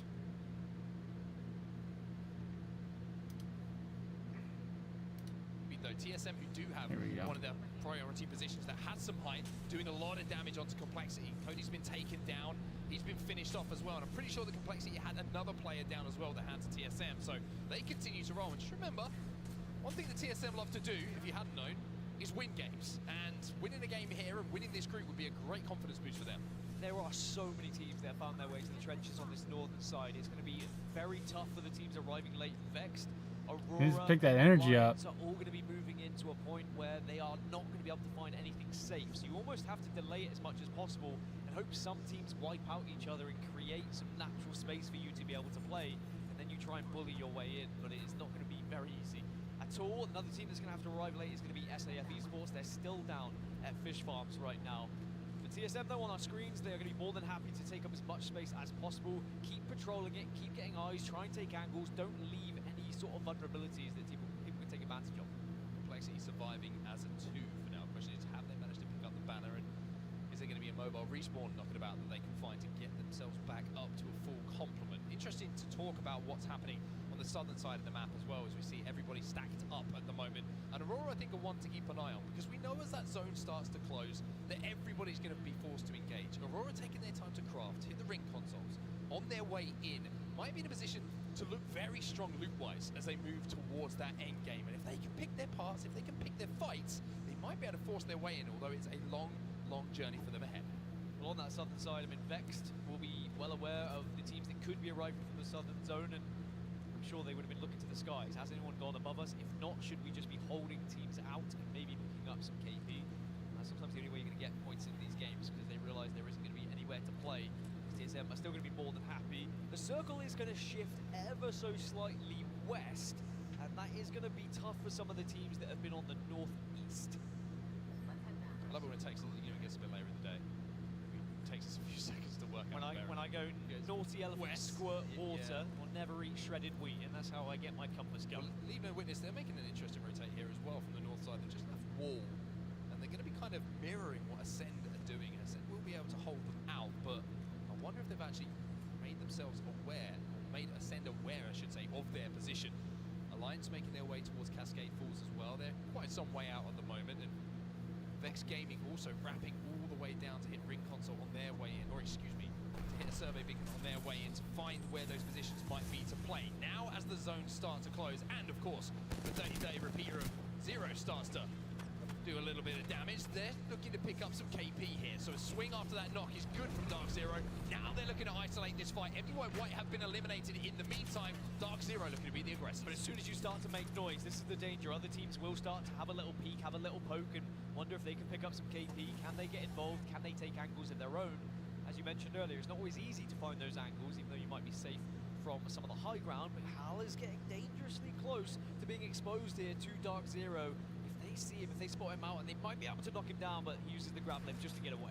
Ooh, has he got away though, or is he just kind of bouncing around like a pinball inside of these trenches? It does seem like he survived for now. Fnatic also, but Sarah was in a position where he might have been exposed for a few seconds, and this is why you've got to be so aware as a team inside of these trenches. So many times you can be swung on it. You know, like you were saying earlier, as more and more teams take residence inside of these trenches, it means you have to play tighter, but it means that you leave more angles available for teams to swing around these kind of 90-degree corners. It's so difficult to navigate. It's so difficult to kind of prioritize what way you're going to look. And if you're a solo player who's prioritized with looking one direction, you get swung by 3, well, there's not really much you can do. And all these teams that are in the trenches won't have ring console information, so it's just about biding your time.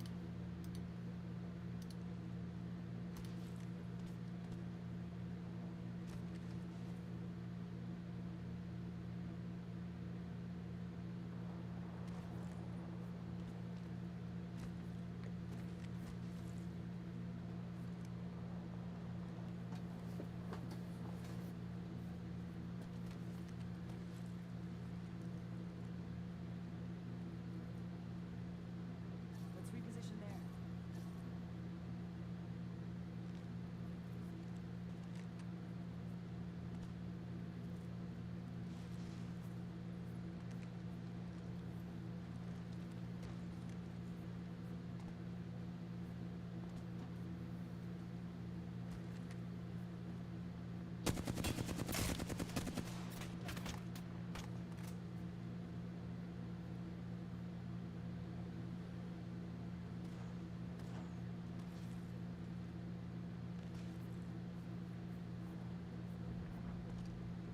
Let's go that way.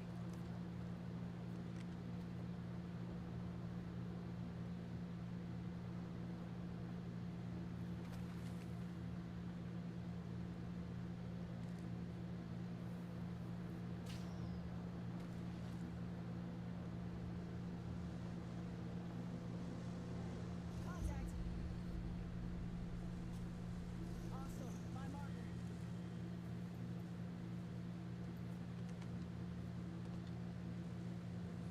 Got company out there. Let's reposition there.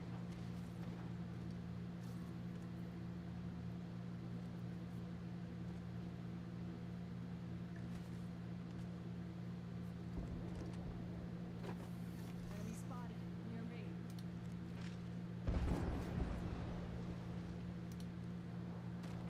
Let's reposition you. Have that information that it is going to be pulling west, so still hovering around the western side of the trenches, but pulling slightly towards Down Beast now. So some of the buildings that are between trenches and Down Beast, the donut building that you were talking about, is going to be a spot where teams will have maybe a battle to the death to try and get one of those priority positions. Aurora do escape. Tunnel they found themselves in and now approach checkpoint. And are probably thinking about trying to force their way into zone. Now that starts to become a real concern. It's all good to linger and wander around in the red for quite some time. But also, you've got to be wary as that zone starts to close and the rings count down the damage that does. Dreamfire, big damage coming in, which is going to let Roy get up to a red Evo shield. 3MZ alongside him, and Peter trying to support them. The damage not enough to get that knock. Now they're turning their attention behind them. They have a safe spot in zone, they have that trench for themselves, but it looks like they want to really clear this northeast side. They're very aware of it. They're very aware that there could be teams pushing them from that building, and maybe they also are recognizing that it's going to be a tough old rotation to try and force themselves into the circle right now. So instead, they'll try and push their way east. Bloodhound's really strong right now because he has 75 meters and Seer does not. Expose themselves too much and give up too much room behind them, because otherwise teams might think about doing exactly the same thing.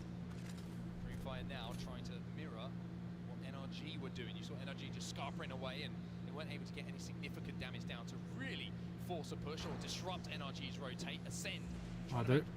a move Are themselves. they sitting on this team? An offensive one. The problem for them is the Shield's not looking too great for this point in the game, but if anyone knows how to manage these situations with low resources, it's going to be Ascend. I did say the teams that have those legends that can create that fake cover for you might be able to work their way into the trenches. Well, Ascend, first they'll go up to the skies and see what the lay of the land is. But elsewhere, Vex Gaming are going to be taking a fight down towards Down Beast. I was saying it does slightly move over towards Down Beast, but they will still have to move northeast from here. Here Optic Gaming, and it's going to be big damage coming in from drop. That entry damage should be enough to signal to the rest of this team to push forward, to try and capitalize on it. But Matafe is going to get that battery off. Optic kind of caught in an interesting situation. They said Skyward Dive was not successful as they've been eliminated in the meantime, but Vex have managed to stabilize for now. The zone's certainly been an influence, but Vex will be safe as they've now taken this. They landed on Vex did get TSM. hit by the silence, but they're able to just stay back long enough to reset. Now maybe they can get a job done themselves. Only 34 bullets, 32 bullets. If I count correctly, available now R9, so you've got to make them count here as a team and make sure you're focusing the right players at the right time. Unlucky decides he wants to try and get a little bit busy, a little bit frisky. Pushes forward and takes control of that door, manages to reinforce it in the favor of Vex. Dreamfire eliminated in the meantime. We saw them on the other side of this zone, but Vex and Optic, it's a constant jostle at the moment for damage, for position, and nobody really looking like they're coming out on top.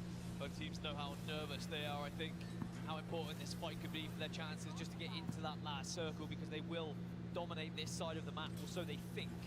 Alliance are kind of on the southern side of the map and could come towards it. Abilities are going to be huge here now.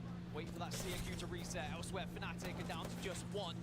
Maybe UCAF can go off here. I mean, UKF, you're down to just one. You probably want it to be him most of the time, but it's not going to work this time. Fnatic eliminated. NRG will take them down. Nathan on his back, but should get back to his feet thanks to the cover. No one close enough to really re-knock and cause them a problem. They should be able to stabilize. Could this be the game for NRG then? Haven't been able to find it so far today. Pulverex I fucking hope so, dude. had a good time in here at TSM is in first now. And it's still TSM holding exactly the same area as they did earlier as they move across, and now they'll be able to hold even more of this trench. Yeah, one thing that TSM are so good at is it's one thing to get a good spot, it's one thing to command the space around it. That is what they are masters Yeah, at. they're pretty good at taking space, and how will always yell at them. It's like, why are you in the same fucking, you know, I can't. You don't want to see both of your players in your screen. And Speaking of which, this battle between Optic and Vex keeps going, and Noct, he might be able to finish it off. Yes, he will, but here comes Alliance. Vex, they get extinguished, but Noct finds himself on his own. This was my worry with this fight being delayed and going on for as long as it did, that someone was going to join the fight. Alliance were kind of teetering towards it, but didn't want a full commit. But as soon as they heard the guns again, they said we have to get involved. Optic Gaming do get eliminated as well. But now Alliance will have to move into this next circle as round 4 closes. Glitch are going to be waiting for them. They're going to be the ones who will hold on to this landmark and hope they can hold on for it for quite some time. And Alliance managed to get the res as well onto Effect, so a full 3. And the wrap that they made round zone, brilliant from them. You can see they're decked out in red armor. They've managed to get Effect everything he can want to fight in these end games. And another team who needs a game, who's desperate for a game here, is Aurora. A massive, massive pivotal fight for them to win. Aurora coming from the east, but there's going to be plenty of teams waiting for them here. Just be able to hold these chokes, and you can see the Dark Veils go down. Seer scan, maybe? Eliminated, but Aurora just forcing their way through these Dark Veils, but it is going to be so tough. There's going to be eyes on from Dark Zero. Should be able to pick the KP up, you would imagine, but the zone is the problem here for Aurora. Even though they're shredding, the zone always wins. A start fight, leave themselves just down to 1. Aurora eliminated, Glitch Energy eliminated as well as Dark Zero trying to move in to pick up the pieces. Crazy that Glitch were eliminated, but it was Go Next who got involved. Dark Zero now down to just 2, but they are doing the damage and they take down SCF. But there's more trouble on the horizon. TSM arrive to the party and they will clean up Dark Zero. 5 squads remain as TSM now will own the east side of this map. Everyone else is over towards the western side. Brilliant from TSM. Once again, the perfect timing when the opportunity arose to pick up those kills. And I feel like they're much more confident on Roller now. Like, having Verhulst and shit, he's like, just send it. 1, 2, 3, 4, 5, 6, 7, 8, 9 death boxes, dude. Three teams just died there. Yeah, you can see TSM have taken first place off of Ascend in this game with the 65 that they're currently on.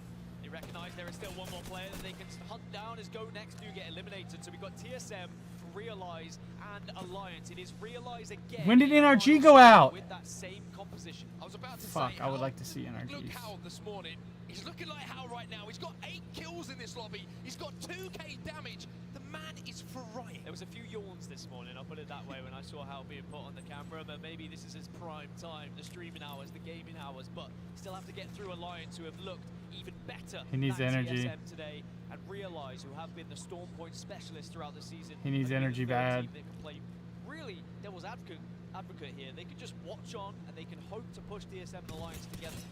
However, you're going to have to go through Hal, and Hal holding this head glitch angle down brilliantly. Only problem is he's only got 24 bullets left in this Nemesis, but he decides, you know what? Who needs a Nemesis when you've got some ults? He sends the nade in, but the black hole gets destroyed, and now he has to rely on the Prowler, sending it in. It goes in himself here. Oh my god! Full of beans, but unfortunately that means that there's going to be Alliance above. Oh, Alliance. With this fight, and they just have to nade. Black hole comes down as well. The inevitable is going to happen. Alliance are going to do it again. It is easy as that. Alliance pick up the win, and they show us just why they are one of the teams that really are on fire this tournament. Effects tweeted out a little bit earlier, I didn't realize Lamb was going to be this easy. I'm pretty sure he just won that game by swinging an heirloom at someone and really putting the pain and putting a marker down for Alliance. Well, I think that they've made a name for themselves today for Alliance, and I'm pretty sure if you were not taking them seriously, well, It's okay. I mean, TSM did so good. It doesn't matter. I think it was an interesting call to dive on that team. Maybe they didn't realize it was going to be that comp. Of course, Gibby and Crypto, it is one of the most difficult teams to push. Bubble goes down, barrels go down. They just sent themselves into absolute hell and damage. And Alliance then joined with grenades as well. And TSM actually fell in third, I believe. So incredible that we were able to see Realize just hold off and stay in second position. Yeah, they don't need to fucking win there. They're frying. They're like, they're still like number one. They seem to keep rolling no matter how far we get through this day. And every single time I think maybe they're just going to sit back, put their feet up. They refuse. They are very much on the pain train right now. Alliance fans, certainly smiles on their faces today. You've got to be happy with how the boys have been playing. They have looked dominant at times. And also looking extremely confident with the way that they finished out that game. And the more that we see this thing, the less I believe it's a wrap. It's starting to go full circle now. Back to a mouse for me. I think mouse with a pizza. I think is where we're going to go. Oh, it came at the screen very quickly. Wasn't expecting that. But Alliance still on top, and the EMEA region looking like they could be a real threat in this tournament. Will we finally see the EMEA team lift a One trophy team at that last? has at least 2 MK players that are dominating. Over the next 3 days after we wrap up today, and we still, of course, got another game on Storm Point before we close out the action for today. But let's talk a little bit about Team Solo Mid, because that was a phenomenal performance from them on how to not just get a good spot in zone and do your research, do your prep where you want to play from, but how to dominate the space around it, not allow any teams to move up on you without you knowing about it. Yeah, and I think that again, still They took the space victory very alone, well. That's absolutely fine. You don't need to find the victories during group stages. You get them when you get into match point. It's about putting points on the board, and TSM are doing that. They find themselves up there. At Yeah, number they don't one need to in win. A versus C, but the team that's leading in the overall standings is the team that beat them, is Alliance. And Yeah. I think that TSM will be a little bit frustrated with that final circle. They were annoyed by the team, and I think it was just a screw it, let's just push them scenario, and they were punished a little bit. Yeah, I think TSM probably thinking we'll take second place here with a load of kills if we pick these 3 up. That'd be wonderful because they already had 12 at that point, maybe even more, having completely and utterly controlled how that game played out, and they certainly did control the space in and around themselves. But this is what happened in those final moments. It's going to be very interesting to actually watch Imperial Hal flying forward here with all the confidence in the world, and how Realize actually managed to hold off. Wait, that makes a lot of sense. The Gibby ult came down, it almost forced TSM to have to make the move, and then they just went into what was going to be the churn and burn that was available and waiting for them. And actually, Obley did really well to survive in the corner there outside of the bubble, but it was mainly Alliance who were just doing damage with grenades. Look at effect. Terror. Bah! Bah! Ah. Was the zone? Okay, zone finally wins it, but effect going in, and I'm going to say it's style points, to be honest with it. He was going out swinging, as Alliance have come out swinging today, and that's what it means to them. 20 NRG got 6 points. Penultimate game of the day, 11 kills to go alongside. Dude, they got 22 kills! Or 22... kills in that game. Yeah. TSM. Very impressive, and that will, again, just keep them rising up those overalls. If they would have finished that and finished that other team, they could have reset. I was expecting more of in the final circle. I didn't get to see the fight, but Glitch Energy were holding one of the primary positions for quite some time. But I think it was Alliance combined with Go Next who just collapsed on them. And again, that can happen sometimes when you've been in a spot for so long. Fill up! You feel a little bit too secure, and out of nowhere, teams arrive. Yeah, really want to go back and watch that Alliance rotate, actually, how they managed to get into that position. We didn't see it from our POV, but you would imagine they zone ran to the south and come up behind Optic Gaming, managed to hit that respawn, like we said, to get effect back into the game. And by coming out on top in that NRG game, is they find themselves intense. in second place in the overalls now. Alliance 59 points, but it's TSM, you would say, probably feeling very comfortable at the top of the table and should expect themselves to be there after this final game. But again, I mean, Alliance, they had an incredible amount of points when it was A versus B, and they are just doing exactly the same here. It doubles up to where they will be in a spot walking in tomorrow when they are guaranteed winners bracket. TSM could be putting themselves in a very similar position if they have another game. Ascend also rocking and rolling and should be in a primary spot. One game left. But there is still games, of course, to compete in and points where other teams could take it away from. Let's have a look at some of the stats coming in from the man on the left-hand side of your screen. Imperial Howl from that previous game. 8 kills to his name, 2.4k damage. Dude, Actually, Verholz is just read the whole number, crazy. doing him shy of 50 points of damage there, so 2,450 damage. You see the survival time as well. You take that every day from your lead fragger. He's certainly turned up. He has indeed, and of course the split one playoff champ. And the IGL, dude. How's playing really good. Dude, straight, turn it on! Nicely for the championships. I mean, it would be an incredible feat to be able to achieve that on land, going back to back, especially in a competitive lobby and a competitive tournament like this. But as you mentioned earlier, still a long, long way to go before we can start really talking about champions. But we are starting to see some of the front runners show up when they need to. Time to take the seats again. Those beautiful seats, I will say. Yeah. Shout out Mamela. I'm on my way. Don't worry. I'll get one by the end of this. But for TSM to sit down, because it looks like everybody's joined back into the lobby and we're not too far away from getting into our final game of the day. Now, I want you to. I hate putting you on the spot like this, but at the same time, I kind of love doing it. I gotta go get a Dr. B. One team's got to have a banging performance here to really kind of re-elevate, to revitalize them ahead of tomorrow. Because, like I mentioned previously, before we went again in the previous game, the overnight discussions are very different depending on where you sit in that table come the end of the day. Yeah. Who do you think's got to be the team to step up? Who do you think has got to, or who do I think is going to? Very different question. I just want to assess. Bit difficult. I am being difficult. I'm going to go for Optic Gaming. You know, I want to see Optic Gaming show up. I think they need to with how they've been performing so far. I could have gone with NRG as well. Two teams who have really struggled a little bit, and I want to see them be able to perform because they are two squads who have it in them and should be able to achieve it. Yes, they do. Yes, they do. Hey, hey, you tell them. Someone's on the floor going to get interviewed soon, and I think they're quite famous.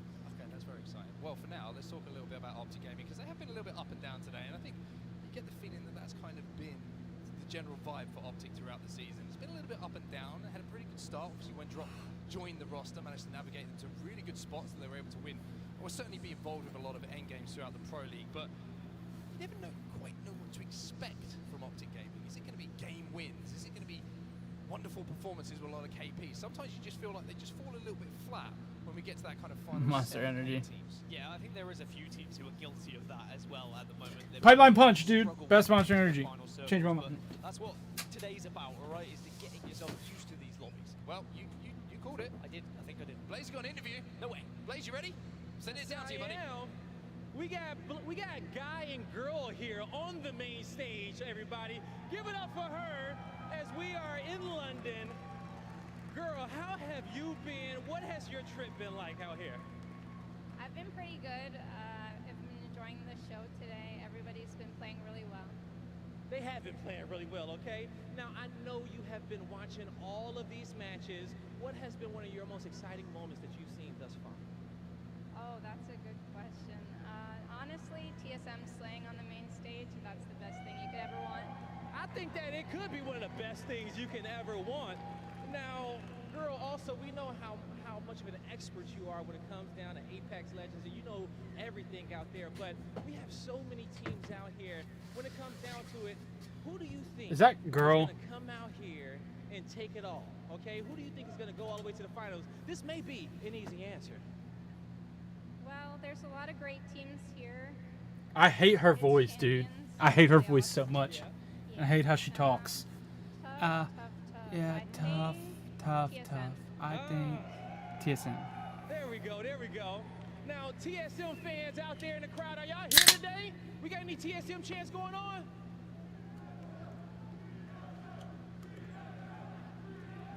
They're out there, okay? They out there, they're ready to go. Howling them, they've been playing great on this stage, you know, all day, and right now at the top of the leaderboards here. You know, when it comes down to them, they're looking like they're gonna make it far, but you know, when it comes down to you, you know, what words do you want to get out there to what words do you want to get to the TSM fans out there to support them on their journey to go out there and get themselves another chip? I just want to say thank you to everyone for being here, morning till night. I know it's been a long day, but the players have been playing really well, and the fans have been cheering. Dude, she was a caster. It was so fucking bad. Keep it up, you guys are amazing. Like, I love you fans. Thanks for being here all day. Like, come on, man. Like, so that's gonna do it for Guy and Girl here on the main stage. On set, Gaskin, take us away. Thank you very much, Blaze, and shout out to Girl as well. It's always good to see you here at the events, and you know, always good so annoyed. I get so annoyed. I don't like dislike her or anything, but I hated her as a caster, like in that position, right? Like, I don't hate her. Like, I dislike her voice very much, and I hated her as a caster. Like, hate. I'm pretty sure that if you stand in any crowded area within the world now, wow, you say the word TSM like out, it's not a word, it's an acronym, TSM, someone will go, huh? Like, you know what I mean? I have seen like TSM logos at very random places, like supermarkets, completely random rural areas in the UK, and I see a TSM logo, and I'm like, just incredible, really, the support they have across the world. Well, they're playing like it at the moment. They're playing like a team you would want to support for sure, especially in that last game. And all of a sudden, it looks like the confidence is flowing, the game plan is back, and everyone's looking comfortable on that main stage. Oh, by the way, drippiest guy maybe in Apex right now. I'm going to give it to Raven. Just saying, I know it's a bold call, but man, it's only Thursday. What's he going to wear on Sunday? I mean, he did go to a store and make sure he had a suit ready for today. So is he going to do it every morning? Oh, But, wait. You can go from one drip to another level of drip. You can't teach that kind of drip coming in from Pierre. That's what I'm going to say. Confidence is a whole nother There's level. also only a few men who can sit in that position and look Get that man some fresh socks though, Pierre. Come on. Yeah, he's been having those socks off, well, shoes off for too long, and he's got a little bit dirty. Well, you know, hopefully he gets. Do you know what? I'll bring a spare pair. Let's see if we can clean out. But we do, of course, have one more game to go today. Alliance fans, I'm sure you're looking forward to seeing one more game where your team dominates and runs through the lobby. But this is a really important game. This is really important game because the standings, now that you've got those point sponges, excuse me, at the top, the likes of TSM, Alliance, even Ascend at this point, who have kind of gobbled up most of the points in this lobby, it means that everyone else is still extremely close. Now, we know it's total points, right? But one bomb game here. We've always said it when we've been discussing what do you have to do in the group stages to progress, to get into a winner's bracket side, right? You drop one nuke game where you're putting up 10 plus kills and maybe you get that win, 20 plus points overall, you really set yourself up for success. And the likes of Aurora, I believe in them. I think they can do it here. Yeah, I think you want to be looking at a minimum of 30 points each time to try and put yourself into that winner's bracket. That's just a guesstimate, of course. It differs depending on how teams will be performing and who is going to be sponging up those points in certain lobbies. We saw Alliance absolutely annihilate earlier in A versus B and be able to take a lot of points away from other teams. And now it's being gobbled up by a few teams. TSM, Alliance and Ascend are all looking very strong, but it's whether you can just get over that final hurdle here in match number 6 and get that extra little bit, which could be the difference maker going into bracket play. Well, the game is loaded, everybody, and it's going to be the final one of the day. So Combox has been amazing so far. Everybody who's sat in those stands all day long, I want you to give yourself a little bit of a round of applause right now, because this is the final game of the day. The fans have been incredible. We hope you've enjoyed the show at home, but the show is not over. We've still got 3 days ahead of us. But for the Thursday here in London, this is the final game. And it's only going to get better as we go into Friday, and of course, when we get into the weekend, and then Championship Sunday, where a champion will be crowned. A champion is a very different thing. Very different thing. Cramp hit you at just the wrong time there, Dan. We will make sure you hydrate. Someone, but I'm very excited for this game because there are a few teams who still need to step up, of course, we are going to get the contest yet again down towards Shipfall. It has been a one-for-one trade so far between Aurora. I'm dead. Come out on I'm top dead. And at least go home today knowing that they were on top in the last seconds. Well, it's good vibes if you win that contest at the end of the day. Onyx, they lost the last one, but they won the first one. Which one?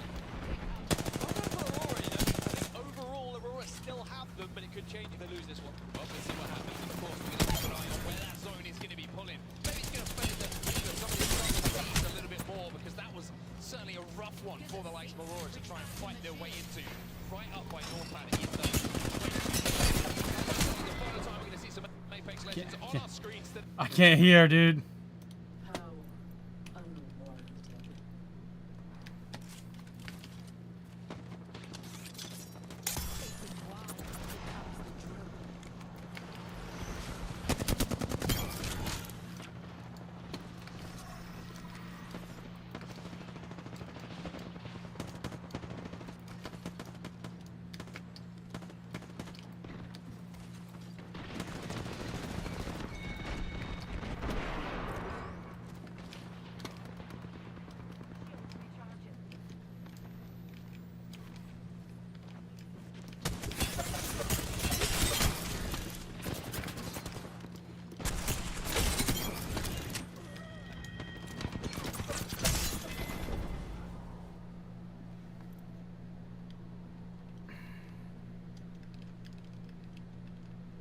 I am kind of cleaning up.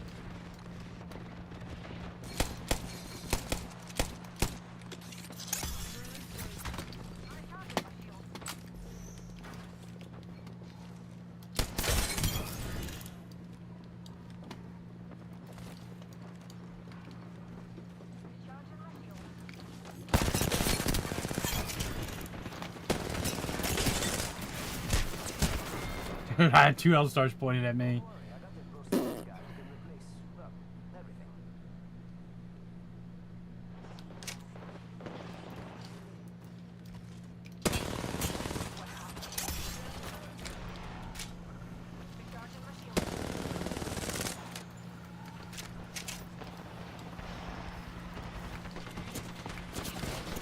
Whoa.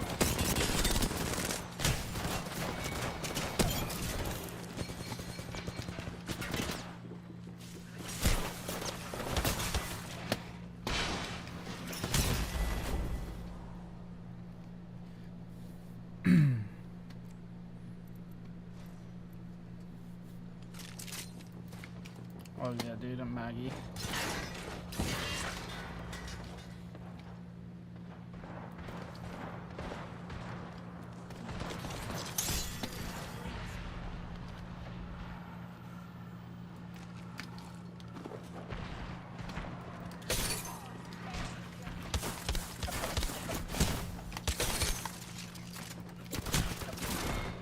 No, dude.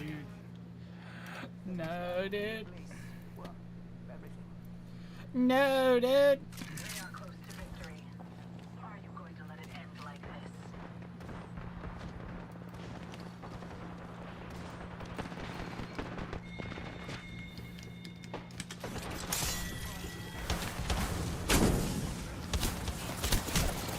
You gotta be fucking kidding me, dude! I just keep getting fucking shot in the side, bro. Oh, we lost this.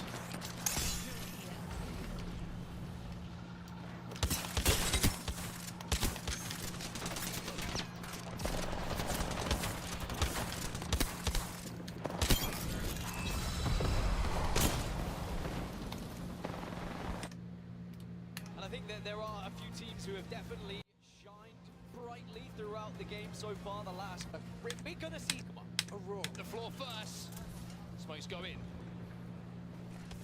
He's got the weapon zone. Cleaver's got a Mozam and an RE45. It's very season 1 for him.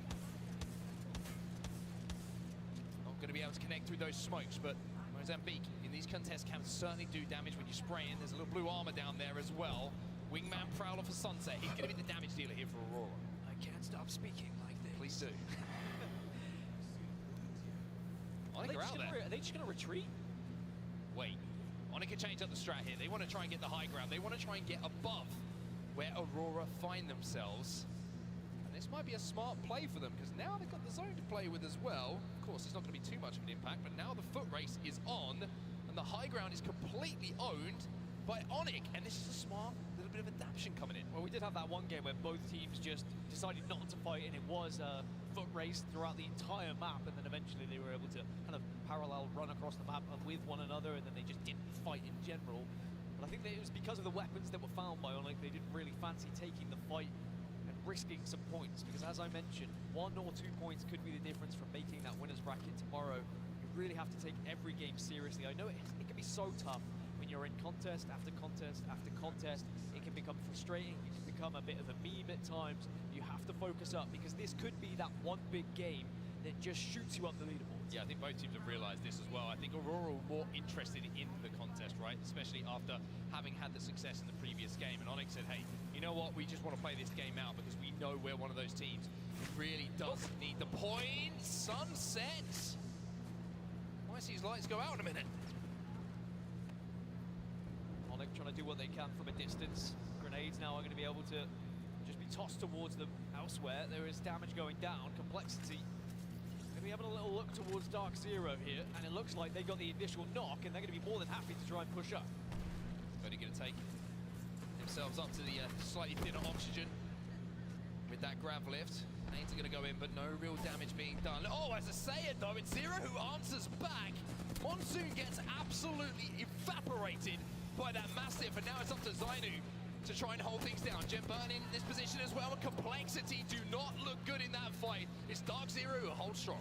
And that's great news for the teams below Complexity. They're just trying to take those points away from them. It means Complexity will finish on 35 in A versus C. Again, a good average amount, but they will feel frustrated they weren't able to add to that total in this game. It was Dark Zero who somehow came out on top, even though the first knock did go towards Complexity. But Dark Zero do just now reset, hold off, and make sure no one else be pushing towards them. But there are going to be a lot of teams over here towards Barometer. People starting to move very quickly once they see where their circles go. Yeah, Barometer I think is going to be the place to be at the moment, just looking at where this zone is going. I think a lot of teams at this point will know that where this zone is generally located kind of eliminates a lot of other POIs that you might have considered as being viable endgame options. But Naked, they're one of the teams who are kind of holding out Aurora at the moment. So Aurora, who, as if they're not having a tough enough time at the moment, immediately run into more trouble in the form of this APAC North powerhouse. So tough, and again, it's just being a victim of the contest and not having the loot to necessarily take the fight. They could get a little bit of information from the silence. I think he's going to be able to push in, but I think at the moment, Aurora just trying to avoid this fight, but it's going to be inevitable. It's going to happen at some point. Is it going to be Aurora, or is it going to be Arufa who comes in and gets that initial damage here for Naked? Rolling Thunder's going to go down for the Bangalore to try and clear him off the roof, but it looks like Aurora have already managed to stave them off for a few more seconds. The problem for Aurora here is just loot, quite simply. They don't have the armors, they don't really have many attachments, they don't have really anything as far as what you would want to be confident in a fight. The only thing they do have is self-belief and confidence. And the fact that this is taking so long, you know who's going to be walking on up, having a little sniff towards them. Onyx Esports, they heard the commotion. They're moving over to from shipfall, and they will be saying, even at one point, Vec, if they can maybe wait and be a bit more patient. Right, as we also see MDY, you can see MDY, but going back to the conversation about Onyx Prap, towards the south side of the mountain area, on shipfall would approach this zone towards Barometer from the south, and at the moment, there's buildings for them to play. So they might be kind of stuck in between two minds. Decision from Onyx, in points behind, like, just get one game on Storm Point. We're suddenly tomorrow, even though there's, well, as for Aurora, it's less, almost like gone down, and will of course be team. The guy as well, they're really... Moment in the picture as we change over, quite right. So aggressive. Prowler of Furholst, this great pulling, that's why Vex are trying to defend, or assault so aggressively at this point to defend this ground. But unlucky, it's going to go down. It's going to be the Prowler of Furholst, which puts him to sleep for a few seconds. The question is, are TSM going to push off the back of this, or are they going to value their position over pushing for the KP? Look how Tyler's checking both angles as well. Very worried that they're going to be pinched, get as much utility down, and maybe go out with a bang here. There is going to be at least a gold knockdown to work with, but here is going to be that other team they were worried about. just a little nade tossed it towards the corner to see if you can get that initial damage, and the silence coming through just to get even more information. Yeah, TSM just harassing them at the moment, and now House said, you know what, enough's enough. Tries to send in the black hole. You completely away from where this fight is going down. Fnatic will be eliminated in the meantime. Field has been bruised and battered, and now it is almost down to his last little bit of health, and as soon as it goes down, TSM can take full advantage, and it might be the beginning of the end here for Vex, but TSM are not full sending. TSM playing this one perfectly. A little peek each. Baiting and switching, taking their time. They've got the ammo to play with here. They should be able to finish this fight in good time, and they know that themselves. They're just waiting for the opportunity to do so. And then not only that, they'll be able to move in and maybe collect that loot. Vex Gaming finally eliminated as well at the hands of TSM. And a little bit of help coming in from Pitta as well. But TSM, once again, even though they've got this great spot down, they control the space post-match. And they made 17 points. Group lead squad, this composition in tough now. They are now how they're going to edge their way. It up, and what maybe is going to be opportunity to third punch for wide route is going to be doing a little bit of crafting. Pretty busy, but elevate at the moment, force their way into this now. Going to be able to be in a position where they can Okay, I wanted to get back live. Points here. They just want to get into minimum top 15 to get an extra placement point. If they can work their way into top 10, they would be more than happy. They just want to get closer towards 30 points here in A versus C. At least they have the replicator to work with, the crafter to make sure they get as much meds as possible. I mean, for Onyx, it just shows the value in not taking a straight 3v3, right? If you can get out of it, at least, with one, then you can get a game under your belt. You might find a couple of KP, which is obviously a hell of a lot more valuable than taking a straight 3v3 and losing immediately. So, Onyx Esports still may have a little bit of a say in this game, the final one of the day. Aurora now making their way on the complete opposite side of the zone. Alliance also hold down the... Let's take that Trident for a ride.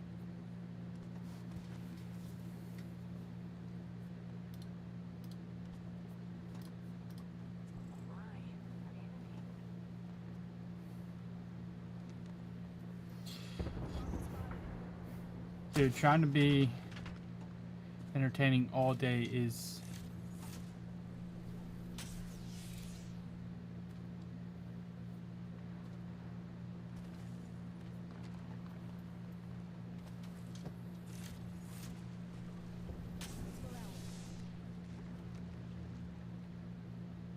Let's check out that area.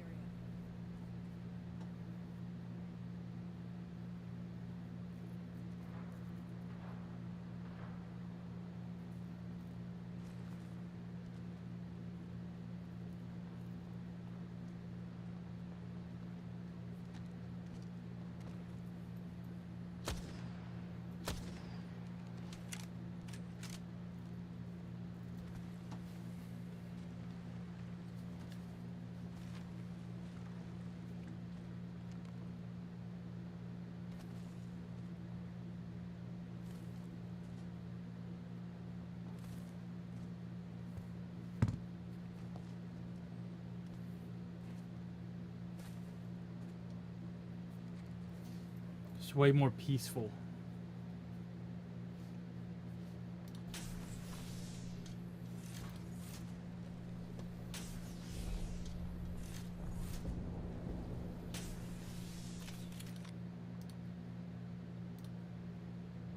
And for a team who is desperate for points, the one team you probably don't want to go up against this lobby with the way they've been fighting today is Alliance. 2 red Evos to play with as well. Effect the only one without it, but to be honest, the way that Effect's been playing today, I don't think it even needs an armor. And with how quiet the lobby has been, as soon as we heard some action, I think some teams, their necks broke as they quickly turned to look and thought, can we pick up some KP? Even TSM were having a look towards that one, as now Alliance are going to be going down because Naked are arriving late with their clothes on, thankfully, and will be joining the action as well.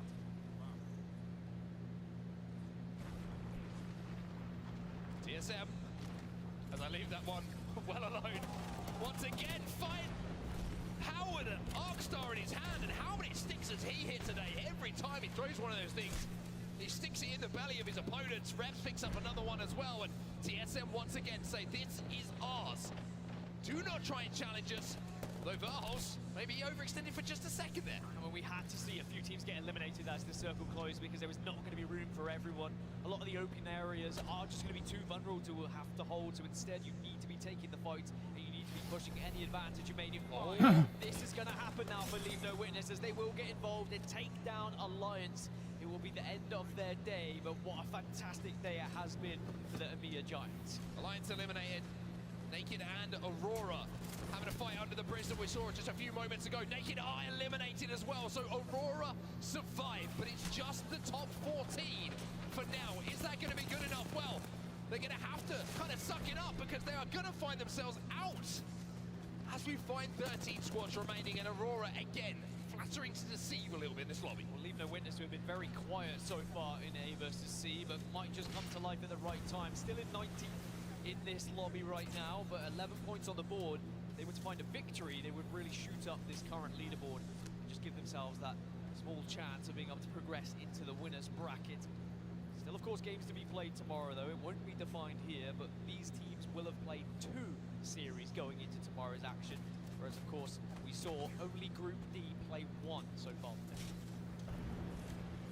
Inside of the zone at the moment, Dark Zero, where we saw them win that fight a little bit earlier against Complexity at the start of the game. Well, they're still there. Why wouldn't they be? Great position to hold down for them. Ascend inside of the spinning wheel of doom inside Barometer. They're going to have to hold that down for a little bit of time as well. Realize still on that southern position themselves. TSM having a little poke at NRG, who have managed to just about sneak past them for a few seconds. But this is going to be where Sweet's going to have to earn his corner here. He's going to have to work really hard to get Nathan and Gildersons into a safe spot, but also a spot that's going to be good for around 30 seconds or so after they find it. I mean, it wouldn't be an NRG tournament if they didn't have their backs against the wall at some point. Guild goes down, it's Howell from a distance who takes him as well. Might get a chance to res, but it's whether the utility here can hit. If the nades connect, it could be very difficult for NRG as TSM now start to group up and maybe try and take advantage of this angle. There's one thing that NRG love to do, and that is leave it late. However, I'm pretty sure that TSM smell blood in the water at the moment. How gets the re-knock onto Guild as well? You can see that they want to finish this. They know this is important for them to clear this side of the map out. TSM trying to play this one very measured. They don't want to put themselves in a position where they're the ones to get knocked with so many teams still alive. I was wondering when the Dark Veil was going to come down, and they have to force it TSM because they need to be thinking about the circle as well. But there's so many teams that are waiting for them here at Barometer, but Hal will shred through and work alongside his teammates to do the damage as TSM managed to get even more kills on the board. NRG get eliminated. Kill leader now for Imperial Hal as they stay alive and going into the top 12. Now he's trying to work to keep his teammates alive here. Turns his attention towards the team rotating behind them, and it's going to be Peter who should be eliminated. Dreamfire will be out, and all of a sudden it's a TSM takeover again. Optic go down as well into the top 10 now, but they have lost Verhol, so they just need to try and reset here. They're being focused by a couple of teams. Go Next, Leave No Witness, Dark Zero and Onyx are all looking at them. So it's about just trying to stay alive and seeing if you can find any sort of spot to survive. I think Reps is trying to stick the res here onto Verholst as well, and Hal's just going hunting. He wants all of these kills. He's going to find one knock. Is he going to find another? The answer is no, but TSM will Oh my god, dude. KP, but Go Next, they keep alive here and they stay moving. Great KP, and it puts TSM on 83 points in these lobbies, and I think they'll be delighted with that as Go Next are down to just 1. There's a lot of teams now are struggling to stay as a healthy 3 because there is so much congestion here at Barometer as teams try and force their way through. Zero's got a Kraber. Zero is in the kill feed. He's got some ammo to work with as well. Now, a lot of talk about Zainu and Jim Burton, 2 of the best roller players in the world. Well, Zero can do a lot of work on that M&K with the big stick in his hand. A couple of body shots here, a couple of headshots. Certainly going to do some damage at the moment. The genuine definition of shooting fish in the barrel here from Zainu. Pretty much everyone is on the northern side of this circle as Go Next get eliminated. The only team on the southern side is Realize, and we've spoke about their comp a few times already, and it could be a big factor in now Glitch Energy getting in this fight.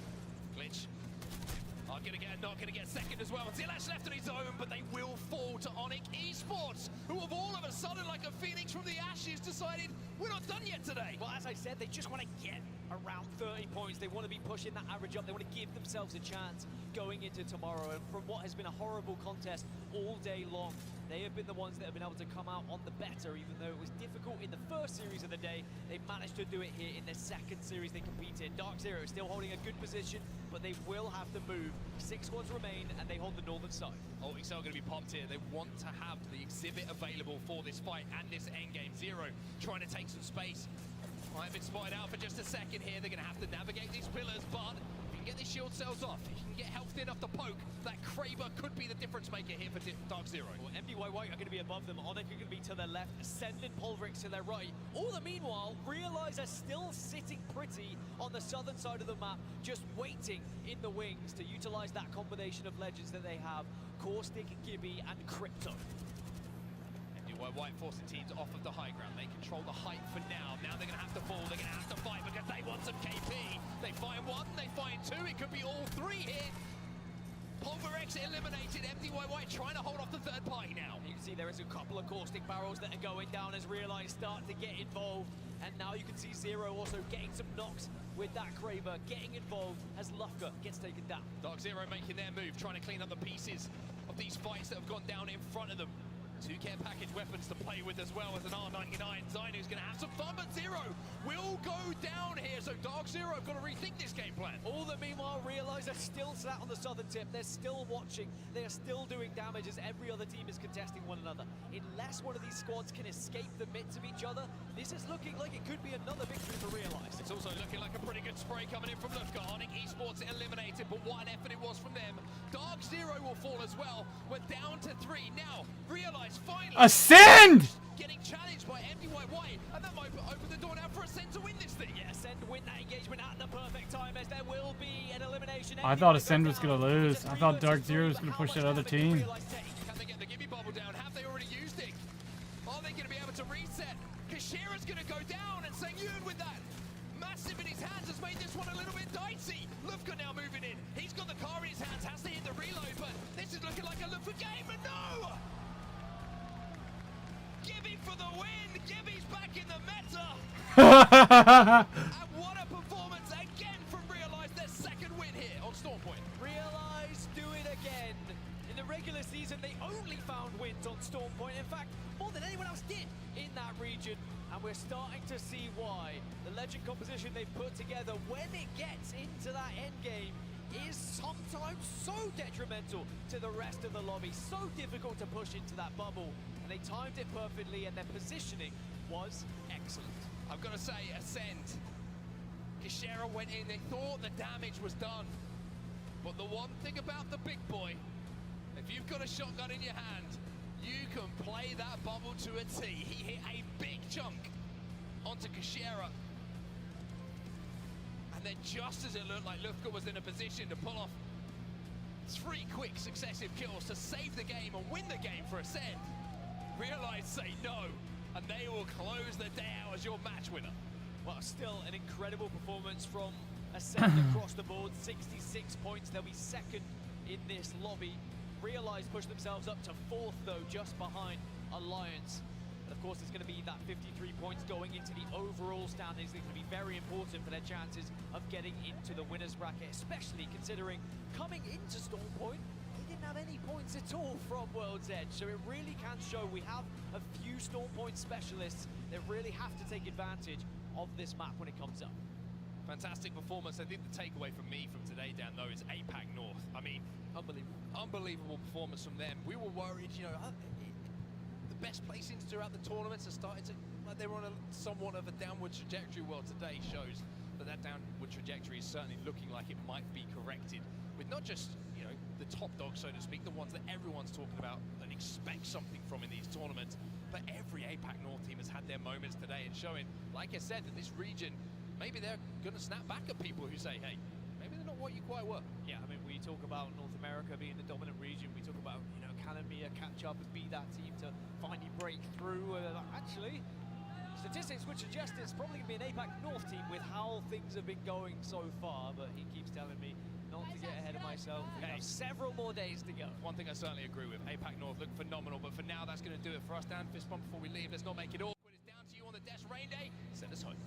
Thanks, fellas. Luckily, you don't have too far to go. I like Green Day. In London, and of course, the fact that we are all at the end of the evening, people heading out, as you can see. Well, you may not be able to see, but we can, of the stands. The most loyal fans, though, dominant not just in-game. Ladies, Sabs, Vicky joining me here to close out this desk, but also in fandom. Dreamfire, MD White, APAC making a statement here, Sabs. It's got to be really cool to see, obviously, a representative of EMEA. Another region showing up and really showing out here. When it's crazy. Yes, sir. I mean, you know how it is. I mean, the girls that they have for this are just, I feel like they're really awkward and they don't. I feel like they're missing something. I feel like they need to figure out something out. Like they don't communicate like clearly. Like girl, like when she was a caster, I absolutely hated her. Like she's an alright person, whatever. But like she does not need to be a freaking caster. With how she talks, she's like, yeah, when there's, yeah, well, TSM and thank you fans and everything, and dude, it's so like monotone. It's like having the teacher that puts you to sleep in high school, right? Like no one fucking wants that. Like, come with the energy. You're paid to be there. Like, let's go. Like, I want to thank all the fans. I want to thank you guys for being here. Like, come on. I got fucking hot earlier, let me tell you. The way it was damn, who lanes the shuttle? Aurora and Onyx Esports and yeah, anyway, he had a PK shot, he no-regged.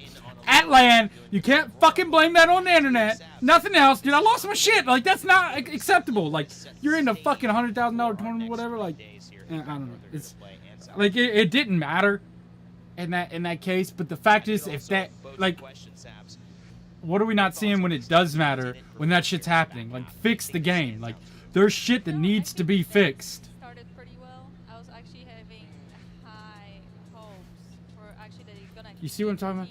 I was actually having high hopes for having the team doing the same thing. Like, you know, you guys don't want to listen to that. Like, there's no energy. Like, I'm so.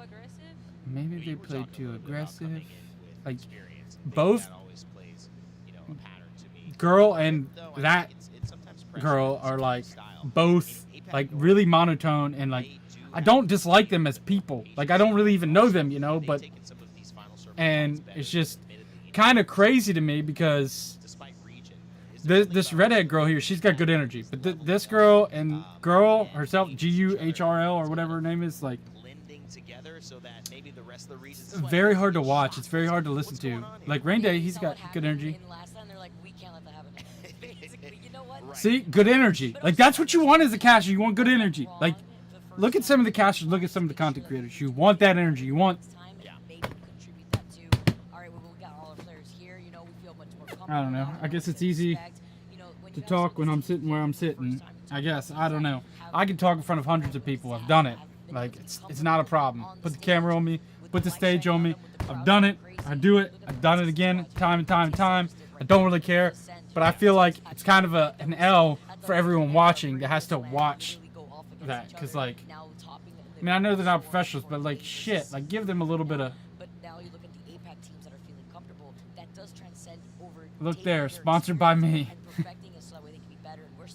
Yeah. No, it's Monster Energy, bro. I like Rain Day. I think Rain Day does a great job. I think Rain Day does a great job. I think she does a great job.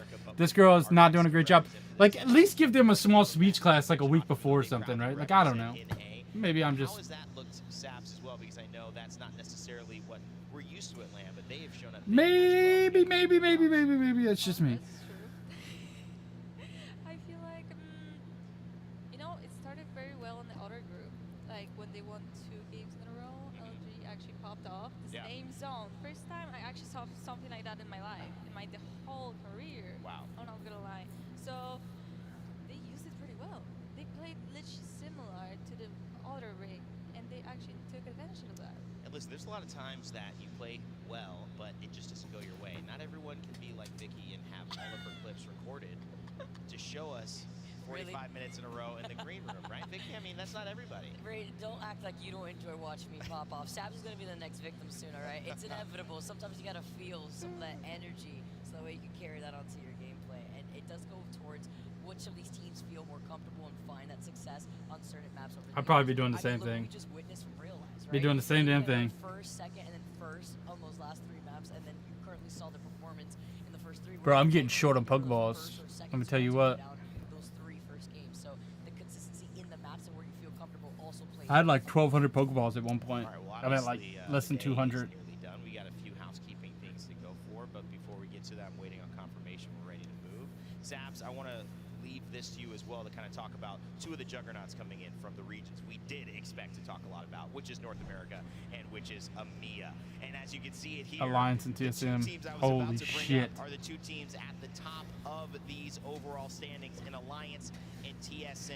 I don't think TSM would have played the way they would have played What are your thoughts on those earlier 2 teams leading when they got second. I thought they were like, fuck it. Kills, we got like plenty of points. Because all this matters is for bracket play, right? So bracket... Just do my job. So bracket play, how that breaks down is basically the points go for winners bracket. So the top 20 teams out of all the points of A, B, C, and D will go into winners bracket. The top 10 winners will move across. Then you have the bottom 10, the bottom 20. Not the bottom 20. You'll have the 10 losers from that round go to the bottom bracket, and that will bring up the top 10 of the bottom 20 or the bottom 30, excuse me. And those 20 teams will play. And after those 20 teams play, it's very confusing. Hopefully they show the chart again. After those teams play, that top 10 moves on, and you get that LCQ, and then after that you'll go into the championship. It'll be the last 20 teams, and that'll be on Sunday. So, but you gotta understand, when you're playing for championship games and stuff like that, you're looking at, so it's not like a points-based thing. It is very much a points-based thing, but for championship, it's whoever gets 50 points, and after you secure 50 points, you have to win. So if you have 60 points, so say you have 49 points, and you get like 10 kills, you are not eligible. Whether you win or not, you're not eligible to win the championship. It have to be in 50 before you start to be eligible. So it's kind of crazy. It makes it super interesting, because if you don't have 50 points and you win, it doesn't mean anything. So it can drag out for 10, 15, 17 games. I think it dragged out for like 16 or 17 games last year. It was kind of crazy. It's like nuts. And we just kept rotating maps, and it was just like kept going and going and going and going and going. It was nuts. So yeah, that's basically it. What are they saying? Any individual performances that kind of caught your eye? I mean, of course, Peg. You know, But before that, we might everyone spend some knows more that time on that. already. Anybody else? You Just a know, quick pick, I was really voting for Aurora, I'm not gonna lie. Say that again? For Aurora, I was voting for Aurora. them. Well, you did get to see them fight quite Yes, a lot, right? yes. How's the Maliwan situation? I know I brought that up again. Have you felt that that's kind of, I mean... Well, it's the end of the day. I'm done. I'm getting off. Is he performing as This he is over. You know how it goes. I got some stuff to take care of. I've been on much longer than I normally am. I would love to play games, but we don't always get that luxury. I got shit to do. Got to figure some stuff out. And, yeah, see you guys tomorrow. Peace, love, and chicken grease, y'all. I'll be in here tomorrow. I may get on much earlier tomorrow because of ALGS, so. Thanks, man. I appreciate you. I will